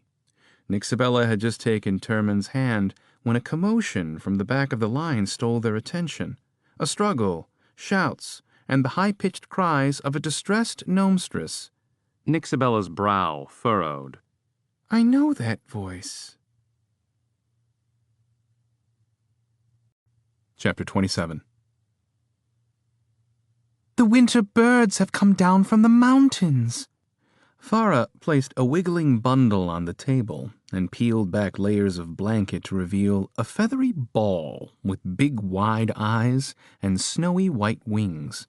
It cooed, fluttered, and fluffed itself. "Is winter that far along, then?" Nixelpick twiddled his thumbs and looked nervously about. He tapped his foot on the floor. Lily whipped by, carrying a bundle filled with laundry. His laundry. To his credit, it wasn't his idea. While he'd tolerated the gnomestresses going through his house and restoring some sort of relative order, they'd even helped see to the stocking of those 30 cases of Perry's maize in the cellar, he did try to stop them from performing a complete overhaul of his residence. They'd been good about it, dusting his macabre decor and straightening up his obscure artifacts, even as they made ugly faces at them. They had raised his cellar, stocking it with all sorts of foodstuffs likely to go bad from his lack of cooking skills, and the fact he rarely ate anyway, at least not a proper meal. But he supposed if it made them feel better to clean and cook and worry over him, that was fine. Lily would probably want to move in after this, and damn it if he couldn't find a reason to keep her from it. Getting soft. At least he was making good progress in his necromantic studies, despite a lack of news on the Rollnock front. There'd been more sabotage, stores burned, an armory sacked, and even Incrater's scribe supply had been razed to the ground. That had hurt. And they still had no true leads. It was like chasing a ghost. Elray would not turn him loose. You know we're well into it, Nick. How long have you been alive? 57 years? Yes, he replied gruntingly to Lily. It just doesn't feel like 57, I suppose. Well, you were as good as unconscious for well past fall solstice. If only someone could have knocked us out, too, having to put up with you the way we did. Farah chuckled. Normally an offensive remark, one that he would not have let slide, the new Nixelpick nodded and soaked up the warm contentment. Amazing some too, cared about him this much. Perhaps he needed to incorporate some basic principles of caring as well. Not just inside, but outwardly, too. No, he was sure of it. Thank you. Both of you. Lily halted at the threshold to the hall and dropped the bundle of laundry to the floor, her head cocked to one side. What? I said, thank you, Lily. You've been wonderful to me these past few months, and even before then. Since I met you both, really. I can't thank you enough for everything you've done. Farah, you too." Facing the study, Lily sighed and wiped at her face, and then, without turning, she stooped and picked up the bundle. "You're quite welcome, dear." She straightened and proceeded down the hall to the laundatory. "Interesting," Farah murmured as she placed several white candles around the table. The bird watched the cleric's every move, head twitching as it nestled comfortably in its blanket. He'd let her into his study after quickly putting away anything relating to his new field of study. Gristle paste, bone fragments, and other things. Now that I've thanked them, I'll never hear the end of it. Next thing you know, I'll be apologizing left and right. Do we really need the candles? Farah gave a single, deep nod of agreement. "Normally, no, but you're a beginner, and candles always help beginners. Plus, there's a strange smell in here." Nixelpick ground his teeth. That would be coming from the closet. Very well, candles it is. After lighting the wicks, Farah held her hands open on the table. "Come." Nixelpick slid from the chair and knelt on the floor, robes gathering beneath him in a lump. He took Farah's hands. Not normally one for the floor, he had to admit it was a quiet, peaceful setting. He looked up at everything from the soft bearskin rug. If he was going to heal something, this would be the place to do it. "You read the book I gave you?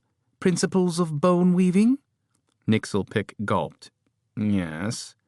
He had read it, but wasn't sure he'd learned a single thing.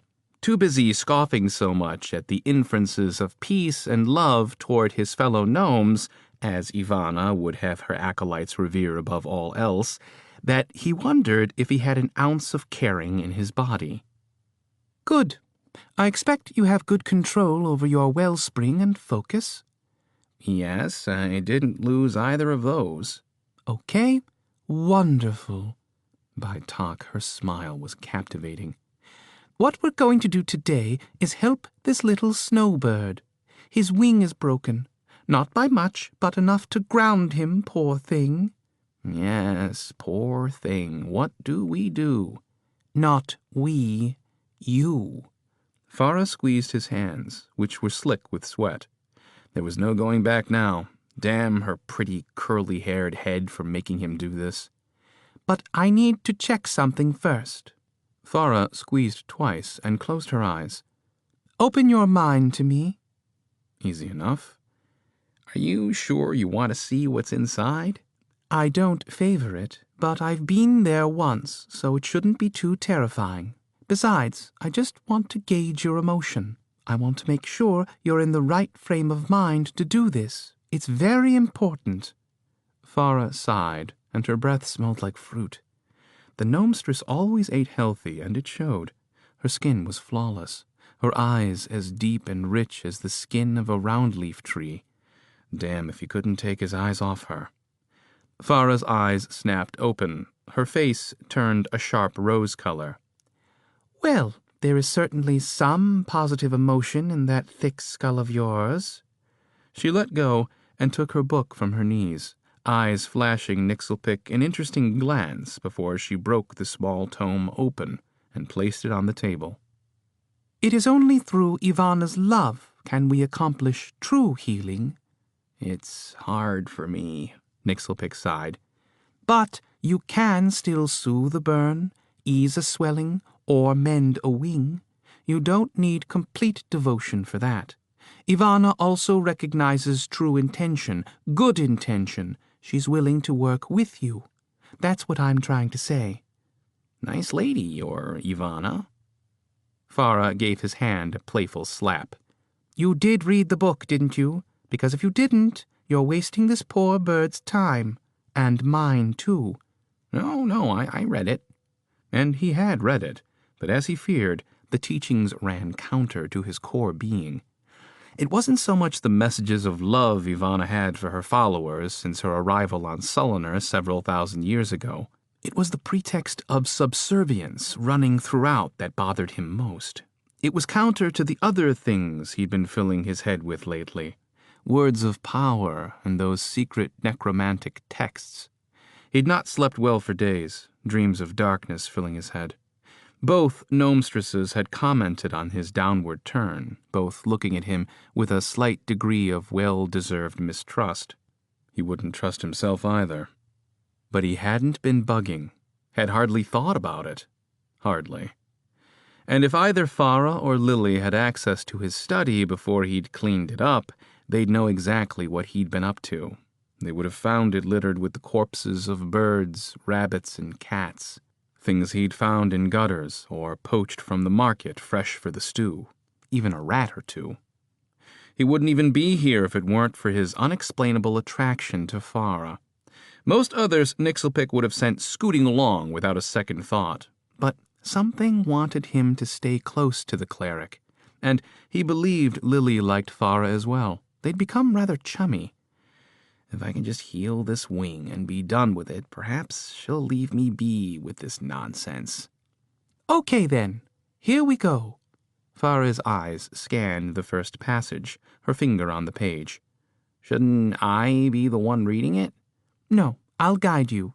Don't worry. Great. Farah began. Holy Ivana, we are here today to acquaint you with a gentle gnome who wishes to channel your healing touch.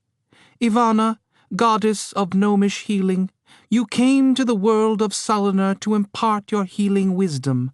As proof of your almighty glory, your gentle deliverance, bring this gnome into your heart, and guide his own, so that he may see that there is only one path in life, a path of healing and love and obedience to your word. Here kneels a wizard of substantial prowess, following a treacherous path his entire life, who now wishes to humble himself before you and receive your gift. She glanced up. Place your hand gently along the bird's back and slide your fingers on either side of its neck. These are gentle birds, but this way it won't be able to peck, just in case. Nixelpick did as he was told. The bird shivered at his touch, but quickly nestled into the crook of his fingers. Soft feathers brushed against his palm. The white spotted head tilted inquisitively in his direction. The animal was far too calm, too trusting with its cooing and innocent ways. A sudden hunger overtook Nixelpick. Not the craving for food, but something very akin to his previous addiction. A hollow emptiness, so painfully obvious his entire body ached to fill it. Somehow, this little bird had what he needed. He almost jerked his hand away, but stopped himself. What would Farah think? No, you're in this up to your ears now. Just heal the little bastard and be done with it. The anger was uncontrollable, unexplainable, but present like a snake that might strike at anyone around him. He was starving for life, had been since the time he'd taken some from Rolnock, since he tried to animate those putrefied bodies in his closet. He did pull away then, and his head instantly swam. What in the futtering hells is wrong with me? Perhaps it was time to take a break. What's wrong, Nick? You're sweating. Farah found a kerchief and wiped his brow. You look absolutely horrible. We can quit if you want. Even Farah's touch through the cloth sent a surge of excitement through his system, and when she pulled her hand away, a wave of nausea punched him in the gut. Nixelpick looked at the bird, trying not to appear hungry. No, that's okay. I can do this. Farah smiled, with a touch of uncertainty. Only if you want to. I do. And he reached out and put his hand over the bird once again. This time he was overwhelmed with its warmth, heat radiating like a coal beneath his fingers. A war raged inside him. Was he doing this to impress Farah? To allay any suspicions she might have that he'd been tampering with the dark arts? Or did he just want to feed? It was a terrible way of putting it, but true, and he knew the answer. Farah went back to it, her voice filled with the sort of reverent lust most clerics demonstrated when speaking to their gods. Goddess Ivana, You are so full of love. I know you can reach through this vessel, Nixelpick, and touch this creature who has broken a wing and can no longer fly." "Is there always this much ceremony?" Nixelpick wiped his sleeve across his forehead. He was sweating profusely, yet he felt chilled, freezing even. He clamped his jaw tight to keep his teeth from chattering. "The goddess needs to get to know you, Nick," she whispered. "And the only way to do that is through prayer and focus. You are focused, right?" He nodded, closed his eyes, and tried to center her voice in his head as she ran through passages wrought with words of imploring devotion. He tried to feel something for this tiny thing under his hand, tried to make some connection with the greater power of Ivana, like the teachings said, but all he could think of was its warmth, and how a strange cold had stolen over his body, and how he wanted so desperately to stave off the cold before it froze him to the core. "Now, Nick," she said, tilting her head as if sensing a change in the room. "I can feel you've tuned into something." "Yes, indeed." "Now, align yourself to the bird's heartbeat." He focused, more intently than he thought possible, yet not surprising given his predatory hunger. There was the heartbeat, a tiny, quick pattering. The sound grew impossibly loud in his head, demanding. "I have it." "Think of the goddess, her purity, her face." He almost smiled then because he did see something, a light behind his eyes that formed an image, a face he'd seen carved into numerous statues, colored in hundreds of framed paintings all around Hightower. The goddess Ivana, hair raven black with a single streak of white where it fell from her temple to her breast. Eyes full of intense peace, a sort of chaotic devotion to her followers. She saw him. She loved him. And then, as sudden as a moody summer storm, she exuded overwhelming sorrow. "Hello, Ivana. Nice to meet you." "Now, add a little of your wellspring." Nixelpick gulped. He did as he was told, tried anyway, reaching down for a line of wellspring. But his mind, his body would not follow. His wellspring was alive, yes, but as useless to him now as gold to a dying king. For all the years he'd been practicing magic, he had promised himself he would not take the path of a monger. Yet he whispered the words of taking, syllables sliding off his tongue like slime, and eagerly absorbed the snowbird's life force into his fingers, his body sucking it in like one dying of thirst might inhale a thimble of water. The exchange was both exhilarating and painful, and he could not stop. Farah gasped and jerked away, and Nixelpick tore his own hands from the crumpled bird form. His stomach dropped at the look of horror that passed across her face, even as his body surged with newfound health. "What have you done?" Nixelpick looked back and forth between the cleric and the dead bird.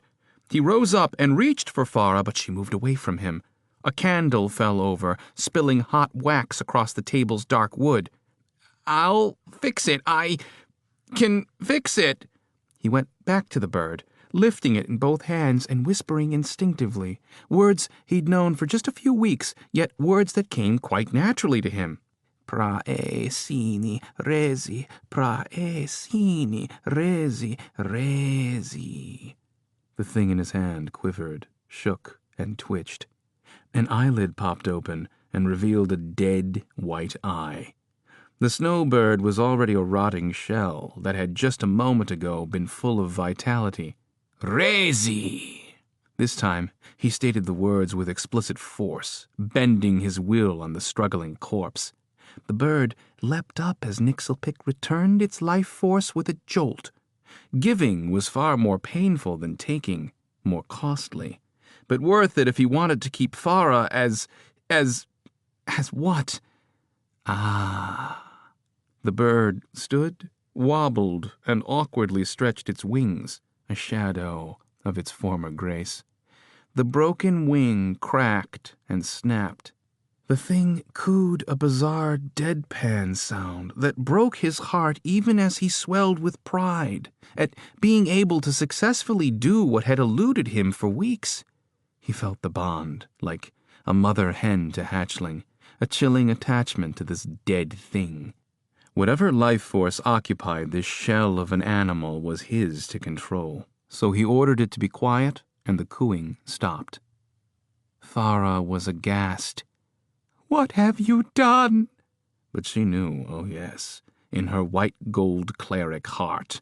Nixelpick had not only killed the once beautiful snowbird, but he'd brought it back to life as a gray-feathered undead thing. Nixelpick put his hands to his cheeks. They were cold once again, but Farah's reaction chilled him even further. "Farah, I'm sorry. I didn't mean to kill it. I didn't mean to—" "Don't, Nick. Something like this only happens with intent. Maybe you didn't imagine you'd feel so horrible about doing it, but you knew exactly where this would lead. How long have you been studying necromancy? Were you doing it the entire time you were sick? No, I don't want to know. You—" Farah began quickly gathering her things, but wouldn't touch anything on the table. "Farah." She tucked her book under her arm and gathered her coat and satchel. Her fiery curls bounced angrily. "It hardly matters." "Please." She turned on him. Tears filled her eyes. "Make sure you put that miscreation down. And don't ever let me hear of you practicing necromancy again, or I will tell anyone. No, I will tell everyone who will listen. You may be in the High Council's favor now, but they won't abide this." "Farah, wait. You don't... Listen, necromancy, it's natural magic, the mastery of life and death."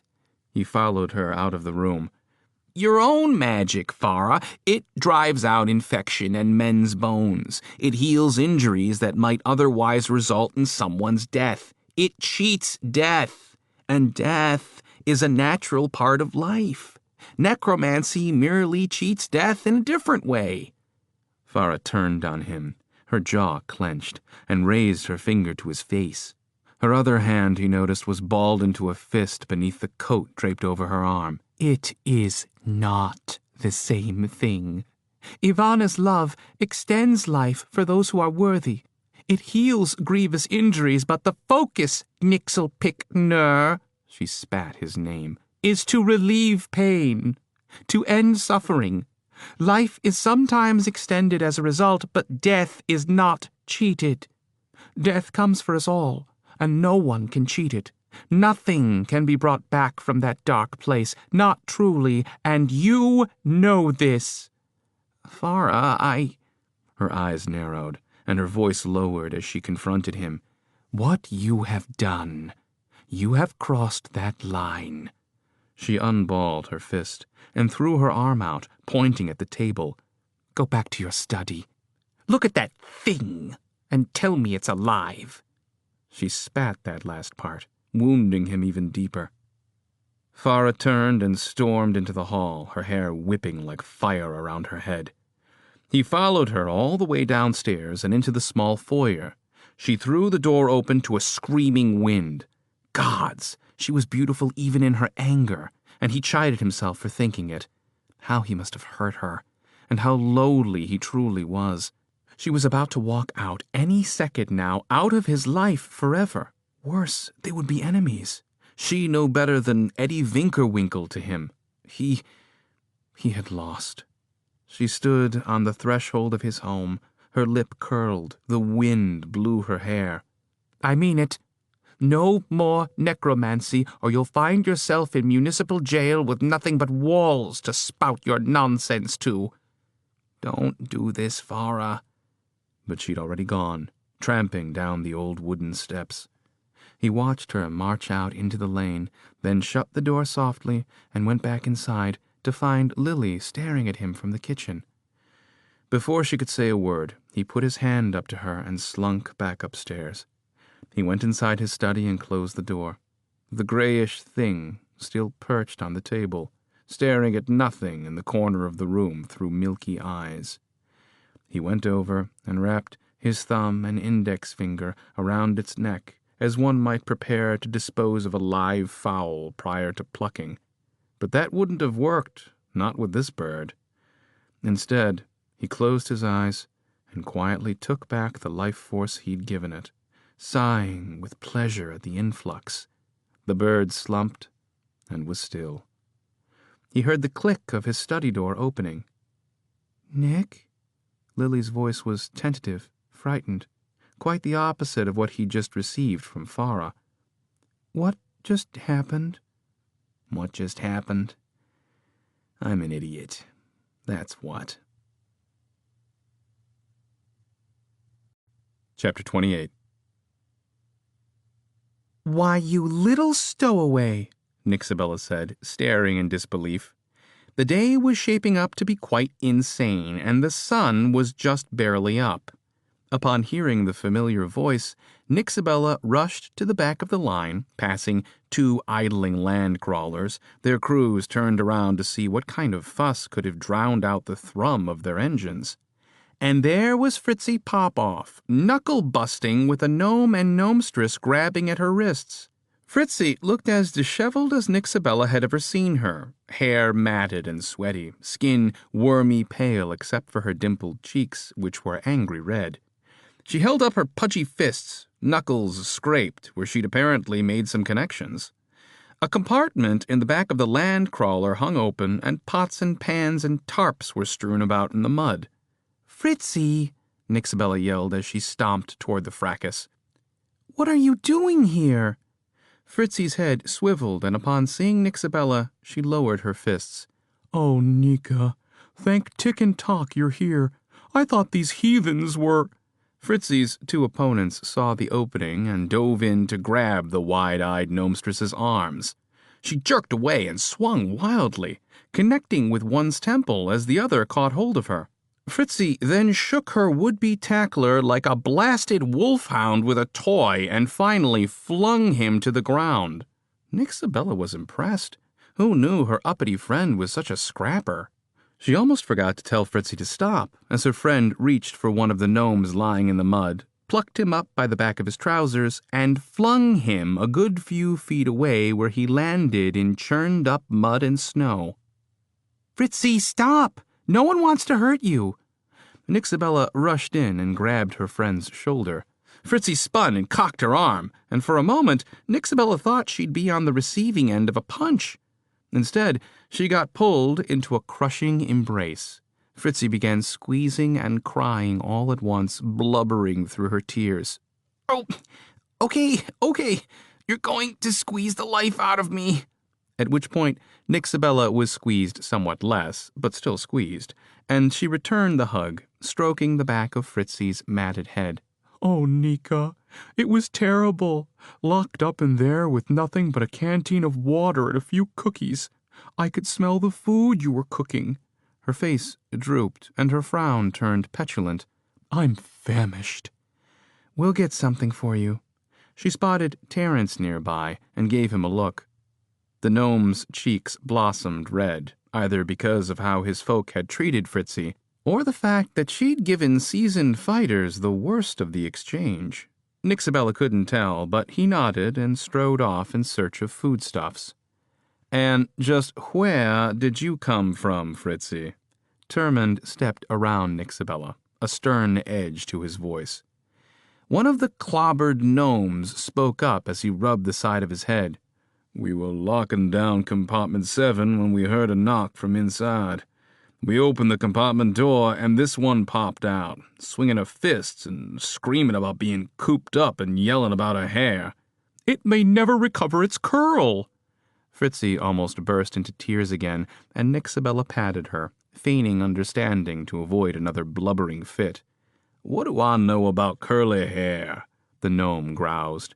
"Like I'd know anything about curls. I hardly comb my own hair. We should leave this one locked up tight, if you ask me." Fritzy started at him. "Just you try and put me back."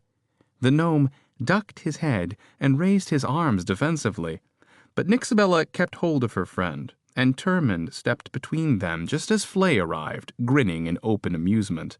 He looked at the cowering gnome. So, you were just beaten by a full-sized version of a toy spring box, you'd say? The gnome nodded, abashed. Something like that. Fritzy looked perfectly desperate. My plan was to stow away until we were too far along for you to send me back. Are we too far, Termund? Termund merely sighed. Nixabella smiled at her friend, holding her at arm's length. Truth be told, I'm glad to see you, Fritzy. I sure could use a friend on this trip. Nixabella scowled, albeit lovingly, at Termund. Let's go, Termund said, striding back toward his landcrawler. I can come? Of course you can come, Nixabella told her friend. You'll be riding in the front wagon with us. And she put her arm around Fritzy's quivering bulk and led her through the muck toward the front of the caravan. Perhaps after today, these Thrasperville gnomes would think twice about messing with Hightower ladies. Nixabella felt surprisingly proud of Fritzy, who'd nearly beat the snot out of a pair of burly types. A snort burst loose, and Nixabella buried her laughter into her scarf. What, Nika? What is it? Nothing at all. She squeezed her friend. Just glad to have you here. I should never have sent you away. They put Fritzy in the back of the first crawler, wrapped her in a warm blanket, and fed her some dried meat and fruit. She downed several cups of hot snolt as well. The sides of the wagon worked as backrests for two benches running parallel from front to back. The cargo had been shifted beneath them, configured so that it ran directly down the middle, where one could sit or place their feet while they snoozed. It was like a big, cozy square. There was even a compartment door in the rear floor to reach their supplies. They were joined by Jess and another fellow so laden with tools hanging from tool belts and filling his coverall pockets that Nixabella wondered how he even walked. 4 other gnomes took positions on the outer square, each sitting at a double-corded crossbow. For now, they relaxed against the miniature bulwarks, protecting the inner square. Fritzy murmured, as Snolt ran down her chin, oblivious to the fact that they traversed the hillside in one of the strangest and most wonderful machines Nixabella had ever seen. She handed her friend a rag to clean up, and then turned to appreciate the moment.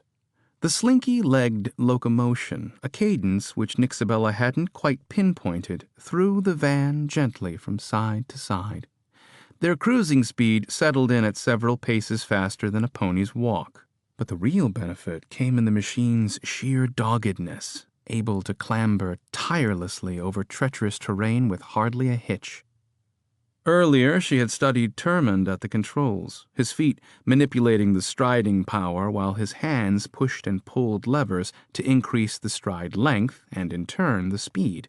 The front legs supported hooks on either side of the footplates, serving to pull the wagon up precarious slopes and over rises, which often left the passengers to balance at dangerously fun angles. Heat, stirring in the steam-driven bellies, rose up through the metal and wood to heat their rear ends and provide an aura of warmth. While Nixabella couldn't imagine riding in one of these during summer, her tush was currently quite toasty. Termund tilted his head at the fellow with all the tools. Nika, do you know Tomkin? I'm sure you've seen him running around. He's chief engineer and master mechanic. He's the one who keeps these little mean machines working. If you have any questions, he's the one to ask. Tomkin dipped his head. I slept in my workshop for 10 years as we streamlined this model, the Hill Crawler, Model 299E9. We call them Niners. Tomkin was a thin fellow, bald on top, chin covered with wispy gray whiskers.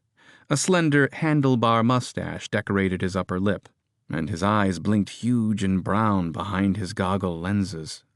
Nixabella was surprised by a small pang in her core, and she knew it was from neglecting her tinkering.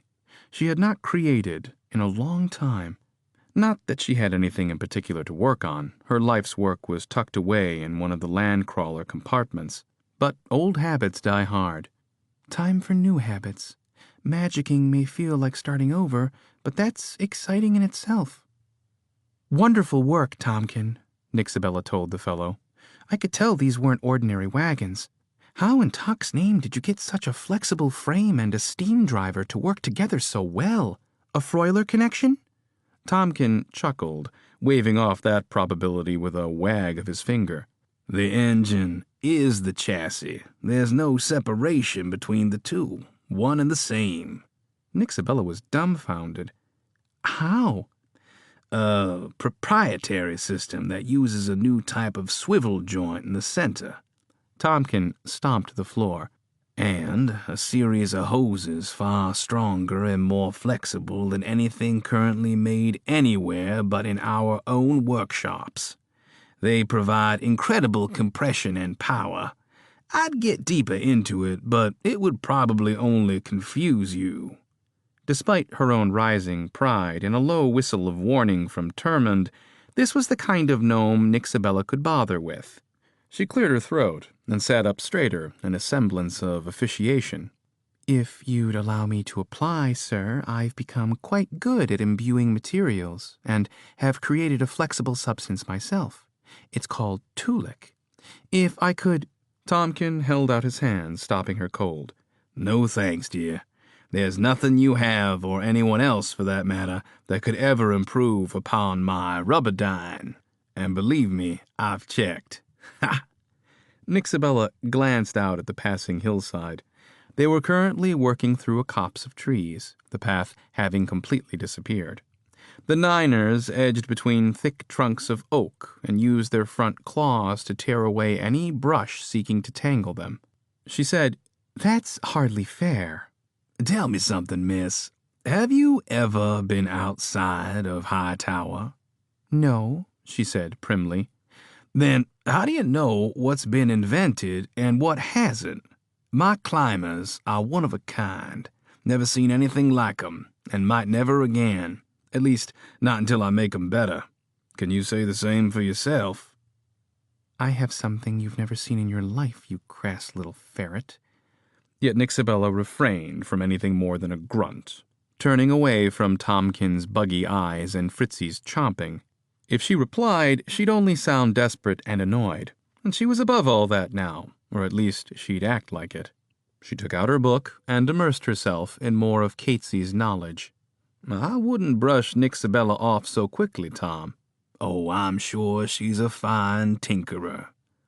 You know, Nika, Termund added, besides yourself and Fritzy here, no one outside of the Grunzest Travel Company knows our land crawlers even exist.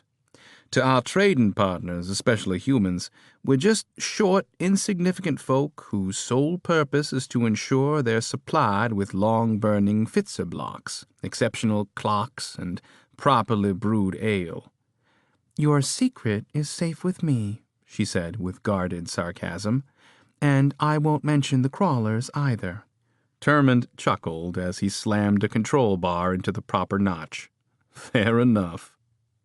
They crawled around steep hillocks and along ridges stripped bare of trees and vegetation, leaving the land completely exposed to the east.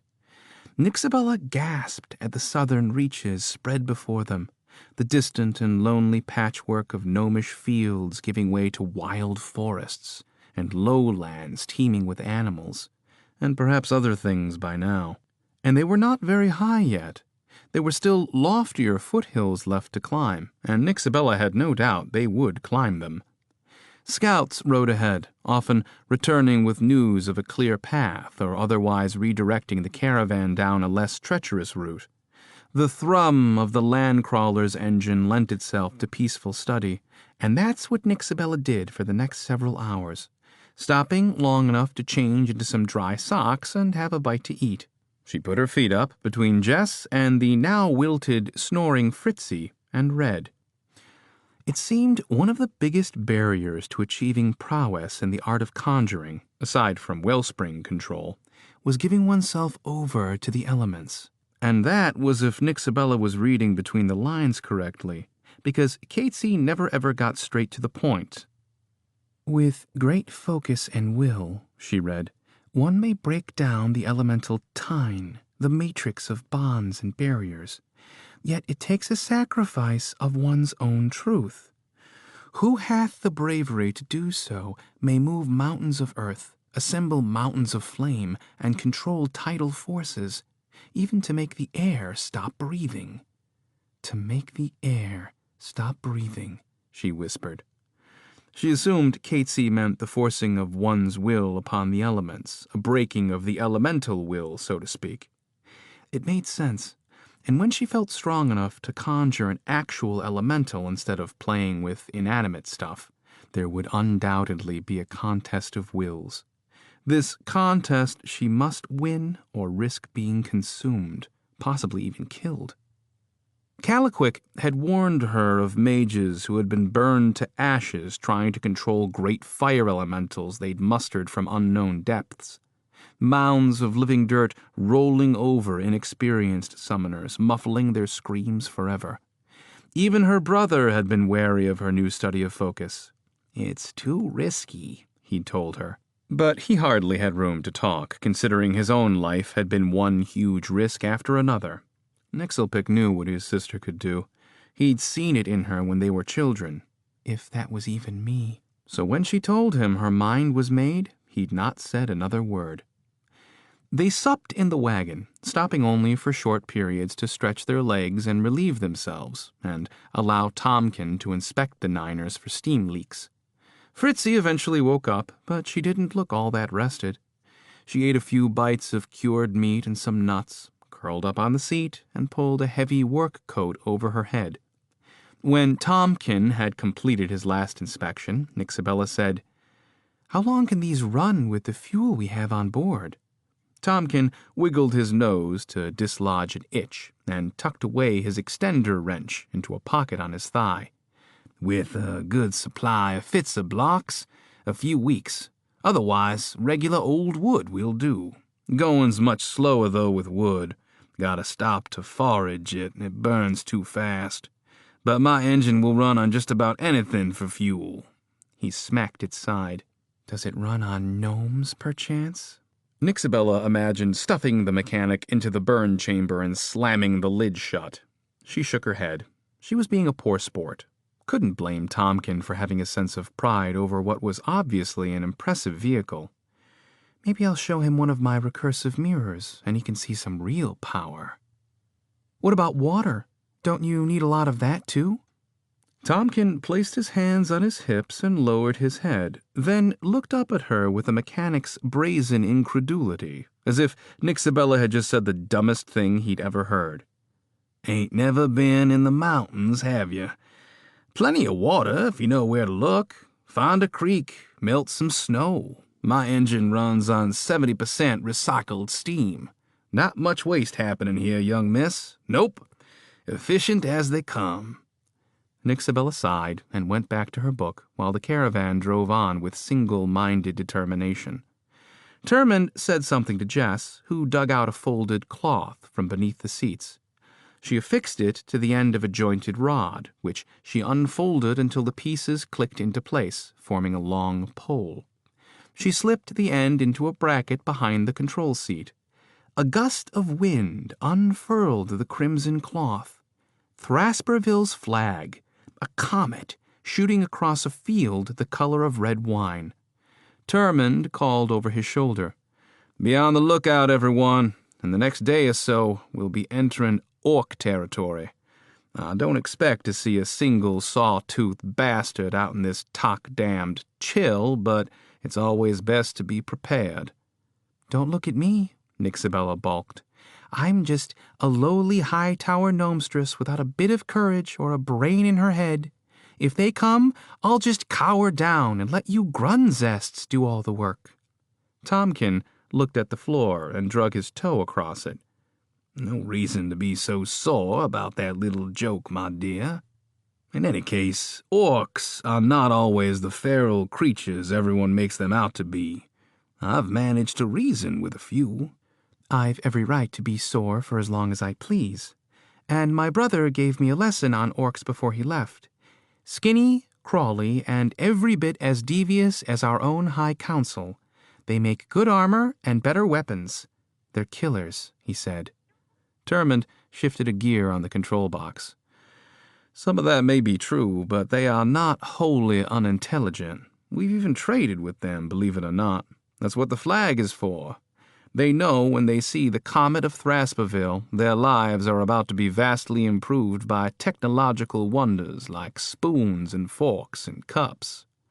Jess snorted with derision, but Nick Sabella wasn't reassured. In fact, orcs didn't sound like a race with kind intentions. Not if they put weapons before basic eating utensils. Nick Sabella gave a little shudder. The oppressive feeling only increased when they began sliding into the nooks and crannies of the mighty Uteens themselves. Like insects drawn to cracks and hidey holes, they picked places hidden from view, even if they couldn't mask their noisy machines. There was naught but birds spotted throughout the late afternoon and into early evening. The other woodland animals were likely frightened off far before the strange arachnid-like niners crawled through their homes. They drove on until darkness stopped them, making camp at the base of a cliff, where they could hide in the cover of a copse of leafless trees. The land crawlers were not turned off, but set to idling, their natural heat providing a decent bit of warmth for anyone sitting or lying nearby. Before joining Flay and Terrence to scout the perimeter, Terman stopped by and caught her up in an embrace. Nick Sabella made it a point to put up a brief struggle, but it was difficult. She eventually kissed him, and his lips tasted salty and sweet all at once. "You're still angry, are you?" No. He grinned and waited, keeping her wrapped in his arms. That Tomkin fellow, bragging about his contraptions and shrugging off my suggestions before I could even say a word. How does he know I might not help improve the design? "Well, tinkerers are known to be stubborn, you know. I know at least one." Nick Sabella put her hand over his mouth. Shush. Point taken. "Let's just hope our friend shows up soon. It isn't fun traveling blind out here with no destination in mind other than south." Nick Sabella looked up the stretch of craggy cliff. Certainly Jontuk would surface soon.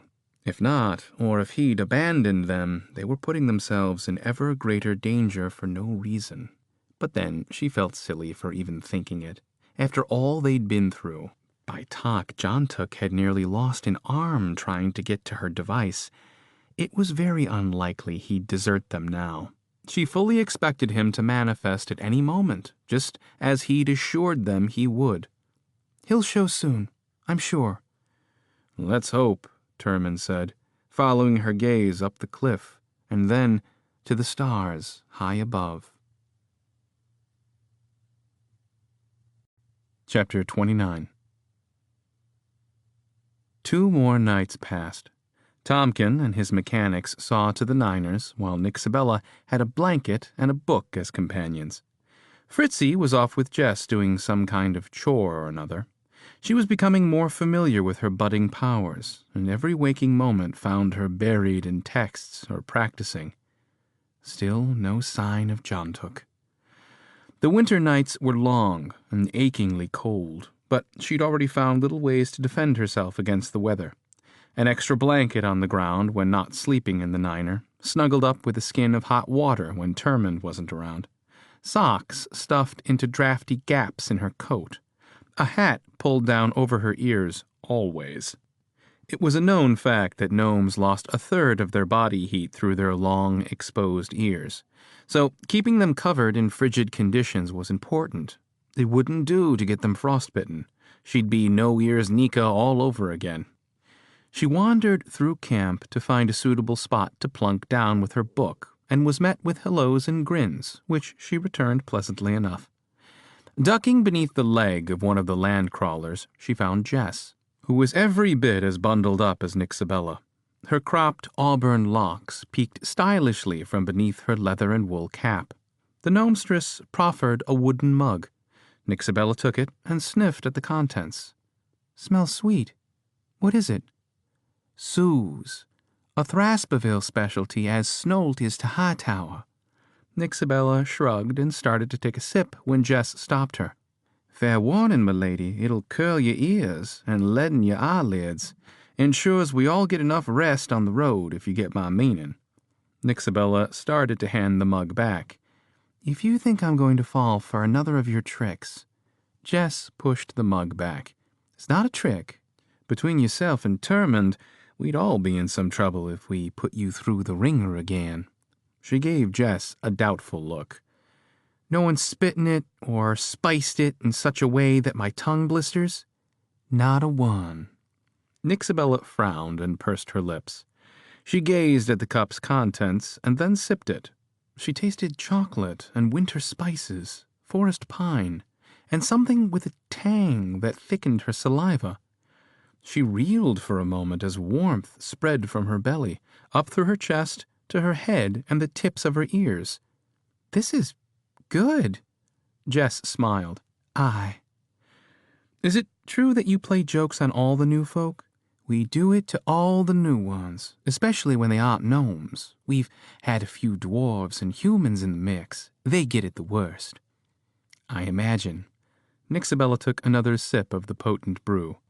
"Truth be told, Mr. Grunzest wanted no part the other day, but Flay put him up to it. We Thrasperville gnomes like to trust our road companions, or we don't travel with them. Termund told me." She thought she might as well get straight to the point, if they were going to be companions for the next few weeks.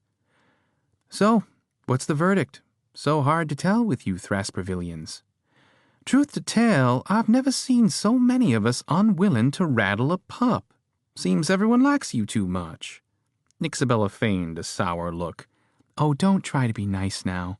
"I'm not, trust me. I wouldn't know how to go about it." "You said I was soft." "Flay's idea, not mine. I swear it." Nixabella twisted her lip and rolled her eyes to the dark sky. She clicked her tongue. "Perhaps I should start a list prioritizing the worst offenders. Flay just made it to the top. Then Termund for not putting a stop to it." Jess patted Nixabella's shoulder. "It's good that I don't have to sleep with you, eh?" And she laughed and bustled away. With blanket and book tucked beneath an arm, and the mug held tightly in both hands, Nixabella resumed her search for a good spot. She pulled a wick-sized bit of fire from a passing torch and watched the delicate flame slip around her hands, keeping them pleasantly warm. It was still a bit discomforting having fire so close to her skin, but the tiny wick moved and shimmered so much she avoided any kind of burn. "I wonder what would happen if I grew you up. If you were as big as my fist, would you burn me then?" Now might not be a good time to find out. Nixabella found some dry ground against the side of the second land crawler in line. She placed her blanket down and stretched out to study beside the faintly humming machine. Strangely comforted by the huge mechanized arm arching over her, protecting her in its steel-framed embrace, she fell easily into her study. Occasionally the land crawler would tick, likely due to the liquid pressure in its veins adjusting to temperature and the ever-degrading gaskets and seals. By the time she'd reached the bottom of the wooden mug, she'd gotten another chapter or two further, covering the growth and expansion of self-created elementals, as well as the difference between fire mastery and earth mastery. Quite simply, earth required a massive amount of wellspring, where fire required somewhat more focus and concentration, flames being the more fleeting of the two. Wind was another problem altogether, as one must contend with natural forces, weather that was considerably more powerful than Nixabella had ever imagined. And with this came the recognition of every tiny wind blowing through the camp, every change in the sounds and smells of the wind. Was this one more chill than the last? Could she clutch a rising gust and turn it to her favor? Could she bend the treetops with it? In any case, channeling wind required both a sturdy wellspring and solid determination. Practice, practice, and more practice. But the implications were exciting. "Let's focus on dousing a lantern wick first, and then maybe bending some wildflowers before you think about altering treetops and storms." Nixabella thought of Counselor Elray Stormcranker. Back when orcs had been a problem in the southern reaches, there were stories of how Elray turned back hundreds of orcs with winds and lightning. and she suddenly wished for a lesson with him, as he seemed to have a favorable opinion of her. Perhaps, after all of this. On a whim, Nixabella crawled to the edge of her blanket and tried making a mound of dirt with her hands. The ground was frozen solid, though, so she drained what was left of her mug and struck at the hard soil with the bottom edge, cracking off bits and pieces into a rough-hewn pile.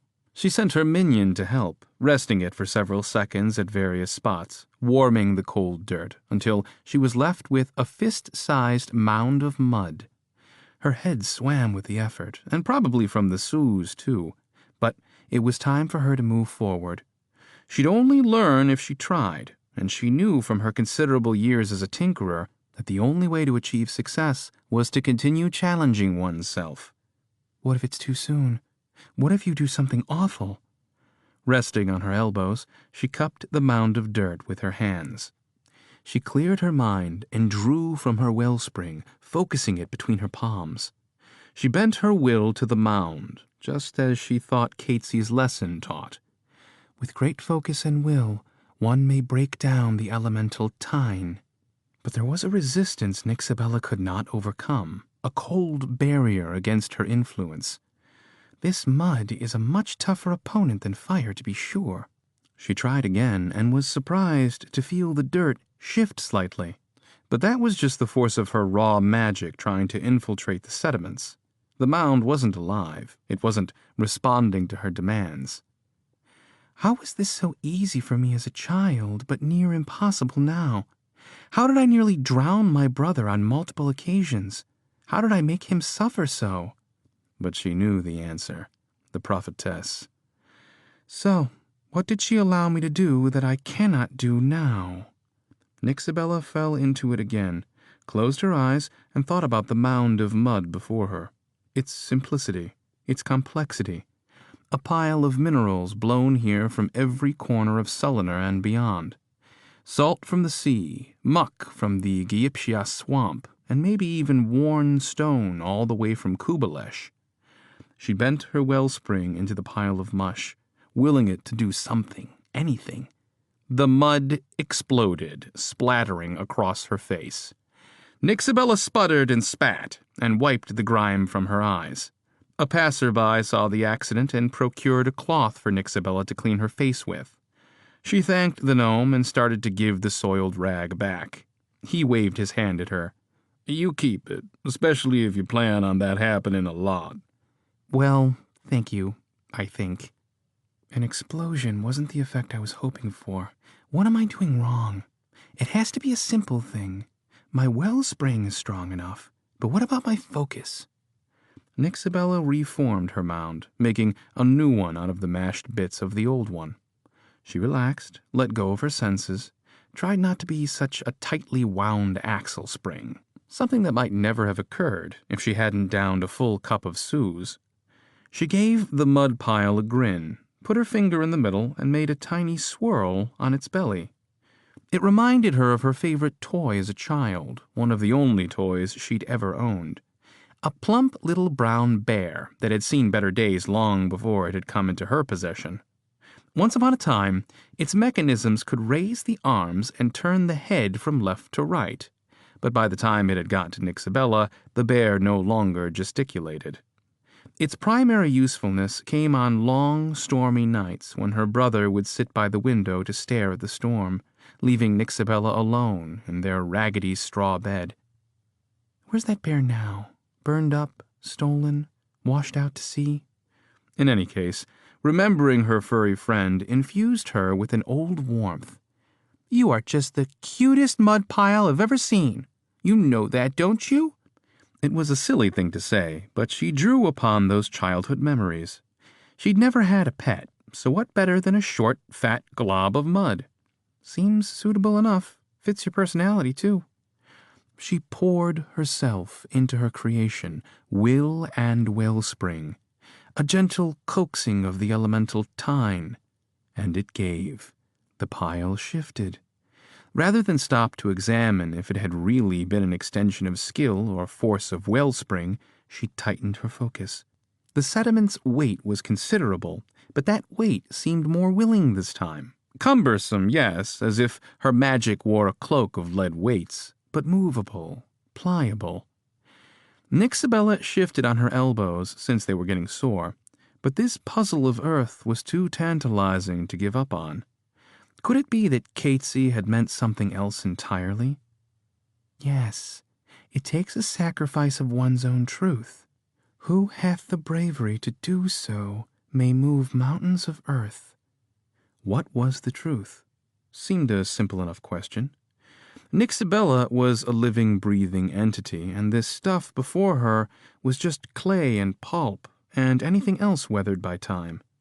To sacrifice that truth would mean Nixabella would have to alter her perspective, perhaps drastically, a paradigm shift her brain was resisting. To see these elements as her equals. What? How? It seemed silly and gave the term dumb as a rock an entirely new meaning, but that had to be it. One and the same. She and the elements. It seemed preposterous, but Nixabella scooted in, closed her eyes, and wrapped her hands around the mushy pile. She tickled her wellspring to life and channeled it into her hands and through her wiggling fingertips. She imagined herself in her workshop, imbuing various materials into her inventions, scribing symbols on them to increase the material's natural properties. Only she couldn't scribe here, no. Her life-giving would have to come from inside. The pile moved, and a tiny yelp escaped her. This time she was sure it had been of its own volition and not just a product of her magical bullying. Overanalyzing would only ruin the moment, so she allowed herself a fraction of joy as she squinted and beheld her work. The dough-like pile undulated between her hands like some strange living ooze. Layers of mush rippled up and down its body, and her flame had remained as well. Controlling two elements at the same time, two, earth and fire. Nixabella widened her hands to give her elemental creations some room. She moved each independently of one another, light touches for her flickering flame and stronger urges for the heavier one. She had them go round and round one another like dancing partners. The fire licked at the wet earth with tiny hissing sounds, and the earth swung a clumsy, ham-handed appendage at the quicker flames. More like combatants testing one another. Nixabella giggled, but the effort was taxing her, reminding her of days in her workshop studying tomes until she'd gone cross-eyed. This was a weariness of the brain, a sluggishness of thought, her wellspring quickly draining like a battery running dry. But I don't want to stop.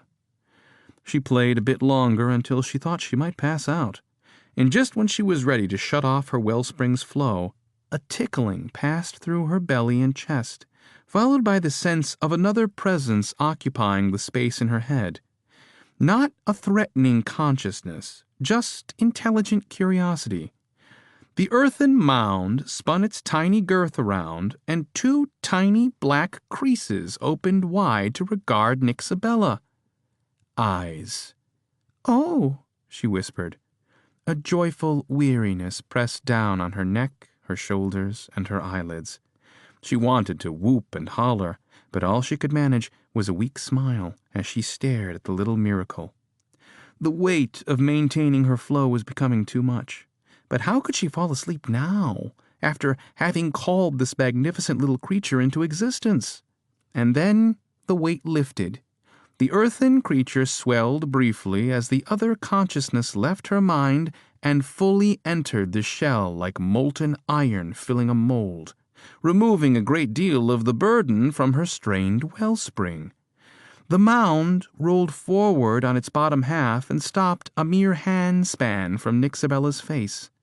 This being, this elemental creature, slowly blinked, regarded her with intense curiosity, even reaching out to brush its wet nub against her nose. "You are beautiful. Look at you." Nixabella wiped tears from her eyes and slowly constricted her wellspring flow to the elemental until only a thin line remained.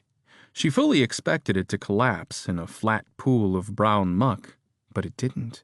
It waited. For what? For you to tell it what to do, you simpleton, of course. She placed her arms flat on the ground and sent her flickering flame to scoot around the tiny arena. And then she sent a message down that thin wellspring flow, that translucent connection between them. In what she thought was sheer animal glee, her earth elemental whacked at her spit of a flame, lunging back and forth across the battlefield until it caught the light and snuffed it out completely. And then the presence was gone, leaving the mound to slump over. Nixabella was bone-weary. She almost felt guilty at her success. The conjuring seemed too easy, but it wasn't as if she had no ability at all. She'd done much more impressive things as a child. Perhaps now she was relearning what she'd lost. The prophetess. Nixabella rolled over and smiled up at the night sky.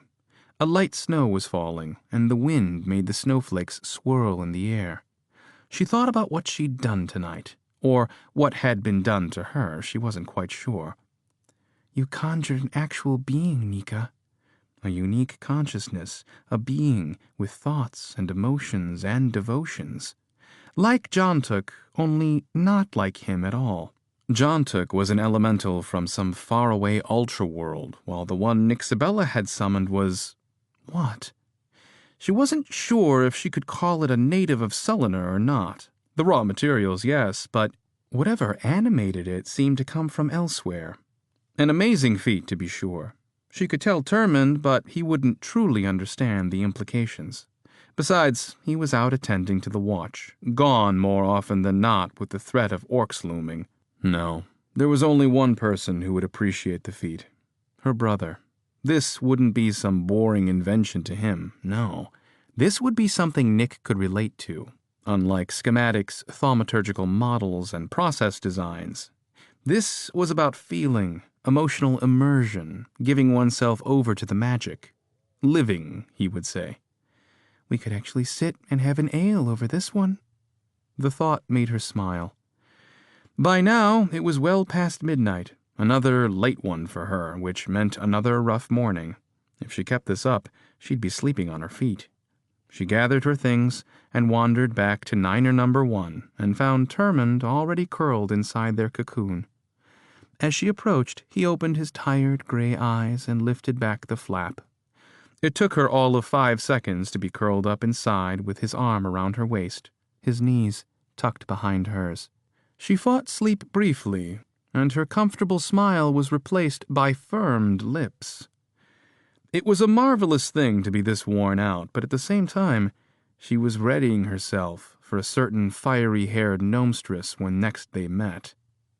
You and me, prophetess, we're going to have ourselves a chat. Chapter 30. Lindsay came halfway down the steps and bent low, her expression worried. Just thought you should know, we're almost there, at least by my reckoning. The tallish first mate's golden hair was frayed in haphazard strands from where it had been tied up, and dark circles had taken up permanent residence beneath her eyes. Stenna clenched her jaw to contain a wave of chills. She'd tried to go above more than once, but ended up right back in her cabin at Rose's and Lindsay's insistence. Last thing we need, Cap, is for you to pass out and tumble overboard, Rose had told her. Still, she felt bad for her first mate, almost as much as for herself, for being unable to perform her captain's duties. They'd gone full bore into the enemy ship, relishing in the wide-eyed terror of the opposing crew as Swinger's needle pierced their ship's hull all the way through. "Hang on!" Stenna had shouted, just before the aerostats crashed together. Chitin and wood and metal cracked and exploded into the still sky. There was a loud pop, and then an ear-shattering sound as the thing inside the crusty shells squealed like an enormous stuck pig. Stenna's stomach lurched as Swinger bore both airships down, down, down in a glorious rush to meet the unforgiving ground. Out of the clouds they plummeted, picking up speed, the wind slapping Stenna's face as her deck pitched nearly vertical. "To me!" She'd retrieved a rolling mooring pole and clambered down the deck to place her feet against the bulwark. Just in time, too, for an ape-like form crawled from a porthole, leaking green gas, and leaped across the tiny space between the ships.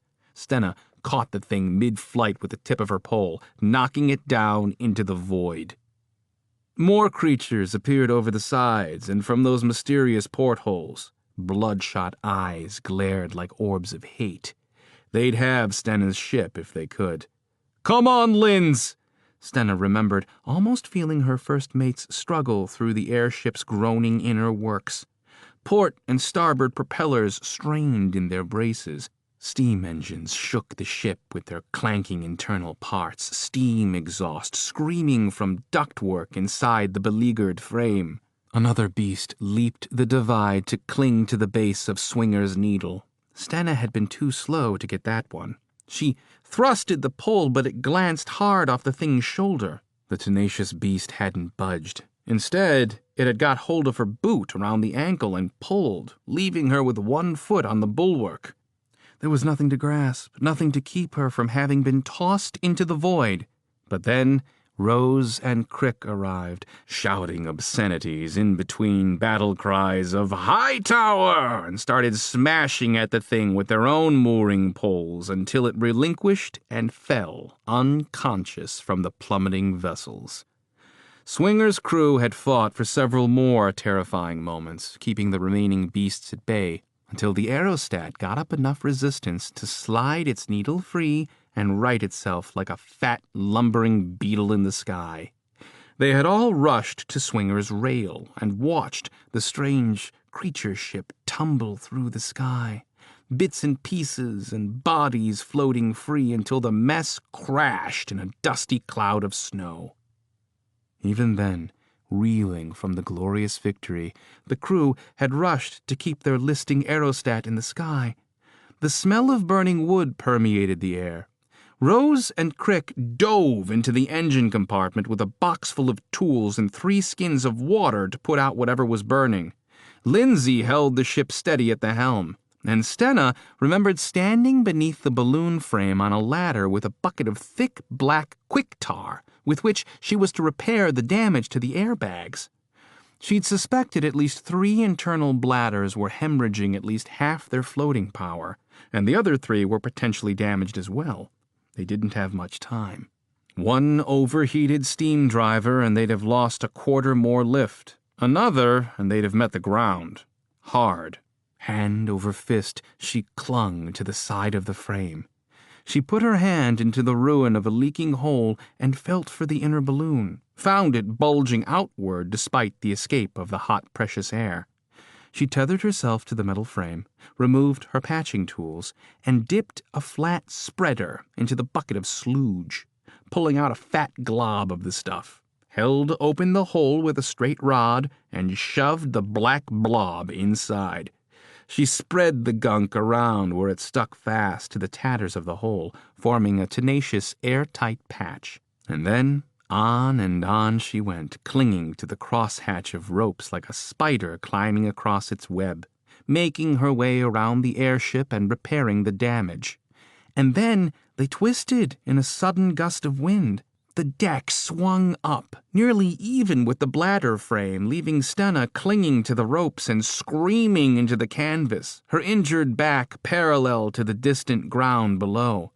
For a moment she thought they might actually flip. Every muscle in her body clenched as she reckoned her time had come. But then the ship righted itself. She took a deep breath to calm her nerves and went back to work, at one point even resting at the top of the bladder to warm her hands against the bulging surface before crawling back down the other side. Once on deck, she'd collapsed in a heap, too numb to move, face frozen from the scathing wind. The last thing she remembered was being pulled below deck, wrapped in a warm blanket, heat sticks stuck beneath the covers with her. Someone had placed a warm, wet cloth across her cheeks and nose, and sleep had lowered on her like a leaden cloud. She woke occasionally, sluggishly, her mind groping for clues, Like a mother with a sick child, her captain's mind doted on Swinger's every creak and groan, every ear-popping change of altitude. Logic assured her that she was a captain of the sea and not of the air, so it mattered not how hard she listened. She'd more likely discover a problem well after it had become deadly. Stenna argued with herself. A captain was a captain, no matter the vessel and no matter the sea. And a captain always knew how to hear her ailing ship. To her crew's credit, or possibly her delirious mind, Swinger worked her way up from very sick to just moderately sick. Stenna sat up for the first time in what felt like 100 years. A teeth-rattling shiver racked her body, causing the beverage in her cup to slosh. Hover for a few minutes, Linz. Swinger's doing fine for now, Captain. The first mate returned to the deck without awaiting orders. Stubborn crew, Stenna muttered, then took a sip of her hot snolt. Just the way I like 'em. She swung her feet out and winced as she got to her feet. She lifted her tunic to find her midsection wrapped in linen. They'd patched her up while she slept. She wondered how bad the damage was. If the ache was any indication, she'd have more scars to add to her collection. She found her personal pack stowed away beneath one of the cots and pulled out a change of clothes. Fresh stocking socks and an additional layer of undergarments all around. Gloves this time, and she pulled her hood up, leaving it loose to show that she wasn't completely ruined by the cold.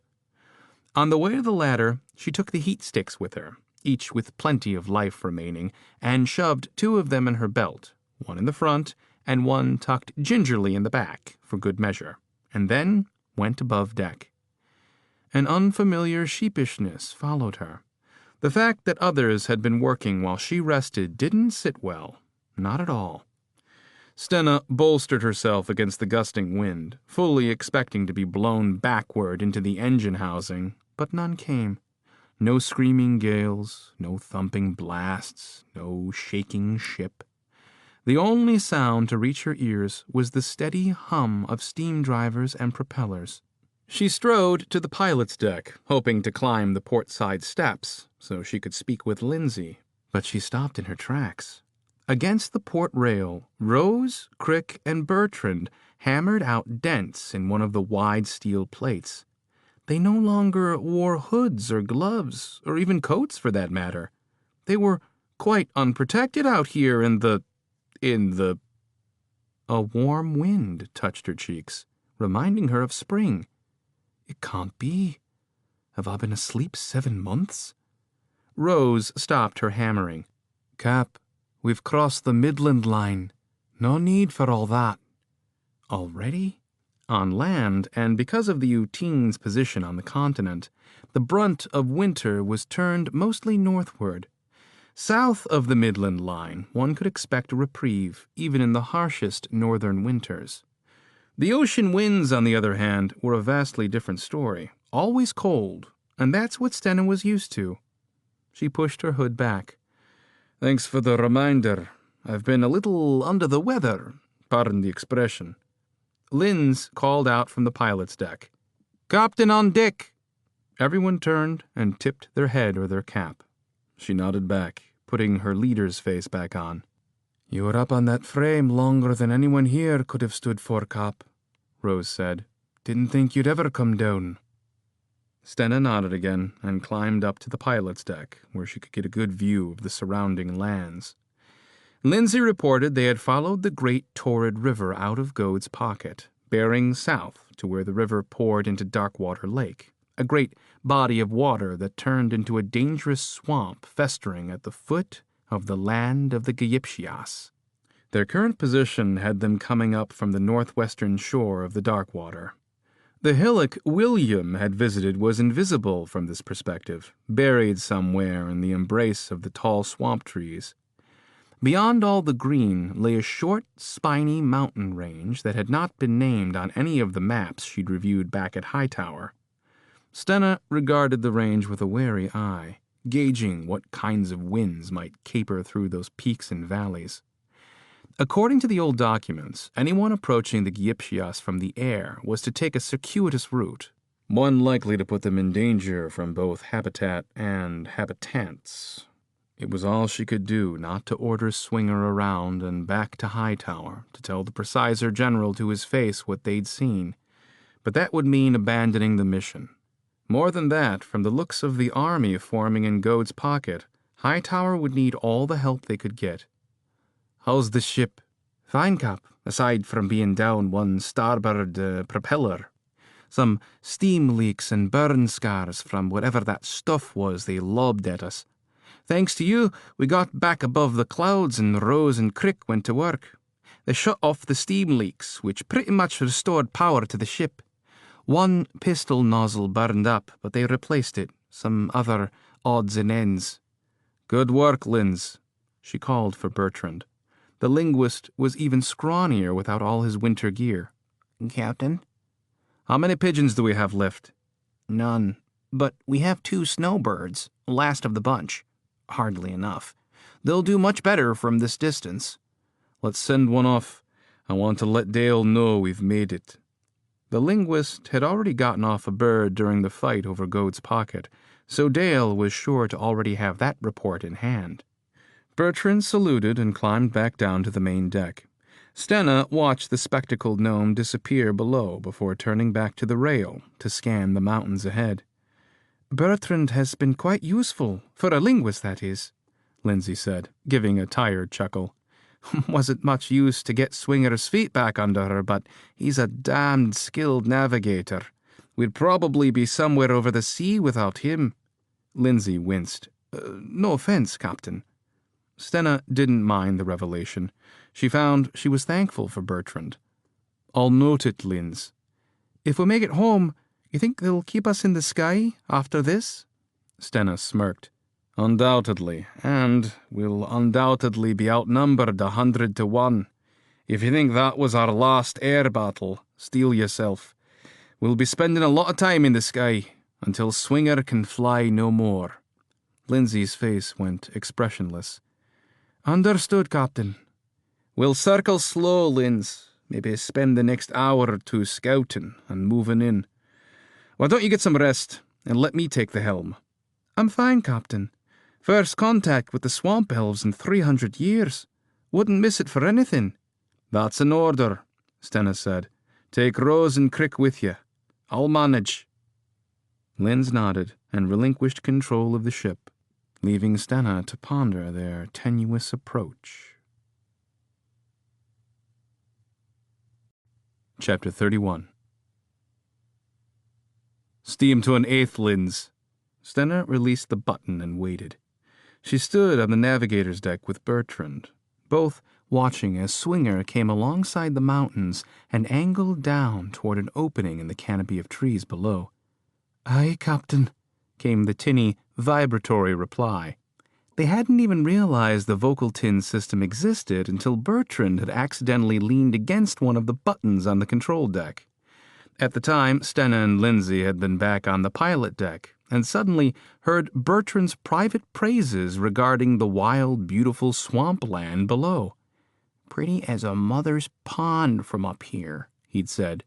"I can't wait to be back home catching fishes, blue ones, gold ones, and panhoppers especially.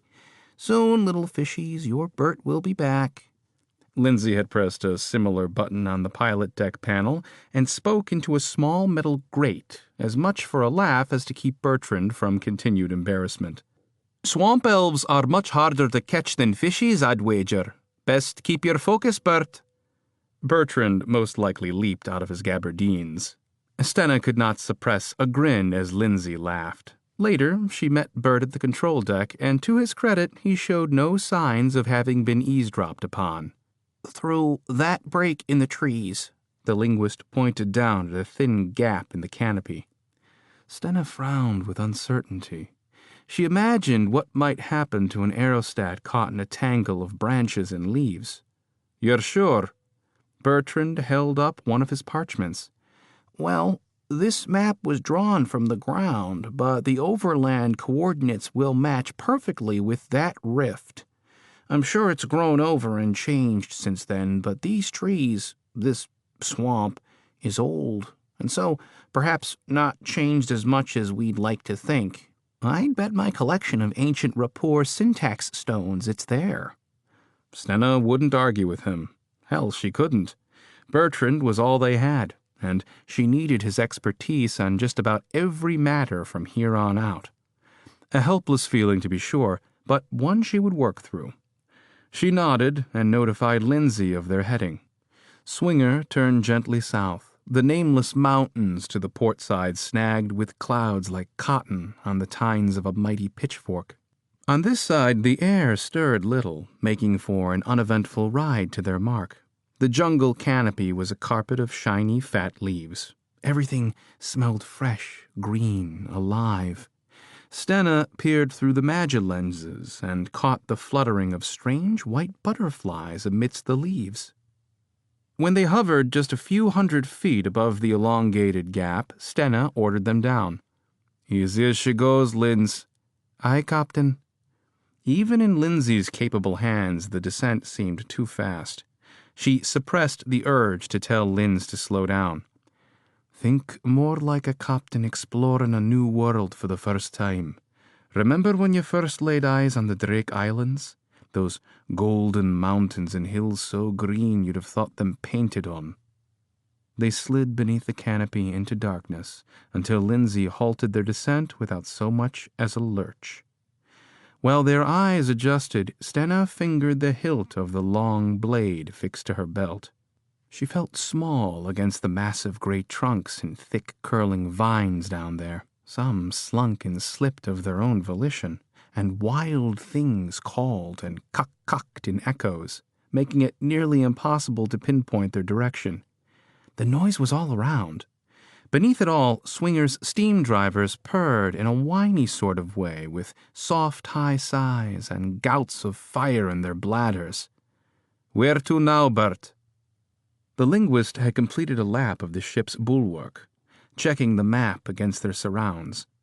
He fixed on a spot off port, a deep recession in the forest wall, and pointed. "There. The trees are thinner between those two spiraling trunks. Could be the pair of twin markings on my map." Stenna glanced at the parchment and saw what he meant. 2 points on the map marked by stars, depicting a gateway of some sort. The direction and location seemed correct. "Very well." She pressed the button and relayed the new direction through the vocal tin to Lindsay. The device blared her voice, and the thin sound echoed in the jungle. The hum and chirping of insects swelled in response. They eased to port and descended. Stenna grasped the control box to still the yammering panic in her stomach as they approached the green wall. The mess of verdant tangle played tricks on her eyes. It undulated like a living thing, seeming both near and far away. Swinger's needle should have penetrated the foliage by now, yet it still prodded ahead, untouched. And then they passed through. Stenna gasped in wonder. She could make out a passage through the jungle that had been hidden before. Emerald and topaz-colored bulbs retracted at the presence of the bulky dirigible. Spiny flowers with greasy, frayed-looking petals bent closer, as if curious about the passing vessel. They followed Bertrand's lead as he directed them from the centuries-old map held between his quivering hands. They picked their way along, while Stenna walked the control deck, her eyes peering deep into the dense growth that seemed to drip from the trees. Tangles of green and blue and gray all ran together. On a sea ship, Stenna could peer into the waters at the silver flashes of fishes and tell exactly what species they were and whether they were going to spawn or mate depending on the season. Here, she knew nothing. They banked left and then right, drifting down into a cloud of those same white butterflies she'd seen flitting in the jungle eaves. The tiny, white-winged creatures blew all around the ship, buffeting the crew members ever so gently. Stenna caught a whiff of something sweet and natural, like apples and dirt. She turned to watch them scatter overhead, and then Bertrand was pointing and calling out. Stena gazed out over a sweeping valley of green, a placid, open space enclosed by a leafy canopy supported by far-reaching branches and tangled vines. A forest crown. Across the miraculous space was a massive finger of rock pointing directly at them. Stained with moss and wrapped with vines, the tip had a flat, even surface at its highest point. Plenty of room for an aerostat to land.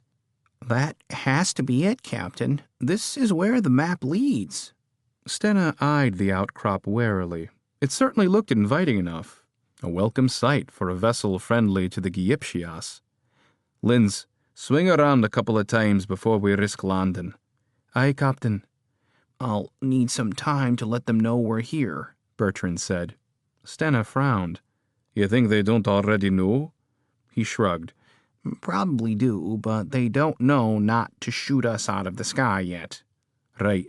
Get to it then." Stena directed Lindsay on a casual course and picked up her lenses in hope of spotting some of the famed Gypsias. "Rose, Crick, stay close to the ballistae. One to port, one to starboard." Captain." Bertrand stammered from the main deck, where he rummaged through a box he'd retrieved from below. He was setting aside strange implements, the likes of which Stena had never seen. "That might not be the best idea, begging your pardon." The linguist removed his topcoat and began to shake out what appeared to be something old and weathered, like a bright bird carcass, its once pristine white feathers gone muddy with age. Wild purple plumage bent and busted at their tips. "We have to think like a swamp elf." And if I were a swamp elf and saw this rackety contraption puttering about in one of my most secret places, well, I'd probably be this close to bringing it down. Bertrand made a smallish gesture between his thumb and index finger and then tossed the mess of feathers on his head. He looked at Stena with a hopeful expression, his back stiff and straight, like a gnomester's trying on a new hat. "How does it look?" The answer, of course, was that he looked completely ridiculous. Stena might have burst out laughing had it not been for their current situation. She pursed her lips to keep a grin from exploding on her face. Damn it, she was a ship's captain. A little to the right. Chapter 32. Nixabella was shaken awake. Strange how she'd already gotten used to Termend rousing her each morning, how much it comforted her, how he managed to slip out of their cocoon sleepers so quietly. She nodded so he could get on with the business of breaking camp. After a few moments of yawning and eye-rubbing, she got up. Blackbirds chirped incessantly, and she huddled as a brisk wind picked up, swirling ice flakes across the camp. Sadly, the prophetess had not shown, despite that Nixabella had sought her out yet again. Willing bait, she'd left herself open to the dream, longing for the confrontation. Instead, she only had a ripening headache, likely from the mental exertion of last night, the surprise of summoning an actual earth being. Shaking the cobwebs loose, Nixabella determined to contribute to the work this morning. If she was to be part of this group, she'd have to start pulling her weight. Her boots were tucked beneath the land crawler, kept warm by the thrumming machine. She pulled them on, folded and stashed their cocoon, and went to find Fritzi. To her surprise, her friend was already bustling about, taking direction from Jess, who seemed pleased to have some help. Fritzi held an armful of wooden poles, her cheeks puffing out as she sucked air with the exertion. Jess held open a compartment door and pointed inside. "In here, Plumpy." Fritzi didn't throw the wooden poles at Jess or tackle her to the mud. She simply shoved them in the compartment while Jess shut the door. Nixabella took Fritzi's arm and led her away. "Plumpy?" Fritzi brushed dirt off her hands and shrugged. "I don't mind. I'd rather tolerate a funny name than some cruel practical joke." She lowered her voice to a hiss. "I heard what they did to you. How awful." Nixabella tisked. "Don't be intimidated by them. I taught them a good lesson earlier, and now I think I've got them terrified of me." Fritzi's eyes widened. "Really? No, not really. But I'm working on it. The camp broke at record speed. Those who'd taken last watch stretched out in the backs of the middle two crawlers, while fresh riders took their place. 2 pony riders headed northwest over a thickly covered rise. 2 others headed south. And some set out on foot, melting into the surrounding hillside. Nixabella, Termund, Jess, Fritzy, and Tomkin took up their usual positions in Niner 1 and watched the landscape lurch by. They dove into a stretch of forest that nestled between 2 low-riding hills, bare-limbed trees covering the humps like bristles, loose dirt giving way beneath the Niner's weight. A mist rolled down from the mountains, covering everything in an eerie stillness. All was quiet but for the straining machines. Only the occasional cry of a wild animal reached their ears, something distant, the proximity hard to determine in the heavy fog. And how could she tell? She'd never heard a wolf or a coyote or bear before, certainly not an orc. Nixabella saw no change in Termund's posture, no stiffening of his neck or shoulders, no indication something was amiss. So she sat in quiet as the land crawlers strode along. It was a bit unnerving, and she soon found herself anxiously thumbing the edges of her book. Don't be afraid, Nika. Fritzy held a coverlet around her shoulders, and her clear blue eyes were full of calm wonder. Afraid? Who's afraid? I'm not. Maybe not, but you only fidget when you're nervous or impatient. Perhaps you should take up knitting. That's what my ma does when Pa stomps on her last nerve. Jem Braden. How she missed him. She'd only been able to visit him 1 time in the weeks since her brother was ill. She'd visited the Pop-Off kitchens, where Jam had given her a box of cookies to take back to the cog. I haven't seen your father in weeks. Does he fare well? Fritzy grinned. Quite well, actually. I had a wonderful talk with him at the Tinkermage Festival. He helped me find my courage. I would have never met Termund without him. Without you, Fritzy. I never even thanked you. No need for that. Things happen sometimes. Just like I thought I'd be with Tom Bacon's forever. And here I am, in the back of some strange machine, traipsing through the forest lands of the southern reaches where wolves and mountain cats run about. Don't forget orcs. Jess, who was sitting across from them with her chin tucked to her chest, added. Yes, let's not forget those, Fritzy said with a sigh. The land became impassable due south, so they banked to the west and wound down a narrow ravine of mighty stone outcrops. They passed some massive cliffs on their right, and Nixabella craned her neck to see up them, but it was no good. The clinging gray mist obscured their view in all directions. The tension of not knowing what was around the next bend made her fidget with her book again. She kept stopping herself, but knew there'd be no studying for her as they navigated this nerve-wracking region.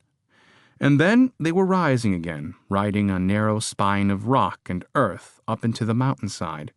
The Niner was relentless, engines whining higher as they chugged unimpeded up the steady incline. Termund leaned back and raised his hands, put them behind his head, and grinned at the clearing fog. Soon they rose above it all, the mist at their feet, a white floor that stretched eastward toward the gray-blue horizon. Gusts whipped the comet flag of Thrasperville's vibrant crimson colors against their shadowy surroundings. They stopped here, 4 Niners and 2 handfuls of softly nickering ponies and their riders, all taking a moment to enjoy the view. You know, Fritzy, this might be the first thing we truly have in common. Fritzy was kneeling in her seat, her belly pressed against the backing.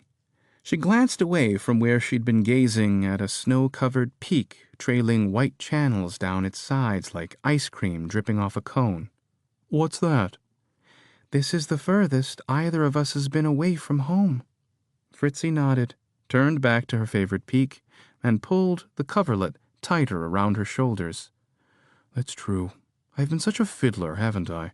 Wasting my time with silly things all these years. But this is truly spectacular.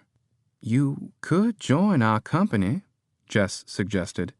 The gnomestress sat with her short sword sheathed across her knees now, adjusting something on the leather wrapping. You're strong as a damn mule. We could use a lass like you." Fritzy surprised Nixabella when she said, "You never know. I could get used to this."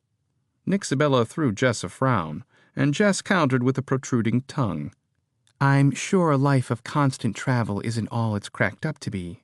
Look at Jess here. She appears a little road-worn. When you get home, talk to your father. He'll know what to do." But Fritzy was still lost somewhere in those mountain peaks. "Isn't it majestic?" "Majestic and dangerous." Nixabella studied her friend's profile.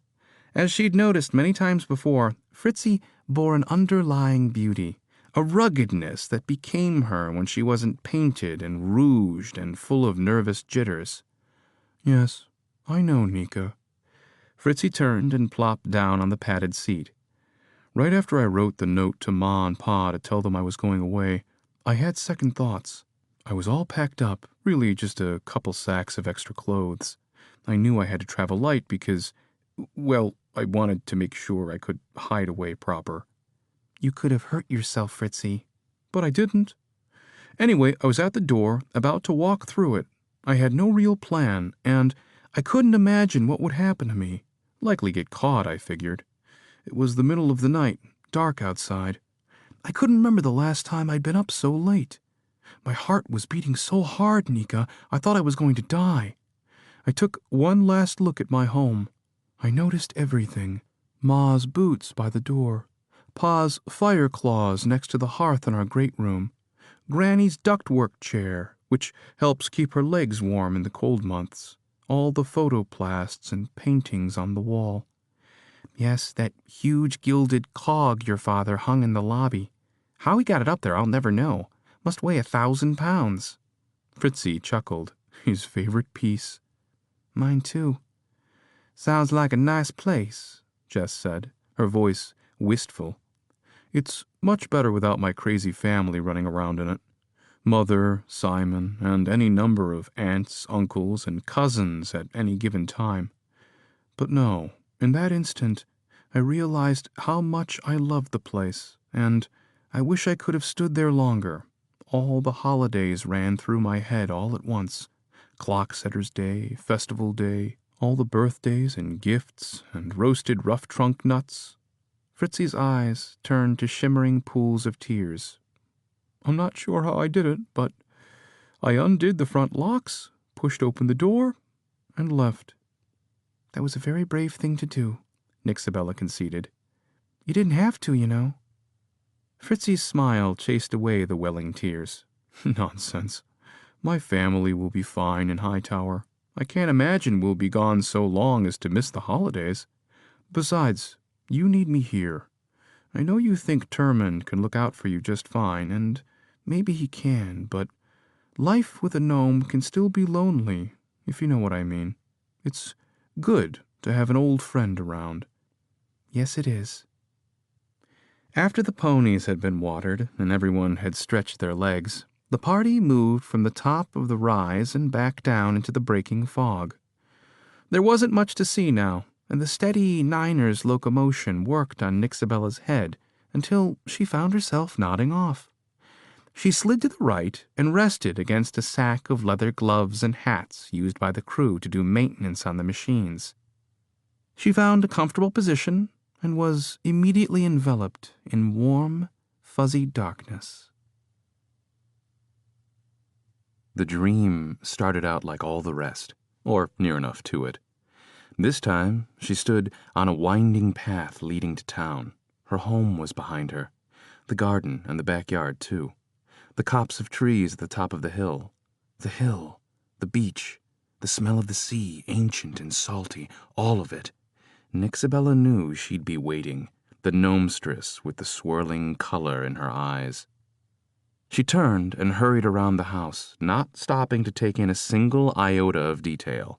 Not the paint-chipped porch, not the garden, not the mermaid statue or the weed-infested yard. Things she normally would have stopped to appreciate in her dream's vivid detail. But not this time. There would be nothing to derail her. No spells this gnomestress could cast to make her forget. No manipulation or alteration. This was Nixabella's dream, and she would control it. She pushed through the trees, crunching barefoot over twigs and stones and things that bit. She tore her dress on clinging shoots. Stickers kissed her skin, scratching her. She could have made herself not feel the pain, but she wanted it, wanted to feel the sharp prickles like hot needles in her soul. She'd need her wits about her, that much she knew. As she came down the hill, her eyes scanned the beach for the yellow-haired gnomeling. He was nowhere to be seen, not even a blur. But then her heart skipped as a shadow slid through the surf out near the breakers, moving through the murky waves like hydro grease. She wondered if she could expel the thing from her dream like passing oil through a lubrication filter, just lift the thing into the light where the sun might burn it away. She wondered a lot of things about her power. On the beach, the gnomestress stood, as if expecting her. "Hello, child," she said, a crooked smile on her lips. Nixabella's first thought was that the gnomestress was unsure. Not fear, but that feeling someone gets when they hope to be forgiven for something. Nixabella ignored the greeting. "You've finally come to face me, I see." "I've always been facing you." "Not really." "Well, I do get busy sometimes. Or mayhap I didn't feel like talking to you just yet." "That's a lie. You've been prodding around inside of me while I sleep all my life. No, don't deny it, I felt you. But you don't find me so docile anymore, so easy to manipulate, do you?" "My sweet dear, you've never been easy to manipulate. Oh, I've tried, and I'm happy to say I've not been entirely unsuccessful." Nixabella, hands on her hips, stood before the gnomestress, her feet in the sand. It felt good on top of her feet, warmed by the sun. "Let's pretend I'm not the naive, cloistered little thing I was at Spring's End." "Very well." "You need me for something big. Not only that, but you need my cooperation in this endeavor." "I'll concede your partial correctness, but there's so much more to it, more than you can ever imagine or possibly understand." Nixabella's stare bore into the gnomestress's swirling orbs. It was difficult to peer into her light-filled irises without falling into them. "I'm warning you, I'm not the same person I was." The gnomestress folded her hands and said, "Agreed." "So, make me understand." "It would be better and much easier on you and the ones you love if you'd allow me to simply guide you like I've been doing." "Guide me? I don't even know you. Why would I ever trust you?" "Because you must." Nixabella ground her teeth. She'd been manipulated for too long, by Rawlnock and by Jontuk, and now this wily gnomestress who wouldn't share so much as her name. Must wasn't the response she'd been hoping for. "No. And if the next words out of your mouth aren't your name, I'll expel you from this dream and I won't come back. You'll never see me again unless you find me in the real world, and then you'll have to deal with all my friends, too." The sea was creeping up to match Nixabella's resolve. Saltwater waves swirled around the prophetess's ankles, soaking up her dress. She looked down at the sand and away. She was used to being in control, giving orders, getting her way. None of that was happening now, and Nixabella could tell she didn't like it. They stood for several moments without speaking a word, a maddening standoff punctuated by the relentless swaying of the ocean surf. Finally, Nixabella could take it no longer. Her resolve remained, but she had to break the stalemate in order to press her attack. "I know you've been in my dreams for months, and—" "For years." Nixabella stopped. "Yes, years. You made me hurt my brother when we were gnomelings." The gnomestress's hair blew in a sudden gust. She raised her hand to her waist, palm facing down. "Since you were a wee one, and even before that, no. I won't deny that I've played a part in your life. That much you deserve to know. I was there when you took the Sparks exam. I helped you design the automaton that defeated Isildum Tinskin's little rolling fire breather." Beating that automaton had been one of Nixabella's crowning achievements, especially given the toymaker's cocky attitude. He'd even gone as far as hiring a gnomish band to play an awful racket whenever his automaton entered the arena. If this gnomestress had somehow been in Nixabella's mind the entire time, helping her with formulas and clockworks and programs, keeping her awake when she should have passed out from exhaustion long ago, it would be a terrible truth. That is, if she could be believed. Wouldn't Nixabella have felt her presence? Wouldn't there have been clues? Are you saying none of that was me? Of course it was you, my dear. You are naturally talented, more so than any gnome in Hightower for many, many years. Your Sparks scores have yet to be beaten, did you know that?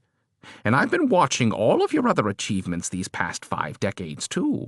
Every new material enhancement, every project plan and diagram. Helping me. The gnomestress nodded. Not always. Pointing you in the right direction more often than not. Oh, don't look so sour. Some assistance couldn't be helped. You needed it, being prone to distraction as you are. Prone to distraction? And I needed to remain close to you. You had to be strong in order to help me. Help you what? Nixabella found all of this very disheartening and disconcerting, knowing this gnomestress, this invader of her dreams, had been like a parasite her whole life, attached to her mind. Had she ever truly been herself? If you were never yourself, then what would you be doing here now, standing up to her? That doesn't matter. The important thing is that you remain alive. Since you've locked me out, I can no longer protect you as I did when you were younger. I can no longer lend you my power. Do you know what that did to my brother? Do you know what I put him through thanks to you? Nixabella's voice quavered. Her gut twisted with sickening heat. The gnomestress raised her chin, indignant. Your brother was never my main concern. He was never as good as you. He always lacked the mind for success, at least not true success. Even back then, his mind was a puddle of mud compared to yours. While he was pretending to make sticks fly, you were thinking about advanced clockworks, even if you didn't know it at the time. So that's the brutal truth. I never gave 2 licks about your wee brother, and I never will.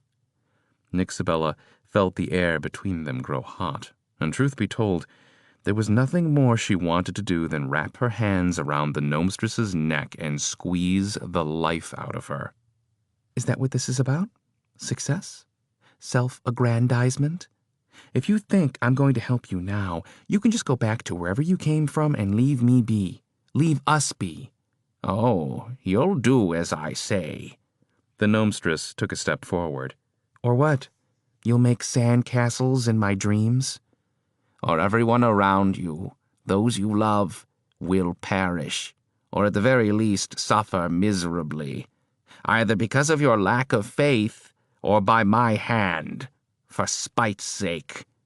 Something huge splashed in the surf, and Nixabella glanced up just in time to see a shiny black appendage roll beneath the surface. Nixabella furrowed her brow. She'd not be intimidated. What are you? The gnomestress's smile twisted wryly. A goddess. Her eyes danced, and she raised her chin. Oh, and I'm your mother. Nixabella blinked. Her brow furrowed. She swallowed. Inside, she trembled to her very core as her knees grew weak. She wanted to deny it, but the truth hit her like a hammer, like a bag full of hammers. The gnomestress looked up at the sky. Nixabella followed her gaze. The sky rumbled in response. The clouds roiled and turned from white to gray to a bruised hue across the entire expanse. The gnomestress looked at her. Best wake up, dear daughter. Orcs are coming. Chapter 33. By the time Bertrand had adjusted his headdress and donned a cloak made of similar stuff, mauve feathers and jangling threads of aqua-colored beadwork, all clasped around his frail neck by a pair of hinged bones, Swinger was ready to land. Get them off the ballista, Captain. Bertrand blinked beneath the monstrosity atop his head. Against her gut instincts, she ordered Rose and Crick down. As they buzzed above the thick finger of stone, Stenna put the magilenses to her eyes and tried to discern where the stone plank led. But the base was covered by a cascade of leafy vines, impossible to penetrate with her instrument. They circled once more, honing in on the tip. Bertrand followed her to the main deck rail. Can you feel them? That's the problem. I feel them just fine, but I can't see a futter in one of them. Do you know what to say when they come? The airship nosed down toward the fingertip, rolling back and forth a bit as Lindsay adjusted their course. Bertrand flipped through a tiny book of notes he'd taken from the old texts brought back by the last high tower gnomes to ever see Gypsias. I believe so. I've a passable knowledge of the language, but that's a far cry from being well-versed. And it's been 200 years. Some things may have changed. However, I should be able to keep us alive long enough to get our point across. Be prepared to improvise, if necessary. Wonderful. You'll let me know when I need to start this improvising? I'll wink my right eye 2 times when I'm out of ideas. Oh, for tuck's sake. They alighted upon a flat portion of dark gray stone, edges crawling with vines and steaming moss.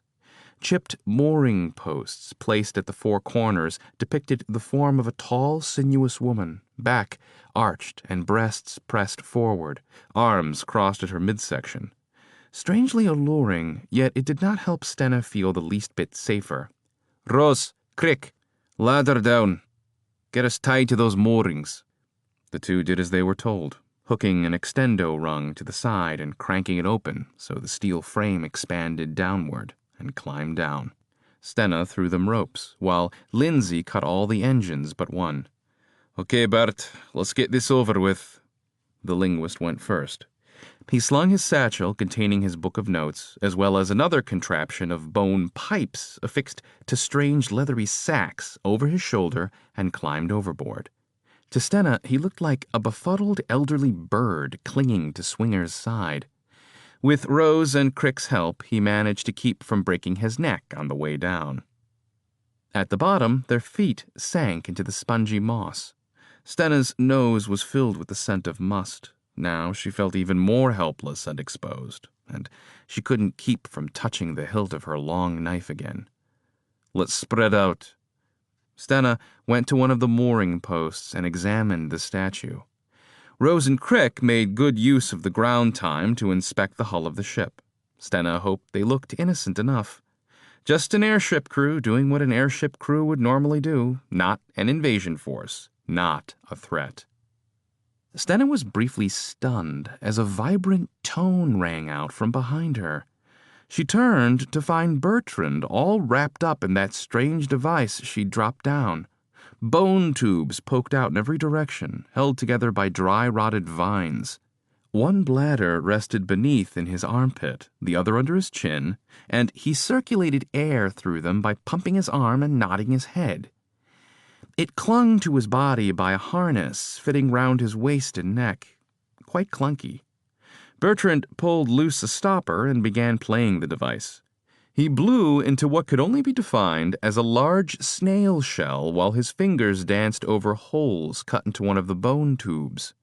A deep piping sound danced through the air. A low key quickly rose to a higher pitch. A trill, then a drop down again to make a tremendous bass-heavy note. The sounds were surprisingly wonderful. Bert kept playing, and they all kept looking around, waiting for something to step through the curtain of vines. She walked to another one of the mooring statues, gazing out into the vast green. She looked up. Nothing.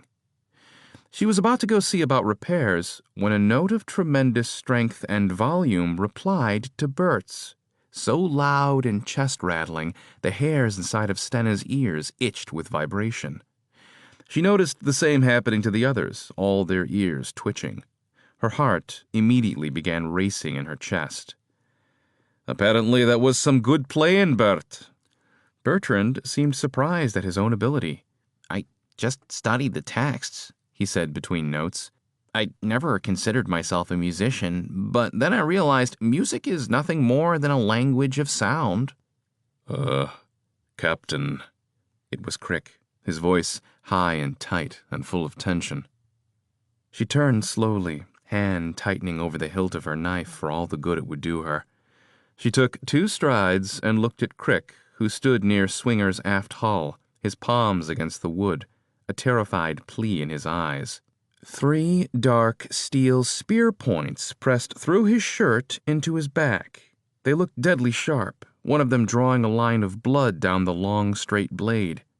On the other end of those long, thin spears squatted 3 long-limbed creatures, all elbows and knees and ears as long and sharp-looking as their spears, pierced with hoops of ebony metal.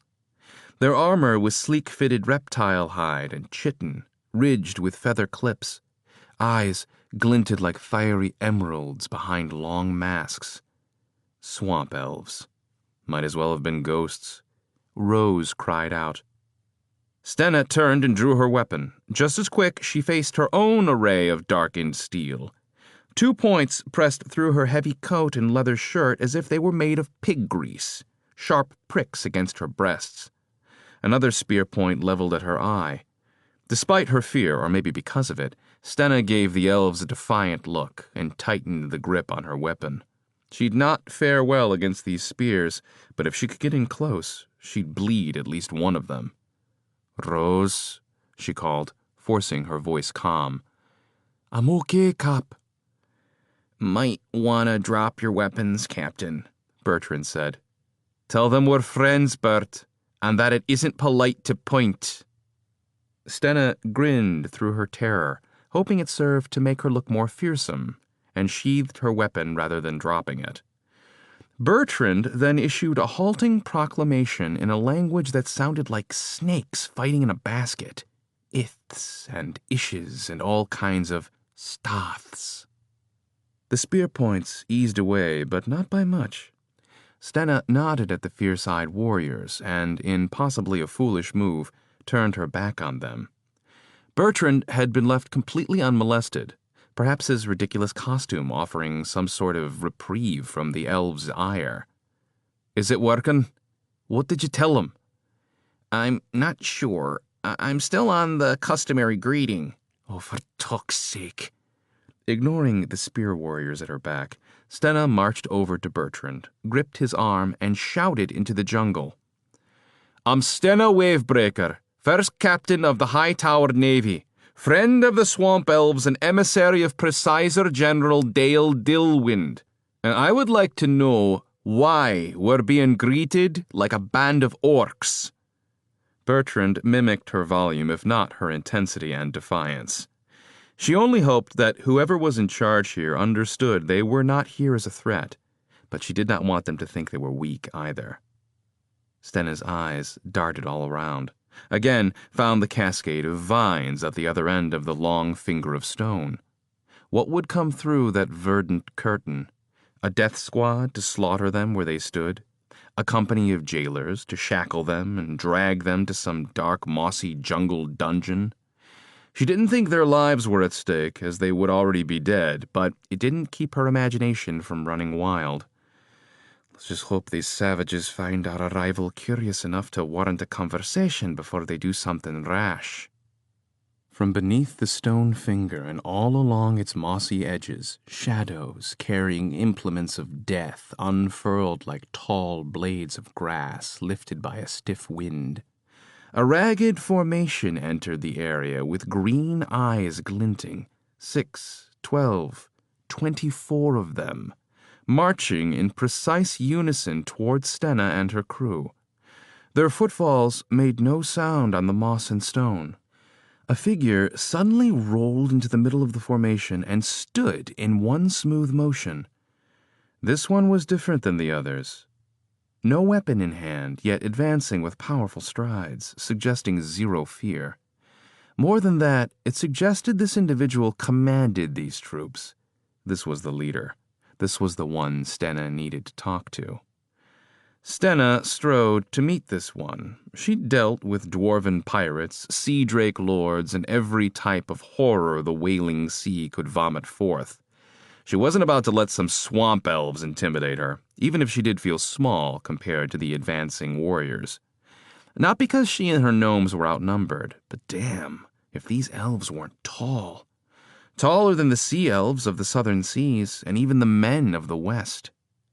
They all stopped not 10 yards from one another. The imposing leader stepped through without breaking stride, a long, curved sword buckled to the hip. A split in the long, chitin-linked skirt of armor revealed long, powerful legs. Female legs. The same slick lizard skin and tortoiseshell armor as the old queen from Bert's Tale, Queen Melika. The warrior reached up and ripped off her helm so aggressively that Stenna winced. A tangle of wild yellow hair burst from confinement in a clatter of woven beads. 2 pale green eyes glared from beneath brows so deeply furrowed, Stenna wondered what terrible offense she'd committed. Her lips were perfect curls in her olive-shaded face, but she snarled the words Stenna instantly recognized, even though she didn't speak a word of Gyipsias. What are gnomes doing in my swamp? Bertrand, to his credit, replied with barely a crack in his voice, all sense of ceremony thrown out the window. The elf gave a lengthy response, as lengthy as red-hot ferocity could be. "Who is she, Bert?" Bertrand held up his hand, and Stenna could almost see the translation spinning around in his head. "Captain, she is the queen of these people. Queen of the swamp elves. Her name is Salthesma." "Yes, I think I may have caught that. Please tell her we've come to help them." Bertrand relayed Stenna's words in stuttering Gyipsias. It must have been adequate, for the elf queen took a step back and looked up as if taking in Swinger for the first time. "She says, how can you help us? Perhaps as entertainment as we go screaming off this rock?" "Tell her our peoples have some urgent concerns to address. Together." Bertrand did, or at least Stenna suspected he did. Salthesma listened intently and then replied with more venomous words. It appeared as if she enjoyed the parley as much as she might enjoy a fight to the death. Either that, or Bertrand was butchering their tongue and she was gaining some pleasure out of his incompetency. Back and forth they went, until Stenna realized she was being completely ignored. In an uncharacteristic move, Bertrand took off his ridiculous headdress and threw it to the ground. He struggled out of the musical contraption, setting it down with as much ceremony as he could, considering he was probably a hair's breadth from death. He looked angry, and proved it by spitting words at the queen. Stenna sighed and closed her eyes for a moment, fully expecting to be run through.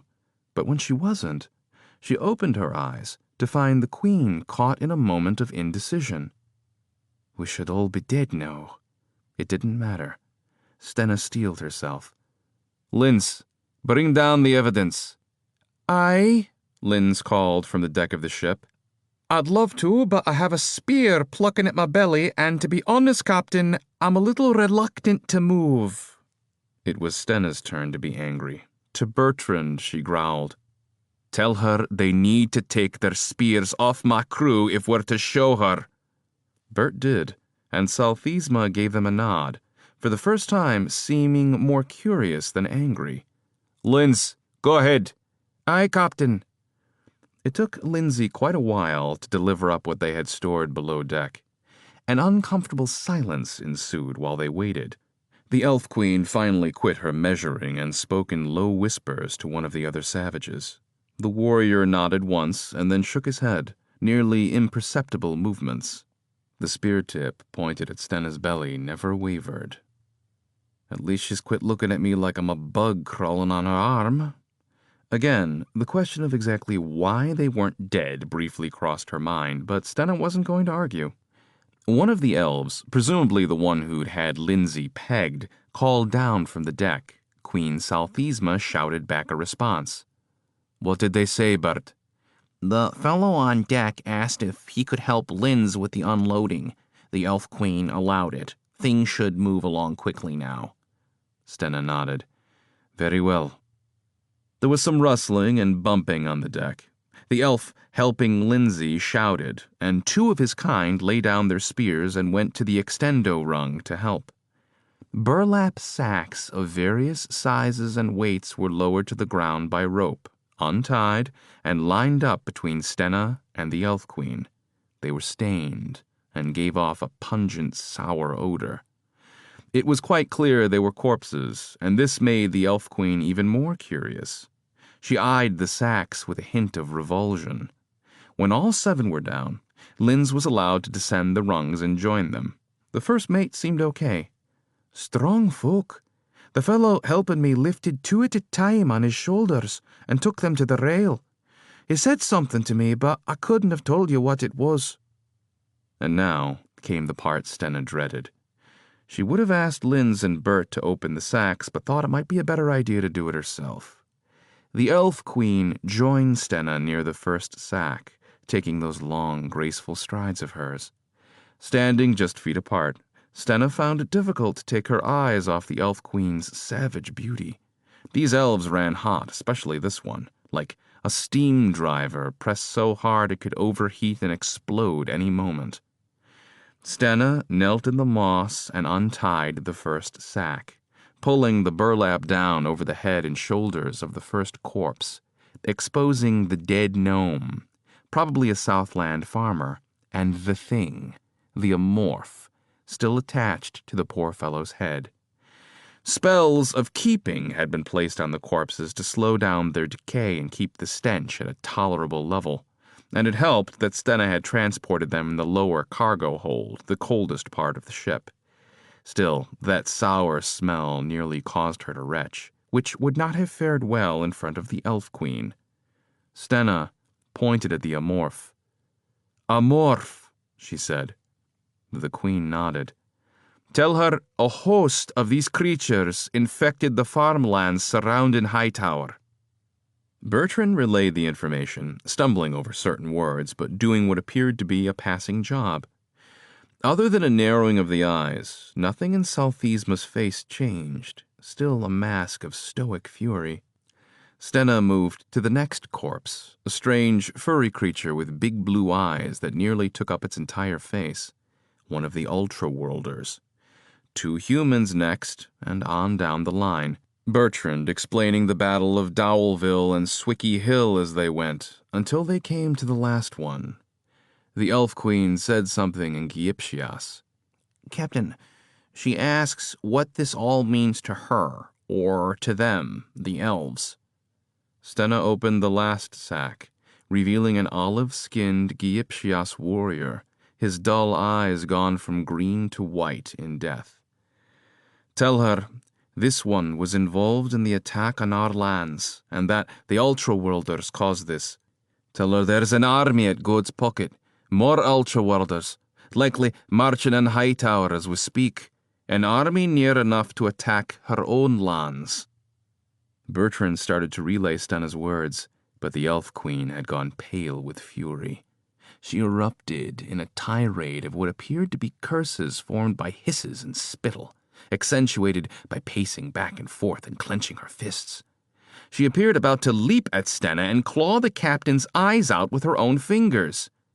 She's not thrilled, Captain. Stenna touched the hilt of her blade, probably not the wisest move, but she no longer cared. If the Queen would be so ignorant as to attack them, she'd find this messenger had a nippy little bite. But she did not attack. Her fury puttered out, and when she looked upon the dead swamp elf again, her head fell low. Tears streamed down her face. She motioned to someone in the back of her ranks to come forward. A warrior did, holding something in his hands. Horrible to behold, it was the severed head of a swamp elf, gripped by the appendages of a long-dead amorph. Stenna straightened. Well, it appears we have the same problem. That's a start. Chapter 34. Nixelpick sat at the war table in his very own great room, drumming his fingers on the wooden surface, waiting for the afternoon report to come in from that other seat. It was brutal, sitting here doing absolutely nothing, stuffing himself on eggs and groat, while the ghosts of his addiction itched under his skin. He could think of no way to make things right with Farah, and he wondered why he was even considering it at all. He was who he was, not to be molded, not his heart, mind, or body, unless he did it to himself, of course. He had completed nearly all of his books on necromancy, concentration reanimation, 5 habits of the highly effective necromancer, as well as putrefaction refluxation, which he found to be a fascinating look at the anatomy of a necromancer's wellspring. Certainly it was an ebb and flow sort of magic, unlike the steady outstream of standard wizardry. Necromancy was the more intellectual of the two crafts, and he could see why so many clever fellows graduated to it. Necromancy was also dangerous, a craft where one mistake could leave a caster addled or dead. He could almost see why it was banned in Hightower. Almost. He itched to do something besides sit here. What are you waiting for, then? A brilliant idea? Yes, actually, he mumbled. What was that, Nick? Did you say something? Taz had been nodding off across the table from him, but awakened at his utterance. The strange fellow had taken to sleeping in his casting mitts.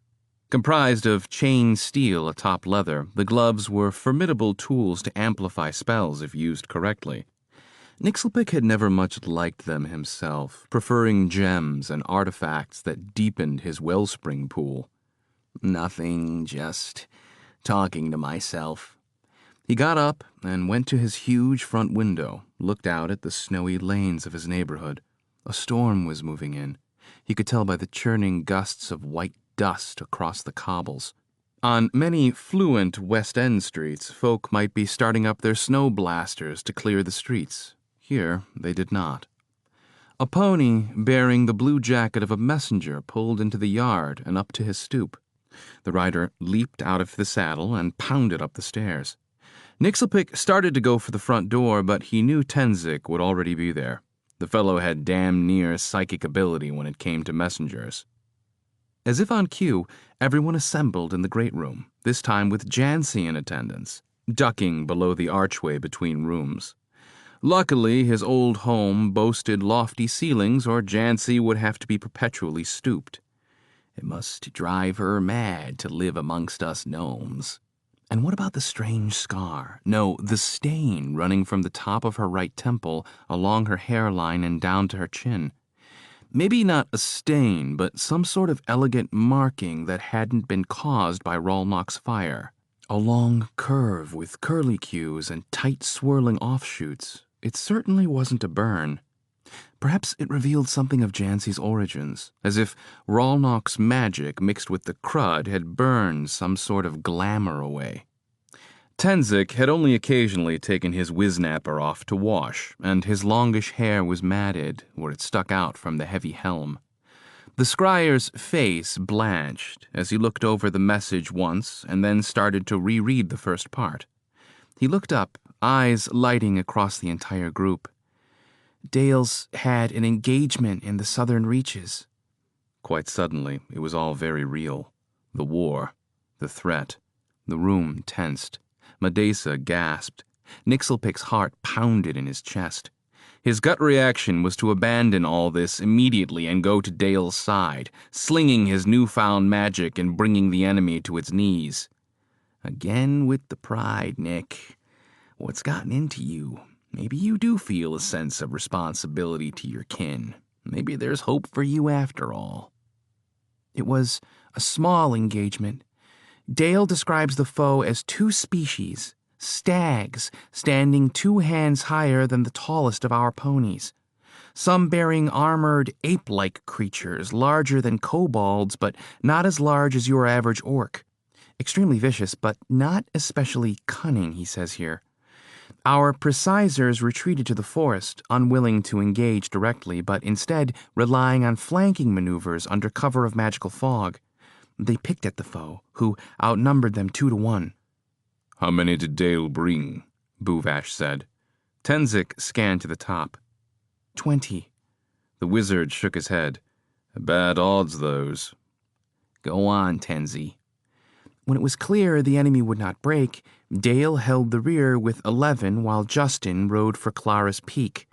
What ensued was the roughest part of the fighting. All the gnomes were veterans from Swicky Hill and Hardwood Lake. Dale used a cycling charge strategy while the enemy was kept at bay by our wizard with volleys of wind and fire. Wind and fire? Who was the wizard? Smeeve, also a veteran from Hardwood Lake. Thought burned alive originally. Was nearly the truth of it, but he pulled through. While Nixelpick had never heard of this Smeeve before, rumors of the fight at Hardwood Lake had circulated many times over. If Smeeve had survived that hellish fight, he must be tough as nails. They lost 3 precisers. Still, they underestimated Dale and his riders. Yes, but whether that will work again remains to be seen, sir, Tenzik said. In any case, Dale is calling for short lances to the front. Next time he'll charge them directly. Smart. Taz said, Until we know exactly what we're dealing with, it's best to remain unpredictable. That's exactly what I've been thinking. Tenzik started to hand the message to him. There's a direct message from Dale to you. Thought you might want to read it privately. Nixelpick pshawed and waved his hand. Hells, Tenzi, we're all family here. Go ahead. Out with it. Very well, sir. Tenzik held up the message and cleared his throat. The message reads, Dear Nick, please quit dawdling with that lunatic Rawlnock and get your arse to the field. Sincerely, Dale. Snickers flittered around the room, grins buried with the knowledge that Nixelpick wanted to do just that, and in fact had been chomping at the bit this entire time. Anything else, Tenzi? The gnome shuffled another paper forward. Yes. Seems a train carrying swords and armor was attacked this morning on the way to Rad's. Our smiths had just finished the forging, and the weapons were being transported to replace some of the pieces lost during the recent fights at Swicky Hill and Hardwood Lake. Everything was melted clean together. The unfortunate guards were burned. The scryer, too. The 2 wizards assigned to the train managed to get off a volley, but were mostly ineffective, but they survived. According to them, they were taken completely by surprise. Why couldn't the scryer sense the assault? They're only initiates, most of them. So you're saying you have the best long-range chance of detecting the former first bastard? With the A7704, I can smell him halfway across the city. In fact... You've been sensing him the entire time, haven't you? Yes, sir. Well, likely before any of the others, even at this range. Although the first bastard is quite good at masking himself. If he doesn't use his wellspring until the very last second, well, that makes it more difficult. But I suspect I can do it far more efficiently than the initiates. I've been specially attuned to Rawlnock, having been working on his wellspring pattern for weeks. And the initiates are probably blindsided more often than not. Likely an accurate assessment, sir. But as you've said, this is something we've never seen before. Ultra-worlder magic combined with Rawlnock's own power. Wheels turned in Nixelpick's mind. True, they were dealing with something they didn't fully understand, and that would continue to be at a disadvantage until they could find a way to understand it. We must remain unpredictable. Nixelpick reached out and gave Tenzik a solid pat on the shoulder. Lad, you have to know when to buck authority and when not to. That's to say, it's always good to buck authority most of the time. When in doubt, buck it. That's what I always say. He let go of his scryer and addressed the entire group. We're going hunting, if you will. Ready the ponies, don the armaments, or whatever the hells you need to do for an excursion. Tenzik readjusted his spectacles. We just need to get on the ponies and leave, sir. I guess it would be good to know where we're going so we can let the other seat know. To Hightower Municipal Jail. The jail, sir? Can you tell us why? No, but if any of you can draw, would you be so kind as to make a sketch of the first bastard for me?" The winds had picked up a great deal over the past hour. Nixelpick rode at the forefront despite protests that he should ride in the middle. Taz, Buvash, and Tenzik followed after, and the brother and sister Preciser team of Elkian and Losiza brought up the rear. Jancy had ridden off, content to scout ahead and around. She preferred to approach a fight from any other direction but the front, and that was fine by him. They slowly made their way through large snowflakes up Long Tower Lane, proposing to pass through the Eye before reaching the jail. On the heels of Dale's missive, it was also clear that a decree had been issued throughout Hightower. The city, at the behest of Mayor Boslam, was slowly realizing there may very well be a dangerous enemy on their doorstep. On a day when most gnomes would be indoors doing various things, gnomes were naturally inclined to be indoors after all, there were many out and about braving the snow. Old abandoned factories and warehouses were being reopened and retrofitted, inventories checked, supplies moved north, away from any potential fighting. Gnomes and gnomestresses looked up as they passed, their faces bundled but their squinting eyes reflecting worry as they pushed through the wind at little more than a snail's pace in the cold. While it was far from a panicked situation, tensions in Hightower were on the rise. Snowflakes assaulted Nixelpick's face, and he tried to sink deeper into his robe. He led them right along the inner edge of the Eye, passing Hightower Lane and on around north toward the jail, at which time they turned up a street guarded by a few snow-dusted precisers. Tenzik presented their credentials while Nixelpick glanced about. An armed escort moved across the center of the Eye, spearmen on ponies escorting a wagon. He wondered who was inside, what were they doing, and who had approved the use of valuable soldiers and materials. He shook his head. Surely there would be many strange things to see in the upcoming days, most of a completely legitimate nature, but he couldn't help but wonder who would already be making plans to leave the city during a snowstorm. Tenzik got them cleared, and they moved on down the alley. Nixelpick caught up to the young scryer, who leaned over and said, "They asked the nature of our business." "And you told them?" "To avoid being arrested, I told them we were on official business to speak to prisoners." "Well, that's about right, Tenzi." "Well, sir, assuming we're going to speak with ultra-world prisoners, and considering the problem that none of them speak common tongue, I'm surprised we weren't arrested." Nixelpick grinned. "Let them try. I'm through with formalities. We're going to do things my way. God's help anyone who thinks otherwise." "I see, sir. So, how are we going to speak to them? Not the guards, but the ultra-worlders." "There are many ways to communicate, Tenzi. We just need to find one that knows something." They went up the street to a heavily guarded 3-story structure. A pair of precisers greeted them, decked out in boiled leather armor called Kuir Buili, thick, wide pieces that spanned the entire chest, layered all the way to the waist, tapering into leather skirting to protect the legs.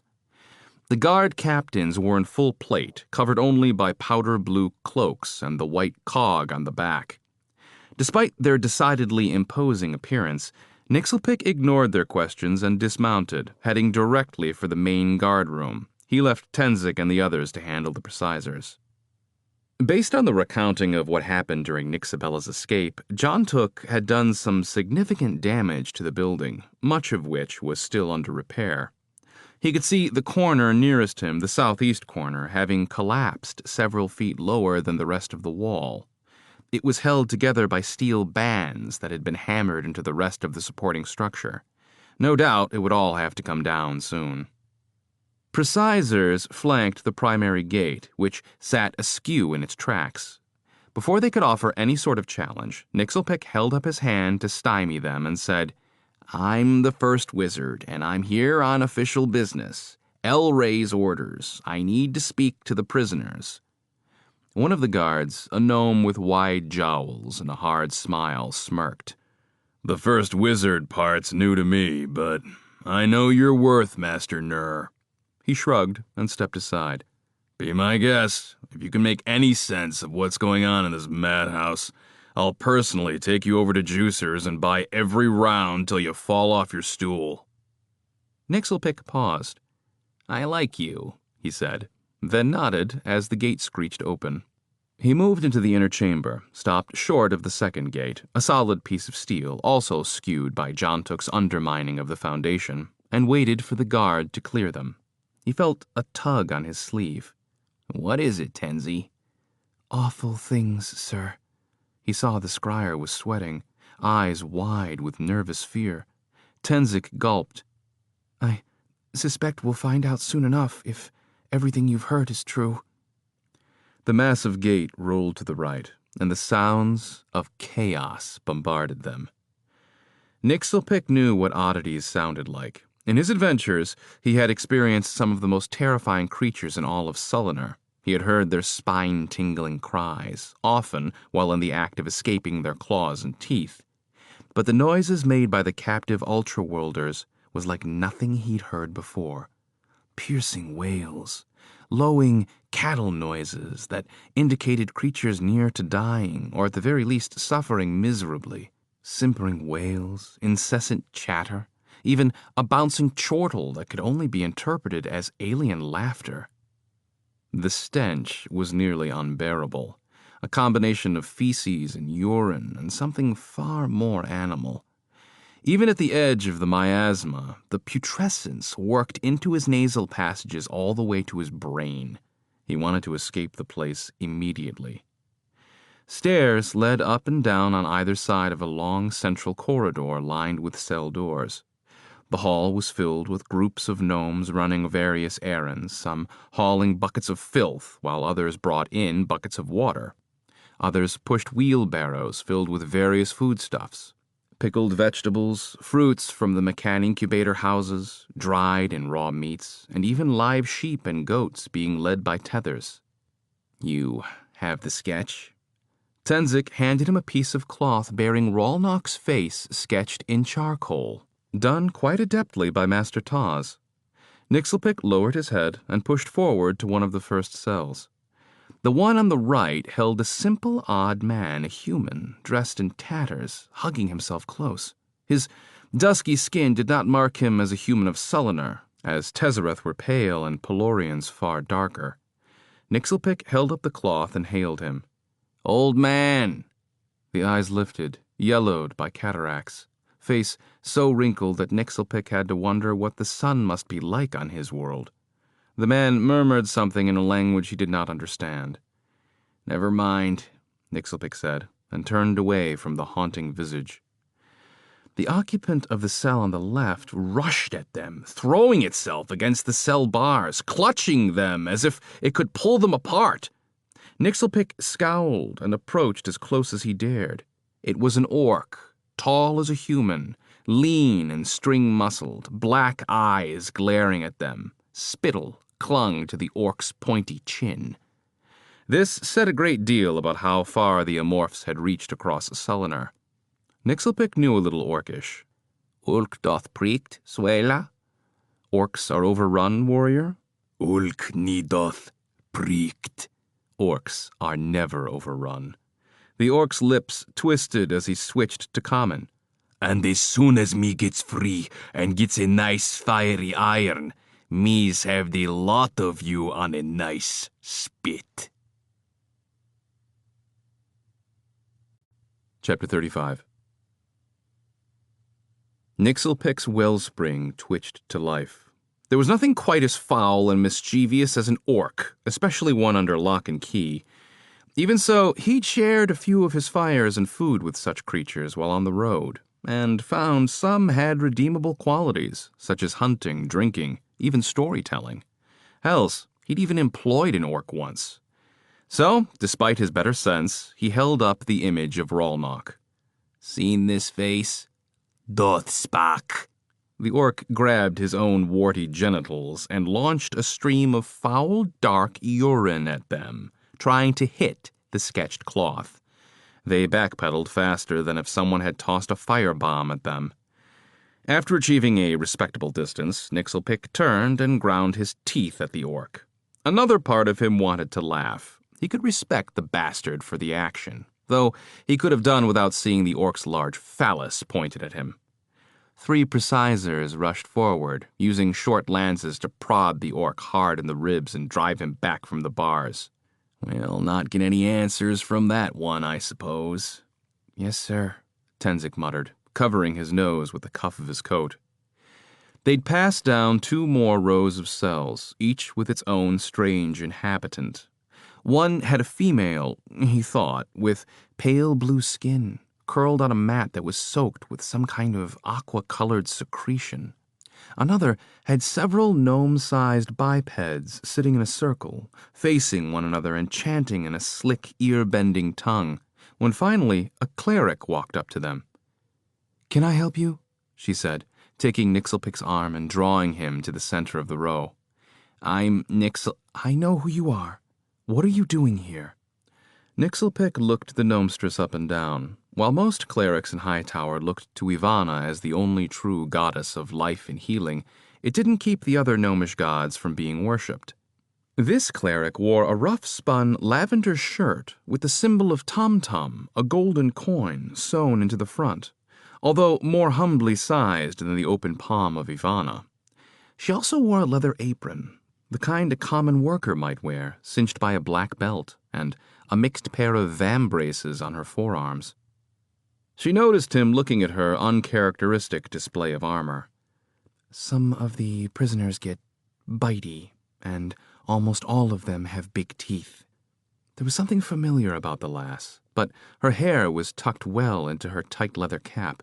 The brass nose guard made it impossible to guess. She shrugged. "They get a handful of hair and you're done." Nixelpick nodded. "You've been here a while?" "Since the fight at Rad's, when you destroyed the Amorphs and set all of them free. Well, free in the most basic sense. They're all refugees now, starving, frightened, alone, and we've come to take care of them." "Volunteers?" "Some of us are regular citizens, but mostly it's our duty as clerics of Tom-Tom to perform the most humble service. War isn't our expertise." She looked around. This is more of a challenge, I think. Staffed well enough for now, at least until the guards are called away to fight. You've heard the rumors from the south?" Nixelpick nodded. "I live within the rumors, my dear." A series of wails cut through the entire block, making him cringe. "I can't imagine how hard this must be." "It is, and we have zero understanding of their basic needs. They've suffered too. It's hard for us to explain we're here to help when we've got them locked behind bars." "I understand." She gave him a harsh look. "No, I don't think you do." He nodded. "Maybe not. How many are there?" "We started with over 200, but many died quickly. We've managed to keep 173 alive so far." He could see the mixed look of anguish and determination in her eyes, and he wanted to help, but he didn't have the time. "I'm searching for the former first wizard." The gnomestress turned her head to the side in a curious way. "Master Rolnock." "We refer to him as the first bastard, but yes." "And why are you looking for him here?" "You know of his current condition?" "He's possessed by an amorph. It's public knowledge at this point. He's to be turned in if spotted, avoided if possible." "Due to his possessed condition, we're having trouble properly scrying him out. I'm hoping any creature previously possessed by an amorph may be picking up some telepathic residue. And considering the orc prisoner just tried to piss on this sketch of him, I'm thinking I may have the right of it." She glanced at him with her violet-hued eyes before looking askance, back to her mess of a jail and all its dying creatures. "It certainly couldn't hurt. Many of the prisoners have expressed a growing anxiety since the attack at the Golden Cog. Agitation, self-abuse, sometimes violence toward others, as if they are afraid of something. No, not afraid. Terrified." "Then I shall try." Are there any particularly less aggressive entities you recommend? The cleric looked around, took 2 steps, and grasped the bars of one cell. This one appears to be gentle. Most on this level are. The more violent ones are upstairs, where there are solid walls between them. But you could start here, although I fear for this one's sanity. Why? It sits there all day, just drawing in the dirt. Alien symbols, signs. She shrugged. I don't know. Nixelpick noticed that not only was his body as tightly wound as a spring, so was his mind. He would not be able to read anything this fraught with tension. He took a breath and tried to relax. Some wine would have hit the spot about now, and lots of it. Forgive me, but what is your name? Priya. Nixelpick nodded his thanks and went to the cell door. A diminutive figure huddled against the back wall. He looked at Priya, and she motioned for a guard and pointed at the cell. The guard nodded and stepped into the lever room. In seconds, the door clanked and slid on rails into a pocket in the wall. Nixelpick stepped warily inside, and Priya stepped in behind him. As he drew nearer, he saw the figure was gnome-sized, perhaps a bit smaller, dressed in threadbare rags. In fact, it was a robe with a hood pulled over its head. One of the first things he noticed was the particular orderliness of the area. The figure sat on a mat, a small towel placed squarely between the mat and its backside. A plate of half-nibbled, overdone fish had been pushed away from the figure's crossed legs. There were no flaky bits falling over the sides of the plate. Instead, all the leftovers had been placed in a neat pile in the center, as if the figure had taken a few bites and then decided it wasn't interested, but chose to make the leftover pieces into something orderly. A wooden cup of water rested near its right knee, barely touched. There were indeed strange symbols drawn in the dust on the ground. "You're not exactly invasion material," Nixelpick observed aloud. The head lifted. The cowl fell back, and a frail face looked up at him. Smooth, pale skin with a tinge of blue, wide and flappy ears pinned back. Its eyes twin seas of salmon pink, with no pupils he could discern. The lips peeled back to reveal rows of sharp, triangular teeth. Shark teeth. Nixelpick took a step back. "Never mind," he said, sitting down. "Maybe you are." He showed his hands in a gesture of friendliness. "I want to help you, if you can help me." He held up the cloth, which smelled a bit of orc piss. The head turned, eyes scanning the drawing with a sort of flat interest. It nodded. A pair of pale hands burst from the robe and clasped his wrists, and Nixelpick's mind was suddenly spinning. Being used to this sort of mind melding, Nixelpick righted himself almost immediately. He felt no fear, only a faint sense of hope. He saw the same figure, the one sitting directly before him. She was dressed in a robe of pure black, holding hands with 2 others of her kind, running, laughing, in a way he could not describe, through an immense underground maze, a labyrinth made of salmon-pink rock the same hue as her eyes, navigating turnabouts through curtains of violet moss, leaping like fairies across pools of phosphorescent sludge, spanning bridges thousands of feet across, thousands high. They sat in circles, drawing games with their fingers in the crunchy onyx scree as toothy, venomous worms came up and nipped at their fingers.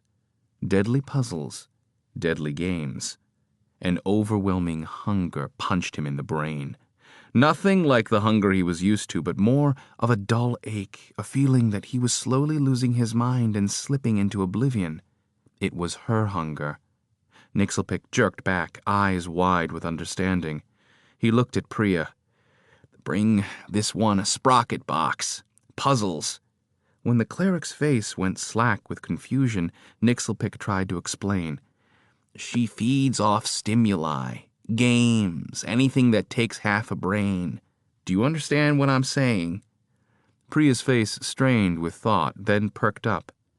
"Neplers? I can play Neplers with her. Maybe once an hour if it will help." A sprocket box, too, of course. It wasn't a bad idea.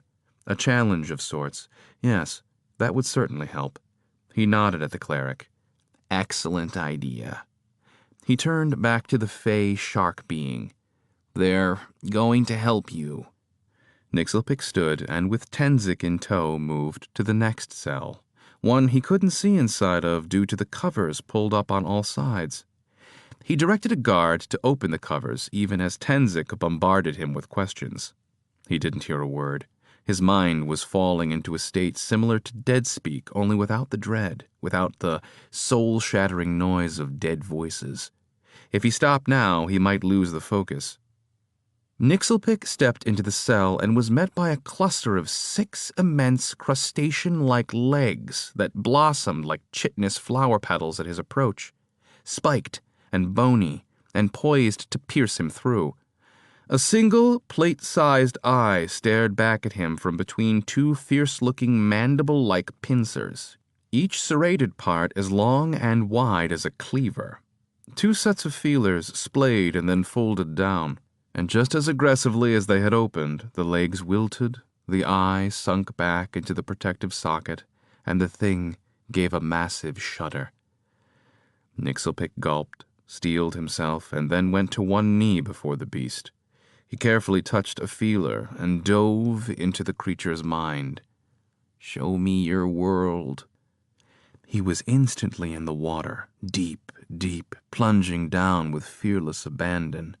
Elation as he and his host plowed through ocean currents with powerful swishes of their flipper-shaped tail. He peered through the crystal-clear brine at ocean trenches far below and a great city of bright red coral. He felt the vibrations of every living creature for miles through tiny cilia running between the thick shell plating.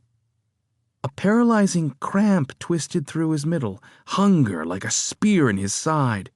This time it was as real as any hunger he'd ever felt in his gnomish form, only multiplied 100 times.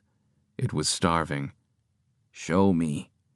This one was a lone creature, a warrior, privileged to swim at the edges of the swarm, to protect their young and old, to be wary of predators and rival swarms. It often met its warrior kind at the edges of lakes and shorelines, swimming great distances in the darkness, to fight and mate and spawn, and to feed.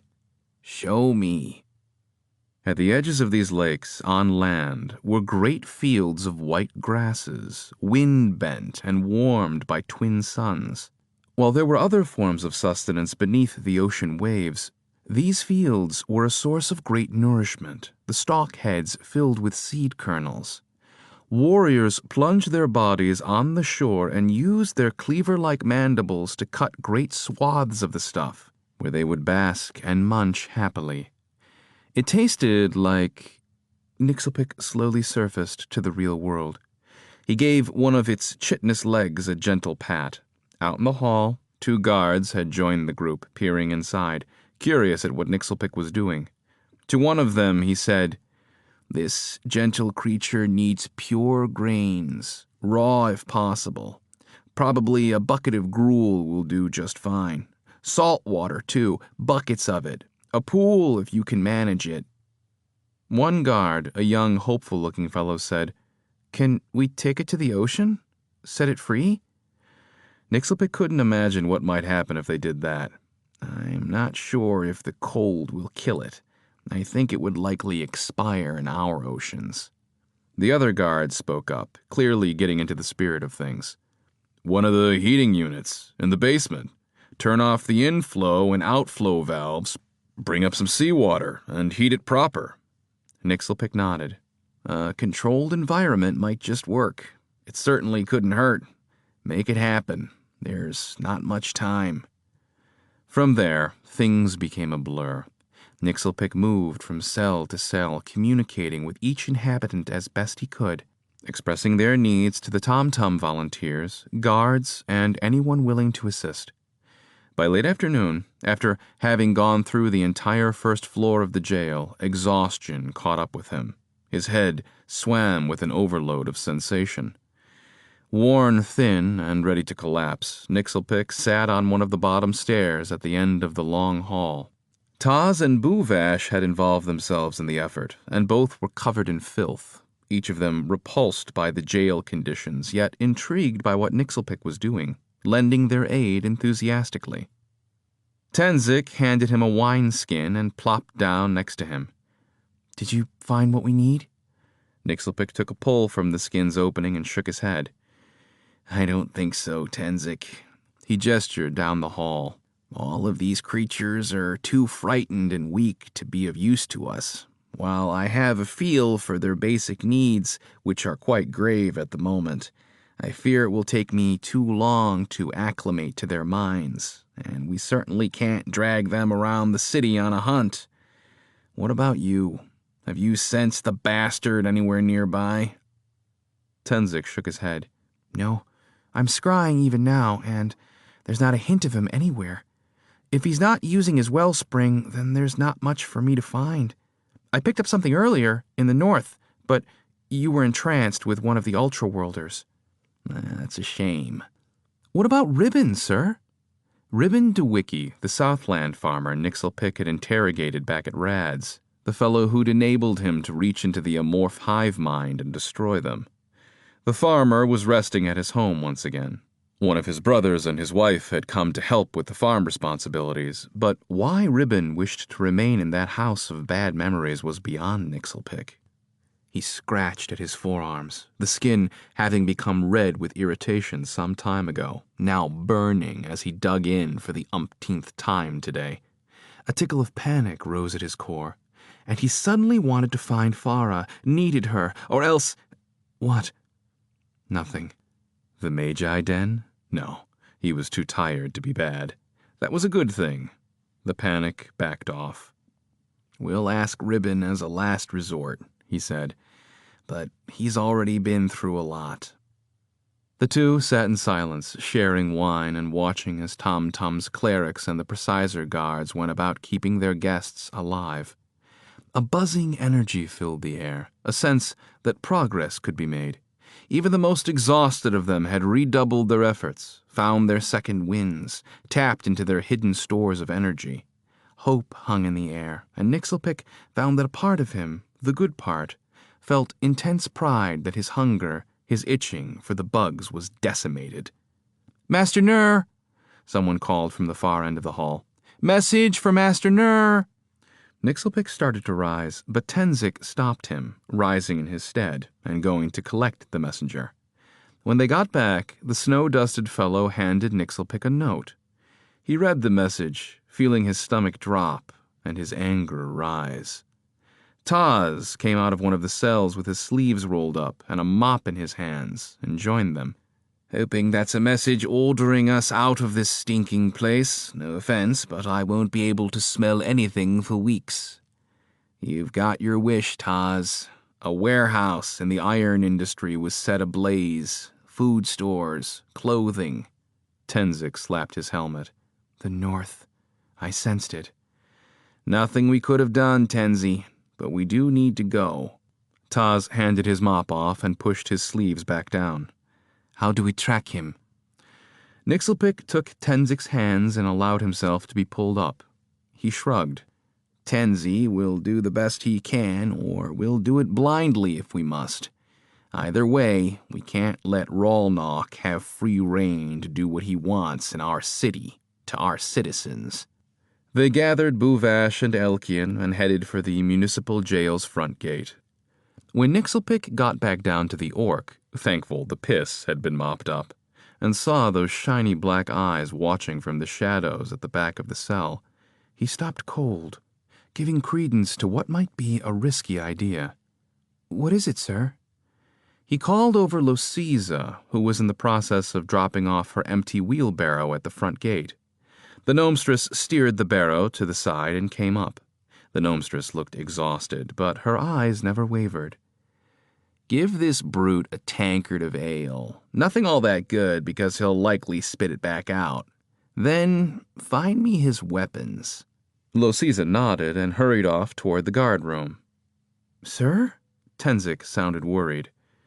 None of these others are fit to move, much less track a criminal. This one, though. Nixelpick held up the sketch again, nodded at the orc, and then drew his thumb across his throat. The orc looked at him a moment, at the sketch, then back at Nick. It leaned forward, with what could only be described as keen interest, and smiled.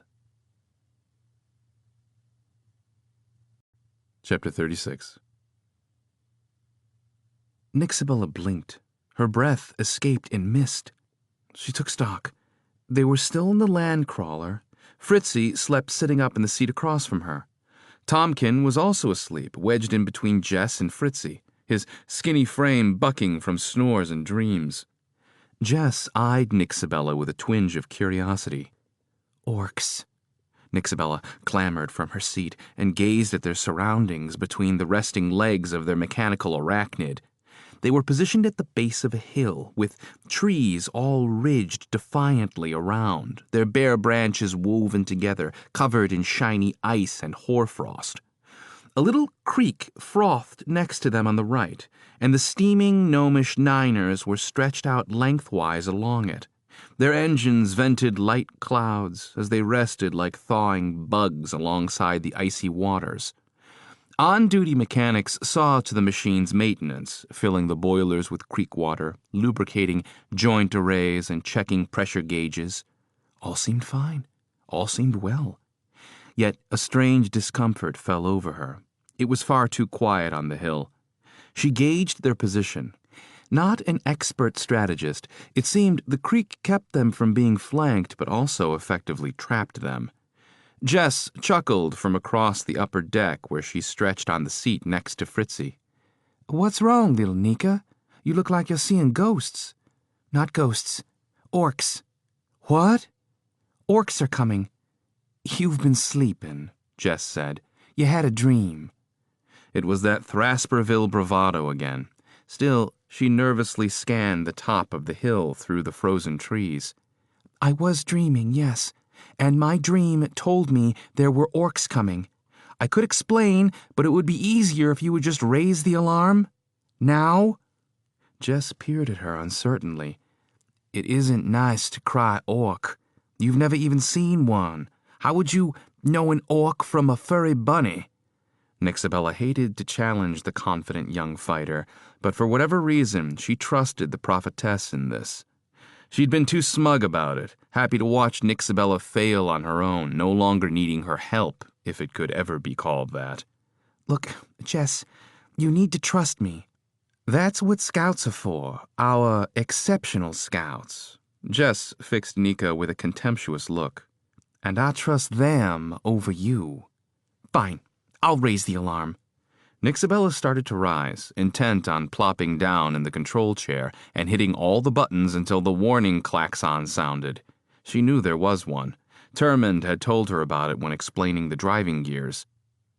Jess sprang up and planted her hand in Nixabella's chest, pushing her back onto the bench seat. "Look here!"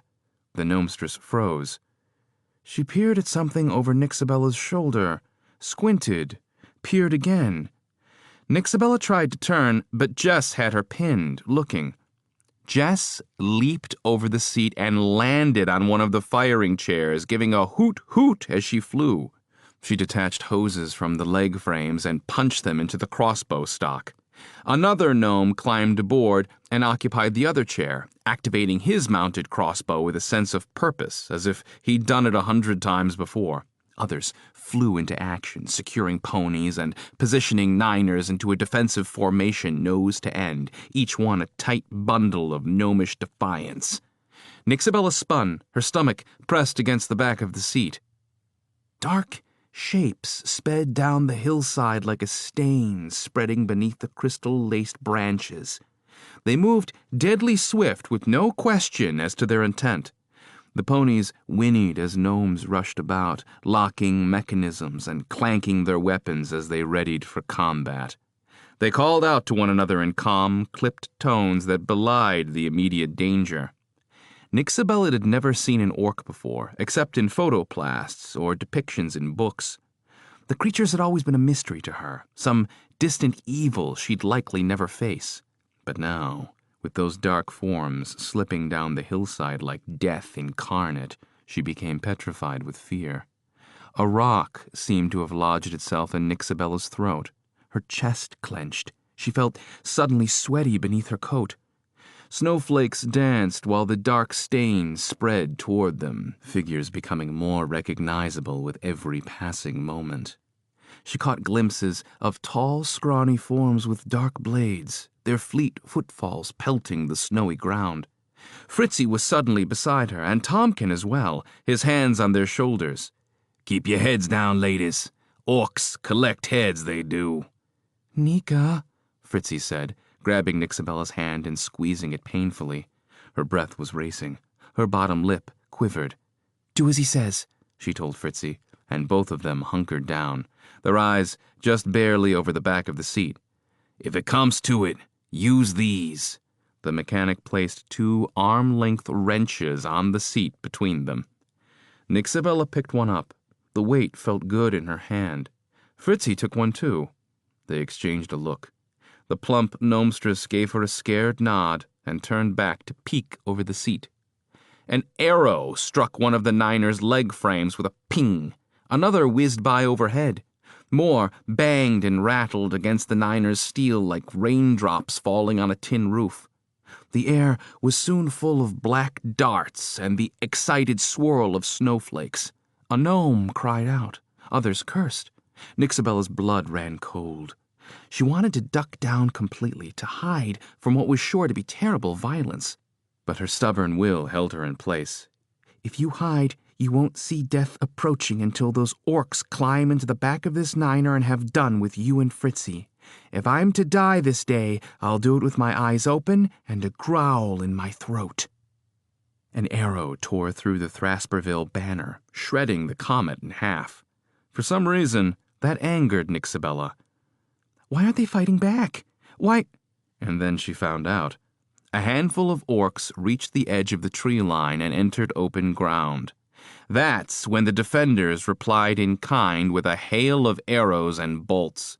Pieces of armor shattered. Orcs howled as bone and blood sprayed the hillside. Lanky forms doubled over and collapsed to the ground even as more orcs rushed by to charge their gnomish enemies.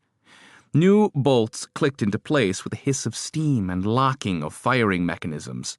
In a blink, they were sent on their way to the enemy, invoking orcish howls. And then something new. The acrid smell of magic assaulted Nixabella's nose. A booming voice shook the sky, and a cloud of putrid, stinging rain descended on the center of the gnomish line. Thrasperville gnomes cried out and leaped from the middle Niner's steel and wood carriage. They landed, doubled over, and coughed and hacked and spewed bloody vomit from their charred throats. In reply, someone cried out in Old Gnomish, and the ice that covered the branches turned to crystal-sharp shards, which fell like razor rain, raking the ranks of orcs caught behind the tree line. The sky was death, so Nixabella pressed herself into the seat to escape it, daring to peek over the back. "Nika." She glanced back at Fritzy, took heart in her friend's suddenly fierce expression, those cold, wintry eyes. Yet all she could do was give a weak nod, a pithy assurance that she wasn't about to soil her small clothes. And then she felt a flush of shame. Fritzy was not asking after Nixabella's health. She was asking if Nixabella was ready to go meet the enemy, wrenches in hand, to fight to their last. Her friend, her flowery, lad-crazy, kissy-poo friend, asking her if she was ready to be brave. And she'd be damned if she'd let Fritzy down. Yet, when she turned to give Fritzy a firm reply to her question, her friend was gone. Nixabella cursed herself for not developing her proficiency with magic more, but then quickly snuffed the thought. "It was always her anyway. She was the only reason you'd shown any promise at all. Everything you've done, even the elementals you made last evening, were not your doing." She thought about drawing on her wellspring anyway. Instead, she gripped the wrench and prepared to spring into the next seat to Jess and then down into the snow. An arrow plunged into a gnome just outside the Niner, punching through his face with a thunk. Warm droplets sprayed Nixabella's face, and her jaw dropped in disbelief. Jess yelled down at Nixabella, "Get up here in the chair, now, or I'll spin around and put one of these through you, I swear it." The urgency in her words broke through Nixabella's wall of fear. A direct order, something specific. She dropped her wrench on the floorboard and went to the crossbow assembly instead. She took the handles and pulled the weapon toward her, finding it surprisingly easy to maneuver on its swivel base despite its great weight. "Damn it," Jess yelled at her. "You know how to fire that thing? I'm a quick study. On the right side there's a knob. Slam your hand against it. Hard. That one sticks." Nixabella found the protruding knob and hit it. Ouch! Her palm stung, but the knob didn't budge. "Harder!" Jess's words rang almost hateful. Nixabella slammed the knob again, this time with all her might. The crossbow shuddered and came to life, shaking and stuttering as the auto lever began pulling the string back. Jess fired her crossbow, slammed her button, and wiped down the groove and barrel with a rag as her auto lever stretched the string. "Grab that rag and wipe it down, quickly!" Nixabella pulled a rag from a hook on the assembly frame and wiped it, her hands shaking as screams penetrated her ears. She dare not look up, dare not see what manner of death rushed howling across the open ground at them. She waited for the impact of an arrow, the swift end to it all. Between her eyes, through her neck, or perhaps punching through her chest. Her shoulders tightened like a wound-up spring as the moments passed, each one an eternity. "Pull back the loading mechanism! Pull back the fudderin' loading mechanism!" Nixabella quickly mimicked Jess's movements by grabbing the lever on the side of the stock and pulling it back as far as it would go. She released it with a snap, just like Jess had done. A bolt now sat in the groove. "Now aim through the sight and fire!"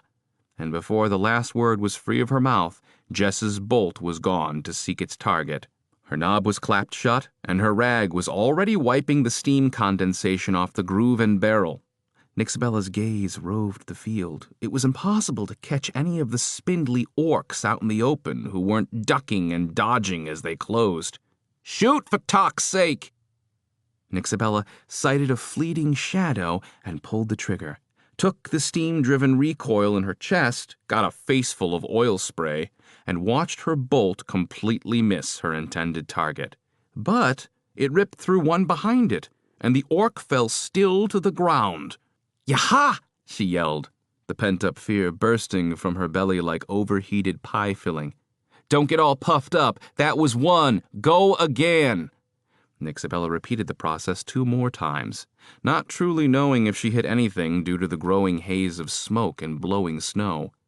Waves of sharp-limbed orcs kept coming, elbows and knees, curved swords and spears, closer now, shining black eyes, battle-scored armor. Their growls and yips edged her panic to the surface. She smelled the stench of orc for the very first time. A musky, stale aroma, not unlike the smell of the eye at the end of the Tinkermage festival. Ale and food and vomit caked in the gutters and cobblestone crevices like something left to sit and go sour. An arrow whizzed by her ear. Another thunked into the seat next to her. "Nika!" Jess practically sang, but Nixabella couldn't be sure whether it was a song of fear or urgency or pain, probably all of these together. She tried her best to shoot and kill orcs, tried her best to bring them down. The cries of gnomes were forced from her mind. She heard only Jess and focused on the soothing routine of reload and fire. She wiped down the stock and barrel as ugly creatures darted through the haze. She wondered which bolt would be her last. Would she even hear it when a bit of dark steel found her own thumping heart? A flash of a spear cut through the smudgy sky and smashed into the seat between them, sending shards of wood everywhere and knocking Nixabella to the Niner's deck. Hands and knees, teeth crushed together, sound squeezed inside her head, smoke stung her face and eyes. Chaos unveiled itself as a row of scrawny, toothy orcs charging across the remaining distance with howls and doggish yips. They came as sure as the cold, sooty air she breathed, as sure as the tang of blood she tasted on her tongue, as sure as the snarling face that bore down on her, sword black and dripping and poised to strike. But then, brighter swords broke into her field of vision, clashing with the black ones, steel cracking steel, cries and curses mingling with the orcish din. She stood up, beyond afraid, still dazed perhaps, though her head seemed cool and clear, cold even, calculating. She saw details as if through crystal. Every drop of blood sent slinging by an edge of steel was a slowly expanding globule of red or black. Chunks of armor were hacked free and spun into the air along with someone's arm. There, through the air, flew an orcish head, slinging black gout like a fountain of oil. Arrows sped toward her, but flew harmlessly by. She felt the breath of their passing on her skin. She could have reached out and caught one. She smiled. "Your horrible shots." The words slipped from her mouth, thick and sappy. A familiar sluggishness enveloped her. What was it? Some evil spell cast by an orcish shaman? Foul magic to make them all ripe for slaughter? And then she remembered. No. It was the same feeling she'd gotten as a gnomeling just prior to one of her bad spells. The orc's wayward arrows didn't miss her because of poor aim. It was her, Nixabella. She was making them miss, pushing the hissing shafts away with hardly a thought. Could it be the fiery-haired prophetess, the one who called herself a goddess, called herself her mother? No, she was gone, at least for now. Nixabella knew it in her bones. She was herself. And this power was something inside that had been latent since childhood. Slowly reawakened by what? The prophetess said she'd been in Nixabella's dreams her entire life, but only recently had Nixabella been able to meet the gnomstress on somewhat equal terms. Somehow she'd grown in strength, at least in her dreams. Perhaps it was true about her waking moments, too. "Thraspaville! Thraspaville!" someone shrieked. Nixabella thought it might be Termund, perhaps bravely leading his folk in a last desperate stand. Yes, her folk, too.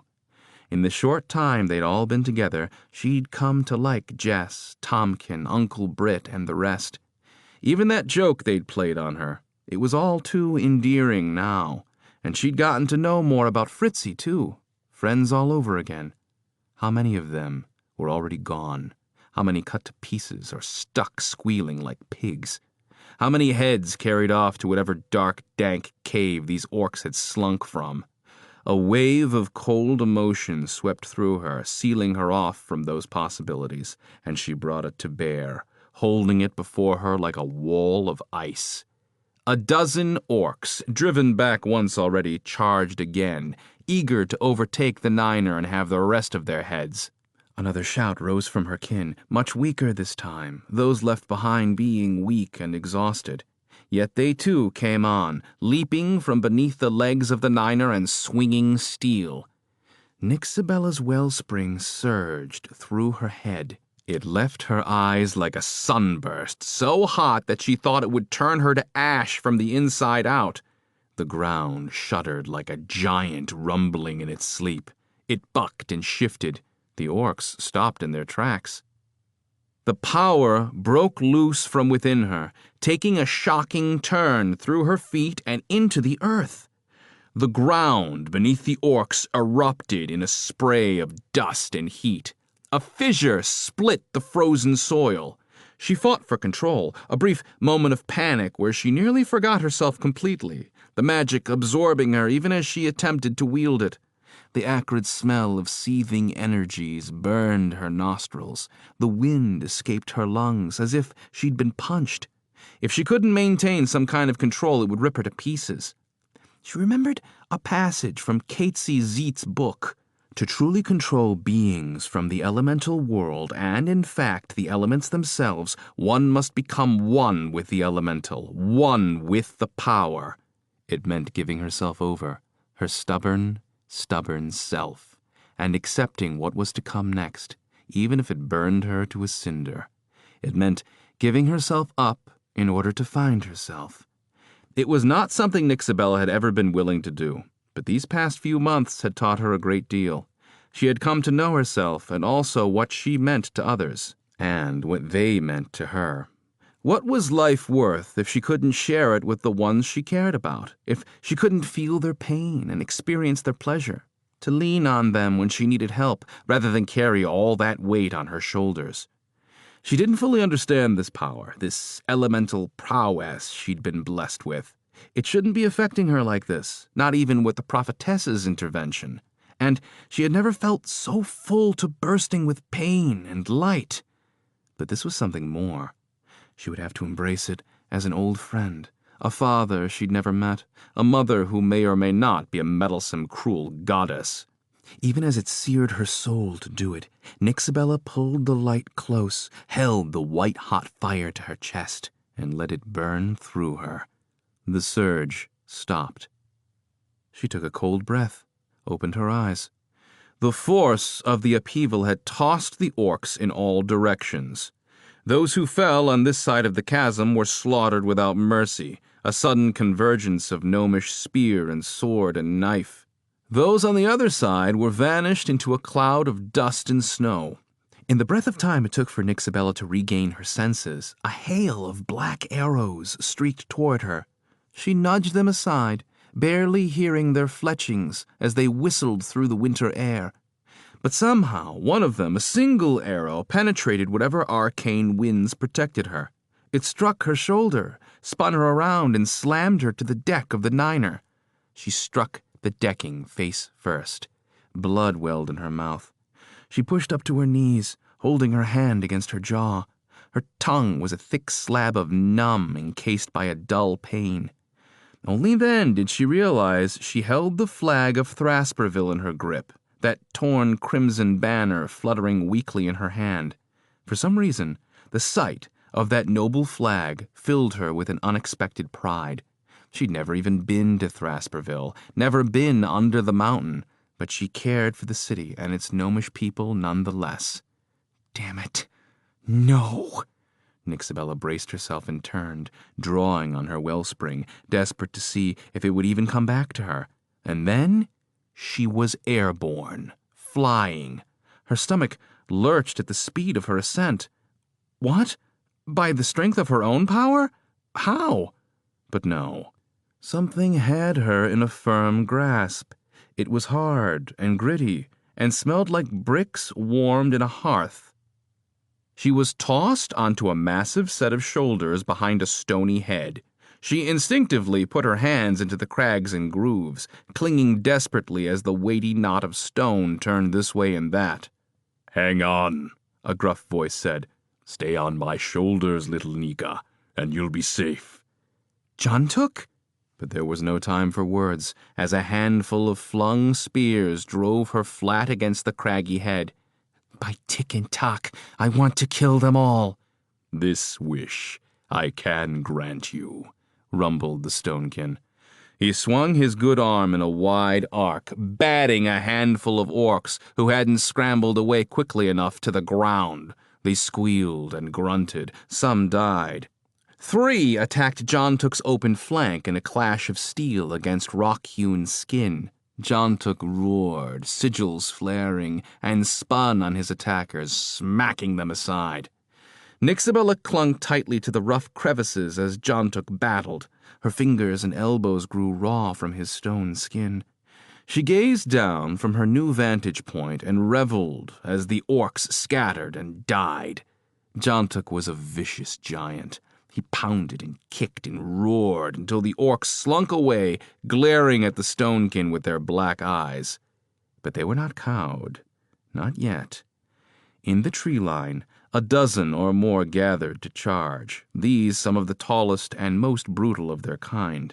And behind them, standing nearly hidden behind the tall forms, a diminutive but no less dangerous figure, hair tangled and twisting down over her shoulders, a wild look in her pitch-colored eyes, an orc shamaness. She held a staff topped with a decorated skull in one hand and gestured with her other, calling on whatever foul gods they followed. Jontuk turned and stalked toward the tree line, each of his steps like an oak tree planting down on the cold, packed earth. They would be too late. Nixabella was sure of it. Whatever spell the priestess was in the midst of would have time to take shape and manifest. For a brief, terrifying moment, Nixabella imagined her skin turning green as poison racked her body, toppling from Jontuk's shoulders. No. Nixabella felt an urge, an itch, a spark in her mind, a flame. Could she do it? She held up her hand and called forth a whip of fire. She felt it warm against her skin, the same dancing shape she'd practiced with over the past weeks. A step further, opened herself up to it, became one with the heat, felt the wild nature of the flames. Would a fire entity come to her as did the one made of earth? If not, she would have no alternative than to throw her small flame at the orc among the trees, hoping to ignite a conflagration. But with very little practice and the wild nature of fire, she doubted it could be done. Still, she had to try. The orc priestess swam in a nimbus of green, the sickness pouring from her nostrils and mouth like a corrupt mist. Another moment more. Something slammed into Nixabella's consciousness. The heat in her hand increased tenfold. She yelped and tore her eyes upward to see the flame had wrapped itself around her hand and wrist. A lick of it raised up and split where two eyes should be. An intelligence glared back at her, malefic, vicious, wild. The delirious euphoria of her wellspring being drained to fuel this creature weighed as pleasantly on her as if she'd just polished off a flagon of wine. She did not share the flame with this entity, for its life force had filled up the space and shoved her out. A high, thin voice rattled in her head. I am Verslix. What does it bid? But you are so small, she told it, the orc priestess nearly forgotten now. Fill me with your magic. Give me the strength to fly. Cast me, and you shall see. Part of her wanted to linger, to wonder at this marvel of a creature and how she'd managed to call this entity forth. Ah, yes, the addictive qualities of magic, your brother's bane. But she knew time was short. The burning kiss of the orcish poison might reach them at any moment. Pulling her eyes away from Verslix, Nixabella locked onto the orcs. Before Jontuk could take two more steps, she threw the fire entity and shoved her wellspring energy after it. She gave it only one directive. Destroy them! Verslix leaped from her hand, traveling in a long arc toward the orcs. They threw themselves in all directions, stumbling over one another. Verslix blasted into them like a comet, batting them aside, clinging to flesh and armor like a fiery coat.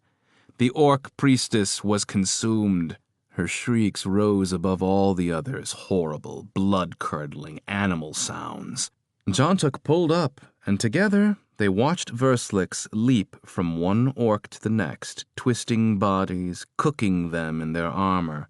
The pungent scent of cooked hair and skin crashed into them, and nearly caused Nixabella to vomit, but she made herself watch what she had done. A sound of glee sizzled from the trees, as Verslix mercilessly consumed orc flesh, just as Nixabella had asked. She sat atop Jontuk and became lost in the orange and blue and gold. So hot, so infernally hot, and before long, the scent of orcs roasting no longer bothered her. Chapter 37. Jontuk set Nixabella down amidst the milling survivors and began searching the field for others who may yet be alive. She turned in circles in the snowfall, then stumbled in the direction of the middle niner, the one hit hardest by the orc priestess. Thick wafts of smoke drifted across her vision. She nearly tripped over a curly-haired fellow lying face down on top of a long-limbed orc. Her heart sunk. Before another dreaded thought could pass through her head, she clutched his shoulder and turned him over. Nixabella gasped as a pair of light green eyes stared up at her. It was interment. Thank Tok. But any relief she felt was short-lived. This fellow was likely a friend of Terman's with a family and gnomelings waiting for him back home. His name was lost on her, but she'd seen him plenty around the camp. An affable fellow, once, now cold and gone. She'd never been this close to death before, staring it in the eyes. She felt the realness of it in the pit of her soul. "Terman? Fritzy?" she cried out. But others were making enough racket to drown her out. Shouted orders, cries for help, moans, screams of agony. She stood and ran to a tangle of orc and gnome bodies. She flipped through them, her nostrils bloated with the stench of blood and soot and orc. She found neither her friend nor her lover. Chilly flakes of snow kissed her cheeks as she craned her neck and surveyed the field. Now that the orcs had been routed, gnomes were dispersing from beneath the shelter of the Niners' wood and steel chassis where they'd taken cover. The center machine was completely disabled. Whatever the orc priestess had unleashed had turned everything to rust and rot. Gnomes lay sprawled on the deck, two slouching in the crossbow firing chairs, their bare arms bloated a sickly shade of green. Nixabella found Flay pulling a coughing survivor from beneath the corroded metal. She ran to him, bent low, and clutched his shoulder. He winced and reproached her with a killing look. When he saw who it was, he softened, but not by much. Nixabella couldn't blame him. His wound was horrible. A bone axe blade was sunk deep in his shoulder. Still, the tough young fellow was plenty alive. She couldn't yet say the same for Termund or Fritzy. "Have you seen Termund?" The red-bearded gnome shook his head. "I was with him when we flanked the orcs, but as soon as the rock man came, we was separated." She went around to the back of the middle Niner, ducking around wafts of acrid smoke rolling off the withered machine and beneath the collapsed legs, careful not to touch the melting metal. The creek trickled not a dozen feet away. One poor gnome had reached the water's edge before collapsing, his hand dangling in the chilly flow. Otherwise, it seemed the space between the Niner and creek was clear when a hand shot from beneath the partially collapsed chassis, grasping, reaching for help.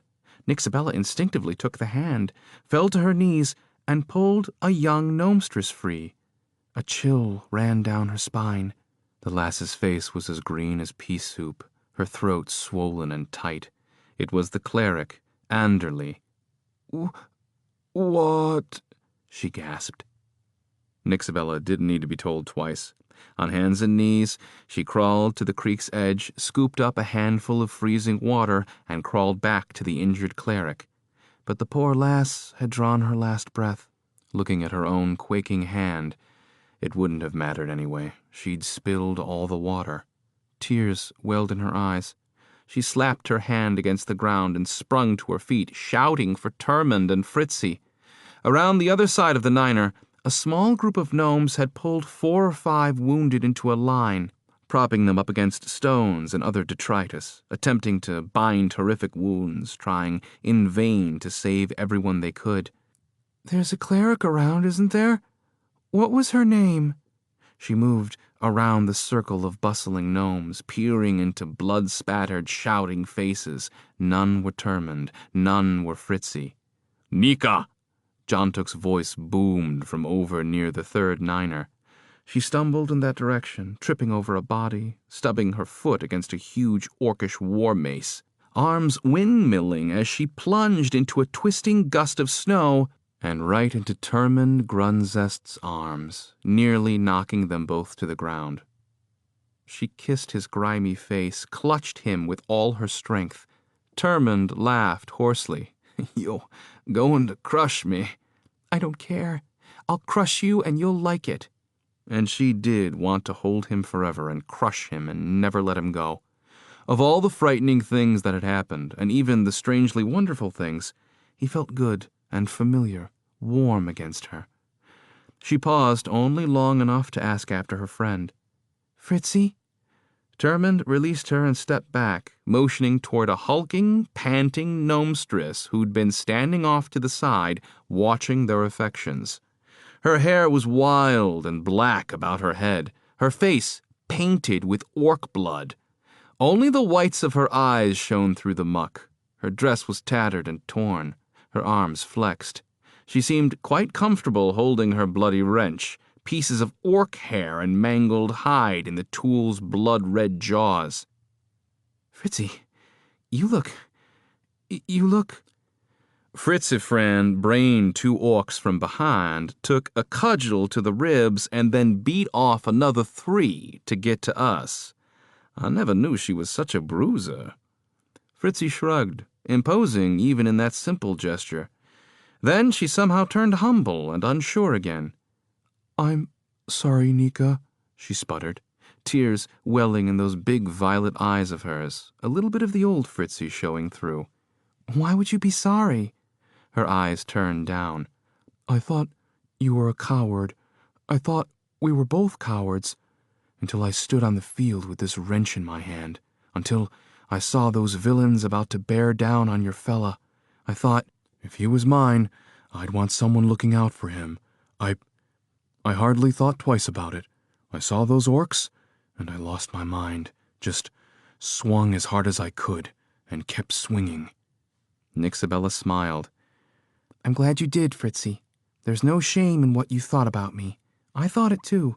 If there's anyone who should be ashamed, it's me, for bringing us to this. Termund interrupted, giving the plump, no, sturdy gnomstress a hard pat on the back. You swing that thing like a clockwork warrior, Fritzy Popoff. We need to get you training. At the same time he encouraged Fritzy, Termund shot Nixabella a worried glance, his eyes lingering on hers for a moment before turning his attention to the field around them. His quick grin vanished beneath the din of moaning wounded. He motioned for them to follow, his face set with a grim expression. We're not done yet. This reunion can wait. We've got our fallen to care for. Fritzy leaned in close as they walked behind Termund. I saw you on his shoulders, Nika. She nodded at Jontuk, who had diminished in size after the fight, yet still enormous enough to lift the damaged Niner with his one good arm so the others could rescue another trapped gnome. I saw you riding him and destroying orcs. It was incredible, Nika. Where did you... I don't know. I studied a book. I practiced. She thought about it. Something else. Someone else. I may have the magic in my blood. Fritzy took Nixabella's hand with her own blood-crusted paw. I should never have doubted you. Even though finding Fritzy and Termund had quelled Nixabella's initial panic, their victory hardly seemed worth the loss. Hand in hand, she and Fritzy waded into the field. The smoke had almost all cleared. The snow fell harder as if to cover the brief but vicious fight. Would that it could. Bodies lay in heaps. 24 or more orcs had died in the initial rush, pierced by Niner crossbows. Fierce fighting had taken place all along the left flank, as it was nearest the forest cover. A handful of the limp, lanky orc forms lay not 30 yards from the lead Niner's shadow. Gnomish forms, twisted by orcish maces and spears, lay gutted, hacked apart, beaten to death against the cold ground. The ground was bathed in blood. Snow and blood. Nixabella shuddered. Tears sprung in her eyes. Termund pulled a stinking orc corpse aside to reveal 2 of his fellows buried beneath. He slumped. It was Bitbin's first trip out. I hardly knew the lad. Termund's tone was cold. He'd lost good gnomes before, and this was just a part of the business to him, but a hard part nonetheless. The dreadful, nagging thought returned. These gnomes were here because of her, dead because of her. She could have accepted Jontuk's offer of transport in his Floert form and avoided this entire confrontation. But how could she have known what lay in wait for them here in the dangerous Uteen Mountains? She'd never been out of Hightower in her life. How could she have guessed? Termund stunned her with his next words. And this one, Terrence. Wordlessly, Nixabella fell to her knees, taking the lifeless gnome's hand in hers. He'd fallen a few feet from where he'd been struck, a great cleaving wound to his neck. His rosy cheeks had drained of life and color, now as white as the bed of snow in which he lay. She fell against Termund with a sob, all her strength gone. And what from Termund? A word of love? Some hint of compassion? "Come on, let's get him up," he said. "We don't have time to mourn." Growing more benumbed by the second, Nixabella complied, responding as an automaton might, short, furtive movements as her tears froze against her face. "All because of me." Together, they lifted Terence between them, Termund at the head, Nixabella at the feet, and placed him as neatly as they could with the rest of those who'd fallen.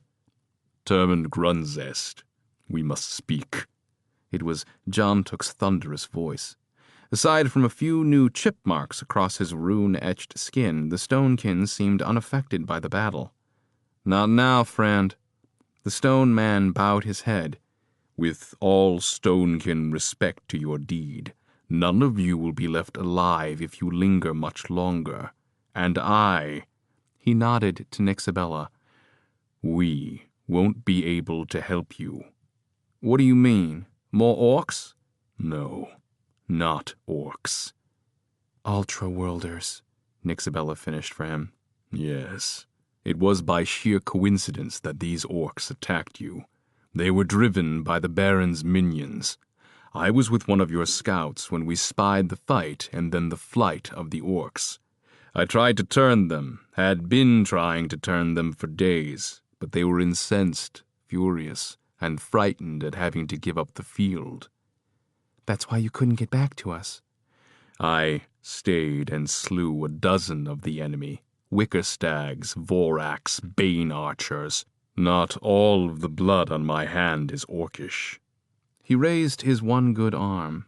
In the grooves and etchings of his rough-hewn skin dripped crimson, black, and deep violet colors. Jontuk looked back up the hill. "They have a battle mage. I could have stayed and slew 100 of them before they brought me down. My battle lust, it nearly overwhelmed me." He turned his attention back to the gnomes. "But there is a greater cause. We must all see it." Termund nodded. "I'm sorry, friend. Truly, we are in your debt. What do you suggest?" "Allow me to take little Nika to Grinding Tower far to the south.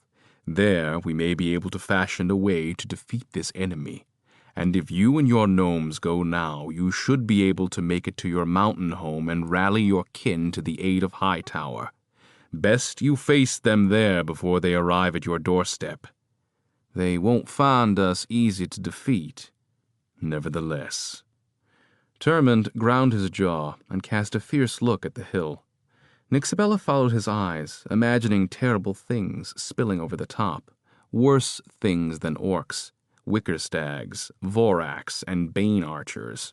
They all sounded horrible. Termund must have thought the same thing. "Do we have an hour?" "Just." Termund sprang into action, clapping his hands and shouting orders to what remained of his crew. Always the consummate leader, his energy instantly spread to the others. The camp kicked into a higher gear, if that was even possible.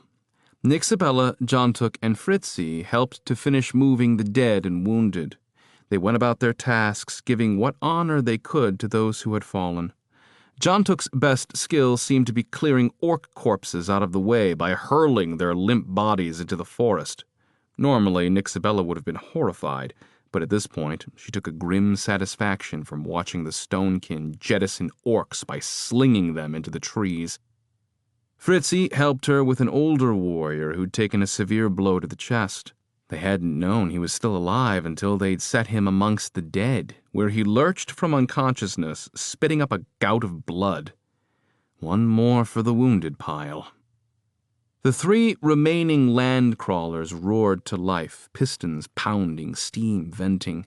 The lead machine began moving in a wide circle, rounding the entire caravan and crushing dead orcs beneath its scuttling legs. It would take up position before the others, which would carry the wounded, and together they would make their way back through a secret mountain pass to Thrasperville. Because they couldn't take all the dead, they decided none should go. Instead, they moved those gnomes' bodies around the fallen Niner. For what purpose, Nixabella did not know. She only tried not to dwell on her part in this tragedy. A hand clasped her shoulder. It was Flay. Nixabella blinked.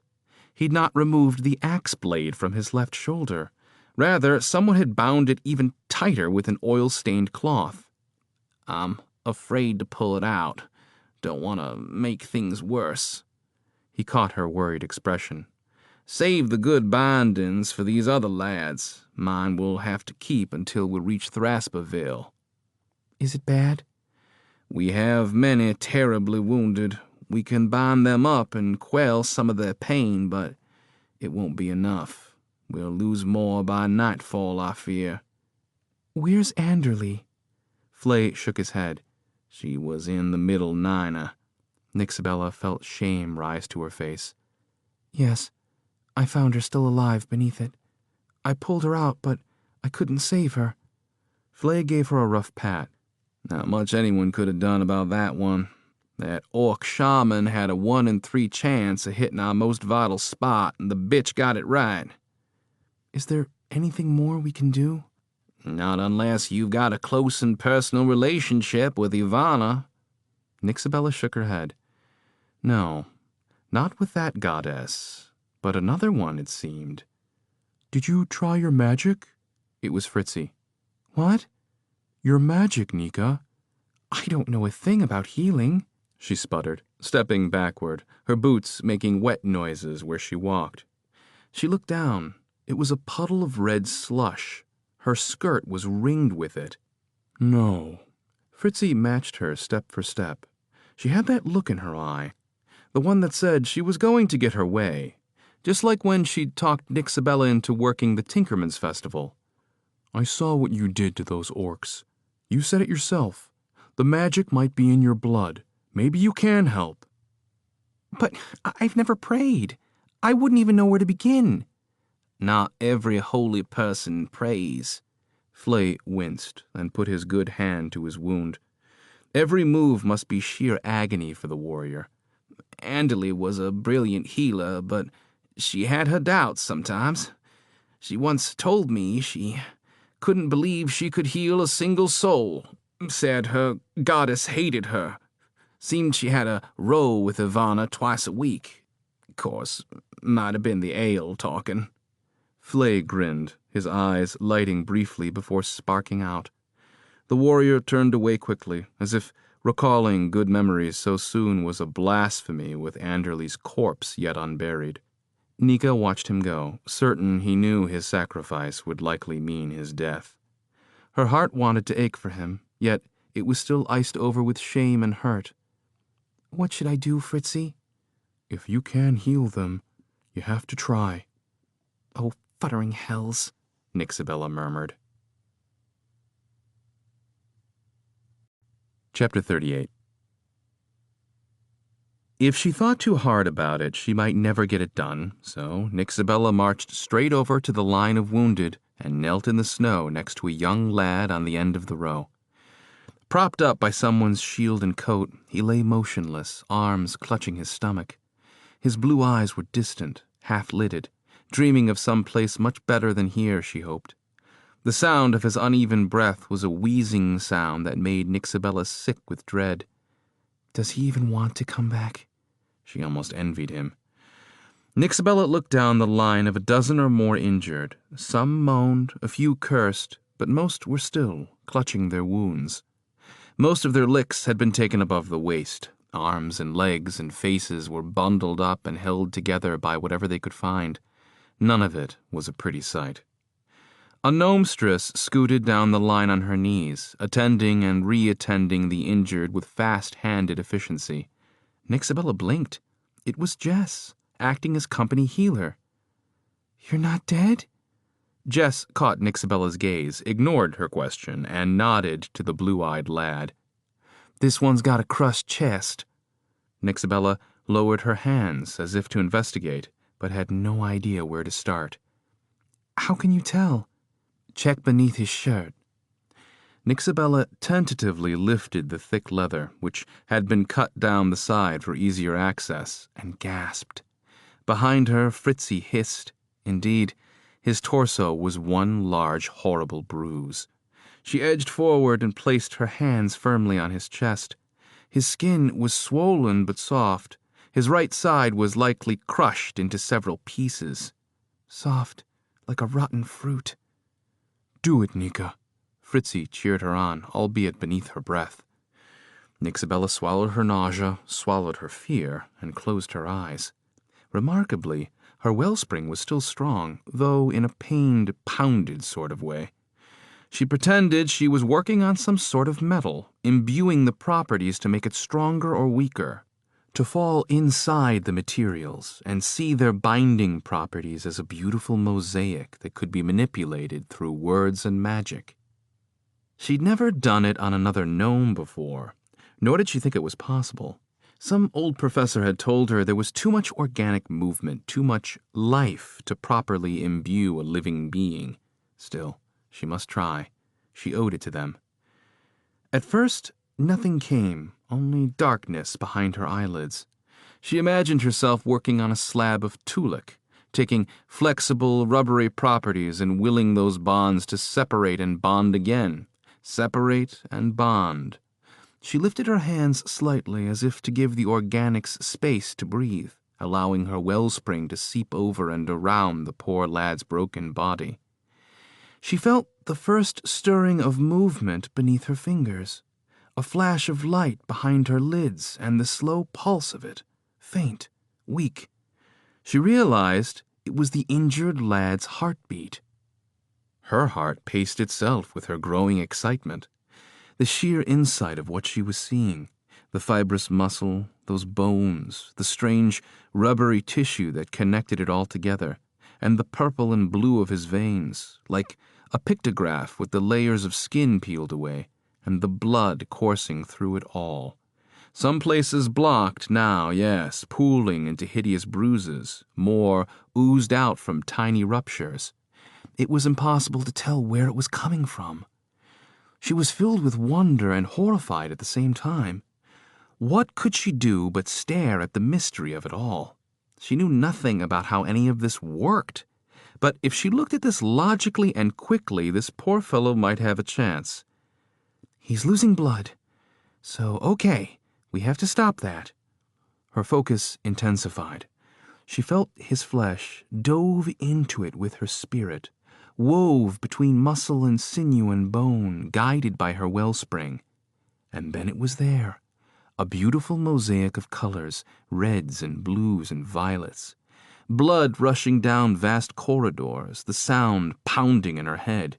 She saw it all not so much with her eyes, but as the recognition by her own physiology of another physical form, bonding on some metaphysical level she didn't even understand. Yet she saw it all. No magi lenses, no fairway lenses, and without the divine assistance of the goddess Ivana. Somewhere in the back of her mind she was sure the prophetess laughed, coy and knowing. It made Nixabella's stomach churn to think it, but she didn't have time to ponder what it meant. She found the largest of the torn arteries and bound the living material together. It wasn't as difficult as she'd suspected it would be, easier, in fact, than ordinary material. This flesh wanted to be bound. It wanted to be healed. She lifted and fused pieces of bone that had been pressed against the lad's lungs, but that only exposed more damage, and for each wound she closed, another opened. The shifting pressure caused bleeding elsewhere. His lifeblood slipped through her magical senses like water through her fingers. It all went so fast that she hardly had time to think. She scrambled to fix it all, even as his heart came to a shuddering halt. The great rush of blood in her head stopped. Nika. A hand on her arm pulled her away, gently at first, and then with more force. Nika. Nixabella opened her eyes. The world snapped into place with surprising detail, everything bright and painful. Too much. I saw, she whispered. I saw inside him I could have... Fritzi was the one who'd pulled her away. Her face held a terrified look. He's gone, Nika. I know. I felt him... stop. Something inside her was not just upset, but annoyed, cheated, exhausted from the shock of so much magic flowing through her system in such a short amount of time. Oh. Her friend glanced down at the lad, biting her lip with regret. Jess was suddenly there, kneeling in the bloody slush to pick up the lad's feet as another Thrasperville gnome put his hands beneath the dead gnome's arms and lifted. Jess fixed her with those locked-down eyes of hers. You couldn't have saved that one, but maybe this one. 4 gnomes trembled up, grunting as they struggled to carry a huge load between them, clutching one limb apiece. They set their soot-covered burden on the ground and propped him up with 3 backpacks. Accoutrements jingled on the dirty leathers. A low moan emanated from the prone form. A smell of sickness wafted up and stung Nixabella's nose. Another victim of the foul, orcish poison. The gnome wheezed, coughed, and sputtered, but didn't have the strength to wipe the trail of snot running from his nose. Fritzi took what passed for a clean cloth and dabbed away the pale green mucus. Uncle Britt's wavering eyes recognized Nixabella.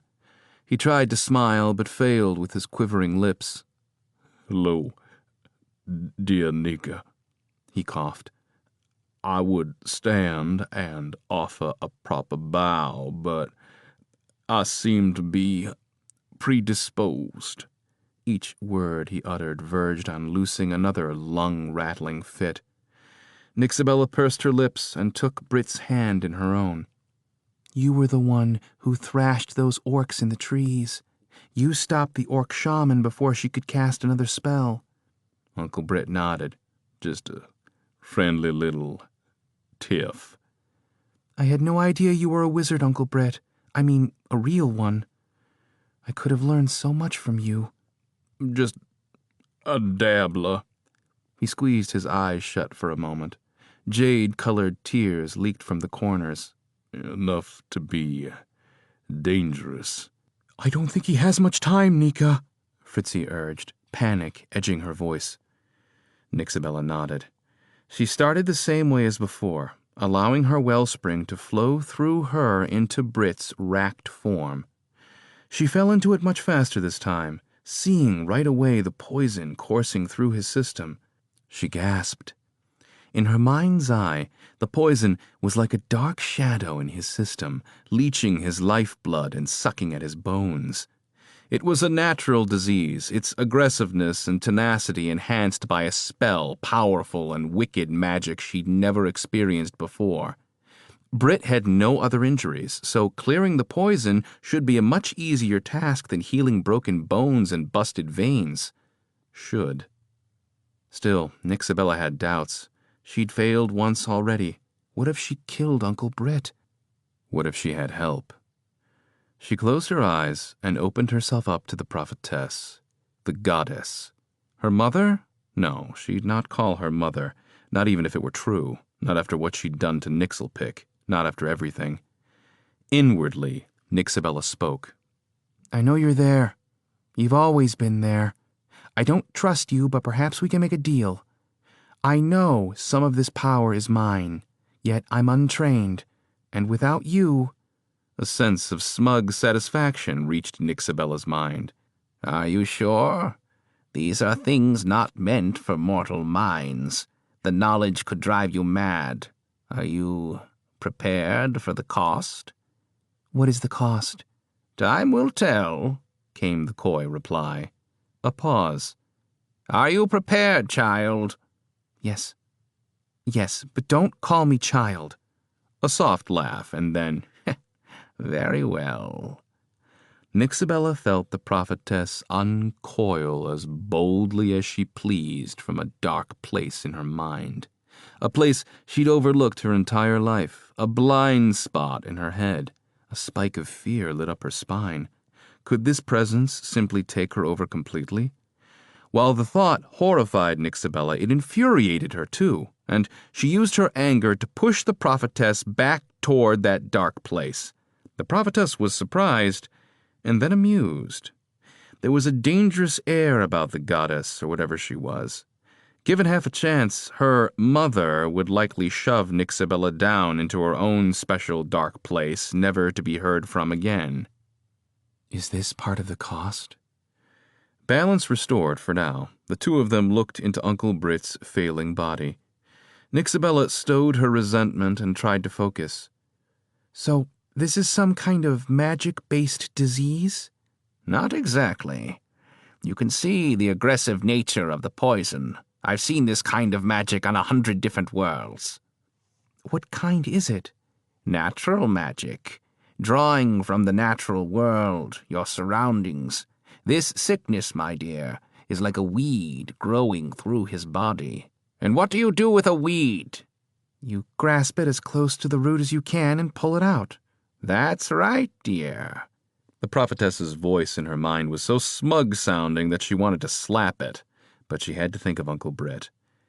Where is the root? Where can I find it? I don't know how. You are a hand, Nika. Open yourself and hold your friend in your palm.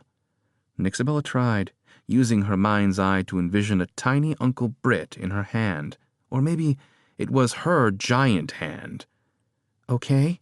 Now, close your hand. Carefully.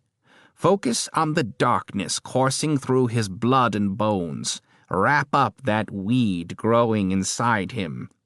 Nixabella squeezed her hand slowly, holding onto the dark tracings wherever they touched her skin. It reminded her of pulling kelp from the sea. The slime-darkened sea foliage was difficult, but not impossible to grasp. There was resistance near Uncle Britt's belly. The disease had taken hold there. What now? Now, you are a fist. I'm a fist. Pull. You are a fist. Nixabella pulled. She was, indeed, a fist. Epilogue. She watched through tired eyes as the last of the wounded were loaded on the last land crawler. Uncle Britt raised his hand and gave her the thumbs up. She laughed. What was left of the gnomish force, barely 20 in number, worked with heavy hearts, exhausted from fighting and losing so many companions. But she swelled with satisfaction, knowing she'd been able to save some of them. Uncle Britt, Flay, and others she didn't know quite so well, near strangers at first, were bonded to her now, after her intimate look inside them, mending bones and flesh. Hard to tell whether their parting glances were of appreciation or awkward respect.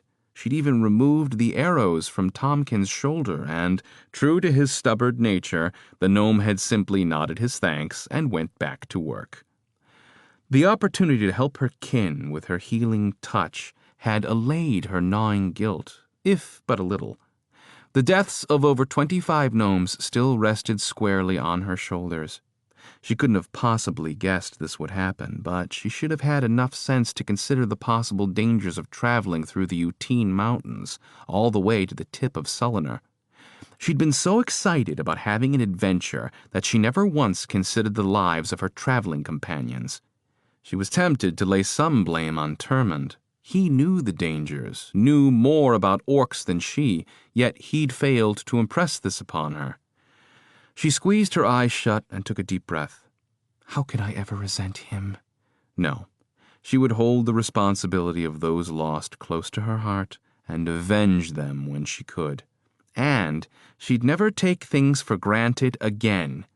If the prophetess was right, her future held much bigger and likely more dangerous tangles. Another worry. The prophetess, now locked away in a dark spot in Nixabella's mind. For now. When would she manifest again? Could Nixabella retain control over her mind and body when the time came? Or better yet, could the fiery-haired lady be extricated somehow? And what would that mean for Nixabella's power? Would she lose everything? Too many questions. Are you okay? Fritzy put her arm around Nixabella and gave her a brief hug. She laid her head on Fritzy's shoulder, too weak to resist her friend's pull. She didn't care. She let herself slump into the heavy, fur-lined coat worn by Fritzy. Uncle Britt had given it to Nika, but the coat swallowed her up. It was perfect on her friend. Don't let go of me, Fritzy. I may just fall. I'd never. Nixabella smiled and buried her nose in the coat, catching a whiff of Uncle Britt's pipe smoke. Never is a long time. She heard John Took's heavy footsteps and looked up to see the Stonekin approach. All you need to know is I've got you, Fritzy said. Maybe I can rest soon. She spied Termund leap down from one of the idling Niners and stride toward them. Flay and Jess fell in behind him. As they approached, Nixabella raised her head and caught the strange, haunted look in his eyes. Termund looked down at the ground and stopped just outside of her reach. What is it? I'm not going with you. A cold chill went up her spine. What do you mean? From behind them, John Took spoke. I can only take 2, just barely, and... So, you're going with the others? She looked at Termund when she said it. She knew it then, or maybe she'd known it the whole time. We must part, after having gone through so much. I saw you and John Took together. You wiped out a squad of orcs. He gave them both a look of admiration. I no longer fear for your life as long as you and the Stonekin are together. I'm staying with you, Nika.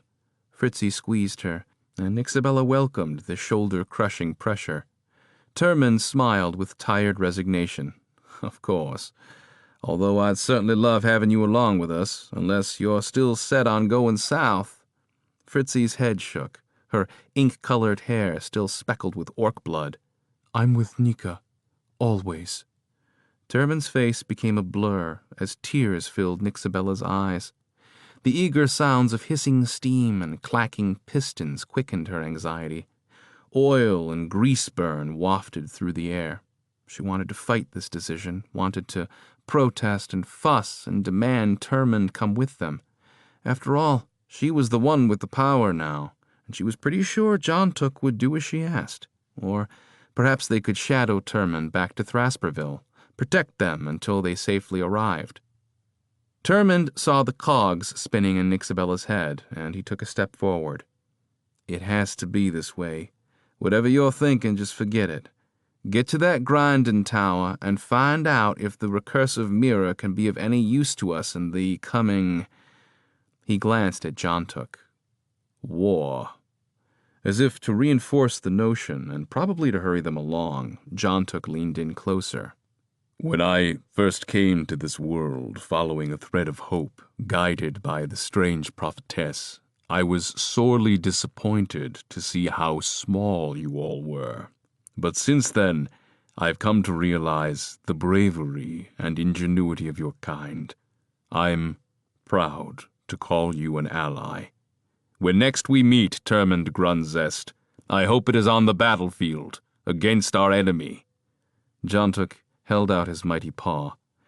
Termund stuck his chest out and approached the giant. He placed his tiny hand on the stone fingers. And you with both arms. That got a chuckle from Jess and Flay. Nixabella stepped out of Fritzy's embrace and approached her Thrasperville kin. Jess came to meet her, and the two hugged like sisters. I always thought you were brave, Jess whispered. Around you I had little choice. Flay waited in the wings, and Nixabella let go of Jess to hug the rambunctious warrior, careful to avoid his healing shoulder. He looked much better already, the axe head removed and her magic having bound his wound and hopefully purged any budding infection. We'll make up a song about you on the way to Thrasperville. They'll be singing it in the pubs within a week of our return. I'd just be happy with your safe return. All of you. She let go of Flay and turned. Termund was right there, so close she could feel the tension thrumming off him. Her heart sunk like a stone. Dread filled her soul. Termund, Shh. It doesn't... Before he could finish, before either one of them could say another word, she balled up her fist and gave him a thunk on the chest, then grabbed his shirt and pulled herself up on her tiptoes to press her lips to his. She wrapped her arms around him as far as she could, which wasn't very far with his thick vest in the way. She wanted to crush him, wanted to pick him up and carry him away, but she was as helpless as a gnomeling clinging to the trunk of an oak. He enveloped her in his grasp, and she let the tears go. On a whim, she slid one of her rings from her index finger, a cheap, faux silver thing, really. She seldom even thought about it, but suddenly it was her most valuable possession.